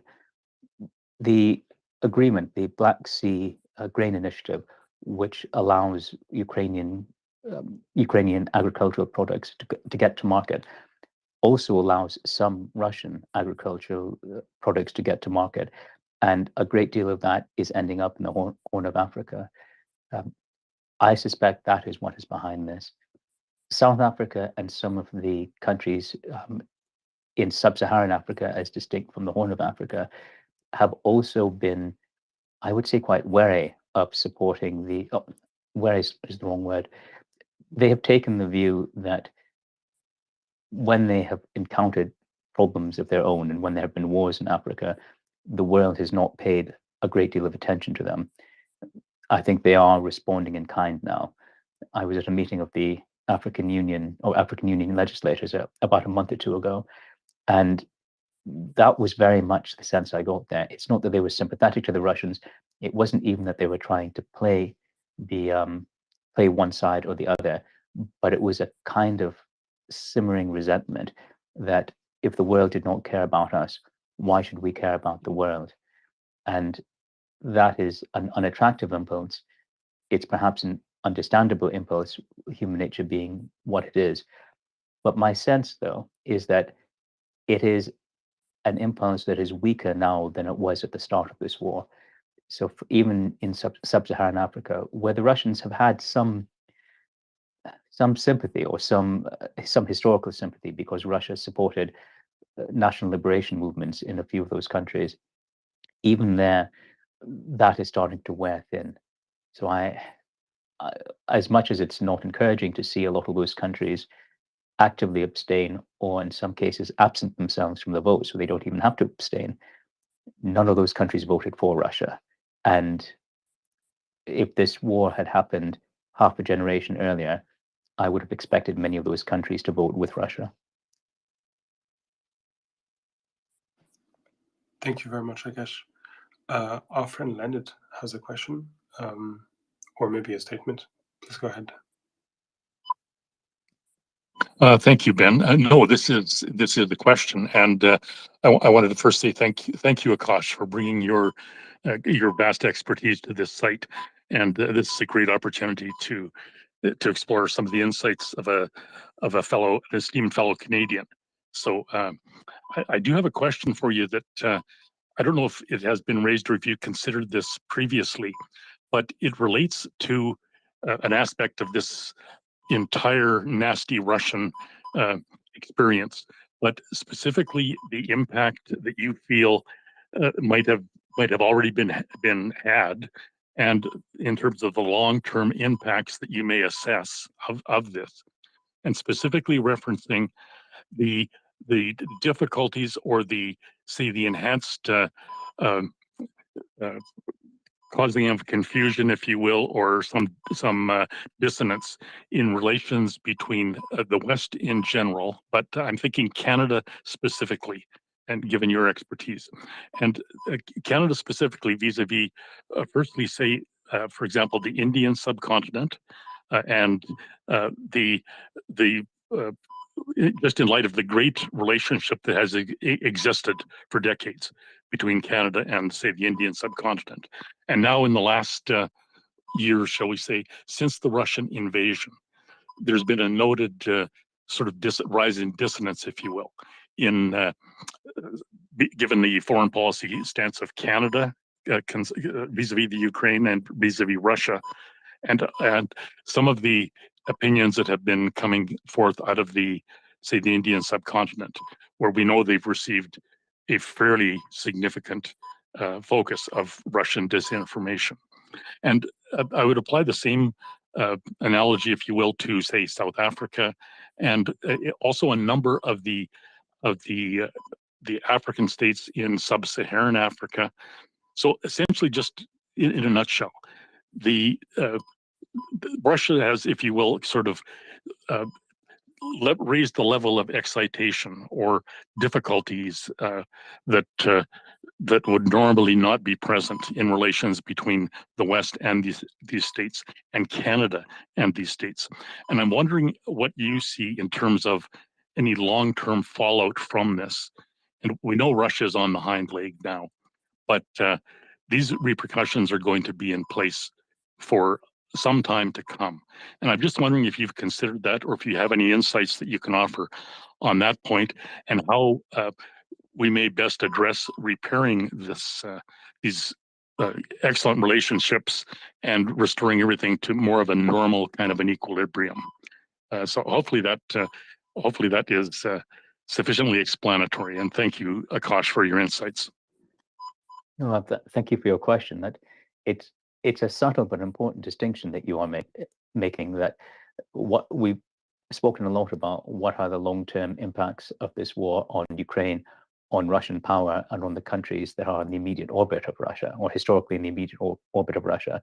But your question about what are the long-term impacts in the relationships between other countries, especially emerging democracies and emerging economic superpowers that have not necessarily been enthusiastic about sanctions against Russia, what are the implications for them and the rest of the world? It's an insightful question, and it's a difficult one to respond to. You raised the point of disinformation, and I think that is an important consideration. Russian disinformation has carried on in the democratic world, in the Western world, and in the English-speaking world, but it has not been very effective. I think because people are paying a lot of attention to what's going on in Ukraine, and in part because the Ukrainians themselves have been masterful in their communication strategy, Russian propaganda has been less effective in the English and French-speaking world than it might have been before their invasion.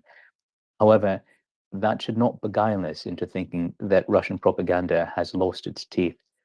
They have focused very explicitly on the non-English speaking world and on the countries that you have referred to, India, China, the English speaking world in sub-Saharan Africa, and their propaganda is very well tailored. I have to say, they do know what they're doing. So they will tie their propaganda not just to misinformation about Russia and Ukraine, they will also tie it to things that are going on in those specific countries, thereby making their misinformation and disinformation much more appealing to local audiences. And these are local audiences who aren't accustomed to receiving, shall we say, attention from the kinds of people who churn out propaganda from Europe and North America and Russia.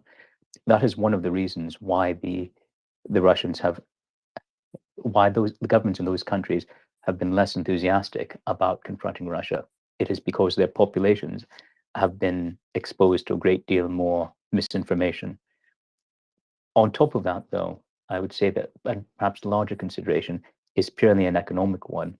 Since the sanctions began, India and China now account for more than half of all of Russia's seaborne oil exports.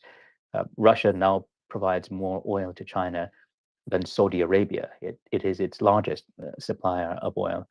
And as there's been this agricultural crisis across the world, it has actually resulted in the value of Russian agricultural exports going up as the prices generally for foodstuff has gone up around the world. And Russia has largely sold for export its agricultural products to those very countries.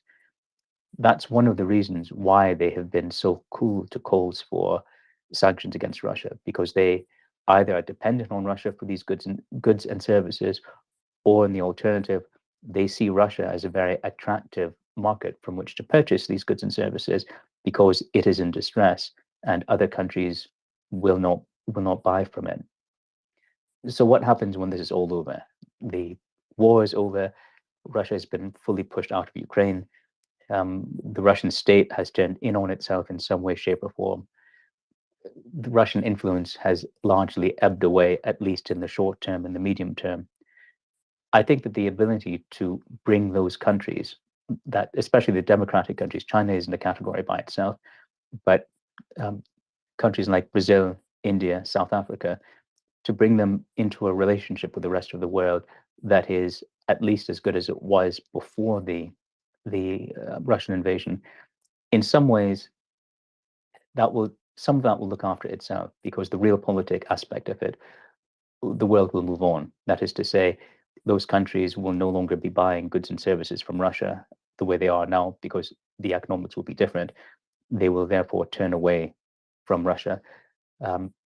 But there is the point that you made that there will still be political consequences, that this was a major confrontation in global affairs where those countries felt that their best interests were not aligned with the interests of European and North American states.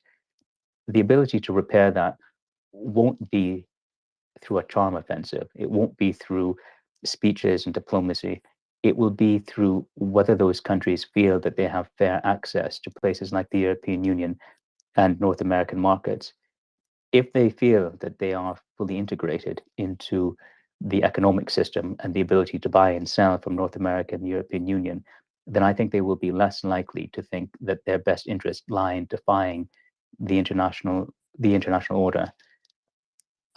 So from that perspective, if Africans, for example, have said, and they have said this to me, and they've said this to many other people, when Europe has a problem, it's the world's problem, and when Africa has a problem, it's nobody's problem. I think that we need to take steps to demonstrate that that is not the case, that we are prepared to take seriously as seriously conflicts that happen in countries that aren't as close to us and that we don't think of when we wake up in the morning. And if we do that, I think it will help to repair those relationships. Ultimately, what Russia has offered countries around the world is an alternative to the rule of law. It is saying to countries, you are better off siding under the rule of the strong rather than the rule of justice. We need to show countries around the world, and we need to show ourselves, that that's a lie. You are better off under the rule of law than you are under the rule of the strong, because people who derive their strength from defying the rule of law don't stay strong for long. Thank you, Akash. That was a great insight on future developments here. Thank you. Thank you, Leonid. Thank you, Akash. I'm going to say good night. And the final 3 words, Dzięki, Życia, Swoboda. Bye-bye, everyone. Night, Ben. Good night, Ben. Thank you. Let's give Ben a big round of applause for staying up so late and always helping and always being there to co-host. Au revoir, Ben.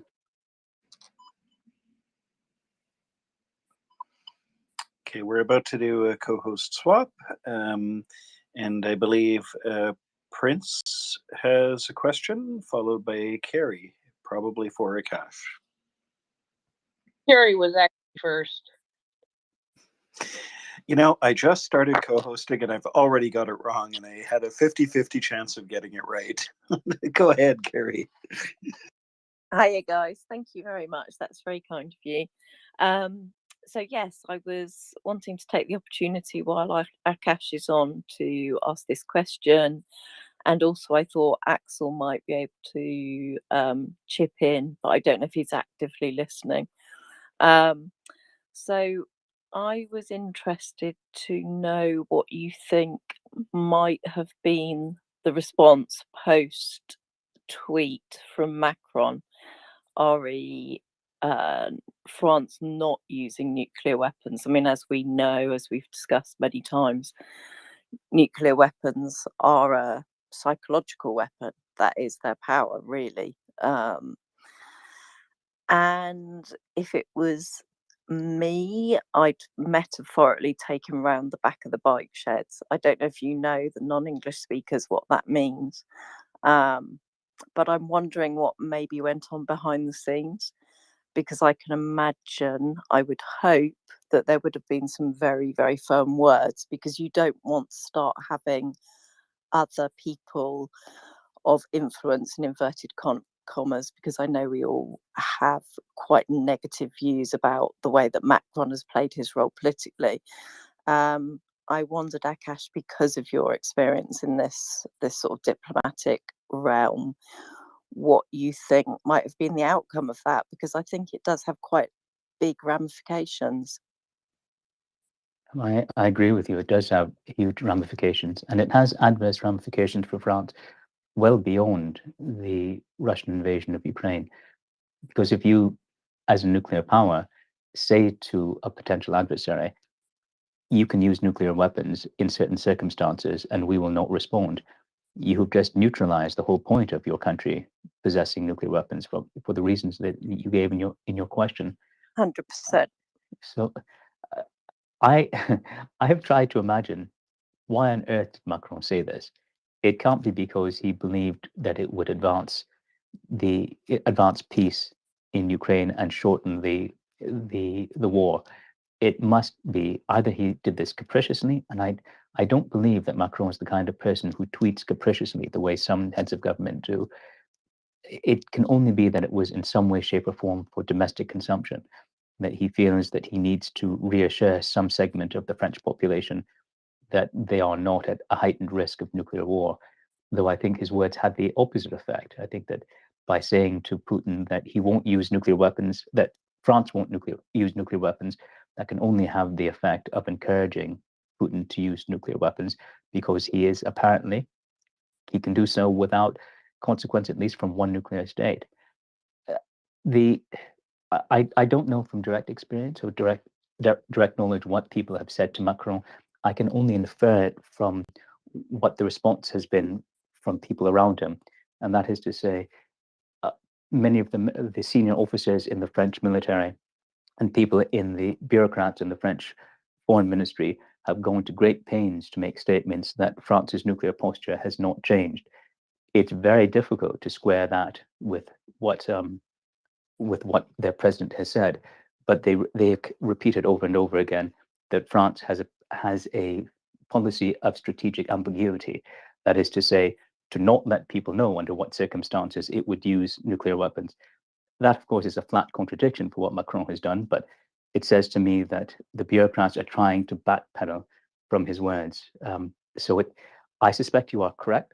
Any calls that Macron would have received from NATO partners would not have been encouraging. There's no NATO state, there's no democratic state that would have congratulated him on what he has said.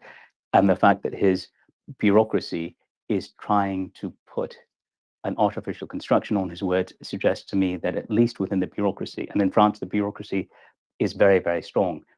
They regard what he has said as being at a minimum unhelpful and at worst damaging to France. I don't know if there's some way for him to actually walk this back. I hope that if there is, he will find a way to do so. But if he doesn't, he has helped to turn France's nuclear arsenal, it's, as de Gaulle called it, the force de frappe, into a kind of giant white elephant for the country. I feel it's shown a shocking level of naivete, which really calls into question any role that he has in making comment on the current political situation. Well, I would add, that I've often struggled to try to understand what Macron has been doing in his relations with Putin. He has been frequently, calling Putin, trying to negotiate with him, trying to bring him to the table, as it were. And in my own life, in my own career, I've always said 10 minutes or 10 years of useless talking is better than 10 seconds of useless killing. But this is not a case where the talk is useless. By talking to Putin, he has helped to sustain the fiction that this is a diplomatic dispute. If you say it's possible to talk Putin down or to reason Putin down, you're beginning from the premise that there was reason to this invasion. The only way to end this war is for Ukraine to win this war and for Russia to return to past its own borders. I'm not sure what Macron is doing here. There's no rational thread that runs through his attempt to negotiate with Putin over a war that is a straightforward invasion of one country of another, and there's no obvious rationality to his giving away his country's greatest deterrent by telling Putin that he won't use it. Thank you. That was what I was thinking, but it's good to hear it from somebody that has so much international experience.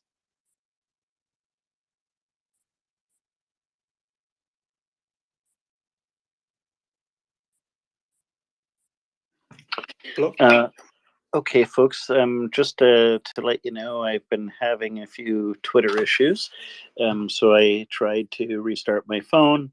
I'm still having trouble adding speakers. But let's go to Prince and then Ben.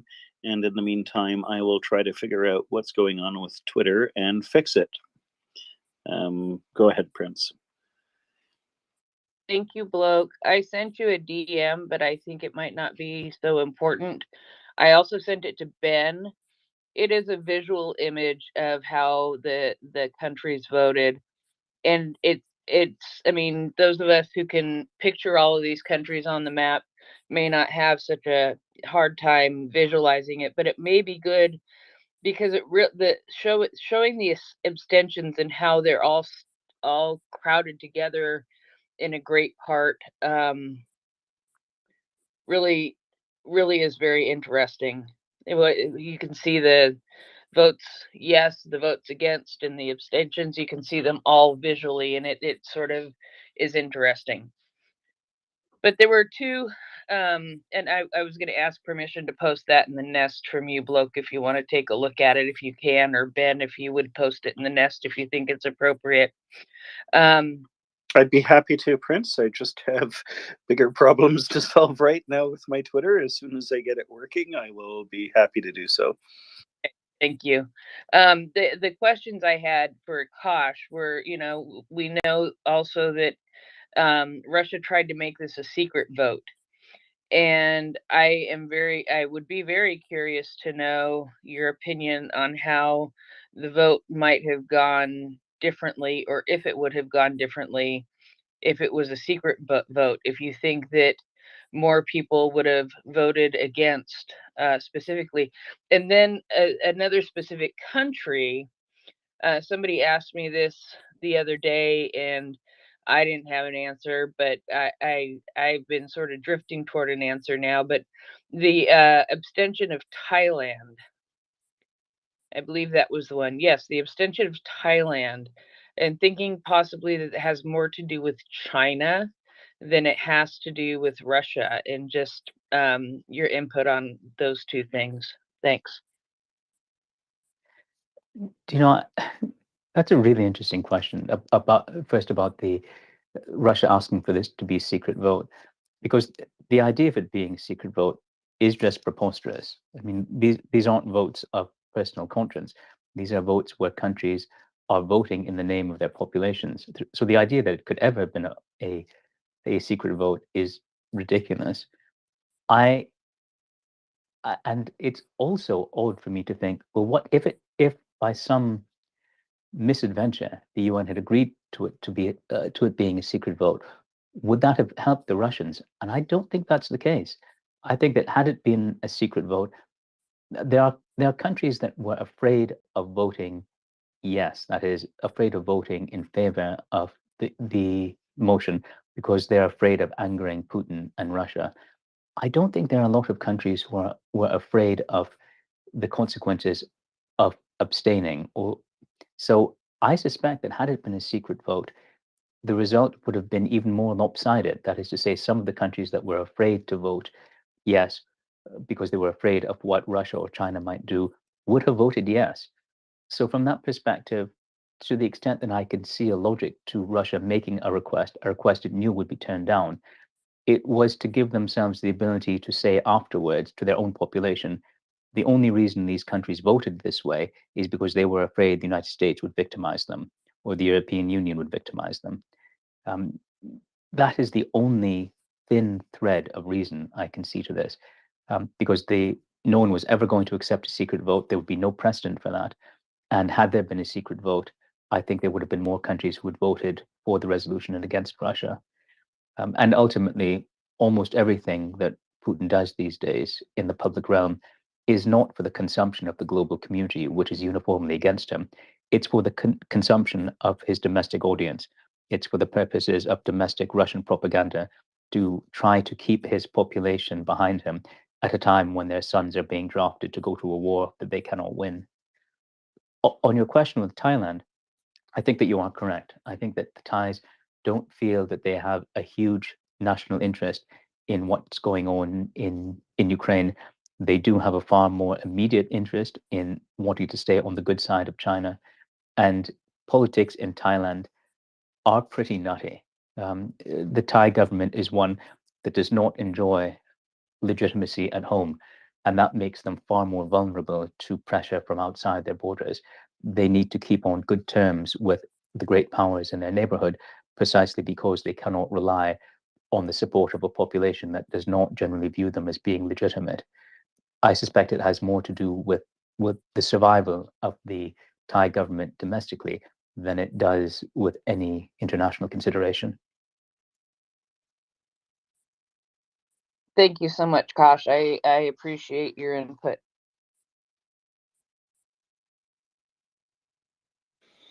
Thank you, Akash. Now we go to, by the way, folks, it looks like I fixed the issue. It looks like it was simply a full speaker panel. and that's being resolved. So I've dropped a couple of people down so that I can bring other speakers up.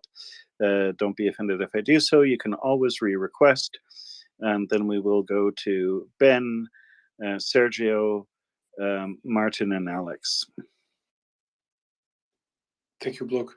I wanted to agree with Akash. Of course, I don't have the courage of disagreeing with him, but in this case, I do agree with him when he was talking about Macron, because the very point of the French force de frappe, the use of the potential use of the nuclear weapon, is that it was designed in the case the US were involved in some other calculation. They were interested in something else, and they considered that, yeah, well, a few nuclear bombs are falling on Paris and Madrid and Berlin. Too bad, but we're not going to intervene.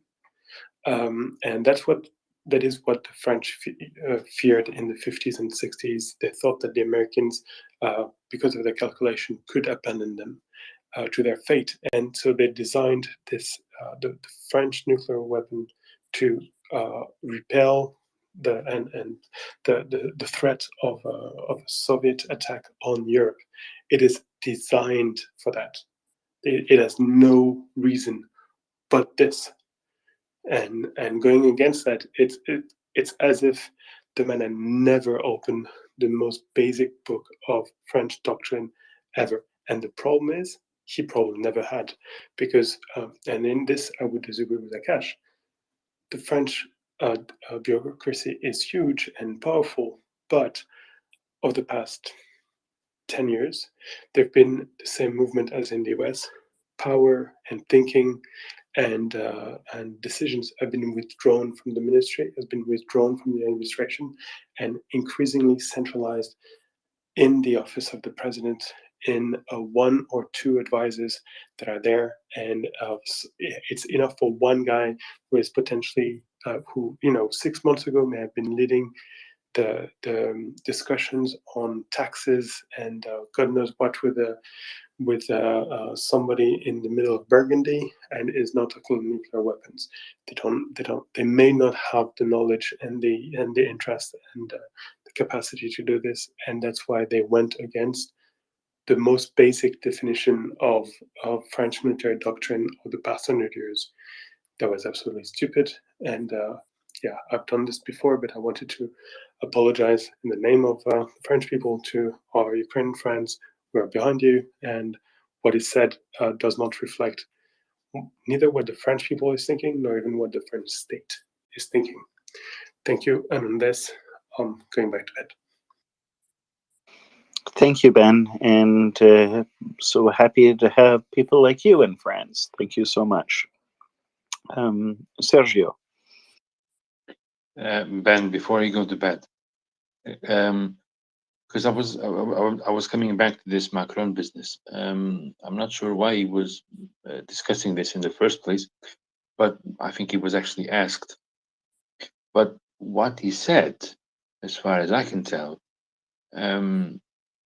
just repeats what's the French nuclear doctrine as it stands for a long, long, long time. It's I'm not sure exactly on the numbers at the moment, but I think it's around the 300 mark. I know it's been reducing over time, but I think it's plateauing at the moment. But their arsenal is seen as a self-defense usage, i.e., basically only if France itself is attacked is then a nuclear response considered. So a nuclear attack on someone else does not trigger a nuclear response from France. That correct me if I'm wrong, but that's the doctrine in France for a long, long time. And by the way, I just tweeted a few minutes ago, they just supplied IMARS like systems to Ukraine as well. Just a few minutes ago I was seeing that.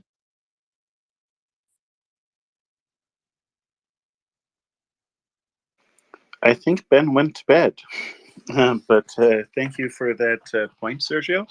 I think one of the major complaints here is that you don't necessarily reveal your hand if you're playing poker, right? And it's probably a good idea to, reserve the right, like very much like the Americans have done, is just not say what you're going to do, but say that the response will be devastating. And that leaves options open.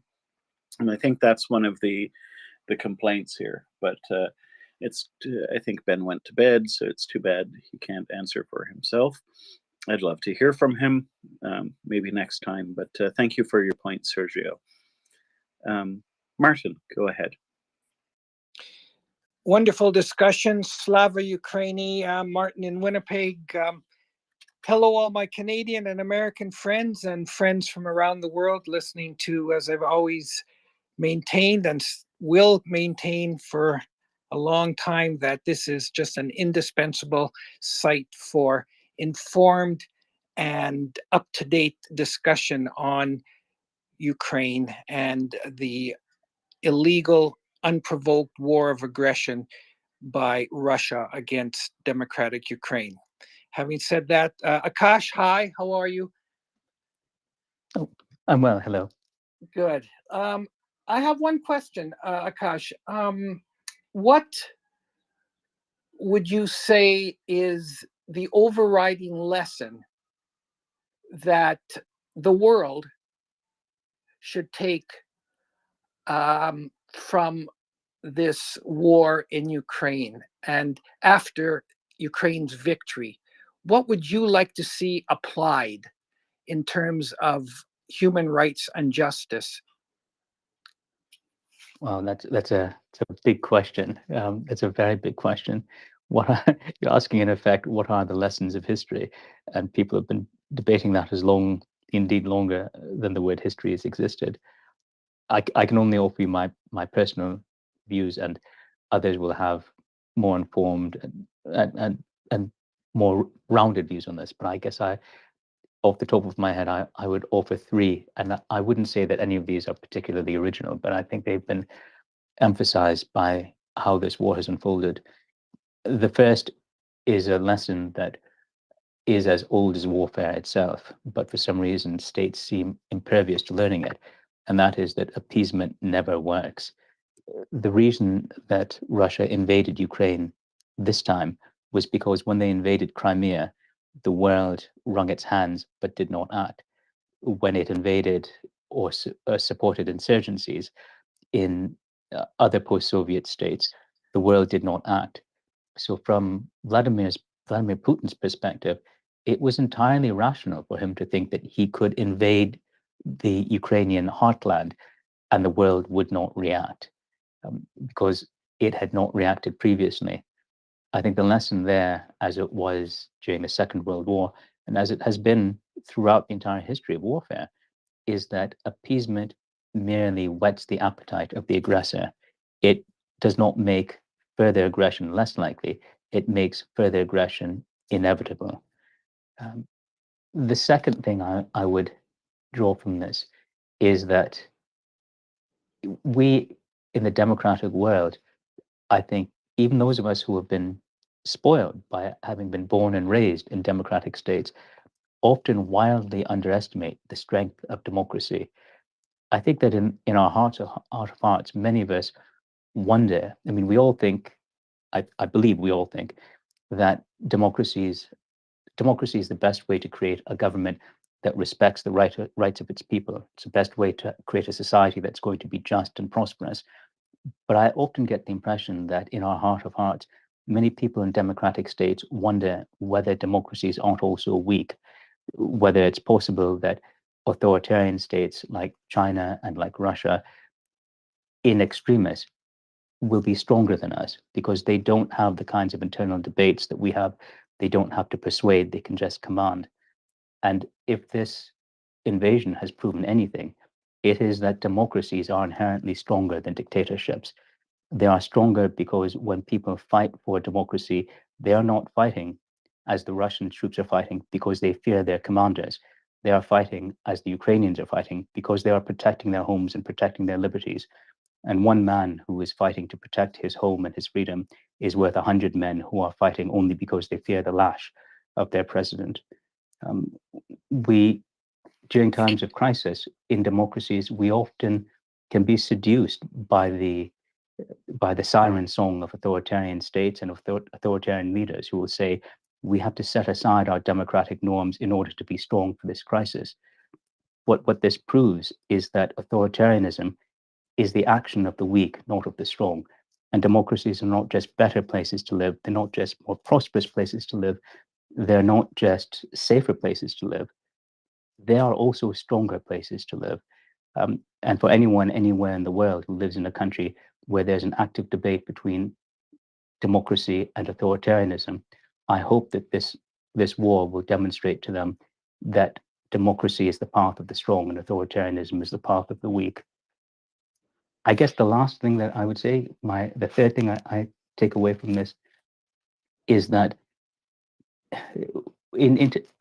anyone who's involved in international affairs has heard the debate between realism and idealism. The idea that do we go into international affairs and conduct international relations based purely on interest, or do we try to apply some form of the rule of law? And people often posit it as those things being pulling in opposite directions. I often describe myself as a practical idealist. That is to say, someone who believes that the role of states is not to pretend that the world is ruled by the rule of law. It is to create a world that is ruled by the rule of law. And the reason I say that is that the terrible crimes that Vladimir Putin is committing in Ukraine, the crimes against humanity and the war crimes that he's committing, he's doing these things because he believes that he lives in a world where there will be no consequences for him. He believes that he can do these things and he will never have to face justice, and his commanders will never have to face justice. The hard reality is that if we allow the proliferation of a kind of realpolitik that says we live in a world only of interest and not a world of law and not a world of principle, we invite these kinds of crimes to happen. It is absolutely imperative that when this war is over and when the Ukrainians have won and the Russians have been pushed out of Ukraine, that there is a reckoning for the people who have committed these crimes. Those people have to be brought to justice, because if they're not brought to justice, the next dictator who finds himself losing a war will resort to exactly these same measures, because he will think to himself, what do I have to lose by doing this? It worked for Putin and he's still living in a palace. We can't allow that to happen. The people who are grieving over their families or their relatives and their loved ones whose bodies are now in mass graves, they deserve justice.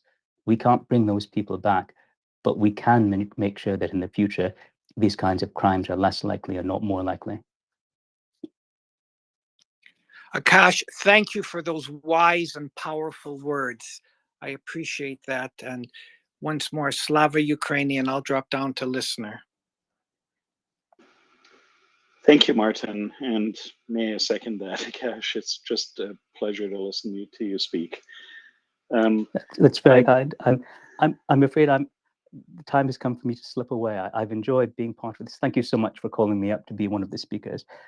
Thank you for hosting this space, and thank you for everyone who has kept the flames burning so long. I'm truly honored to be part of the discussion. Thank you so much, Akash. Have a wonderful evening, and thank you so much for your contribution to our space. I believe Alex was next.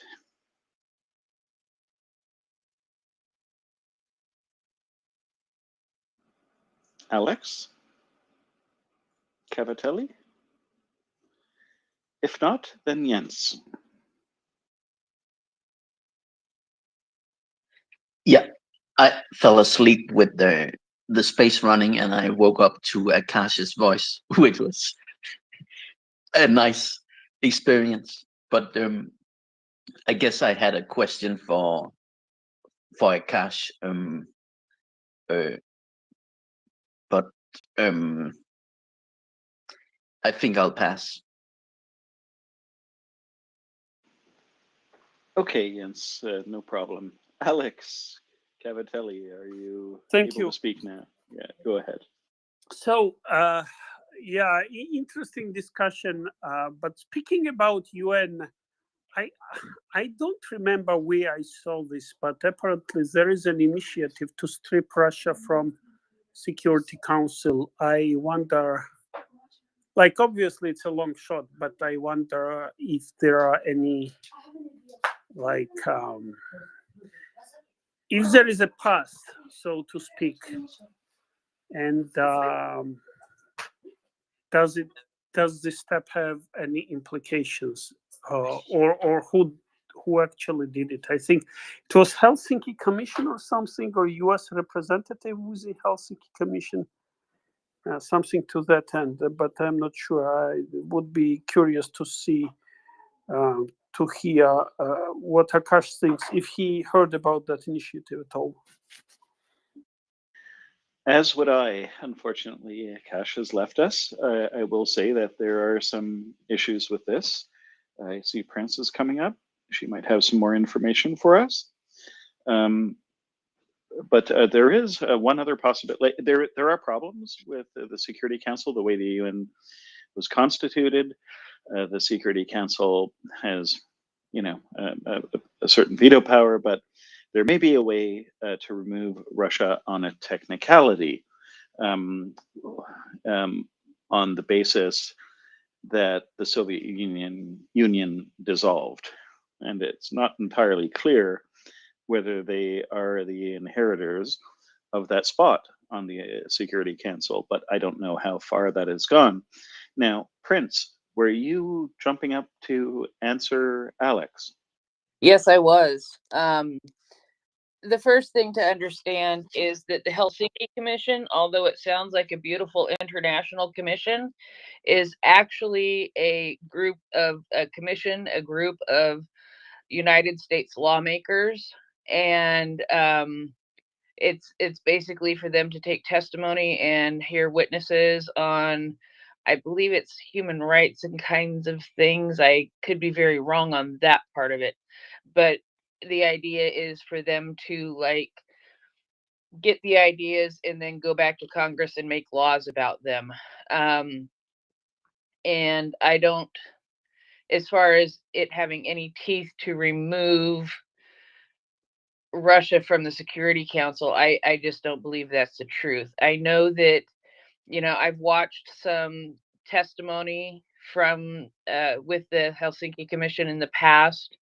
It was the medic Tara, I believe was her name, who was in Mariupol, who was a POW, who was held for 3 months before she was released. And it was basically just them listening to her testimony, them asking some questions, and then it ended. The session ended. I believe that James Vasquez and Rip Rawlings have spoken to them at and what I think they're working with is making it an easier process to get permission to move things out of the United States to ship to Ukraine. And in that instance, they're working with the Helsinki Commission, who are then lawmakers who can go back to Congress and make a law that would have an effect. But as far as having any effect on the Security Council, they may be able to do like a resolution. And at that point, I think, they could go possibly to the United States representatives at the United Nations and and they would say, yeah, we think they should be gone too, but there's not really a process for us to do it at this point. And I know that there's an argument that can be made that Russia is not the country that should hold that seat.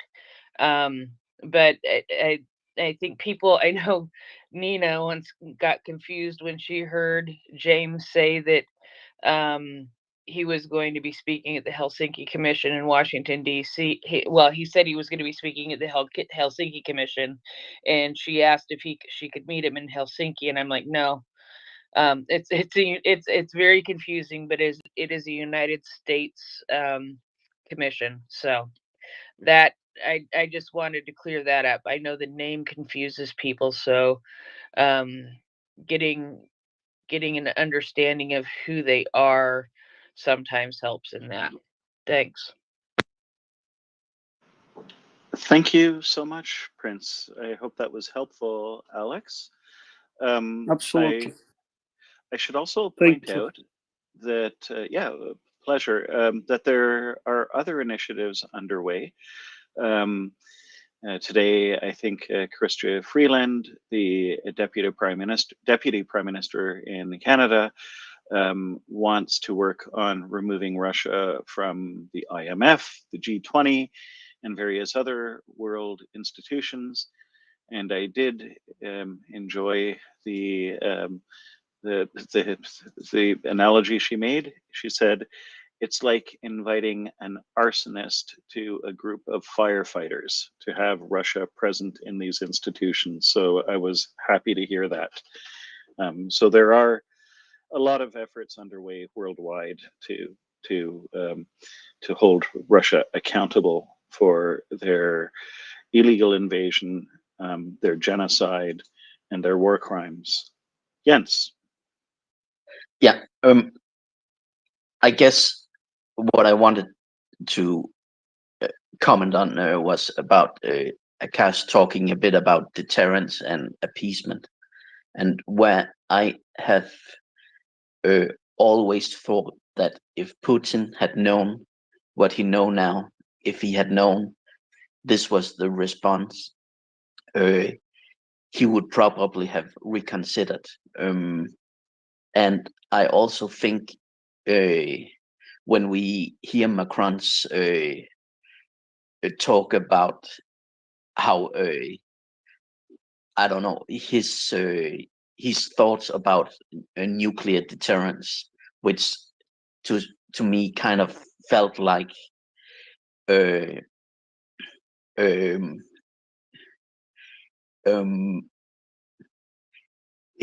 to me it felt like he was signaling weakness, which is wrong to signal a wrong signal to Putin.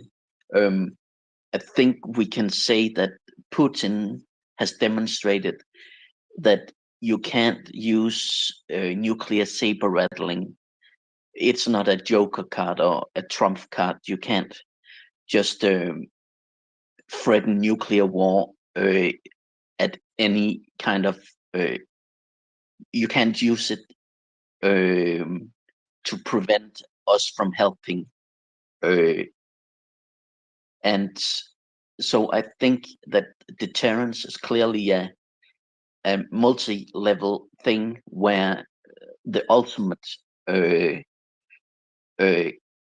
deterrence is this mutual self-destruction.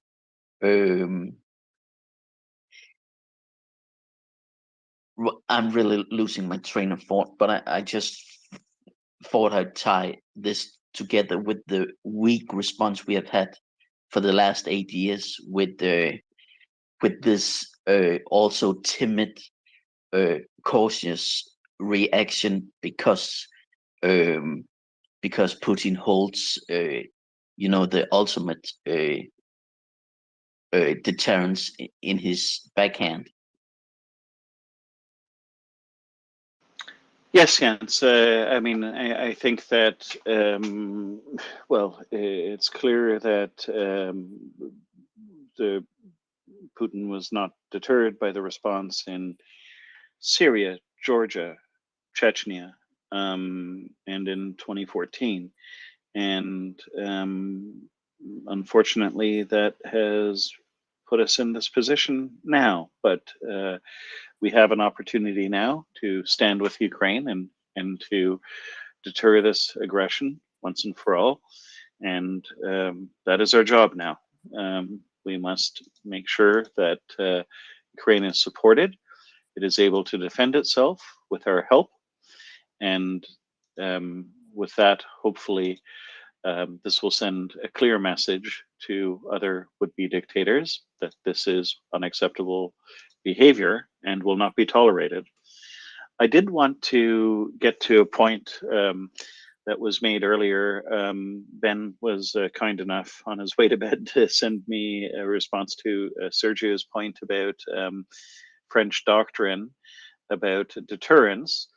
And I think the point was being made that the deterrent was only there if France was attacked. That is actually not true. According to Ben, the doctrine has always been that French critical interests would be protected, which surely would include Frankfurt, Rome, and Warsaw. So no one ever said that French critical interests are only within their national border. And several French presidents have said that an attack on Germany, for example, would be answered in kind. So it is a bit odd that Macron has responded the way he did. It's probably not helpful. It's probably not a great deterrent response, but there's a lot of French people who disagree with Macron. I would like to invite everyone to please retweet this space.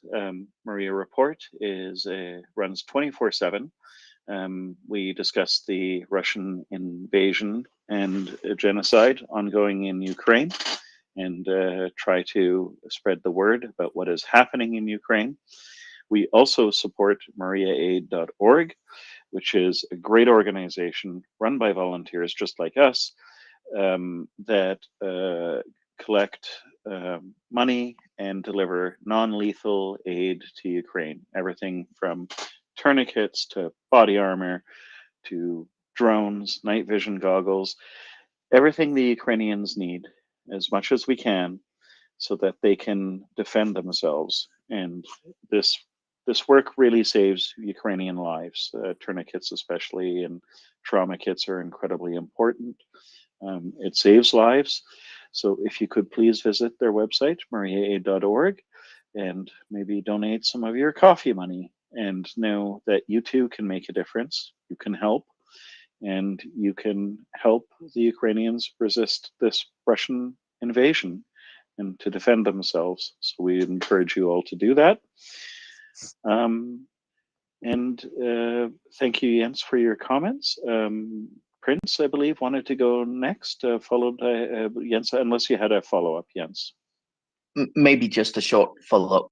I was just going to say that since the Caesar started flowing, I would say that very much repaired the somewhat hesitation they initially started out with. And I think to me what Macron said was just a misstep.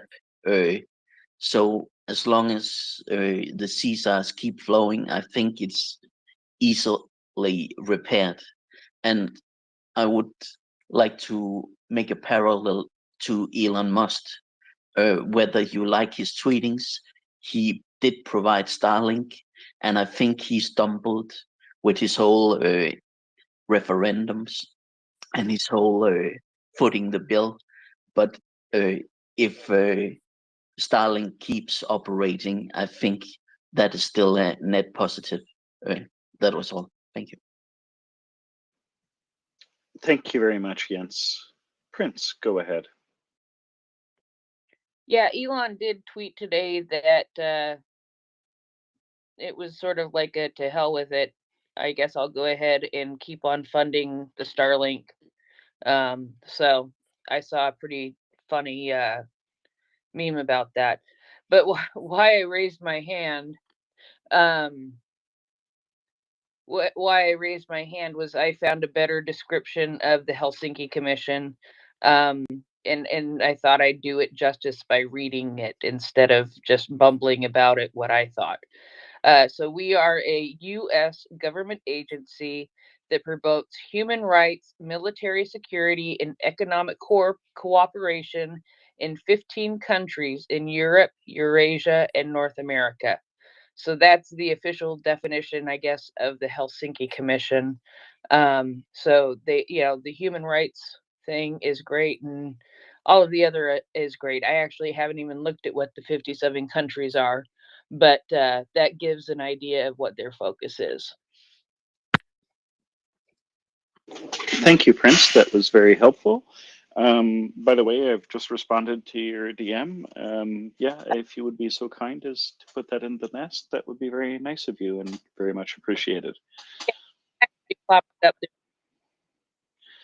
Oh, I think you're breaking up, Prince, or that could be me.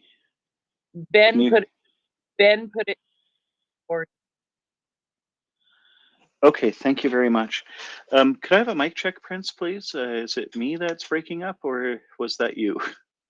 You're fine. I think that we both had our mics on at the same time and we're sort of trying to all over each other, so I apologize for that. No worries. Folks, if you would like to ask a question or make if you have a comment about the Russian invasion of Ukraine, please by all means request the mic. You can be a speaker. You can ask questions of the panel. If we don't know the answer, we'll try to get it for you, and we'd be happy to hear from you. You can do that by requesting the microphone and raising your hand, and we will get to you. I have noticed that we have a new speaker,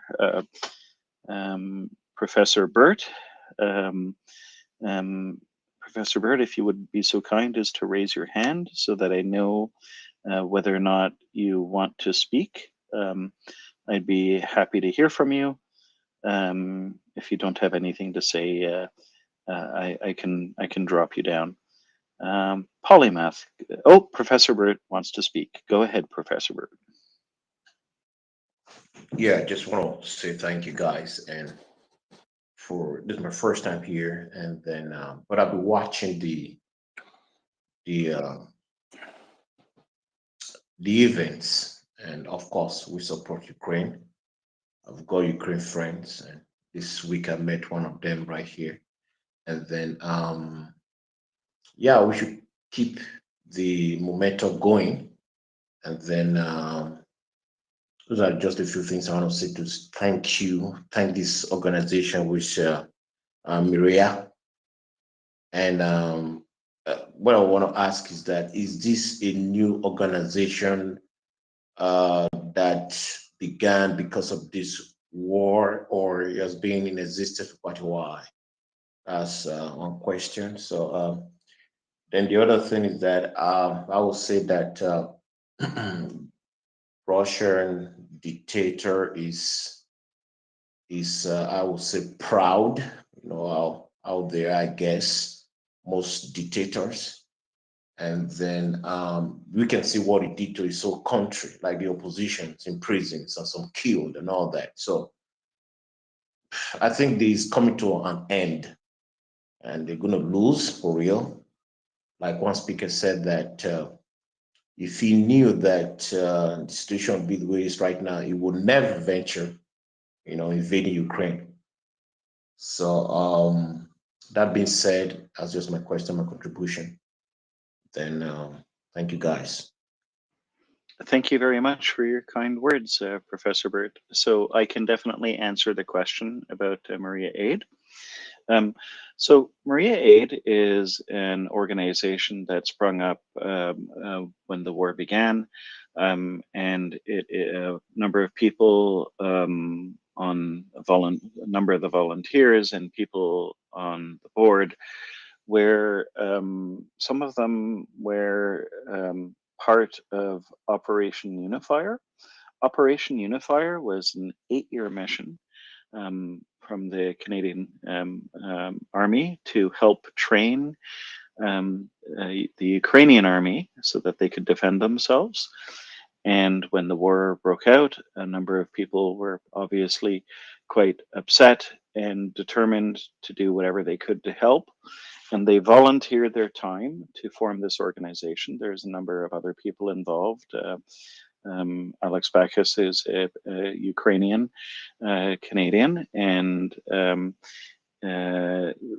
they all volunteer their time so that all of the money that gets donated to MriyaAid goes directly into the equipment and gets sent to Ukraine. This means that there is very little overhead. Money is not spent on salaries or pizza parties or whatever it is. The money goes directly into supporting Ukraine with non-lethal aid.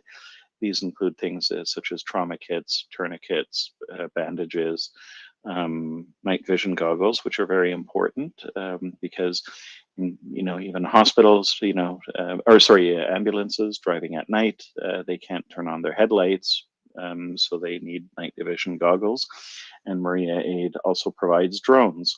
So all things non-lethal to be sent to Ukraine to help them defend themselves and to save Ukrainian lives. And so that's what MriyaAid is. We are not affiliated with MriyaAid. We're a separate organization. The MriyaReport is a number of volunteers from around the world. We donate our time because we are moved by what is happening in Ukraine, and we want to make sure that people are informed so that they can write to their elected officials or donate to any number of charities and NGOs that support Ukraine, of which MriyaAid is one we know of and support, but there are others as well. And we encourage people to support Ukraine. I hope that answers your question, Professor Burt. Yeah, thank you very much. That's pretty well known. And then last thing I want to really mention is that I think we should also focus on Ukraine and focus on other, kind of maybe when this war is over, kind of launch out to other places like so Africa and Asia and all that, so that they should be like limited to Ukraine. You know what I mean? So it should be, there are many things going on in that part, and our leaders, world leaders, kind of turn blind eyes, about Absolutely. that. That's absolutely unfair. You see, all human lives matter, and then all dictatorships should be, withstanded and fight against them all over. And then that would bring an equity, justice and fairness. Just the last now say. Thank you. Thank you, Professor Burt. Yes, the space is focused on Ukraine, but of course, when you think about it, the message that that dictators cannot invade other countries and commit genocide with impunity is a very important point to be made. And that will help with peace worldwide. So, we have a duty to ensure that Ukraine is supported, because that would benefit the entire world as well. And you're quite right. It is with appeasement never works. And it is through appeasement that we got into this situation, in my humble opinion, and we must make sure that the appeasement ends now. So thank you very much for your comments. We have some new speakers coming up. So go ahead, Nathan. Oh, sorry, Polymath was next. Polymath, your hand got lowered. I think you had your speaker on by accident, so I muted, but go ahead if you have a point to make. Okay, cool. Thank you. Yeah, I just wanted to, I heard earlier there was a announcement by the Russian government that it was going to take 7 months or more to repair the Kerch Bridge. I was curious if that's verified, and also what's the status of traffic moving over the Kerch Bridge as far as the rail traffic, and then just generally, just wanted an update, kind of an overview of what's going on in Kherson, and obviously the front in the north too. Just an overview. Are we bombing countries? If you want to speak, please put up your hand and mute your mic. I don't know. How do I mute my mic and put my hand up? Okay, so I will mute your mic for you, and if you want to put up your hand, there is a little heart-shaped icon at the bottom, and then you can go to the right-hand side, and you can raise your hand, and we will come to you as necessary. I'm All right, currently... thanks.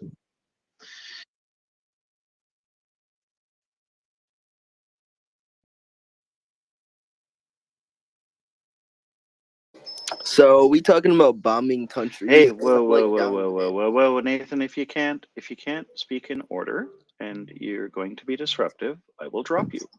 Okay, so mute your Are you microphone. gonna drop me dead, or this so you don't drop me off the call? Like that's on. Nathan has been removed from the space. I apologize to our listeners. This happens from time to time. Sometimes we have occasional people who come up to try to cause disruption, and we deal with them from like that. So polymath, getting back to your question, I want to say that there will be a military update tonight, but I'm not sure when that's happening. I haven't got the confirmation. So I would just in broad terms, Ukraine has liberated, I think, over 120 settlements recently. They are making steady progress. The Ukrainian general staff seems to be quite confident of their prospects near Kherson. So that's all good news.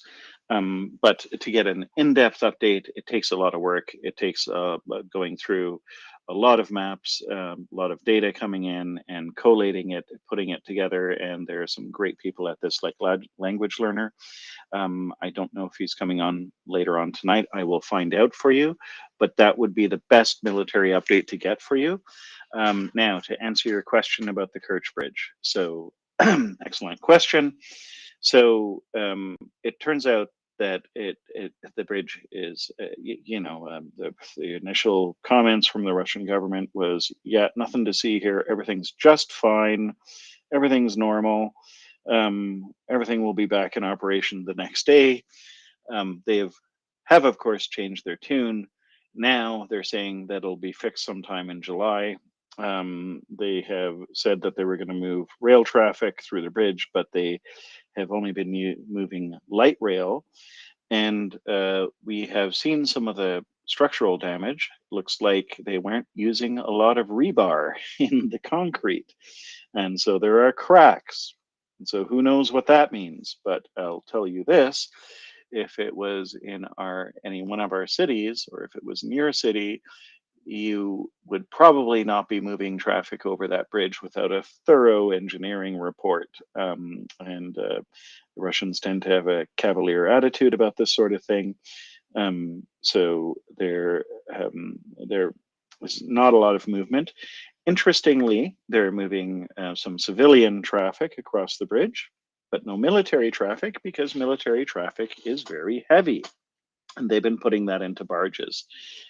The latest update is that the lineup, the queue of trucks waiting to get across the bridge is over 3 to 4 days. I hope they have bathroom facilities, because they are going to be waiting for a while.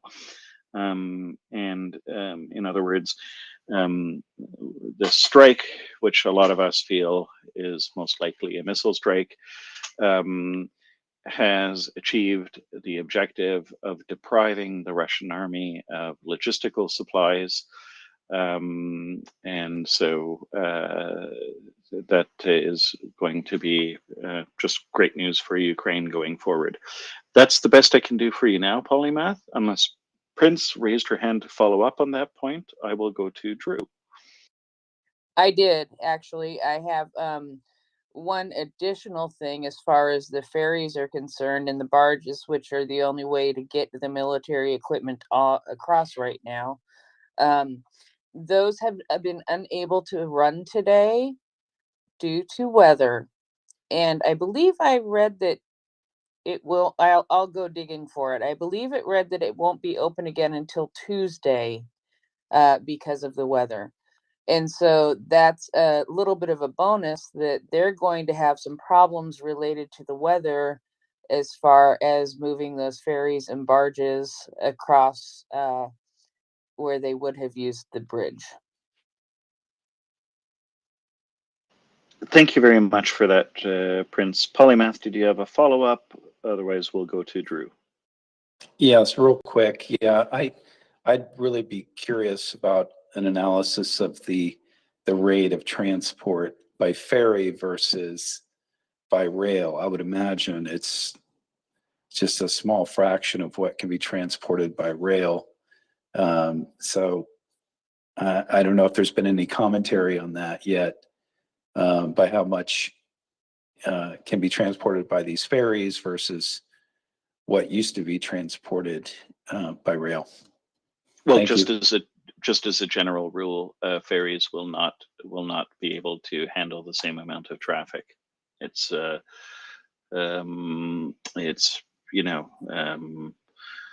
it's much more cumbersome. It's a far lengthier process, not as efficient, et cetera, et cetera. So Russian logistics have absolutely been affected by this.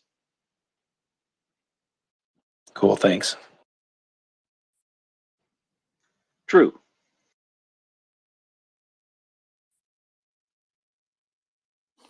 Hi, thank you. Concerning the Kersh Bridge footage, I'm pretty new to the community and appreciate all the insight, but I'm afraid I missed a fair portion of it. I've been looking over it myself and just wanted to learn if what I think I've discovered is redundant or just some of the footage, particularly the zoomed in version of the over the road surface that came out shortly after the initial versions, looks to be fake. There's some definite edits and the perspective's altered. It also alters the frame where the flash is, as I'm sure many people have seen it. But there's a number of things that look to be a definite fake. But the very disturbing thing about it is the video quality is better than the original source, or the video quality is better than the handheld footage of the source. So it's not an edited fake. They had access to something better, and I just want to get thoughts on that, or if that's. Yeah, I'm not quite following. So you're saying about the Kerch Bridge, you saw some video that seemed to point. Could you restate, please? I'm just trying to understand what you were trying to get at. Okay, so I think there's a third footage that's potentially faked by Russia, if I'm forced to kind of say that statement. Oh, okay, got it. Go ahead. Carry on, please. Okay, so I threw everything into a video editor and just took everything frame by frame, side by side, and the discrepancies really stood out in this one particular video. And it came out about 2.5 hours after the initial attack. It looks to me like they strongly tried to cover up the flash image and shifted a number of things, but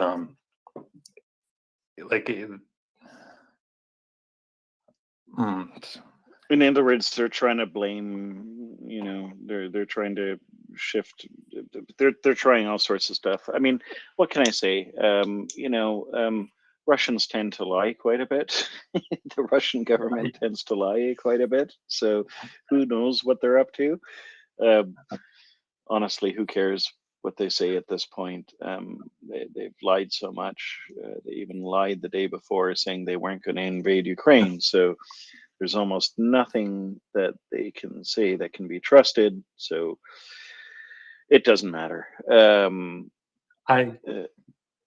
I agree. I'm just wondering if that's already been discussed, or if there's somewhere I could submit that kind of report just to have a collection of it. Yeah, well, you can shoot me a DM. I'll have a look at it and see if it has been discussed. The Kirchbridge attack has been discussed in detail. On the general internet, there are about 50 loony theories out there of what it was. There seems to be a general consensus amongst a lot of experts in their field that it was most likely a missile attack. Speculation as to what type of missile, whether it's an ATACMS or a BRIM, no one has a lot of evidence to point to. Like, there's no proof of this, but a lot of people who speak on the space occasionally are fairly confident that it is going to be proven to be a missile attack. And in fact, if you tune in tomorrow, there's a great opportunity to listen to a friend of the space, Thomas Tyner. He spoke last week. The guy's brilliant. He's an Italian artillery officer. Really knows his stuff. And if you let me try to get the exact time that he's speaking. We have a lot of great speakers coming up. In fact, it would be a good time for me to tell you about this. And Well, he go ahead. So if I can just a couple of minutes, if that's okay. If you can what? Can I talk to the video stuff? Please do. Okay. In the days and hours and days after the video, there was a lot of conversation in this space addressing things that went over my head, but it had to do with things moving frames because of the quality of the camera and those kinds of things. What I have found talking to people in the space, well, listening to this space and looking at things that people have analyzed, most of the people who I trust with their opinions as far as what actually happened aren't looking at the actual explosion. They're looking at the damage after the explosion. So that's what I'm finding. And I didn't hear Thomas Tyner last week because it was too early for me. But in other experts that are on this space, like former Navy SEAL, former Navy SEAL Chuck Farrer, they're not looking at the video as much as they're looking at the damage that's caused. And my favorite wild theory is Ryan's. The Dolphins did it. Yeah, that's sort of funny. But Drew, it's quite right. Like, I mean, the video is not gonna show a lot. I mean, even if you have a great video, remember that it's 60 frames a second, and any missile attack would be supersonic, so it's not going to be enough. But by analyzing the damage afterwards, you can get a lot of information. Now, as I said, it would be great to tune in tomorrow. Thomas Tyner will be here, and I've got other great news for our listeners. A lot of the interviews that we do with these fantastic speakers are available as podcasts on Spotify, so you can listen to them afterwards. And the Thomas Tyner interview in particular, I was only able to join after about half an hour or 45 minutes because, I had other responsibilities or whatever. And I was able to go and find it on Spotify. If you look for the MriyaReport account, you will find all those interviews there, and you can listen to them later at your leisure, which is fantastic. So please do, if you can, follow MriyaReport on Twitter. There you'll find out when the interviews are coming, when we have special guests and special speakers. And then later on, if you miss them, you can follow up later by listening to the podcast. So those are all great things. And I hope that was helpful to you, Drew. Very much so. Thank you. And Chuck Excellent. is on tomorrow too. Chuck is going to be on tomorrow too. I saw him post. I think it was 12:30 Pacific time, 15:30 Eastern time for the United States. Fantastic, Prince. That's so helpful. I'm still having some Twitter issues, so I'm trying to juggle a few things in the background. But I did notice that a speaker came up and then dropped. So if that speaker wants to re-request, folks, if you want to request the mic and come up and speak, the way you do that is by requesting the microphone button. Then please mute yourself, raise your hand, and then we will know that you want to speak and we will get to you in order. This, just a reminder, the space is dedicated to the Russian invasion of Ukraine and providing information about that. So please, by all means, come up and speak, raise your hand, and we'd love to hear from you. Do you have anything else that you wanted to ask, Drew?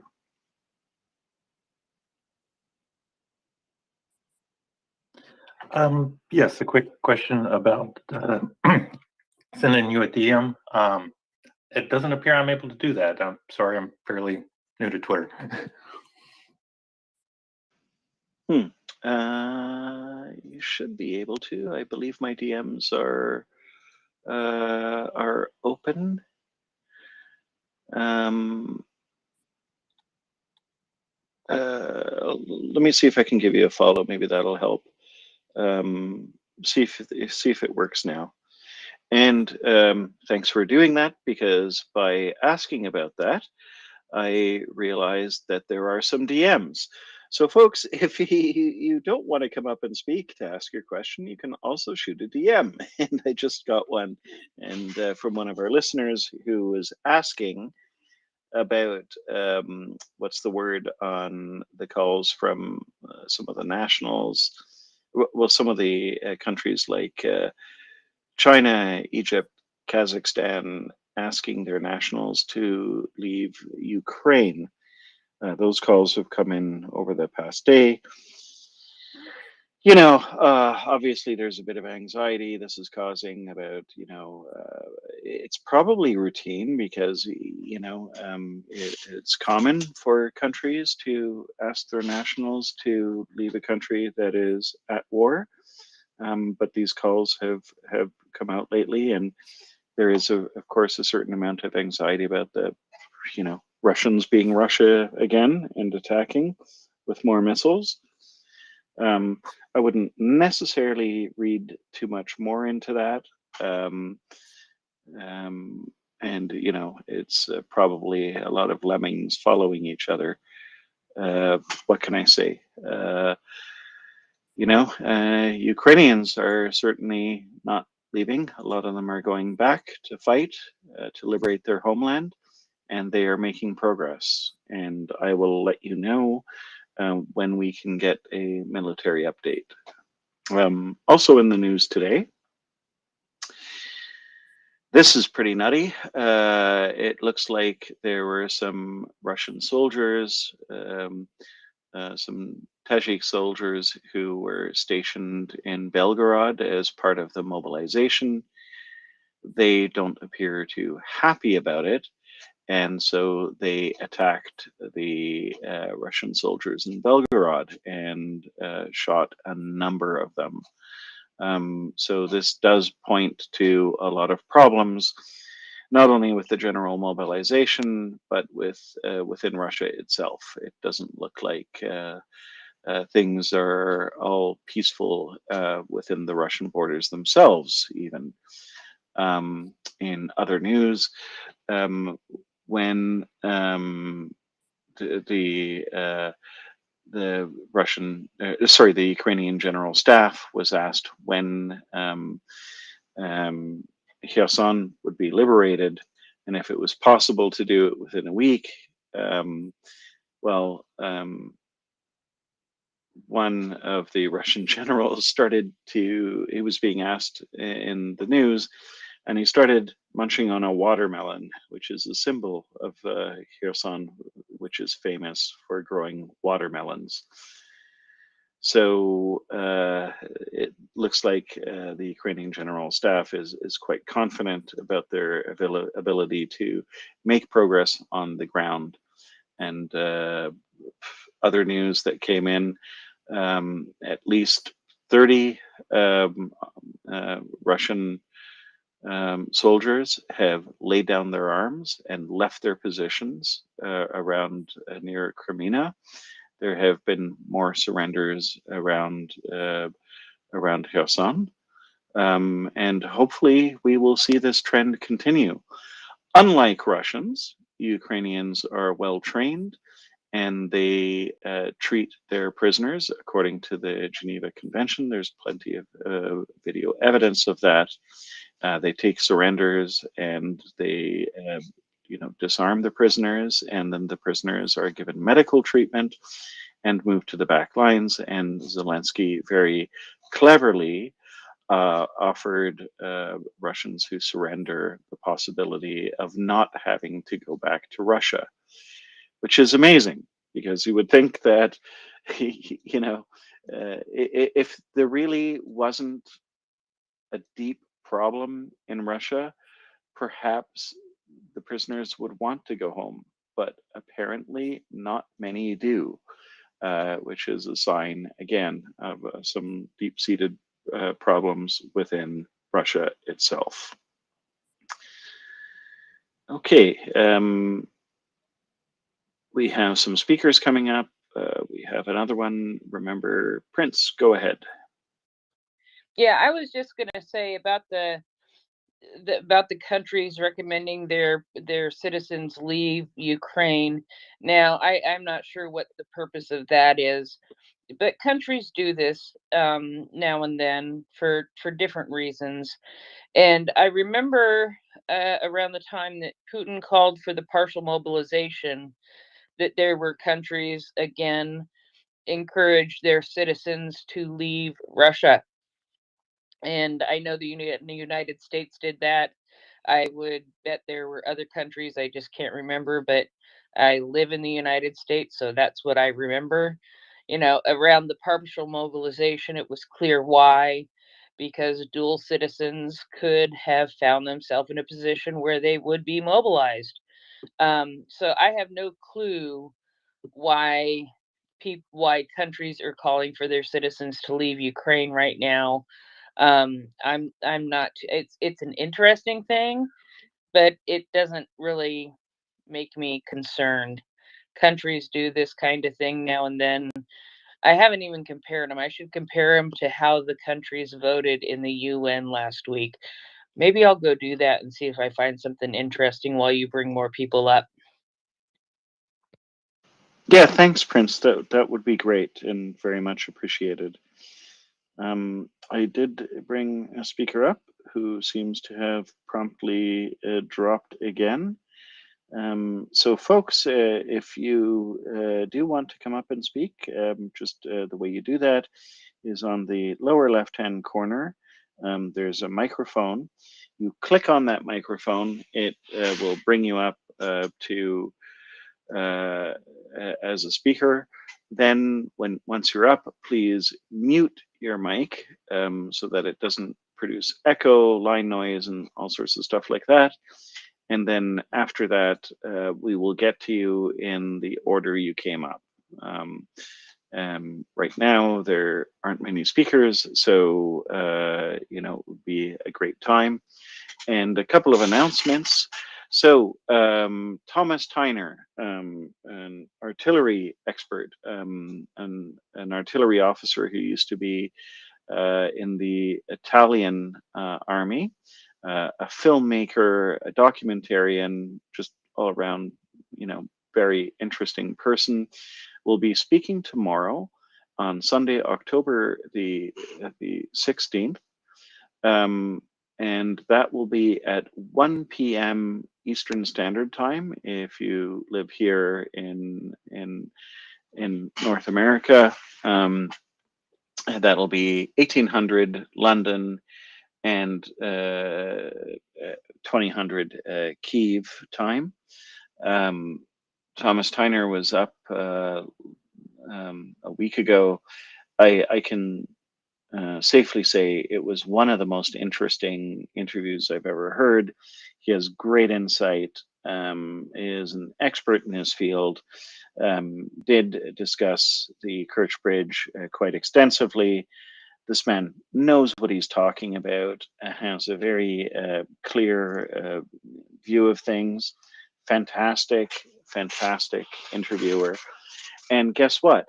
Right after he's done at 1 p.m., we're going to be lucky enough to hear from Chuck Ferrer. Chuck Ferrer is a former Navy squadron leader of SEAL Team 6. If you know anything about the Navy SEALs, you'll know that their work is quite amazing. It is not merely an office job, let's put it that way. This guy really knows his stuff. He's extremely well spoken, highly intelligent. He'll be speaking tomorrow as well, right after Thomas Tyner at 15:30 Eastern Standard Time. That's around 20:30 in London and 22:30 in Kyiv. So great speakers coming up. And you know, the wonderful thing about these speakers is a lot of them we will put up later on Spotify. And so if you can't listen to the interview because you're at work, which sometimes happens to me and others, you can listen to the interview later on Spotify at your convenience, which is fantastic. We have some people who donate their time in the background to provide these recordings, and it's just a great service. We have a new speaker up. Spirit, if you could raise your hand, please, so I know you want to speak, and go right ahead. Yeah, so I don't know if it's too early to discuss economic recovery for Ukraine, but I thought that would be an interesting topic. I'm interested in what is Ukraine looking at, after, this situation that was not really planned by Ukraine, obviously, of, fighting off Russia, et cetera, and also establishing a pretty amazing, allied group on their side, that far outnumbers their enemy, basically. So I'm just wondering. I mean, it seems like it's an excellent position to be in. It's obviously, the war is still going, and the focus has to be there. But is there interest and thought into establishing, economic sectors in Ukraine? Has that been, at all like discussed? And there seems to be a lot of things they could leverage, from the war. Unfortunately, you have to kind of turn lemons into lemonade. You're not, in terms of, obviously they're gaining skills in weapons and things like that. But there's also technology in cyberspace and all sorts of potential in software and hardware and also arts and humanities and so on. So I'm just interested in some of those areas. Have you? I know you've talked about some of that, but is it too early? Is that a reasonable topic for? Yeah, no, it's of course it's a topic a lot of our listeners are keenly interested in. Of course, sometimes when it goes on too long, like we'll be saying, okay, well, first let's just help Ukraine win the war, and these things have a certain order they need to go in. but absolutely, it's an interesting topic, and a couple of things to throw out here. I've hosted several Ukrainians who came here due to the invasion, and I can tell you that the level of skills, especially in IT, is quite eye-opening. I know a lot of Ukrainians who have come here earlier too, before the war even started, and it's a highly entrepreneurial culture, very innovative, and Ukraine has a bright future ahead of it. There's no doubt about it. They have been making huge progress, leaps and bounds over their neighbors, in modernizing their economy, in rooting out corruption, and in fact, when there was an attempt to install a corrupt government, Ukrainians showed the world that they were not going to stand up for that. They overthrew that government on the Maidan. So this is clearly a country and a people that know exactly what they want. They want a free, democratic, and prosperous Ukraine, preferably integrated with Europe.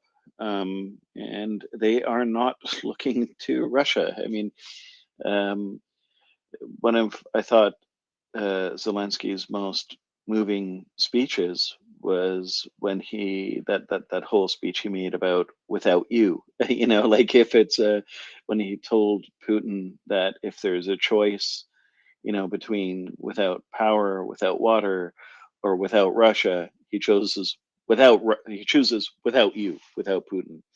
So they're making huge strides. But unfortunately, obviously, tragically, this war has absolutely devastated their economy. It's unbelievable. Now, I noticed that Prince just raised her hand, so she might have more insight on this than I do. We do have people on this space who are expert in the areas of finance and economics. One of them is finance perception. He's a person who's often on this space, usually at European time. So if you get up early in the morning, you can listen to finance. Ben, who was on earlier from France, also is quite knowledgeable about economics, and you can ask him a number of questions. I, on the other hand, can barely balance my checkbook, so I'm probably not the best person to ask. I do know a thing or two about IT, and I can tell you there's a lot of entrepreneurial spirit in Ukraine, but I can't, answer a lot of questions about economics and reconstruction for you. But maybe Prince has something to offer here. No, I didn't have anything about reconstruction other than I think there's a meeting this coming week. You know who said that?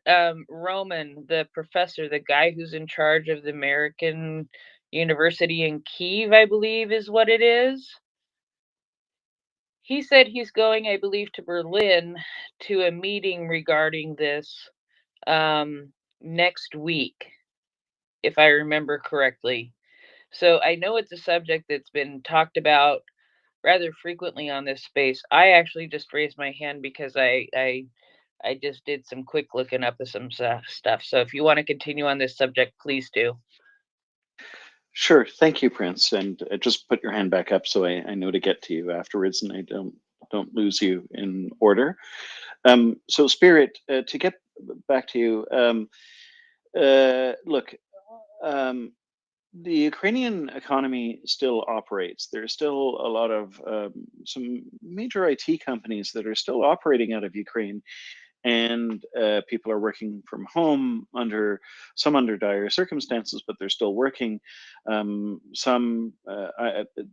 people I hosted here, their company had facilitated a move to Poland and then to here so that they could continue working, for a Ukrainian company. So the Ukrainians are showing remarkable resilience.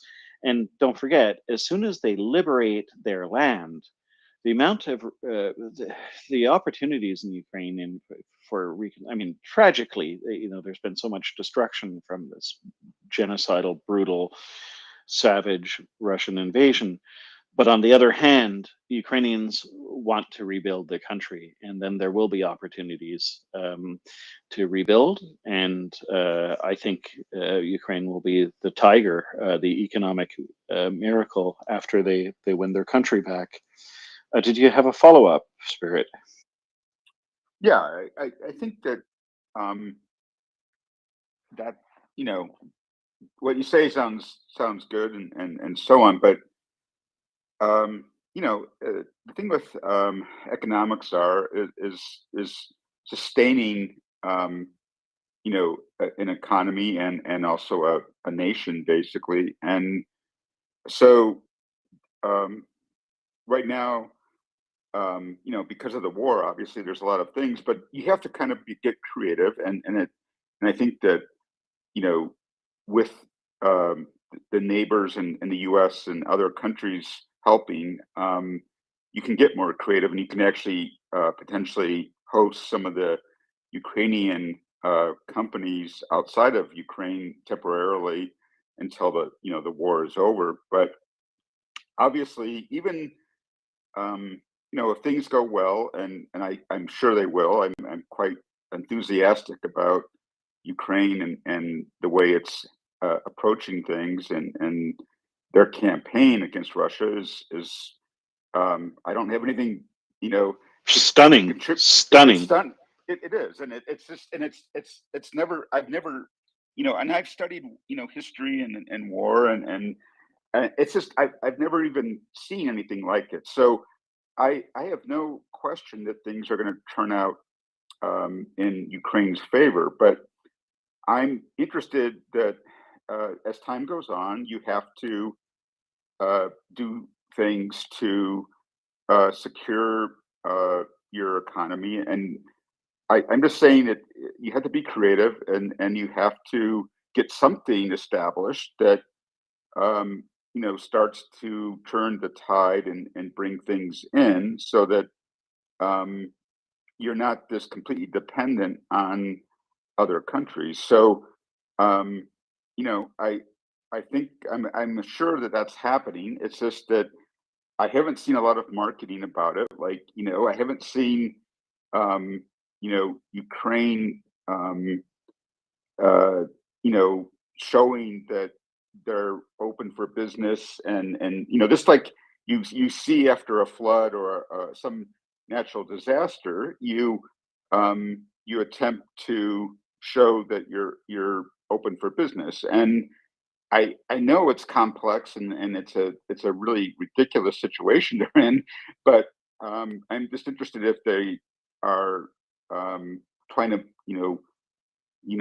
they've got a lot to handle, and I understand that, but you still need economics to there's so many things that are dependent on that in terms of establishing kind of a normal existence for people in a nation. So anyway, it's just something that I'm curious about, that I'm not seeing. I think if we did see some of that, it actually would get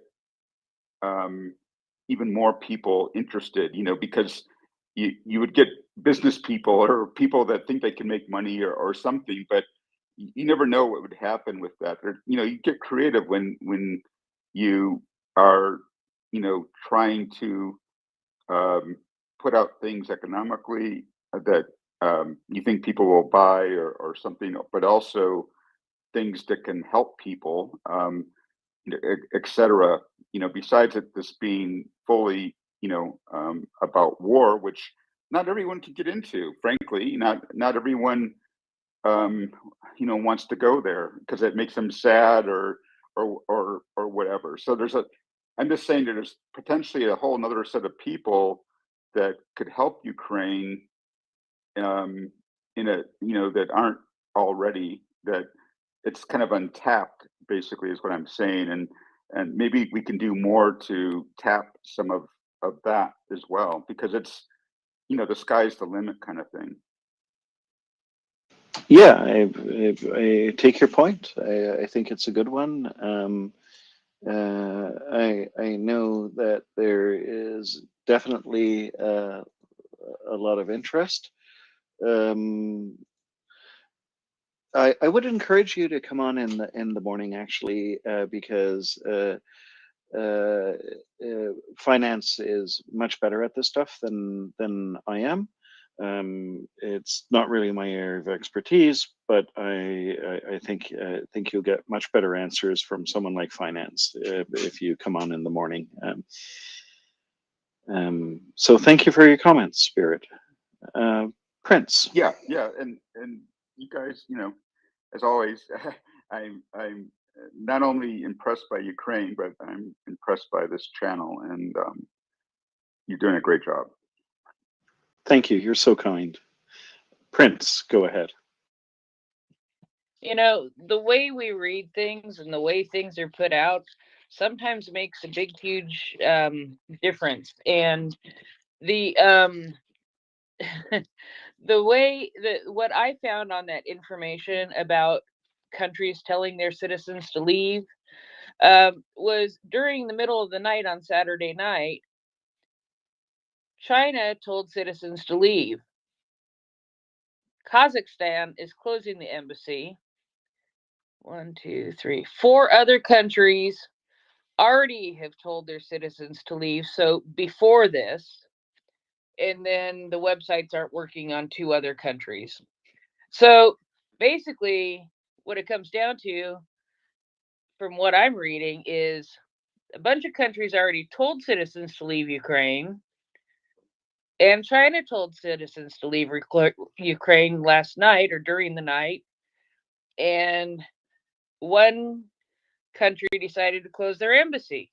So it's not as big a deal as it sounds like when you say all of these countries told their citizens to leave. Am I making sense here? Yeah, I think you are. I mean, let's be blunt. I mean, a lot of countries have told their citizens to leave when the invasion even started. I mean, it's just, probably prudent for a lot of governments to send that message out to people when they are in a war zone. So I'm not particularly concerned about this. I know there's a fair amount of anxiety because of it. But look what the Ukrainians have already been through. They're not giving up. So, in many ways, I think that we can say that the rest of the world has far more anxiety than Ukrainians themselves. They are absolutely determined to repel this invasion and to kick the Russians out of their country. They'll do it by themselves if they have to, but they could use our help. And they're not asking for troops. They're not asking for anything else other than our help to give them the tools they need to liberate their land. And it's just, I mean, the bravery is just stunning, and I wish some of the Europeans would learn a thing or two from Ukrainians and not be so afraid of the Russians as they seem to be. So, point well taken. Lunchtime. Hi, Blake. How are you? I hope you're well. I am adequate, thank you. It's a quiet night. Adequate? Yes, I'm doing well, thank you. The kids are being quiet tonight, so I'm having a quiet, peaceful evening with a hot chocolate and enjoying myself. And great to hear from you. Well, that sounds much better than adequate. Do you know what? I heard like a previous speaker sort of talk about Ukraine should. I'm not entirely sure what he was saying, but it was something along the lines of Ukraine should market itself as open for business, and that way reach a different audience or something.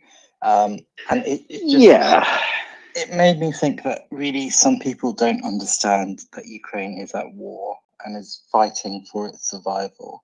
Yes, the war is going well, that is true, and advances have been made, and there are all sorts of positive signs and so on, but it is a war. It's war. People are dying on a battlefield to save their country. It's completely. Oh, I'm sputtering, bloke. To suggest that in the middle of that, you have to somehow come up with a marketing campaign to suggest everything is just fine. Everything is not just fine. They're doing incredibly, amazingly well, with all things considered, but it's a country at war fighting for survival. And I really feel like some people don't get that. They just don't understand that. You know, their experience of difficulty in their own countries is not even close to understanding what that could actually mean. Just the human cost, the economic cost, which you alluded to, all of it together is immense, absolutely immense. The disruption is immense.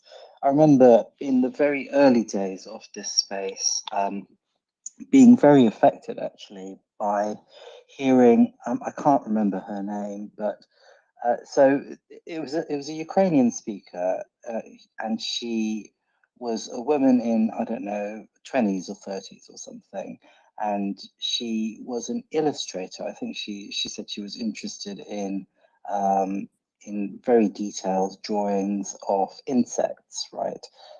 So you know the sort of thing I mean. I hope you know, like in sort of textbooks and stuff, you get a fine detailed view of a fly's eye or that sort of thing. That's what I took it to mean. And she said, you know, she was just going about her life, and then in February, another country decided to invade her country. And so therefore everything else, like her normal day-to-day life, was turned inside out, upside down. Just that, you know, it was extremely affecting to hear, because you know, these are just normal people. They're just they're just people trying to live a life, and the only thing that they've had the temerity to do is to say, no thank you, we don't want yet another puppet government from you, Russia, thanks very much, but no thanks. That's it. That's all they did, really. And in return, it's been mass shelling. I mean, I don't need, you know, daily war crimes. I mean, you know, the list goes on. But it really strikes me that some people just don't understand that there is a war happening. Anyway, I just thought I'd vent. Sorry. Yeah, lunchtime. Your point is extremely well taken and very well understood by myself. I agree with you completely. The person did ask about if it was too early to talk about reconstruction while there was a war going on, and wanted to focus on reconstruction afterwards. So I do take that point. I understand it. And in fact, the speaker has come up, so he might want to clarify, but I'm sure this was meant post-war, once Ukraine has liberated their country. And I agree, this is horrible. This is an attack, an unprovoked aggression by Russia on a state that did nothing to deserve this, and they are committing war crime after war crime. They've checked off all the boxes for genocide, and the priority in Ukraine is obviously to repel the invasion, to liberate their land, restore their country, and then afterwards to rebuild. So I did point out that these things have to happen in order, and we don't spend a lot of time on it, and it's also not my area of expertise. But that speaker is up. Perhaps Spirit would like to address that. Yeah, I think that you got it right, and in terms of, obviously there's priorities, and I'm an engineer, and I'm actually trying to work on, you know, building quantum computers. So I'm trying to help in different ways that that I specifically can. So we all do our thing, in different ways to help people in what we think can help people. But the point is that people are living in Ukraine now, and um, and their lives have been shaken and completely disruptive, and sometimes killed or whatever. I mean, it's the most egregious state of affairs. But we have to keep sane too. In other words, and Ukraine's a larger country. It's not like it's bigger than Germany, or it's bigger than most countries in Europe. So it's big enough that there's more options in Ukraine than other places. You have to just take what you got and work with it. And I think that there's all sorts of possibilities. And for and it's not my, I don't have, I'm a very calculated and pragmatic person. So, but the point is that there are people in Ukraine that I think could benefit from, that are not involved directly with the war. That I'm thinking about them, and if they say that the life is going on, and it is, then let's help that. Let's if there's ways to help that aspect as well, so that we can do two things at once. We can do 10 things at once.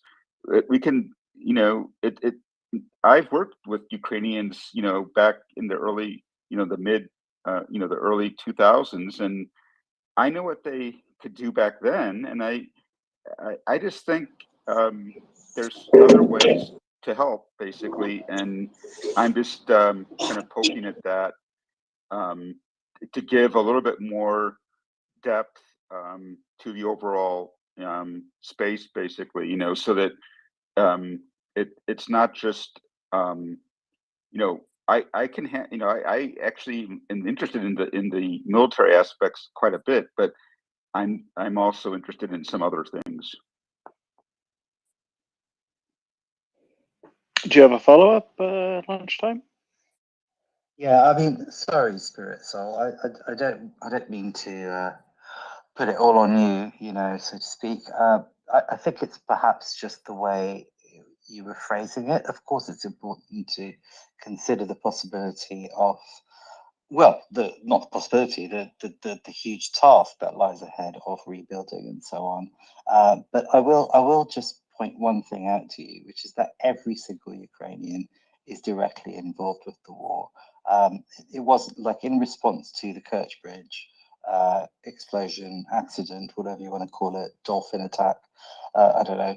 I'm not going to open that kind of worms. But in response to that, if you remember, Russia sort of unleashed 80 odd ballistic missiles or something on all over the country, all over it. So it's not even Kiev, So it's like involvement in the war is not optional. Every single Ukrainian is involved, has lost people. I too have worked with Ukrainians. I know Ukrainians in London, and it's a deeply traumatic and personal thing, and it's ongoing. It's not in the past yet. And I do appreciate that you weren't speaking with any ill intent, and perhaps I was a bit triggered, unreasonably triggered. But yeah, so there we go. I do take your point that other things need to happen. Of course, I do. Yeah, and I would say that. I mentioned when we were talking about the bridge, and it can go into a rat hole almost. But I mentioned the follow up with the specifically with the missile attacks and so on across the entire country. That's terrorism. That's just I was pointing out that I worked at NASA and stuff, and it's like that's just a waste. You're just using it for terrorist means and effect. It has no military value, and you're going to run out of things if you do it. But Russia is a terrorist state, so the point that I'm trying to make a little bit is that you have people, living in Ukraine, and you need to provide for everyone as best you can, and that includes their ideas and sanity and maintaining themselves emotionally in such a hard kind of environment. And I'm just, I feel empathy for that, and I'm also suggesting perhaps that by showing that more, you are kind of the the opposite of terrorism. You're showing that, hey, and they show that, where they patched the road, 5 hours later, there was nothing remaining of a giant hole that had been formed from a missile, and it was patched up beautifully, and they went on. And I think there's some opportunity here to kind of do, two birds with one stone of, maybe advancing some of the economic and technological spaces, that the country is known for and has become better at, and that those things might achieve a emotional and perception that actually does fight terrorism in a real effective way. So. Fair enough. Lunchtime, did you just unmuted yourself for a second? Did you want to follow up on that, or? Yeah, sorry. Thanks, Blake. Yeah, no, that's a point well taken. I will say though that there are more. Sadly, there are immediate concerns, and earlier today there was it was Victoria. I think she's an MP. I'm not sure exactly what her position is, but she's in the sort of Ukrainian government, and she was talking about the fact that there's a very hard winter coming up. Russia's been targeting the energy infrastructure, amongst other sort of infrastructure objects, and she was talking about her experience, I think, with talking to European politicians about this, and their sort of the responses. I think it sort of, well, I mean, I think it caused the conversation to stall slightly, because the response seemed to be one of, well, they seem to be managing okay. Let's just see what happens. All this sort of stuff. The same sort of milquetoast sort of response that kind of perhaps led to this entire situation in the first place. So yes, so I do take your point. Spirit Soul. It's not a personal. I'm not sort of having a go at you personally. More that it does seem like, particularly in Europe, people do need to wake up to the fact that there is a war happening, and there are urgent steps that need to be taken. And I feel like a lot of these steps are being, well, dithered over, and it's taking a lot longer to provide support that, to my mind, should be at this late stage, should be expedited really, really, really quickly. I mean, winter is on its way, and it's going to be, yeah. I just hope there isn't a humanitarian sort of catastrophe happening while people delay. But anyway, I don't mean to put all that on you, Spirit Soul, so I do apologise for that. As I say, I think I had a bit of an emotional response. I'll drop down to listener, Blake. Thanks so much. No, I think this is a great discussion, and I really appreciate all of our listeners coming up to speak. And I think these are great discussions to have, and I appreciate everyone calling in. So thank you so much, Lunchtime and Spirit, and that's great. And it's all goodwill and all support for Ukraine, and I just love that. So thank you so much. Jens, go ahead. I actually think JJ was before me. Go ahead, JJ. Thanks, Floke.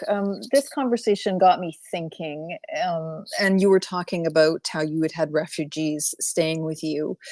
And I was wondering if you'd be willing to share a little bit about how rewarding that experience has been for you. And then I have a follow-up in terms of how other people might have helped to support Ukraine during this time. Yeah, sure, I could speak to that. When I guess a couple of weeks, on this space, and of course, was quite emotionally affected by the war and all these people whose homes had been invaded and had been effectively had their lives completely disrupted and found themselves as refugees. So there is a Ukrainian government website. I will dig that up and maybe post it in the nest. And it's a place where you can, if you have spare room in your house, and it just so happens that I had a small, modest spare room. I put up that possibility on the Ukrainian government website, and sure enough, people contacted me. So there was a couple that had been forced out of their homes, during the initial invasion north of Kyiv. They had the company that they had been working for. Well, there was a couple. The woman who's had been working for an IT company in Ukraine. They had helped her continue to work from home. She made it to Poland. And there, her and her partner managed to fly to Canada. They landed here, and I was able to put them up for a couple of weeks and get them to their final destination. And then there was another person who came in later and stayed for about a month. I'm not going to use any names. Similar situation. Again, to Poland. By the way, Poland is just outstanding. Poland has done so much to support and help Ukraine, and has taken in so many refugees. Poland is just amazing. I'm really impressed with the Polish government and the Polish people. And this person stayed and played Monopoly with the kids. We spoke to each other with Google Translate because my Ukrainian isn't that good, and this person's English wasn't great, so we would use the phone and it works really well. Google Translate works remarkably well. You can speak into the phone, the other person speaks back, and Google Translate takes care of the rest. And this person was able to get a job and find an apartment. And I thought it was a great thing. Like, it's not always easy. It's, a bit disruptive at times, but that's okay. It's nothing are going through. And I think for my kids, it was a good experience too, right? So that's a small contribution I could make. And of course, the other thing I was able to do is early, a couple of weeks into the war, I learned about, through this space, about MriyaAid. I donated to MriyaAid regularly because I thought, I want to know that I've done everything I could to help in whatever limited way I could. And MriyaAid was one of the ways I could help. And everyone here on this space can help by donating to MriyaAid. Your dollars make a difference. $30, for example, US buys a high quality tourniquet with windlass on it, so it can be operated with one hand, and that absolutely saves lives, both military and civilian. Extremely important to donate because it stops the blood loss, and as long as you stop the bleeding, you can get someone to a hospital, and a lot of lives can be saved. So these are things I would encourage all of our speakers to do. I think it was good to show the kids, what it means to make a contribution too. So that's what it was like for me. I'll try to dig up that link and put it up in the nest if anyone else is interested, or if they have some spare room and they can contribute in that way. That might be something interesting for our listeners. I hope that answers your question. Yeah, and could I throw out a follow-up?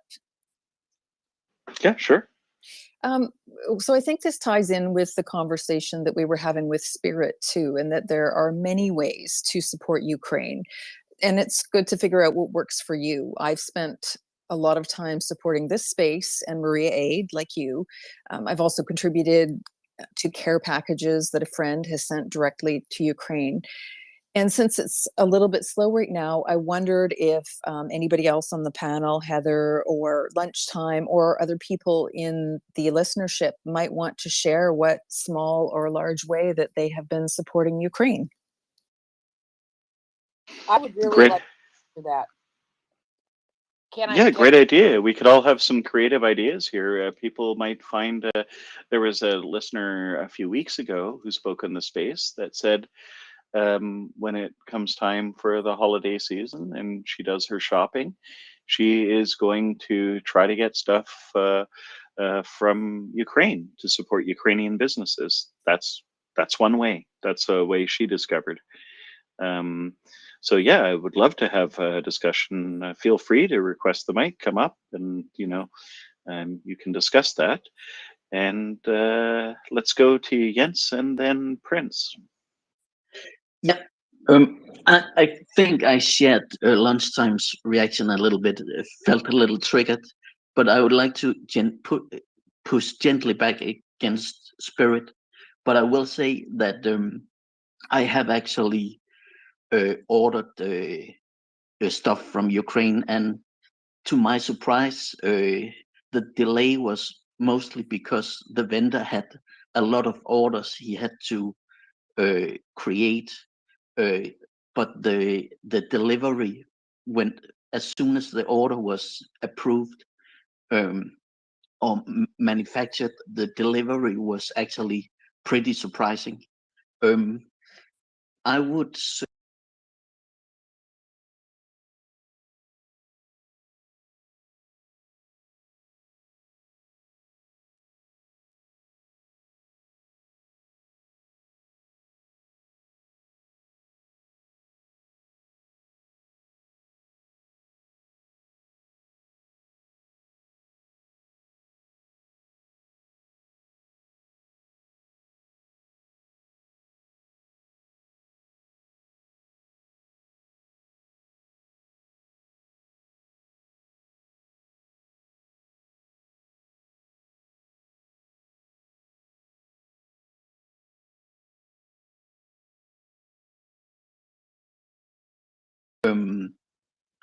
in the sense that they have, and that the rest of the country are not.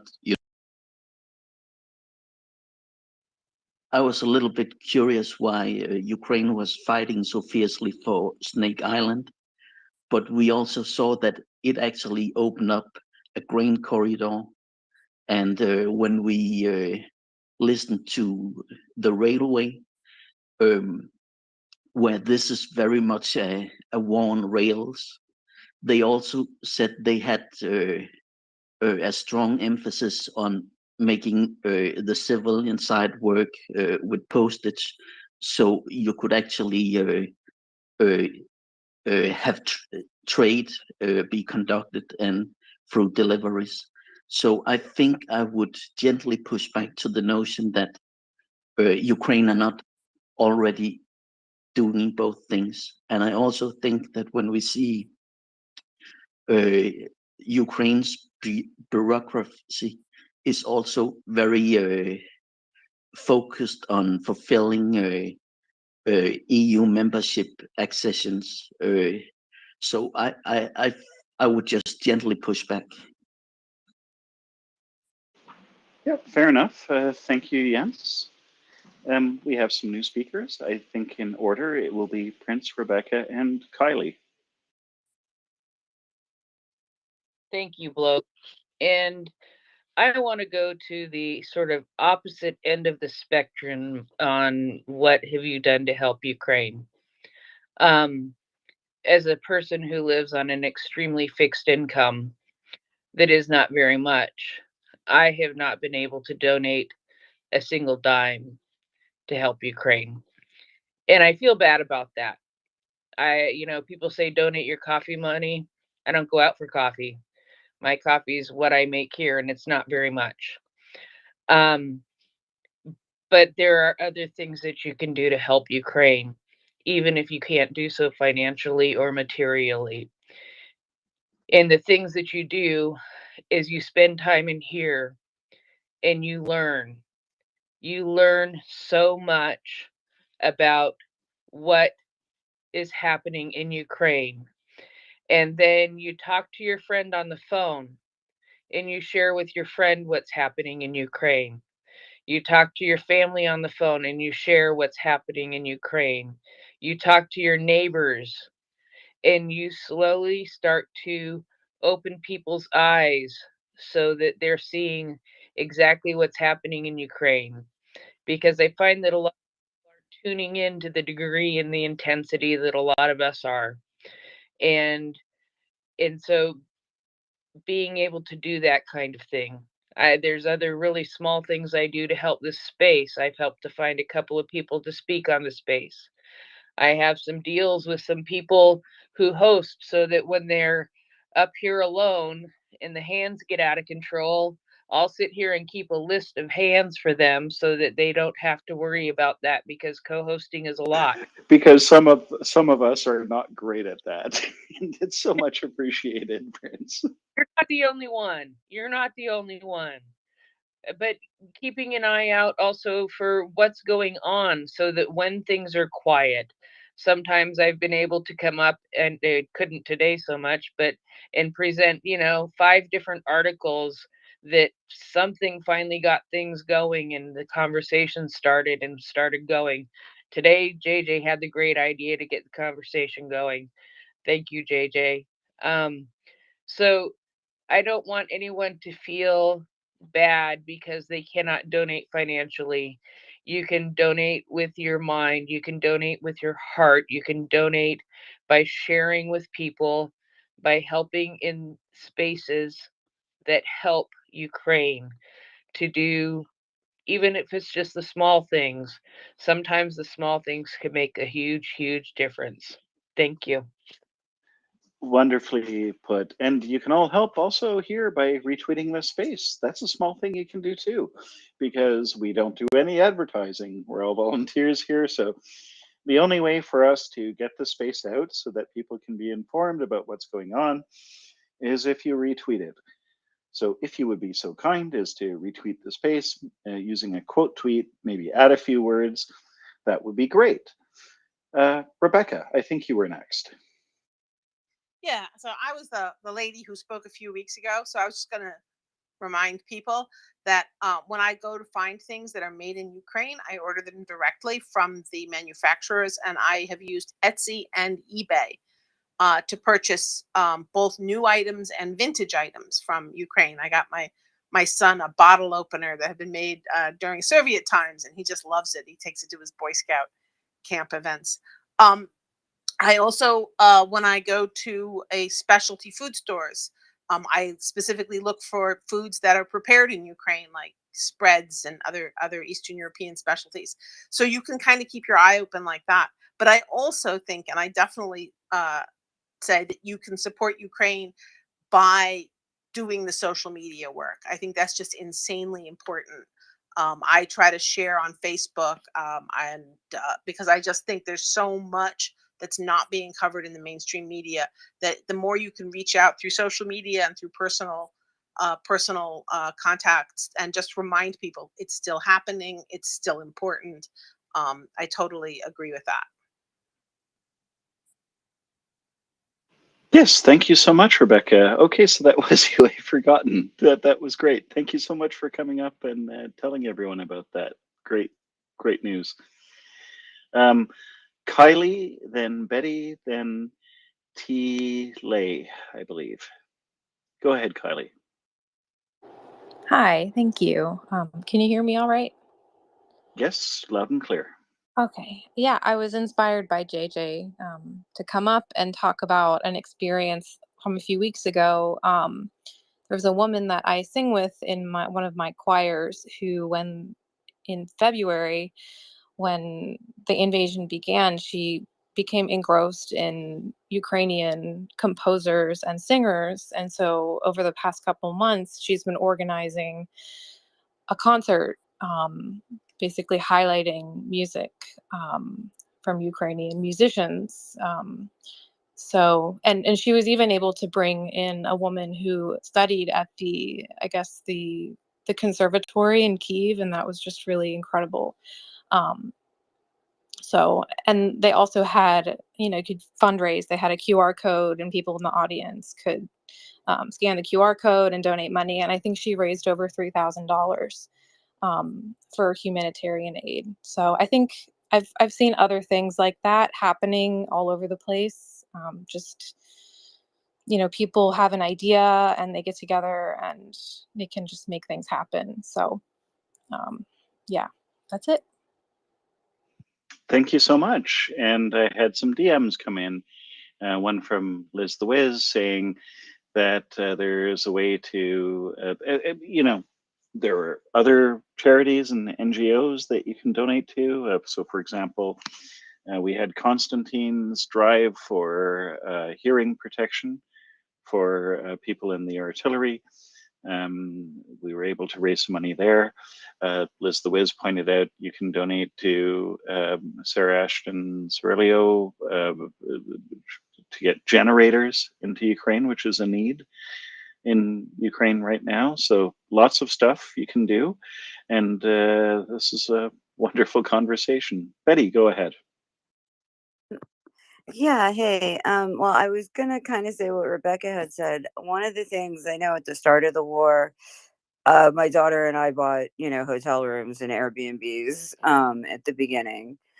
But since then, I've done the same thing. I've been buying a lot of stuff from Ukraine. Fabric, gifts, little things, like she said, and it's been great. So it's out there. You just have to look. Fantastic. And by the way, if anyone has anything specific that needs to go up into the nest, just DM me and I'd be happy to put it up into the nest. T. Lee or T. Lay, I'm not sure if I'm Yeah. pronouncing that. Oh, hello. It's T. Lee, and thank you for the space, and also for the person who suggested the topic. And it's funny. I noticed it's mostly women talking on this part, where 90% of the time it's usually men talking. And I would say none of us were in the military. Most of us. It's kind of a newer thing, relatively speaking. So we're not. I would say in general not experts, but most of us do a ton of reading, and I think we're mostly activists. At least most of my women friends. But for me, this space has offered an opportunity for social learning. Like I do read, and I see terrible events in Myanmar, and I know this event is just changing the world order. It's astounding, but on a really tangible level, in the United States, like if you write your congressman, they generally do care about what you think about and what you want. And I feel like I can write them something that's actually intelligent because of things like what Axel says and what you say, Bloke. That's where I'm not being an armchair general and not trusting them to do their job and stuff like that. So for me, I think writing the congressman, I spend quite a lot of time doing that on a regular basis. And then another thing, this more indirect, is my kids and I, we actually cut our phone bills a while ago, and we cut our phones. We have less phones now, and we donate to a lot of things that preserve democracy in the United States, like very reputable nonprofits here that do very good things for voting rights and, you know, ensuring the integrity of the vote. And I'll just, you know, I'll name one, like the Legal Defense Fund with the NAACP. And the only reason I mentioned that one, I think, is just an example that they don't make a ton of money, but they do a lot of work that's just unsung. They don't get a lot of credit for it. But anyway, I think indirectly it helps Ukraine, because if you don't have good people in our government here in the United States, and you don't have intelligent people like the intelligent people on this network, you know, their support could be jeopardized.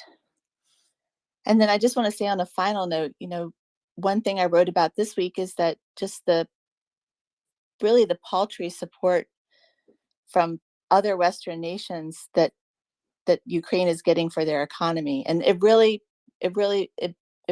me. I'm worried for their infrastructure and how they will get through the winter, and for the children. And you know, I hope Janet Yellen, I think that's her name. I'm sorry if I don't pronounce it correctly, but and other folks will be able to keep the pressure. And I want my congressmen to know, you know, we have their back if they put the pressure where it needs to go. So anyway, I hope that makes some sense. But I'm again appreciate the space and the social listening, because I'm definitely not an expert, but I feel confident to write my congressman at least. Thank you. Thank you so much, Teely. Yes, that's another example of something that you can do. And actually, that is one thing that is really underestimated. It is very powerful for you to write to your elected officials and tell them to get their house in order, do the right thing, and to support Ukraine in their existential fight for their freedom. It, you know, politicians, elected officials, they pay attention when they hear from their constituents. Here in Canada, you don't even have to put a postage stamp on a letter you send. These letters will go free via the post office to your elected officials. You can write to them. These letters are often more effective than you know, emails and so forth, and they are registered. They will be responded to. So let your elected officials know that this is that you expect what you expect of them. That is actually doesn't cost you a dime, nothing but your time. It's extremely effective. It's a great contribution. Not everything has to be financial or monetary, as Prince pointed out. There are many different ways to help, and all of you are helping right now by participating here, sharing your suggestions, sharing your support. And so, yes, thank you so much, Teely. That was really well stated, and very much appreciated. Thank you so much, Brooke. I'm going to go ahead and drop down now. Thank you. Awesome. Thank you so much. Folks, I have been in touch with Language Learner, by the way. There will be a military update this evening, I'm happy to say. So, and I should also let you know that there is a media blackout on everything related to Kherson that has been requested by the Ukrainian General Staff. Now, last time this happened, if you'll recall, there was a major offensive underway. So there is stuff happening in Ukraine right now. There is the possibility, I mean, last time that someone from the General Staff was on Ukrainian television, someone had asked, is there going to be progress in Kherson? And the person started eating a watermelon, which is a sign that something is about to start. And maybe Ukraine will liberate more of their territory shortly. So I will get back to you folks with the time that Language Learner will be doing his military update. Just to let you know, there is a media blackout that has just been announced by the General Staff. That's a sign that something is probably brewing. And also, I wanted to read a message from a listener. Thank you very much to one of our listeners who wanted me to who shared a tweet from Mari Kaparov, who is a frequent contributor to the space, who was pointing out that Kazakhstan is not closing the embassy in Ukraine. To remind everyone that Kazakhstan is not an ally of Russia in this war, and that President Tokayev has repeatedly refused to assist the Russian aggression. And so it's important for everyone to realize that while many governments may often issue travel advisories for their citizens, it does not necessarily mean that there is any sort of support for Russia or anything like that, lest that get misinterpreted.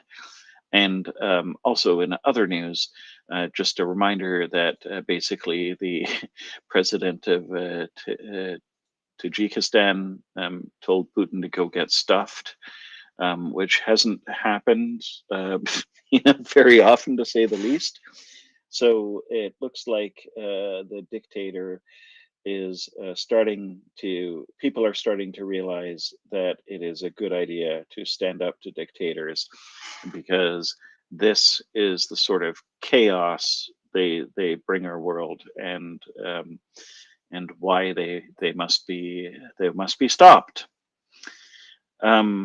Folks, if you want to come up and ask a question about Ukraine, or make a statement, or have a comment, please request the mic. We'll bring you up. And we have Chris. Go ahead, Chris. Hi, bloke. How are you doing? I'm fine, thank you. It's a quiet night tonight, but I'm happy to be here doing my part. And thank you so much for coming up to speak. Well, it's the middle of the night here in the UK, and I was just I woke up and I was just like listening to you guys, and I just thought that was a absolutely fantastic topic that was raised there during your quiet moment, and so I just I'm speaking quietly because the house is all asleep. But I just thought I would mention a couple of things that are going on, and when I just like logged into the space there, at the top is a post which says the MriyaReport Ukraine #free the leopards.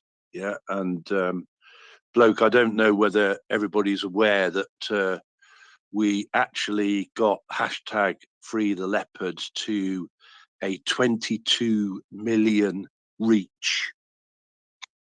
Oh, I had no idea. No, that's great news. Yes, please, by all means, let our audience know. I would love to hear the details. Yeah. And maybe we should remind our audience of what the campaign is about. Please, well, do you want to do that, bloke? Do you want to just remind them, or shall I remind them? What do you want to do? Go ahead, Chris. You brought it up. I would love to hear from you, and just let everyone know what we're talking about. Okay, I'll talk about the leopards. Okay. So, just in general, in order to liberate their territory, going on the offensive is much more difficult. Although the Ukrainians have been doing extremely well, and in fact, in a very short period of time, they have, liberated over 8,000 square kilometers. Hundreds of villages. And they're doing extremely well. That there are going to be tough times to come, and one of the best offensive weapons you can get is main battle tanks. And so far, there's been a lot of reluctance, especially on the part of the German government, to supply Ukraine with main battle tanks. And one of the best main battle tanks in the world is the Leopard 2. The Leopard 2 is fantastic. It is operated by many countries. And Spain, for example, was going to donate a couple of squadrons, but it was blocked by Germany. And so the hashtag Free the Leopards is to put pressure on European politicians, especially German politicians, to stop preventing these weapons being given to Ukraine. There have been a number of politicians who've hidden behind other countries not donating what they could by saying that, well, no one else is. But the point is, the Leopard runs on diesel fuel. The logistical chain to supply the Leopards would be, it's obviously much better if it is closer to Ukraine, therefore Europe. So this would be a great thing to provide Ukraine. It would help shorten the war, save lives, and quite frankly, it's in the Europeans' best interest, and specifically German best interest, to end this war quickly. And the best way to end the war is to supply main battle tanks to Ukraine. And so that's what the campaign is about. And Chris, if you could update us on what progress has been made, that would be great. Okay, bloke. So I'm ex-Royal Navy. I'm not, so I don't know a lot about tanks, but thank you for that update. And obviously, I've learned a lot about tanks while I've been on this space. So let me just let you know about another hashtag, right, which you might care to comment on. Right. So obviously, exactly as you've said there, the hashtag Free the Leopards basically came from Axel, who was always saying, send the leopards to roam across the Ukrainian steppes and things like this, you know. So we sort of eventually we were just, you know, bantering it around and that, and eventually we got to this hashtag of Free the Leopards, which is obviously quite catchy. and so we basically started using that hashtag and you know, sharing that hashtag, and then I got hold of basically a hashtag tracker bloke, right? Or, you know, just actually gives you. I am so ignorant about social media. You're going to have to even explain that to me. I basically only started using Twitter because of this invasion, you know, or briefly before. Well, I'll go well off track if I'm not careful here, bloke. Right? But yeah, but you know, put it like this, right? First of all, hashtags can be extremely powerful, and hashtags exist obviously and can be used on Twitter, but they can be used on all social media platforms, right? So they can be used on LinkedIn, they can be used on Facebook, right? So you just do hashtag Free the Leopards, right? And then, for example, if you go onto Twitter and you search on hashtag Free the Leopards, you'll see all the amazing posts. And honestly, bloke, there, I mean, obviously it's a very serious intention, but some of the posts that have been done are just amazing, you know, in their ingenuity. So do, you know, if people don't know about it, you know, do go and do that search on Twitter, hashtag Free the Leopards, and see what's been posted. It's an education in itself, right? So anyway, like I said, I'll be going off down the rabbit hole here in a minute, but basically there are other like social media applications that allow you to track how a particular hashtag is doing on social media, right? So what I mean by that is that it will tell you, for example, as I've just said to you, you know, what the reach of that hashtag is. Reach being how many people have you reached, yeah? And we have got a peak reach at the minute of 22 million people. So that's 22 million people that have basically been exposed to that hashtag, would be a simple explanation. Yeah. Now it will also tell you things like how many people posted with hashtag free the leopards, how many people retweeted, how many people commented, and then all sorts of things, like where do those people come from? I'll tell you an interesting thing about that. Right, when we got to so when we first started, you know, you won't be surprised to know that the countries that were participating in that were, you know, the ones where MriyaReport is strong. Yeah. So obviously that's the UK, America, Canada, obviously Ukraine, you know, etc. Yeah. What was interesting was to see the Russians come in, right? So in other words, the Russians had noticed that that hashtag was becoming prominent, and suddenly we saw an explosion of Russian, if you like, influence. Now, that there was, I didn't particularly notice anything negative, if you see what I mean, right, online. But what was very, very apparent was that usually when they do these geographical maps, bloke, you get they will do sort of like a light pink, and then a bit darker red, and then really, really dark red, you know, as countries become more involved. So like Russia went like red, bright red, you know, all of a sudden. So that is perhaps quite interesting in itself, was that hashtag was reaching a lot of Russian people. So in amongst the 22 million people, there were a lot of Russian people being influenced by that. Yeah, I'm not going to whether or not that's that achieves anything, if you see what I mean, right? Okay, no, like I said, I could go down a whole rabbit hole here, right? So I'm going to come back out of this particular rabbit hole and let you know something else, right? So as you know, bloke, there were a number of options for main battle tank that could be sent, right? So you know, through being on this base and through you know, hearing what was being talked about, I realized that you know, obviously the Leopard was one option, and I think it's the one that, you know, Axel and other people prefer. Yeah. But obviously the Abrams tank was another option.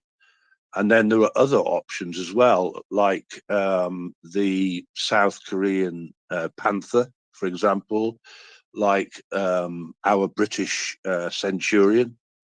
And you know, to an extent, and you know, again, this is, I don't understand the detail of tanks and that, so I'm not trying to say one's better than the other, but you know, to extent, any modern main battle tank would do the job. Yeah. So I did a bit of research on Abrams tanks, bloke, and I realized that the Abrams tank was named after a guy that they call Abe Abrams. So do you know about Abrams tanks? I do not, and so yeah, please carry on. Okay. So yeah, and I came across a quote by Patton, actually, right?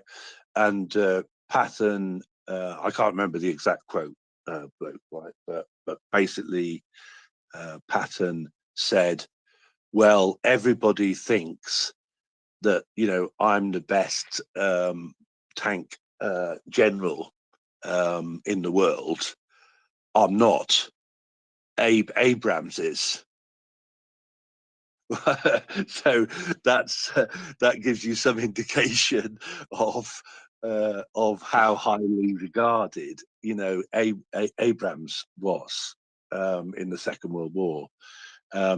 So I also created a second hashtag, which was hashtag send Abe's Abrams.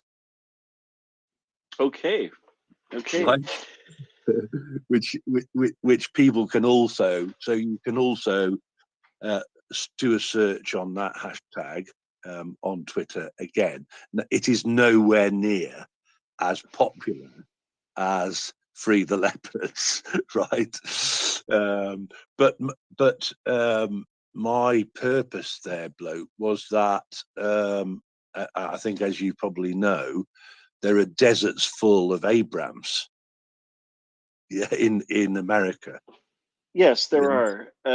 The one you know quibble I may have with that is that they would have to get all the way to Ukraine first of all, and then secondly they use a different type of fuel. They use basically jet fuel to run the turbine engine.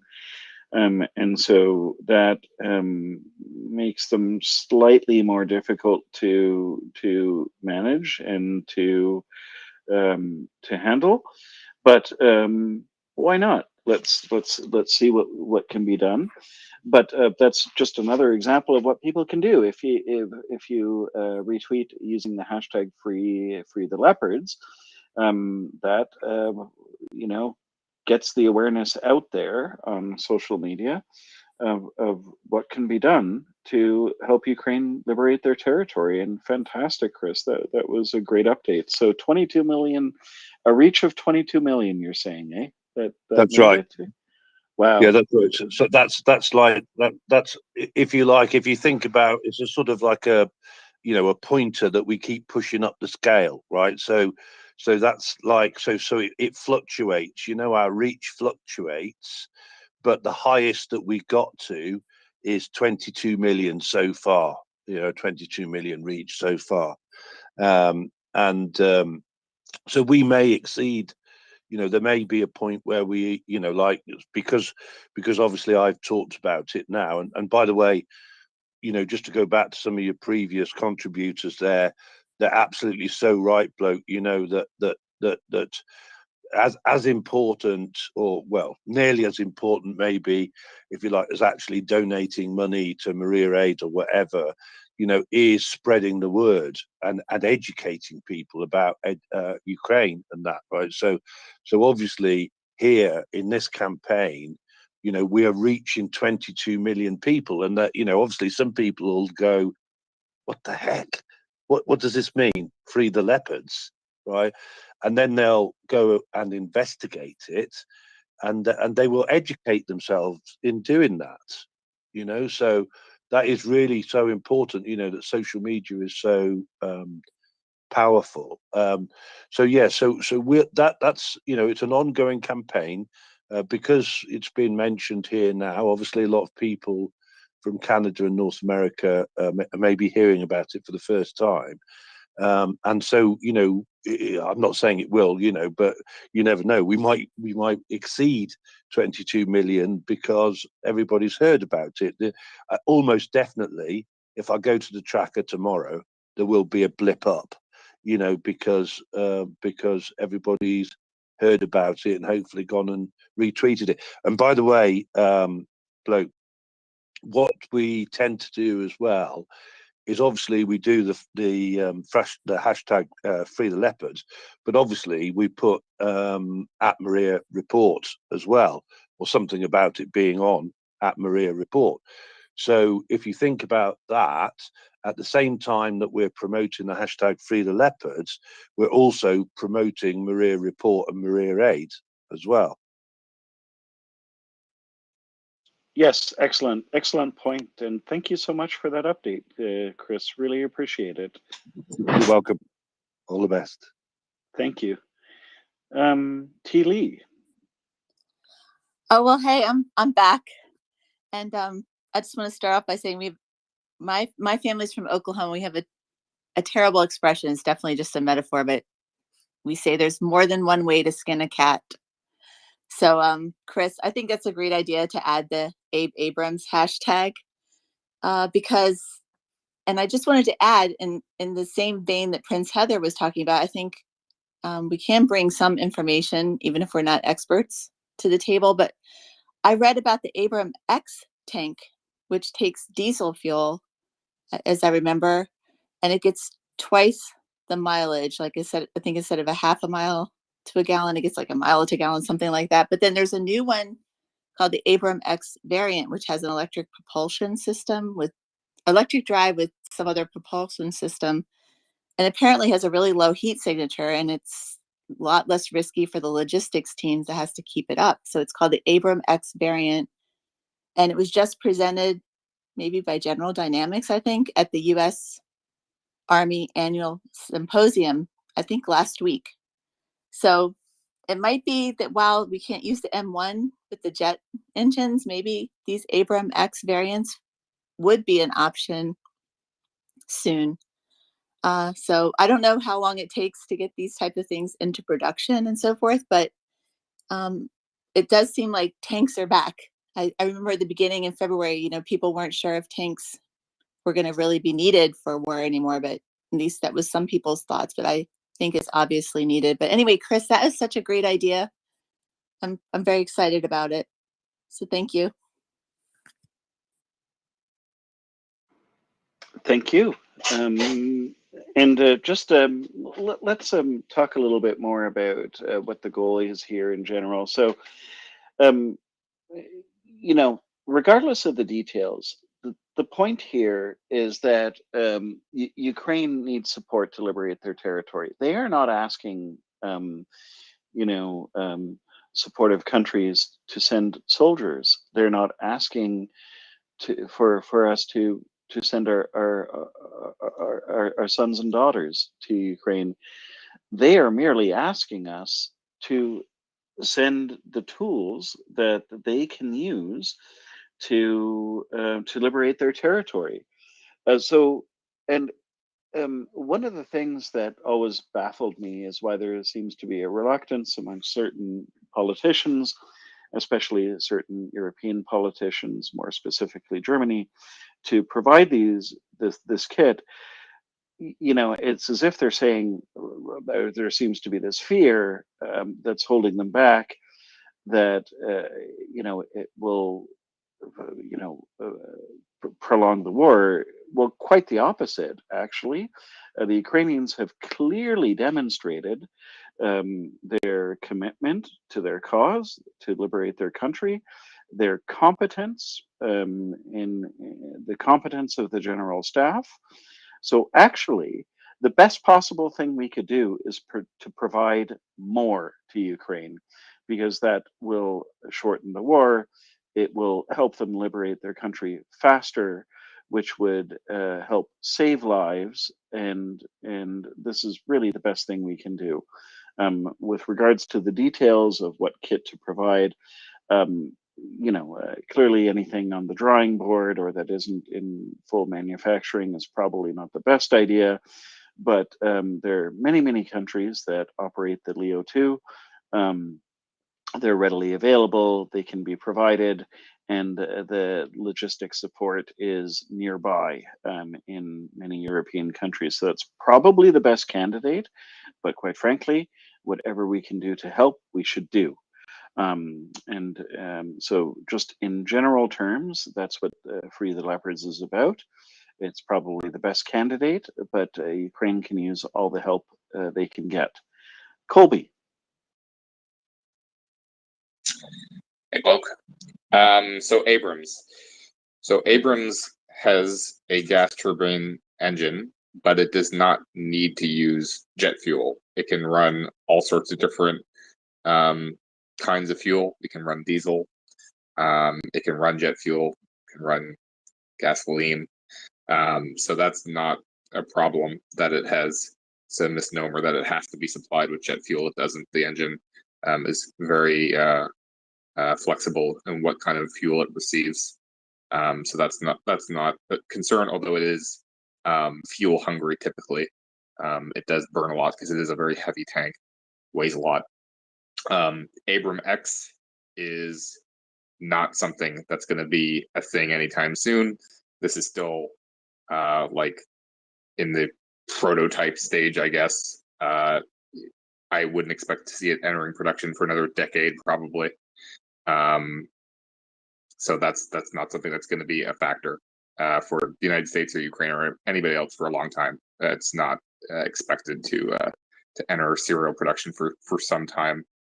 They're still actively working on SEP4 for the existing Abrams fleet. So that's the new standard that they'll all be brought up to. And new ones will be made or should be made to that standard unless there's a specific export requirement for different customers around the world. Abram X will enter production sometime in the future while the Army is working on sort of like a sixth or a next generation main battle tank. This is kind of a interim generation between where we are with main battle tanks and what they're going to look like in the far future. Thank you, Colby. Yes, I had heard that, but my understanding from some of the troopers anyway was that if you do burn some of the other fuels, it has an impact on maintenance. Or do you have any information on that? I'm not sure. I don't think so. I think that it might be optimized for jet fuel, but I think they've been known to use different things in the field. But if I don't know if Raver's in the audience, if he wants to come up and speak to that, or maybe if George is around, he could probably they could probably speak to that more than I could. Okay, excellent. Yeah, no, thanks for pointing that out. That's a good point. Look, at the end of the day, whatever the details are, whether it's the Leopards or it's the Abrams, the point is that it is important to contribute to supply Ukraine with what they need to liberate their territory. And that's the point, because by defeating the Russians faster and sooner, the war will be over more quickly. That's in everyone's interest, especially the Ukrainians. And so no matter what happens, let's continue to put pressure on their elected representatives, and write to your elected officials, especially if you live in Germany. And let's try to get these deliveries unblocked so that Ukraine can be victorious and that we can have peace again. Chris, go ahead. Yeah, thanks, bloke. And so Colby sounds like he knows. Was it Colby? I think it sounds like he knows about tanks and that. And I'd just like to come at this from a different angle.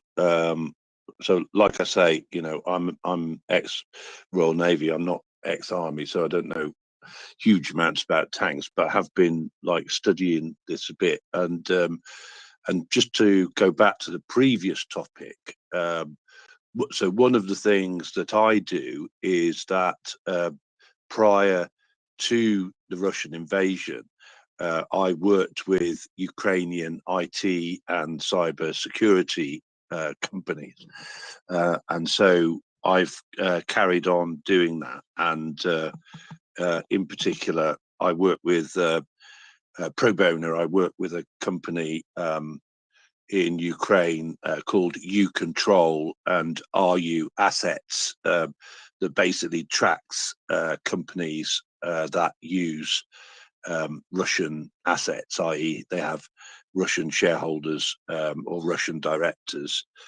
So that's useful for people that are trying to track down people in terms of sanctions. But I'm going off on another tangent there. What I wanted to say was this, right, was that, often when this tank discussion comes up, right, a thing comes up about the capability of the Ukrainians to operate tanks. Now, what I just want to mention